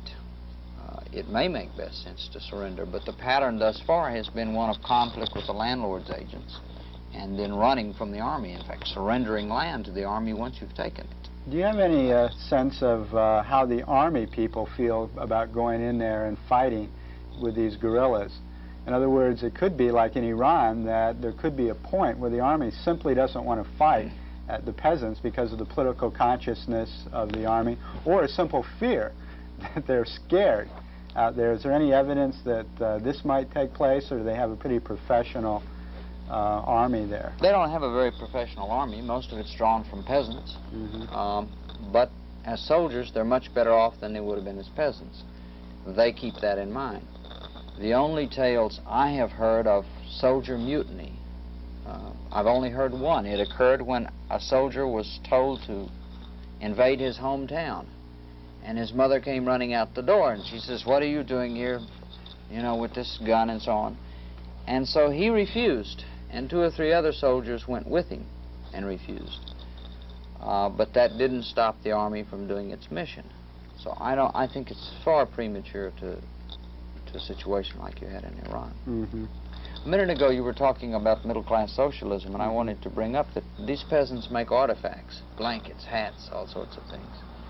And they're paid next to nothing for it by commercial operators who tend to soak tourists and the Mexican middle class. The prices they charge are fantastic. So the Mexican government, in the name of socialism, established in every Mexican city an agency to sell handicraft items, artifacts, at cheap prices. However, it did not abolish its commercial competitors.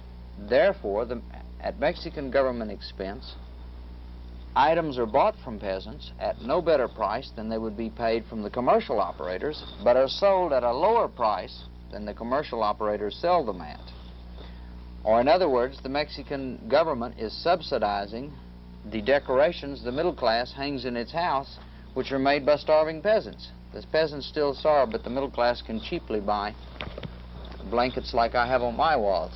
Isn't that one good insurance policy by most any dictatorship or oligarchy, to have a strong, loyal middle class and then repress the lower class? I suppose it is. It's called fascism, actually. What are some of these other pictures that you have? Well, these are largely pictures of the guerrilla movement. When I went there, quite frankly, on my first trip, I was scared to death. I expected I was going to run into some hot-headed students who were up there agitating the peasants and pulling all sorts of dangerous stunts. It turned out not to be true. The people in these pictures are peasants. One of these fellows has an old Remington. It's a Mexican Revolution vintage rifle. Here's another meeting of revolutionary peasants. How widespread is this around the country, and what is the support from the general public? Well, it's very hard for me to say how widespread it is, because I've only seen the states of Oaxaca and Veracruz. Anytime you read Mexican newspapers, you will read of peasants seizing land and being lynched or shot anywhere in Mexico. It happens every week. Public support is never sought. The peasants do this as their own affair. I've never heard of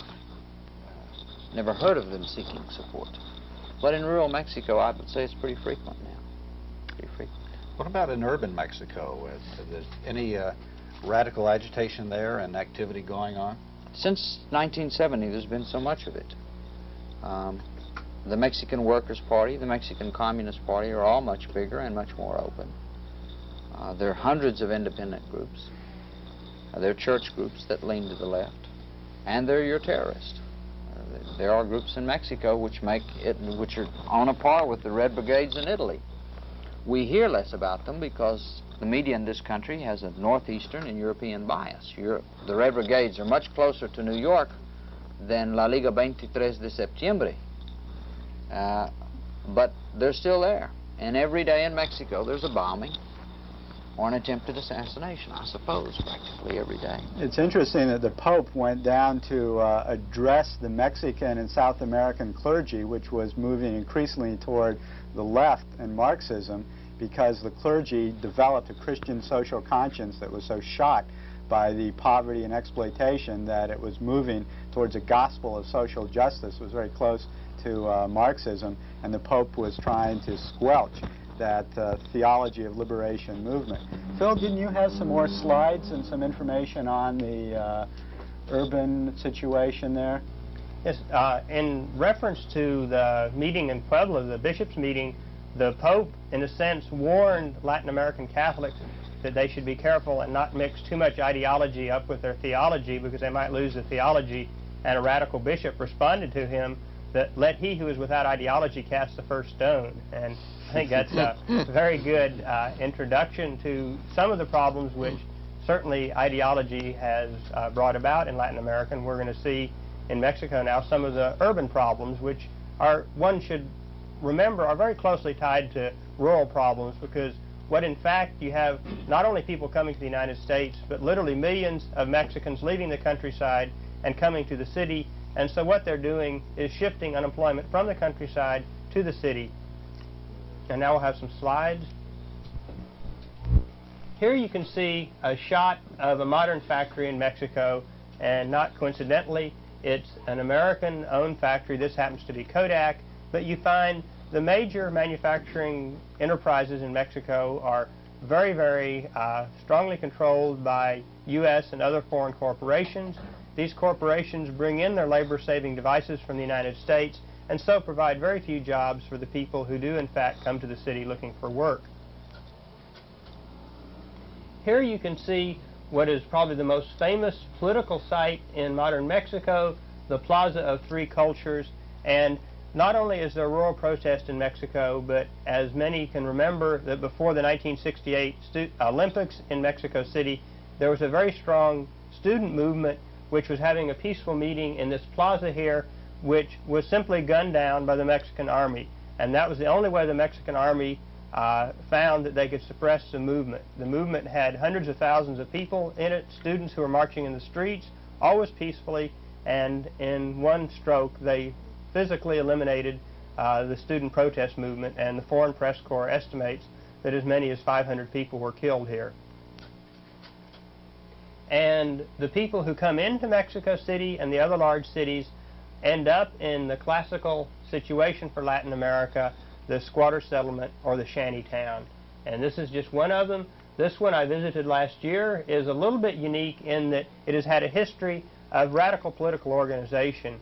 Most of the people who come into the shanty towns are thankful they have any place at all to sleep, and so keep a very low profile. Well, Mexico City is supposed to become the largest city in the world in a few years, something like 25 million. Yes, of course, that says a lot about projections. Not only do they project it to be the largest city in the world by the year 2000, but they also project that the increasing pollution will render the air unbreathable by the year 2000. So it's hard to say which will win. I've seen estimates where as many as 50,000 people a year die because of air pollution. Oh yes, of course there's a vicious cycle of malnutrition, poor housing, respiratory diseases, and air pollution, all of which result in a very high mortality rate, especially among children. And you find in Mexico City the infant mortality rate among children is actually increasing.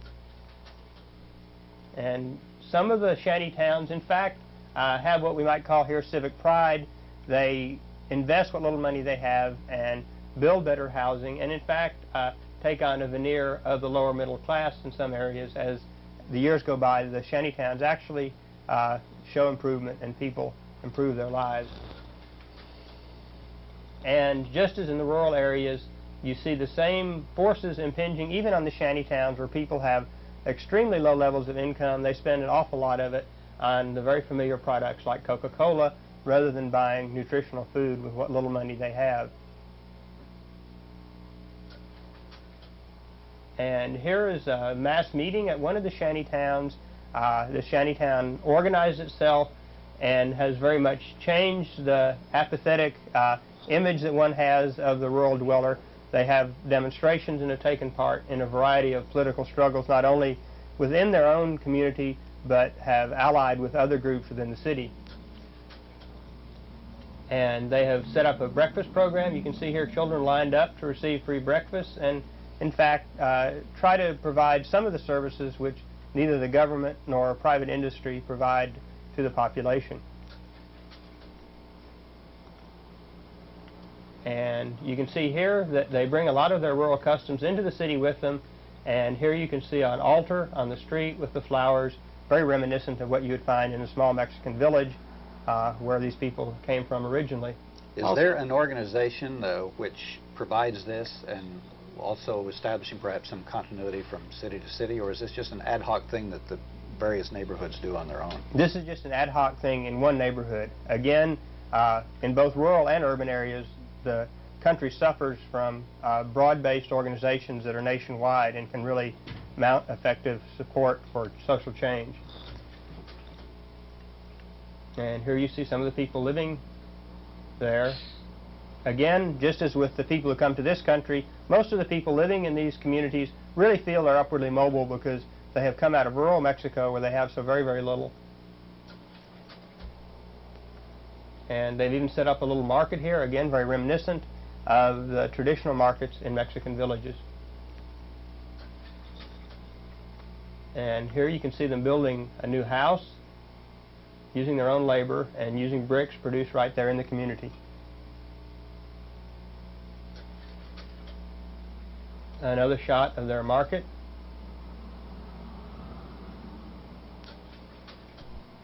And here are some of the banners put up there in the squatter settlement. They have received a lot of support, especially from student groups. You can see here some signs from local high schools and universities.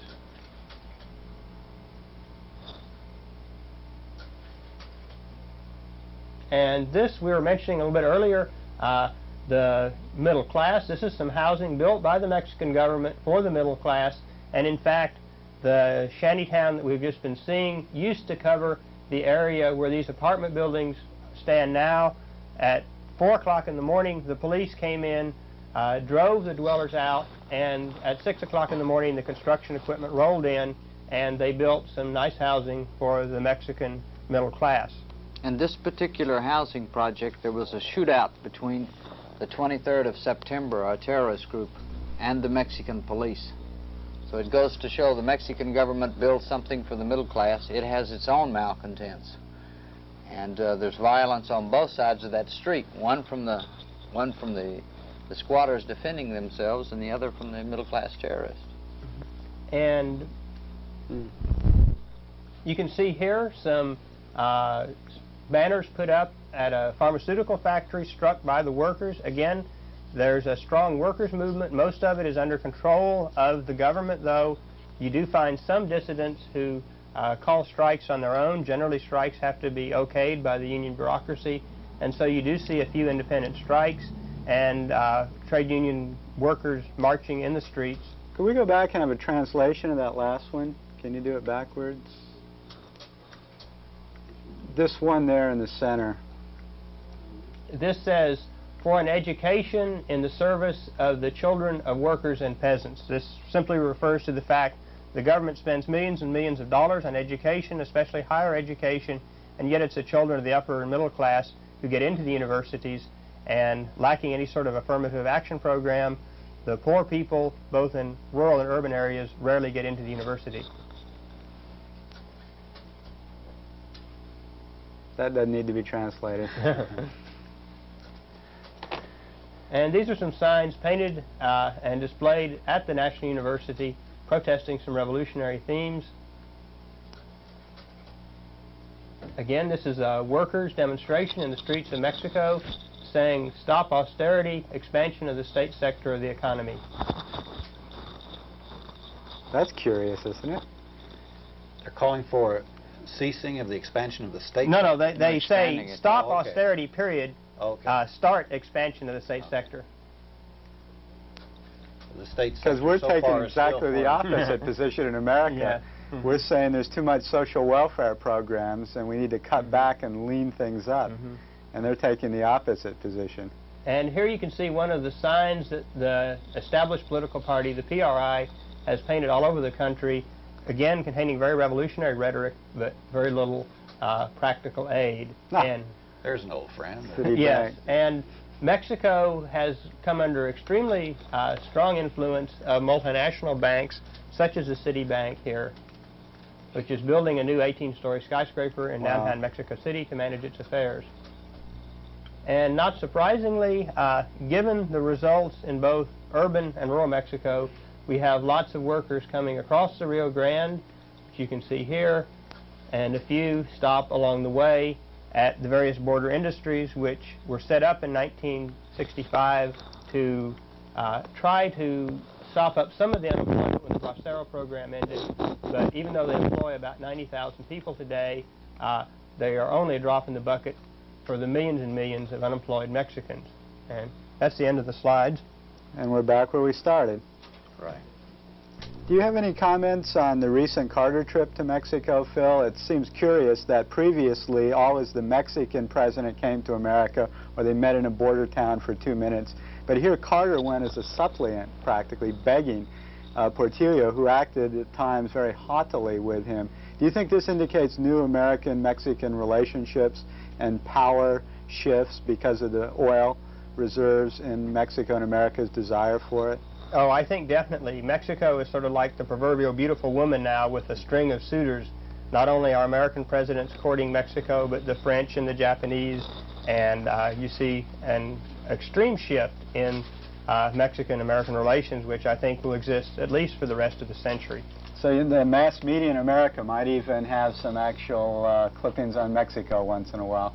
Well, we want to thank our guests, Dick Rivas and Philip Russell, for this superb covering of all aspects of Mexican life, history, for a very exciting, in-depth focus on Mexico.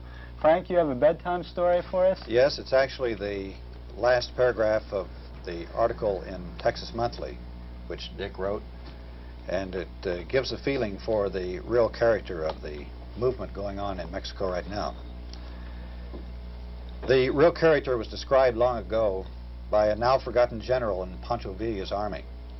The general told an American correspondent, "I'm not an educated man, but I know that to fight is the last thing for any people. Only when things get too bad to stand, huh? And if we're going to kill our brothers, something fine must come out of it. And it's that simple faith, something fine must come out of it, which keeps revolution alive in Mexico." Viva. Good night. Good night.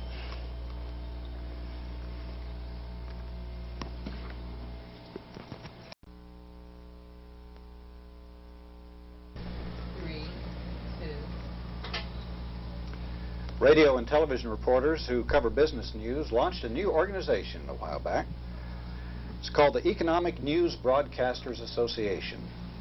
And to help get the organization off to a good start, they got $3,000 from the Mortgage Bankers Association. Well, we'll take money from anybody, but I doubt if the mortgage bankers will want to fund Alternative Views news magazine.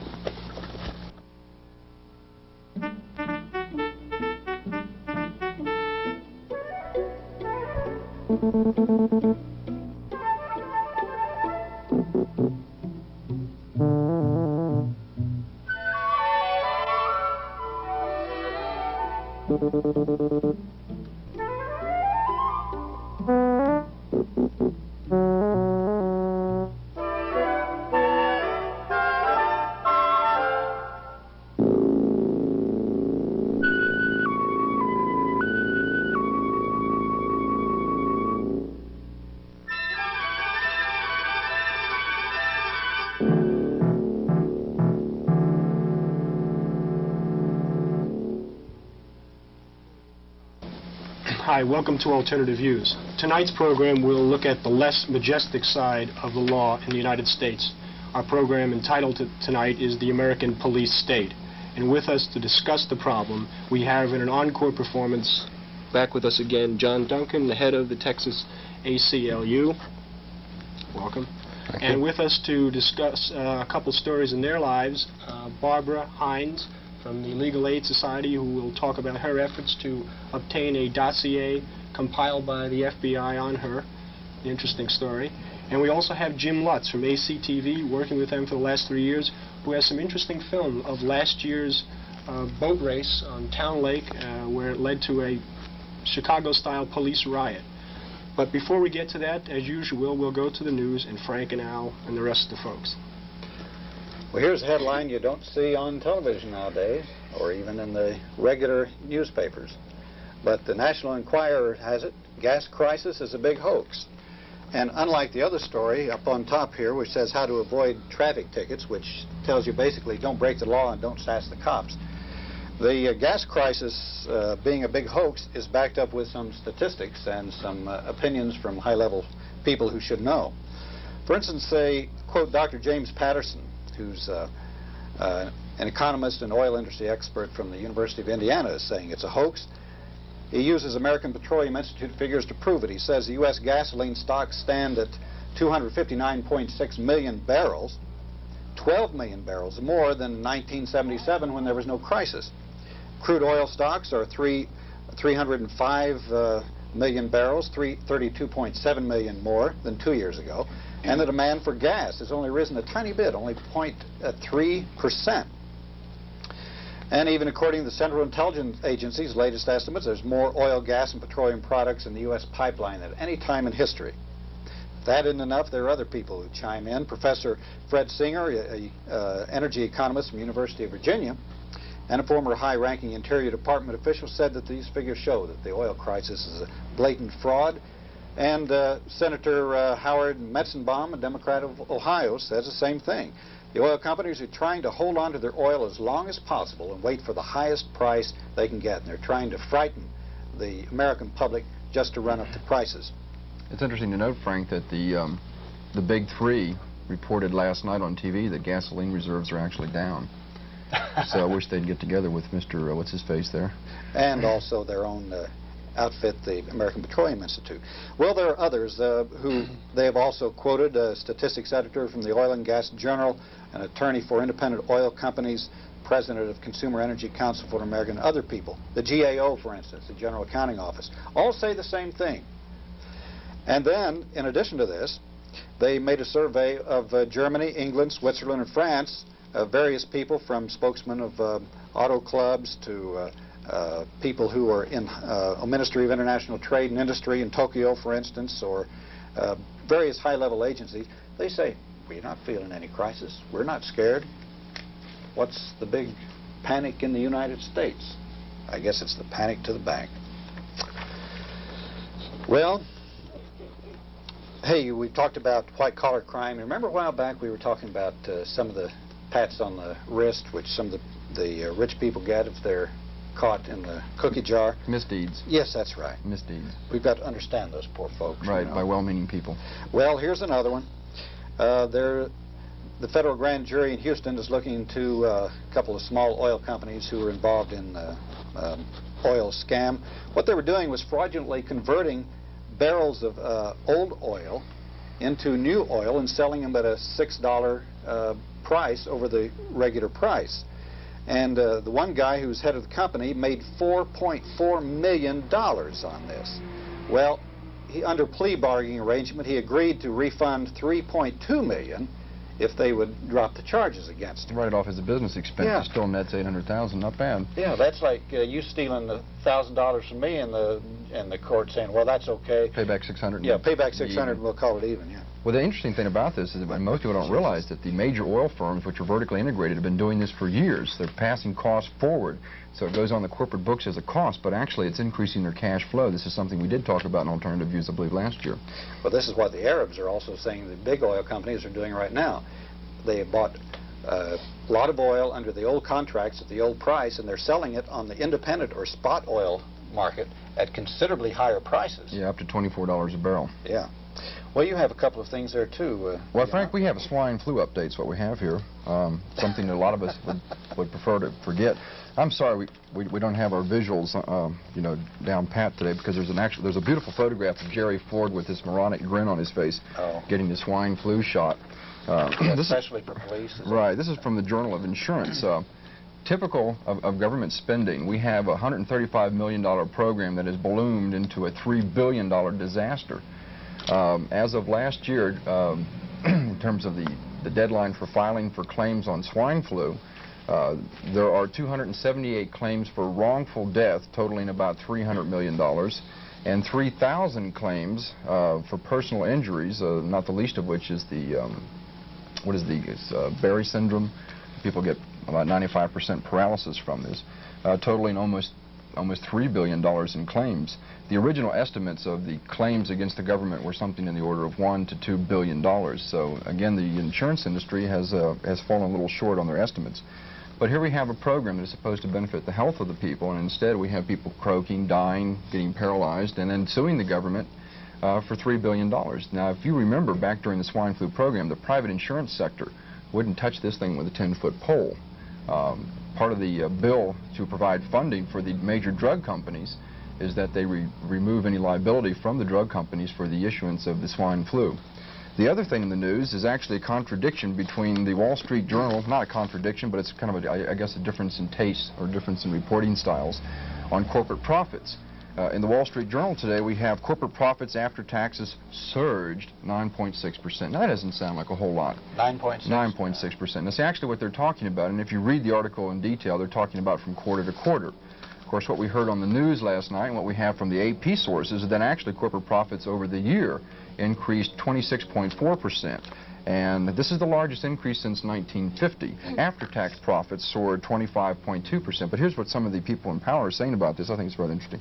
The very large increases in profits of American corporations will strengthen the widespread belief that many American businesses aren't assuming their full responsibilities to fight inflation. This is Alfred Kahn.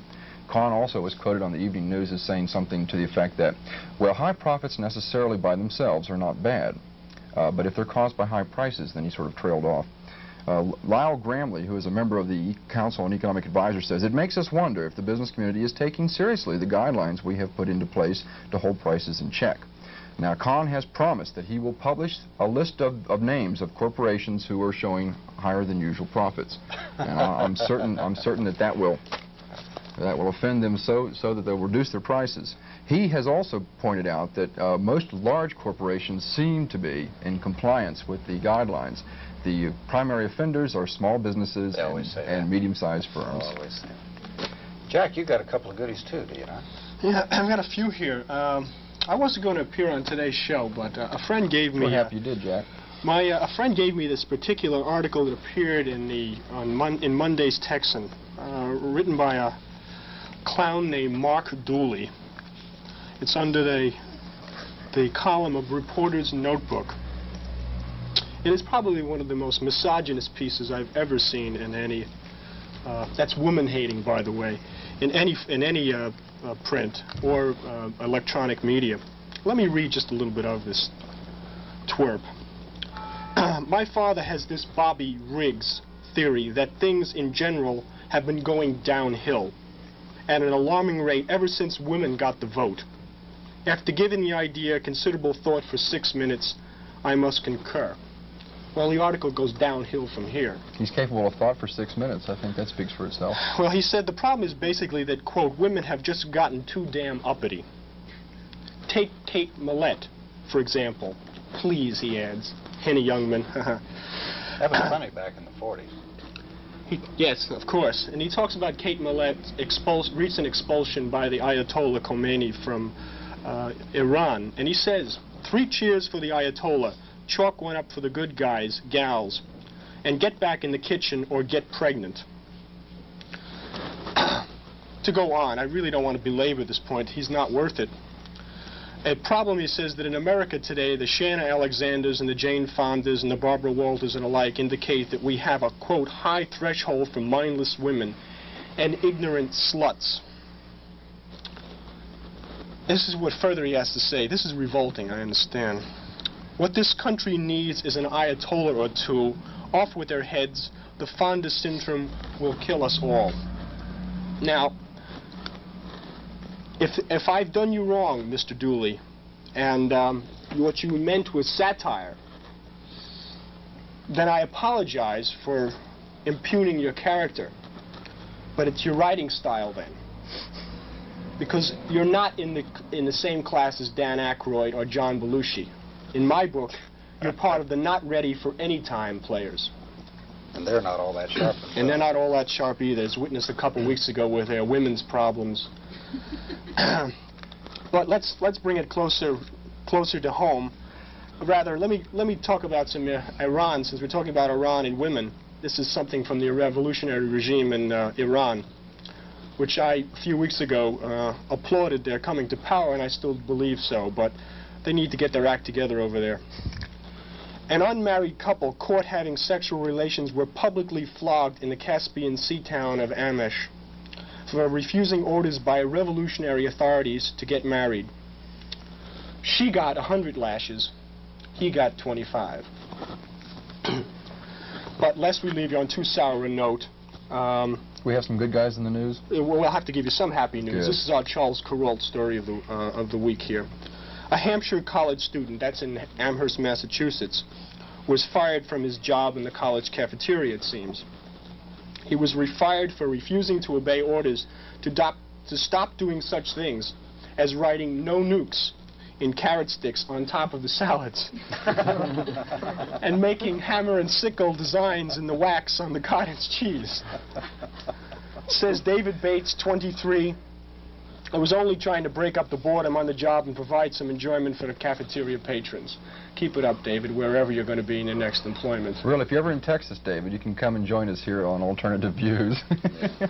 I guess they don't even let them drink tomato juice because it's red, right? That's right.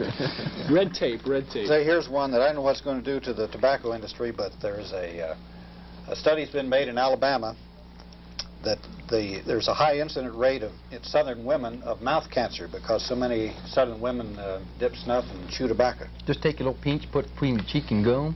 Yeah, you get good cancer in about 15 years. There's an interesting thing going around now. John, you might have a comment on this. It's called, people are calling it gray mail, not blackmail, but gray mail. There are 3 different stories that come in and tie this together. A perjury case against Edward Garrity, the senior vice president of ITT, was dropped by the Justice Department because it feared the disclosure of national security information. He'd been accused of lying about ITT's role in the 1970 Chilean presidential election, of course, with a great deal of connection, very close connection, cooperation with the CIA. And then about the same time, there was a case that was dropped against a Singapore banker who had been accused of bilking millions of dollars from investors in California. But the charges against him were dropped also because he had a special relationship with the CIA. And now in the nation, they're talking about the same thing might occur in this in the suit against Patrick Gray and other high FBI officials. They're saying that several well-placed sources confide that the prosecution of these men who are accused of ordering burglaries in private homes might be dropped to avoid exposing secret information in court. John, is there... Well, it's a part of a trend. Yeah. The March 20th Dallas Morning News has a little story right along the same line. Attorney General Bell has had a contempt citation pending against him for some months now for refusal to disclose FBI informants and who did a lot of the burglary of the Socialist Workers' Party. The Socialist Workers' Party has a $40 million lawsuit pending against the U.S. government for surveillance that went back into the 1930s, and they never showed a violation of the law at any time with any of this stuff. There were numerous instances in which the FBI illegally broke in. In an attempt to, in a discovery order, a federal district judge ordered the Attorney General to turn over these records, and Attorney General Bell refused. Again, it's the national security, protection of the informant. The Second Circuit now, as reported on March 20th, has removed that contempt order and said there are other ways that you can pursue this. Basically, the other way is to drop the charge in default and allow the taxpayers to pay out the $40 million to the socialist workers rather than to present the information. And what you wind up with is taxpayers paying for the incompetence and the crimes committed by public officials in damages back to individuals. Well, what can we do, you suppose? I guess not a heck of a lot. I keep looking here for a good story. I can't find one, so I guess I better close with a quote from Ambrose Bierce. And this is dedicated not only to President Carter, but also to our last several presidents.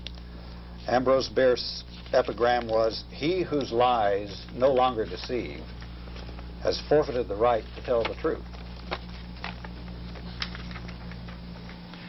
Jack, shall we get to... Yeah. Let me maybe lay some historical grounding for discussion of the American police state and inequality of enforcement of the law.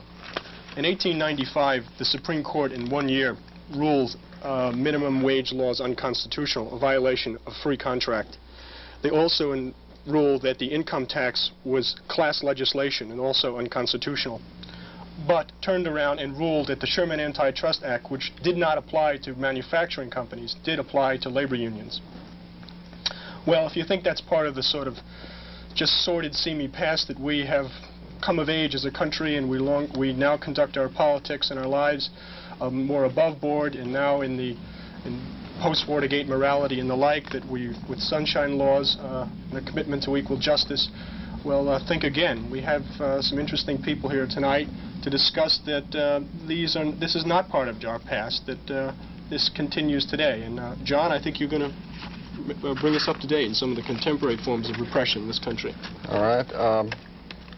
I suppose when we think of the police state, we tend to think of federal government, FBI, the abuses of the Nixon administration. They're classic examples of a movement toward a police state. But what I really want to start off on today was some of the things that are pending before the Texas legislature. Because this stuff would not go on if you did not in some fashion create a public environment in which the public agrees to give up certain constitutional rights, most of the time without thinking very seriously about it. Our previous governor, Dolph Briscoe, had, as many of you will recall, a law and order package, or anti-crime package, in the 1977 legislative session. If you looked at that package on a piece-by-piece basis and put it together, it had most of the provisions in it that you would have gotten in Senate Bill 1. Son of Senate Bill 1. Yeah, or son of Senate Bill 1 during the last legislative session. First cousin. Yeah, first cousin, whatever. But what we're experiencing now, and I'll have to say we were reasonably successful in making most of the proposals in the Briscoe package basically meaningless. It got through the session last time. Is the whole thing has reappeared now. What we've got is retreaded Dolph Briscoe law and order with Governor Bill Clement's signature across it. Last week he interchangeable parts. You notice this? It doesn't matter. Introduced or put out a press statement saying, on many occasions I have stated I am for strong and effective law enforcement and recommend that the legislature adopt measures that will enable local, district, and state law enforcement officials to do a better job. And then he starts listing off bills which he will support as part of a law and order package. An examination of those bills shows that what you have coming back is essentially the same thing that a very conservative legislature rejected in 1977 insofar as the proposals are concerned. You've got electronic eavesdropping again. We scream drugs, crime, this sort of thing, and suddenly we hand to the police the tools by which they can go in and legally invade everyone's privacy. Forget about the Fourth Amendment. Forget about the Fifth Amendment. Just let them go in and listen to everyone. This has something to do with that evidentiary search warrant? That is a second one. It goes from electronic surveillance to evidentiary search warrants. Texas has a good search warrant law, one of the best in the country, in terms of protecting individual rights. We do not have any broad-based search warrants based upon the fact that mere evidence might be found that a crime might have been committed, which essentially would allow any police officer in anybody's door. That's what these people want. And here it comes back in exactly the same form. Oral confessions. Last legislative session, the governor finally pushed through an oral confessions law after we in the Criminal Defense Lawyers Association managed to tag some safeguards on it. It said basically that if an oral confession is to be introduced, it must be tape recorded in the presence of at least two people, and the tape must show the person who is making this confession being warned that it is being taped, that it will be introduced in court, that it will be used against them, and that it can be introduced only if that person takes the stand and makes a statement that contradicts something that is said on that tape. It's something that protects any individual against getting a confession beat out of them. And then having a police officer say, well, this is what he said. What you've got over there now is a bill that goes back to what they proposed last time, and that is any police officer can get on the stand and swear that so-and-so said such and such and confess to this crime, and in effect put the police officer on the stand to testify against the defendant and allege that it was the defendant's words. Texas has a provision that prohibits the state to appeal from appealing in a criminal case.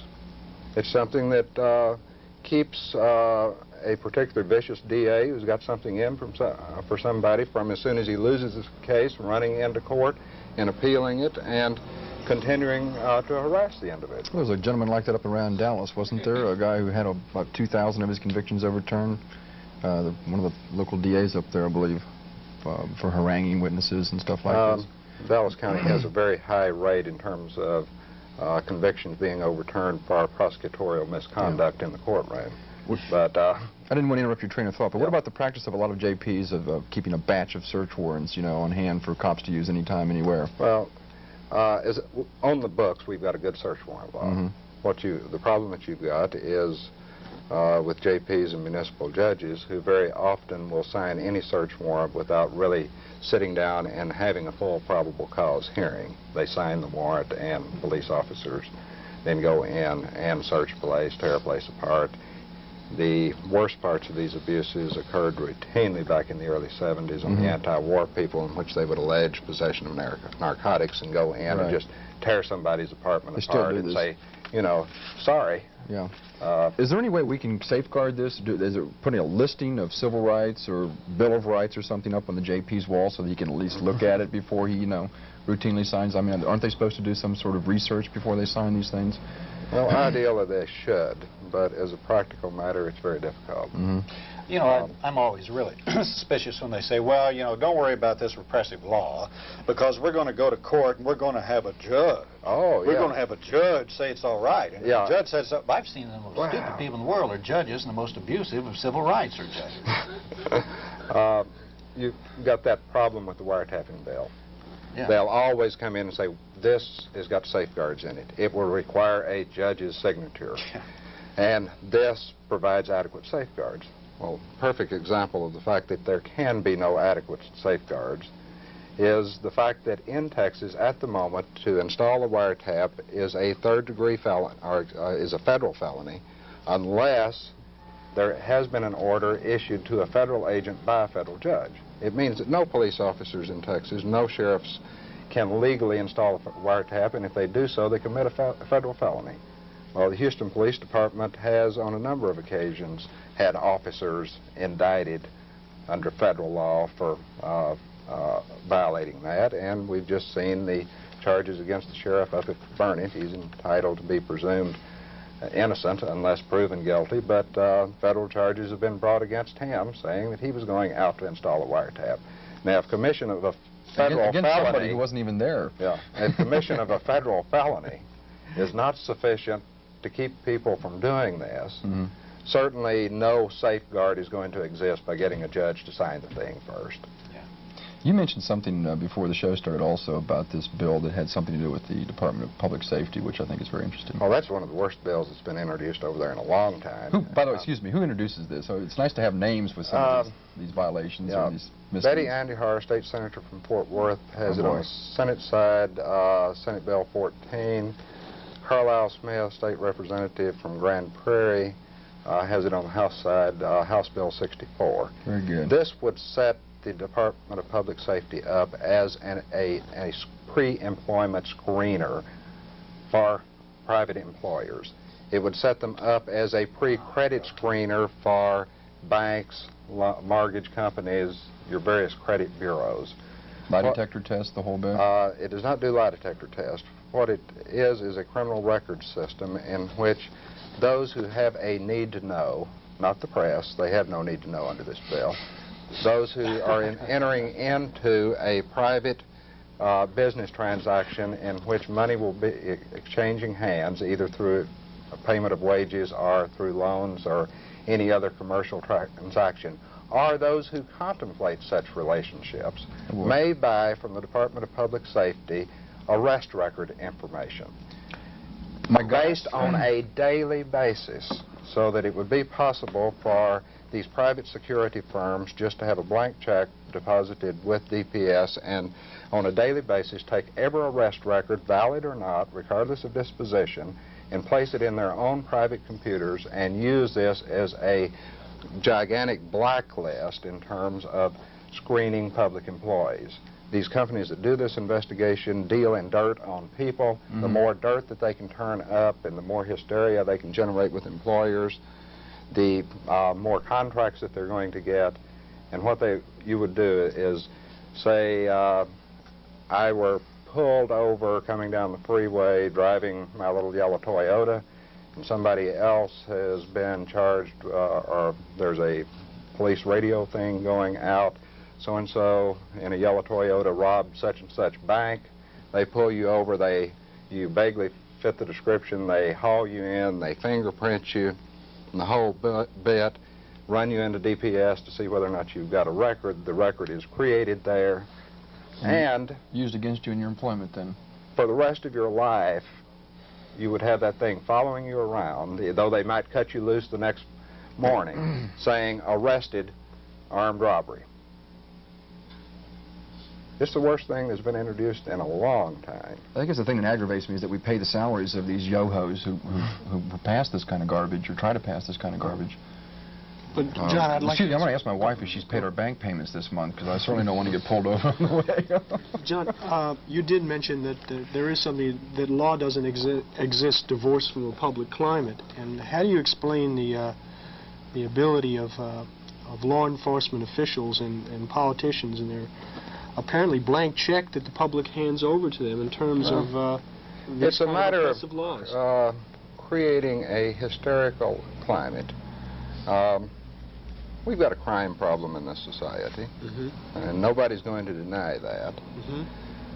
But we also have a legal system that is designed to protect the rights of the innocent, to protect the average citizen, to see to it that the police do not run rampant over everyone. And from time to time, you will get political figures who are able to manipulate public fear. Much of that fear is justified. The crime levels in some communities are very great, and there are some areas of the country where a person cannot walk the streets safely. And you get opportunistic politicians. Nixon was a perfect example. Agnew, when he was there, in terms of the law and order type thing. The Briscoe appeal was essentially of the same variety in terms of his law and order program, in which the public fears are manipulated. And the threat of physical violence to any one individual is greatly exaggerated. An attitude of public fear is created. And at that point, then you run it into the legislature in a semi-hysterical environment. And anybody who opposes some of this just based on basic constitutional provisions is thought then to be soft on law and order. One of the things is I've always thought is one of the chief culprits, especially here in Alternative Views, it's appropriate for us to mention, one of the chief culprits in mobilizing public opinion to support these kind of repressive laws is the media, which talks every night about murders and killings and rapes and muggings, but really doesn't give a context to understand, or pawns off as being just sociological do-gooders that talk about what are the roots of crime in the first place. Let me ask you, the head of the Texas ACLU, just take a couple minutes. What's the roots of crime? Tell us, our audience. Tell me. Tell us. A whole lot of it, I would argue, is economically and sociologically based. If you look at who winds up in the Texas Department of Corrections, it's basically those who come from poor families, from minority families, those whose mental capacity is not as great as the average citizen, those that are essentially the left-outs of society. And programs that are designed to assist people of this variety routinely get knocked down in terms of more welfare, more giveaways, destroying incentives, and what have you. The human needs, human resources sector of the budget is the one that is always the last to be funded. I think you put your finger on it right there. I remember reading in the Philadelphia Inquirer a few years ago that after the riots in Philadelphia, which is based on that central city problem, I mean, the people there are absolutely poor, relatively poor, any way you want to call it, instead of coming in and helping people remodel homes, people don't like to live in housing projects, basically. If they own something, of course, they'll take care of it. Instead of putting money into that sort of thing, they came in and gave the police tanks, arm crushers, shields. They put money into the police part of it, but no money into the economic development part. But part of that too little too is part of the too little too late closing the barn door after the horse is gone that ends up costing, actually, if you're interested in fiscal conservatism, ends up costing you more money. The failure to have sort of minimum income maintenance in this country, which might come to a family of four of about $8,000 if we took sort of a McGovern proposal, and ends up with costing $15,000 to keep a man in a penitentiary, isn't it? Yeah. Well, we were talking about violation of civil liberties and police running rampant, and you mentioned the Socialist Workers' Party a while ago. We have Barbara Hines with us, and Barbara's going to tell us about her situation in relationship with the FBI and a dossier that was compiled on her. We frequently hear about these, but we really usually don't have an opportunity to hear firsthand from somebody who actually went through it. Can you tell us a bit about your experience? Well, I started looking for my FBI file because I had read an article in Ms. Magazine, and there was also an article in Mother Jones, which is another sort of left-wing magazine, that the FBI had kept massive dossiers on people that were active in politics in the 60s. So several friends of mine and myself just decided why not to send off. And we sort of laughed about the party we would have, and we agreed to all open our files together and things of that sort. We did it under the Freedom of Information Act, which under the law, it's the Freedom of Information Act, Privacy Act, a federal statute. You were supposed to get information within 10 days. In order to get my 100-page FBI file, it took 9 months. And Typical. The first letter that I got back from the FBI said, "Thank you for your request. Your request has been..." And your support. And then it said, your request has been assigned number 29,000, I don't know what. We are now processing requests from a year ago. And really, there have been so many people that have taken advantage of this law, I don't think anyone that ever passed it, the legislators that drafted that law, ever thought that there would be the public use of the Freedom of Information Act that there is now. So about 9 months later, I got a letter saying that if I wanted to send them $10 for 100 pages, that they would send me my FBI file. And basically, some of it is routine civil service employment. A lot of it is a lot of surveillance that went on in the 60s. Excuse me, Barbara, what led you to believe that there was a file on you in the first place? No, I just did it just because I read that I was very involved in the women's movement here in the 60s when there were about 10 of us running around talking about women's liberation at the university, and everybody thought we were crazy. I also worked on the RAG, which was an underground newspaper, and I was involved in the anti-war movement here in the 60s, and so I just thought I would write off. And in some ways I thought, sure, they probably did surveil. I mean, we always thought there were informants in the movements we were involved in, but... They were afraid it was paranoia back then, but it was very real. And then, of course, everything we thought was true. The conclusion of my case was that I was classified as disloyal number 3. The government has a 4-point loyalty scale. The first, as I remember, I did a lot of research into this because I did an appeal, and I asked that my file be expunged. And basically, after 6 months, they did agree to expunge my file, though I'm not sure it's ever going to be done. There's no way of I got a letter saying they were going to do it. Oh, but yeah. They'll go on to the Army computer bank or something. Well, you know, the catch-22 on that is if you write them and ask them for your file and they don't have one, they use that letter to start one on you. Exactly. Or they send back sometimes, if you will, we will search our records if you will tell us the times and the places and which you think you were under surveillance. I've heard that some of the stuff involves newspaper clippings, some of it involves maybe insurance information. They have access to the insurance information, whereby if you've ever asked for auto insurance or something, an insurance agent or life insurance, an insurance agent may come around and he'll ask your neighbors if you know this person. Say, well, we don't know him, but we know that his lights are on all night. You know, what the hell does that mean? I mean, some of the information can be innocuous, some of the information is just pure gossip. Was yours like that? Was any of yours like that, or was it real hardcore surveillance? No, there are two things. The first was I applied for a civil service job with the Internal Revenue Service, and they did a routine security investigation. But under the law, when loyalty of an employee is the loyalty is questioned, it converts into a full field operation investigation. That's what they did in my case. In addition to that, now I didn't apply for this job. full field means they actually come in and ask all of your neighbors down the street? They have about 10 pages on all of my parents' friends in Brownsville, where I went to high school. They went to all sorts of professors, friends. I mean, it is really incredible the amount of information that they gathered and the waste of money. And that is probably the most incredible thing. Then they also have information starting from 1969 through 1972, which is my political activities. Nothing involves any breaking of law. I mean, it was sort of free speech that I went to a demonstration. They had things, they knew what meetings I went to, how many people were at the meetings.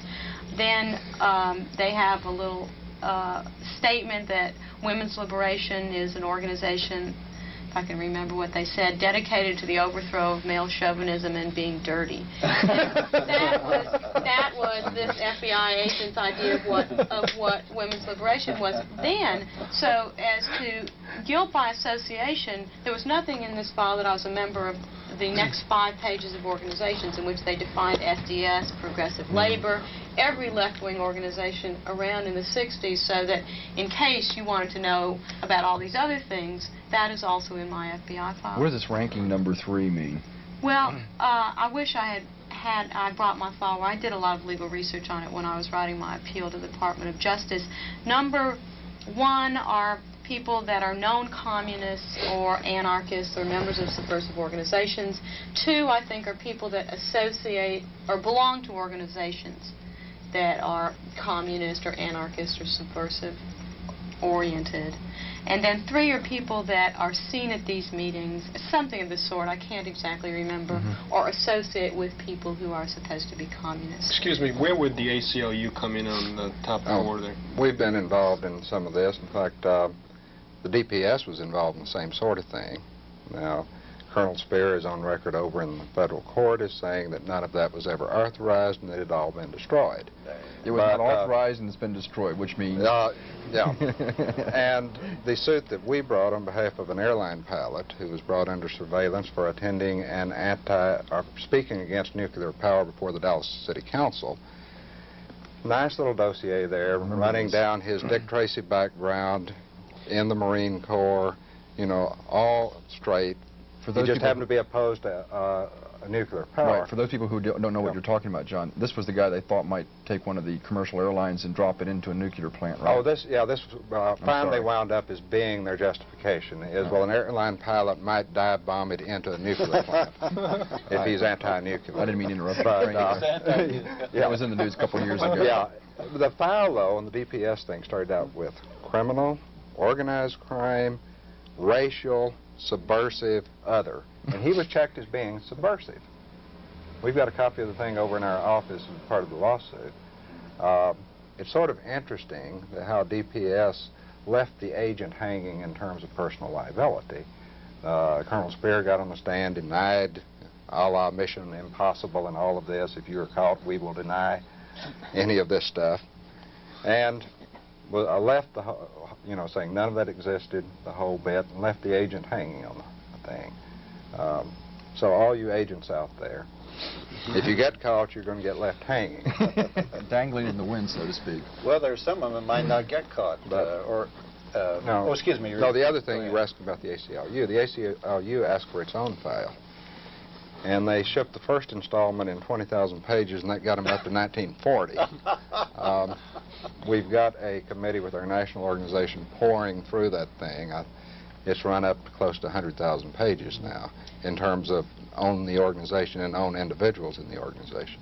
One thing I might add is that if you request your file from under the Freedom of Information Act, you won't get it all. There are large deletions in my file stamp. Swiss cheese documents. Not to be disclosed for national security reasons. You have national security? Oh, yes. In fact, they gave me the reasons, and the main reason is not to be disclosed for national security reasons. And if you do the research, there's an executive order that was issued under Nixon setting out the standards of what constituted national security. And there are things like people that will disclose information concerning to foreign agents concerning, our bombs and, you know, things that really had to do with national security, not someone running around in Austin, Texas talking about a woman's right to an abortion. And there's nothing under the executive order that would allow the things that they kept on me or kept from me in their deletions. Yeah, I hope the viewers of this program understand exactly what's going on. This is a person who believes that women should have the same rights as the rest of us, who was against an immoral and illegal war, was never declared constitutional. And for this, our taxpayer dollars, which could be doing useful things, went into investigating her and labeling her and keeping files on her. I mean, this is absolutely absurd. Yeah, but actually, I'll give you another example of DPS. Okay. Charter member of the ACLU. He's 94, 95 years old now. Lives up in Dallas. Carl Brandon. They had a file on him, and they got him because he was the Socialist Party candidate for governor in 1936. And they've been following him ever since then. It gets that silly, really. It's not silly. One of the things that I would say to the viewers is that the ACLU publishes a handbook, How to Get Your Personal File. It has the law in it, the form letters to the various agencies in which you plug in your name, cite the law, the proper sections, and how to proceed. And anybody out there who thinks that they may have a file and would be interested in seeing it can call the American Civil Liberties Union office here in Austin, and we can send them a copy of that. Right, because we don't all have the same expertise as Barbara. The other thing I would say is that if there are any lawyers out there who are interested in litigation on this area, we do publish a book, Litigation Under the Freedom of Information Act, that's now in its 4th edition, and it has basically all of the pleadings and the law that you need to file any sort of freedom of information lawsuit. Well, thanks, John. We've been talking here about DPS and the FBI, but we're not going to let our own local gendarmes off too easy. Oh, how could we? We have with us, as I mentioned at the top of the show, Jim Lutz from ACTV, who took some extraordinary pictures, filmed last year at the boat races on Town Lake. And maybe you can give us some background of the film before we see it. Okay. I should go back probably to when the controversy first arose several years ago along Town Lake, where the boat races are held. It's on the periphery of the Chicano community, and for years there have been protesters and petitioners who have gone before the city council to try to have the location of the races moved, to no avail. The previous city council, previous to the one that is now in session, had voted to cancel, to keep the boat races from occurring there in the future. And the new city council came in and reinstated the boat races. And the Chicano community, members of the Chicano community banded together to demonstrate at the location at the date of the first race. There are 3 races each summer. And about 100 demonstrators on the Saturday of the race last year came to the races and were met by the police, and it ended in 18 demonstrators being arrested, charged with failure to obey lawful order to get out of the street. They were standing on the side of the street off the curb. And if you'll run the film, I can probably, you can see from let's look at that film. What actually occurred. Before we do that, wasn't there some action, police action taken against either one or some of the police? And what was the outcome of that? And then wasn't there a grand jury also investigating? Well, there was one officer who you will see in the film who had clubbed one of the demonstrators who was already being held. This was a guy without a uniform, right? This is the guy without a uniform. He was out of uniform. And there was supposed to be a federal grand jury hearing resulting from an investigation that the FBI did. And the federal grand jury was set up for September, which is about 4 or 5 months after the boat races.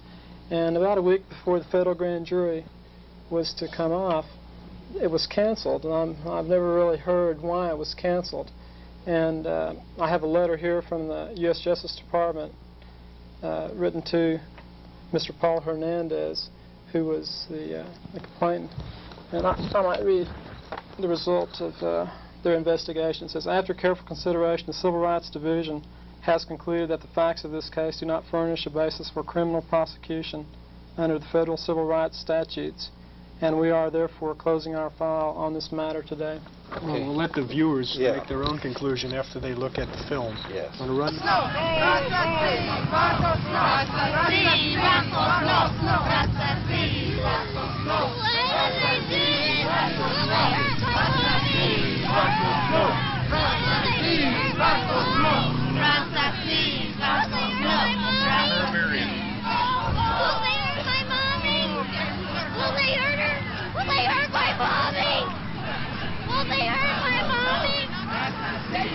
At this point, the policeman has grabbed my camera as I'm walking across the street. I'm wrestling with him, trying to regain use of my camera. It's turned off as I'm going across the street. At another point, the policeman also hit the camera from the side as I was viewing another scene. One thing that's really interesting is that in the African American Statesman and the local TV news media, the headlines were that the Chicanos had attacked police with a baseball bat and hammers, claw hammers. And however, no one was ever arrested for having used a baseball bat. However, one demonstrator had a baseball bat. It was taken from him early in the demonstration, and no one was ever arrested. No policeman was ever identified as being hit with a baseball bat. However, the headlines, as I mentioned, were that one policeman was hit, and it's as if the information that the public gets, they get the feeling that no wonder that the police, some of them maybe had overreacted, because after all they were probably very excited after one of their fellow members had been hit with a baseball bat. However, the event never even took place. The Office of Human Relations Commission met and viewed this film and recommended that to the police chief, Dawson, that police should have a policy in the future to deal in cases like this. Of course, there will never be a case identical to this. And so they didn't really recommend it. It's a multi-ethnic commission. However, they really didn't recommend that any action be taken against Officer Smith. And Police Chief Dawson said at that meeting that had Officer Smith really wanted to put him on the individual, he really could have, and that's the justification that he really shouldn't be tried. With more than a conviction, he was given a 5 days. You gotta get back behind the curb, all the way back. Get on the curb, all the way back. He was previously suspended also for putting someone in his custody who was harmful. Real tough guy. Did you know that some of now that fact wasn't before the commission. They did not know that at the time of the commission. I was just going to say there is a bill coming before the legislature right now, Senate Bill 546 by Josh Archer, which would make it a third-degree felony. Don't get out of the street. I'm not going to tell you again. Going directly toward the court case over this. I don't know whether it's something contradictory here or just what. Some people, a lot of people have very good relationships and good experiences with the police. Some of the campus police, I had a family problem, and they were absolutely wonderful. I mean, just, helpful. They put in overtime, unpaid. They were considerate, they were kind, and yet, on the other hand, you get these other situations, and there are just many, many articles in various magazines of the police brutality in Seattle, Los Angeles, Houston, Salt Lake City, and Austin. Is it that there are few or many bad apples that are recruited, or is it that if you hit the wrong button, you'll get the bad reaction? What is it, you suppose? I think a lot of it is that if you do hit the wrong button, that you get the bad reaction. That if you go politely, a lot of them will be pretty polite. If you talk back to them, it triggers something, and I don't know what it is in the mentality of police officers that causes that belligerent sort of reaction, but a lot of them do have it.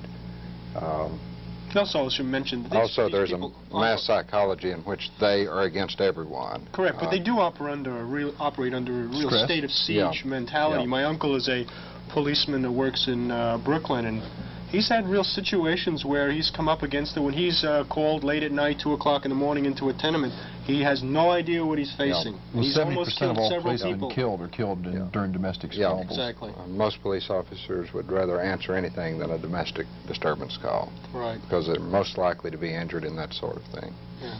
They're really put up against it. Yep. You talked about the economic and social causation of crime, and they're really put in as the buffers by politicians and who have failed to deal with the real questions of wealth and power distribution in this country. They're asked to sort of be like the cavalry guarding over the Indians on the reservation. Let me point something else out. We're not really taking this whole thing as a condemnation of our police force. We're taking this as a the way I see it, as condemnation of the violations, the abuses by the several, right? Right. And it's part of a structure.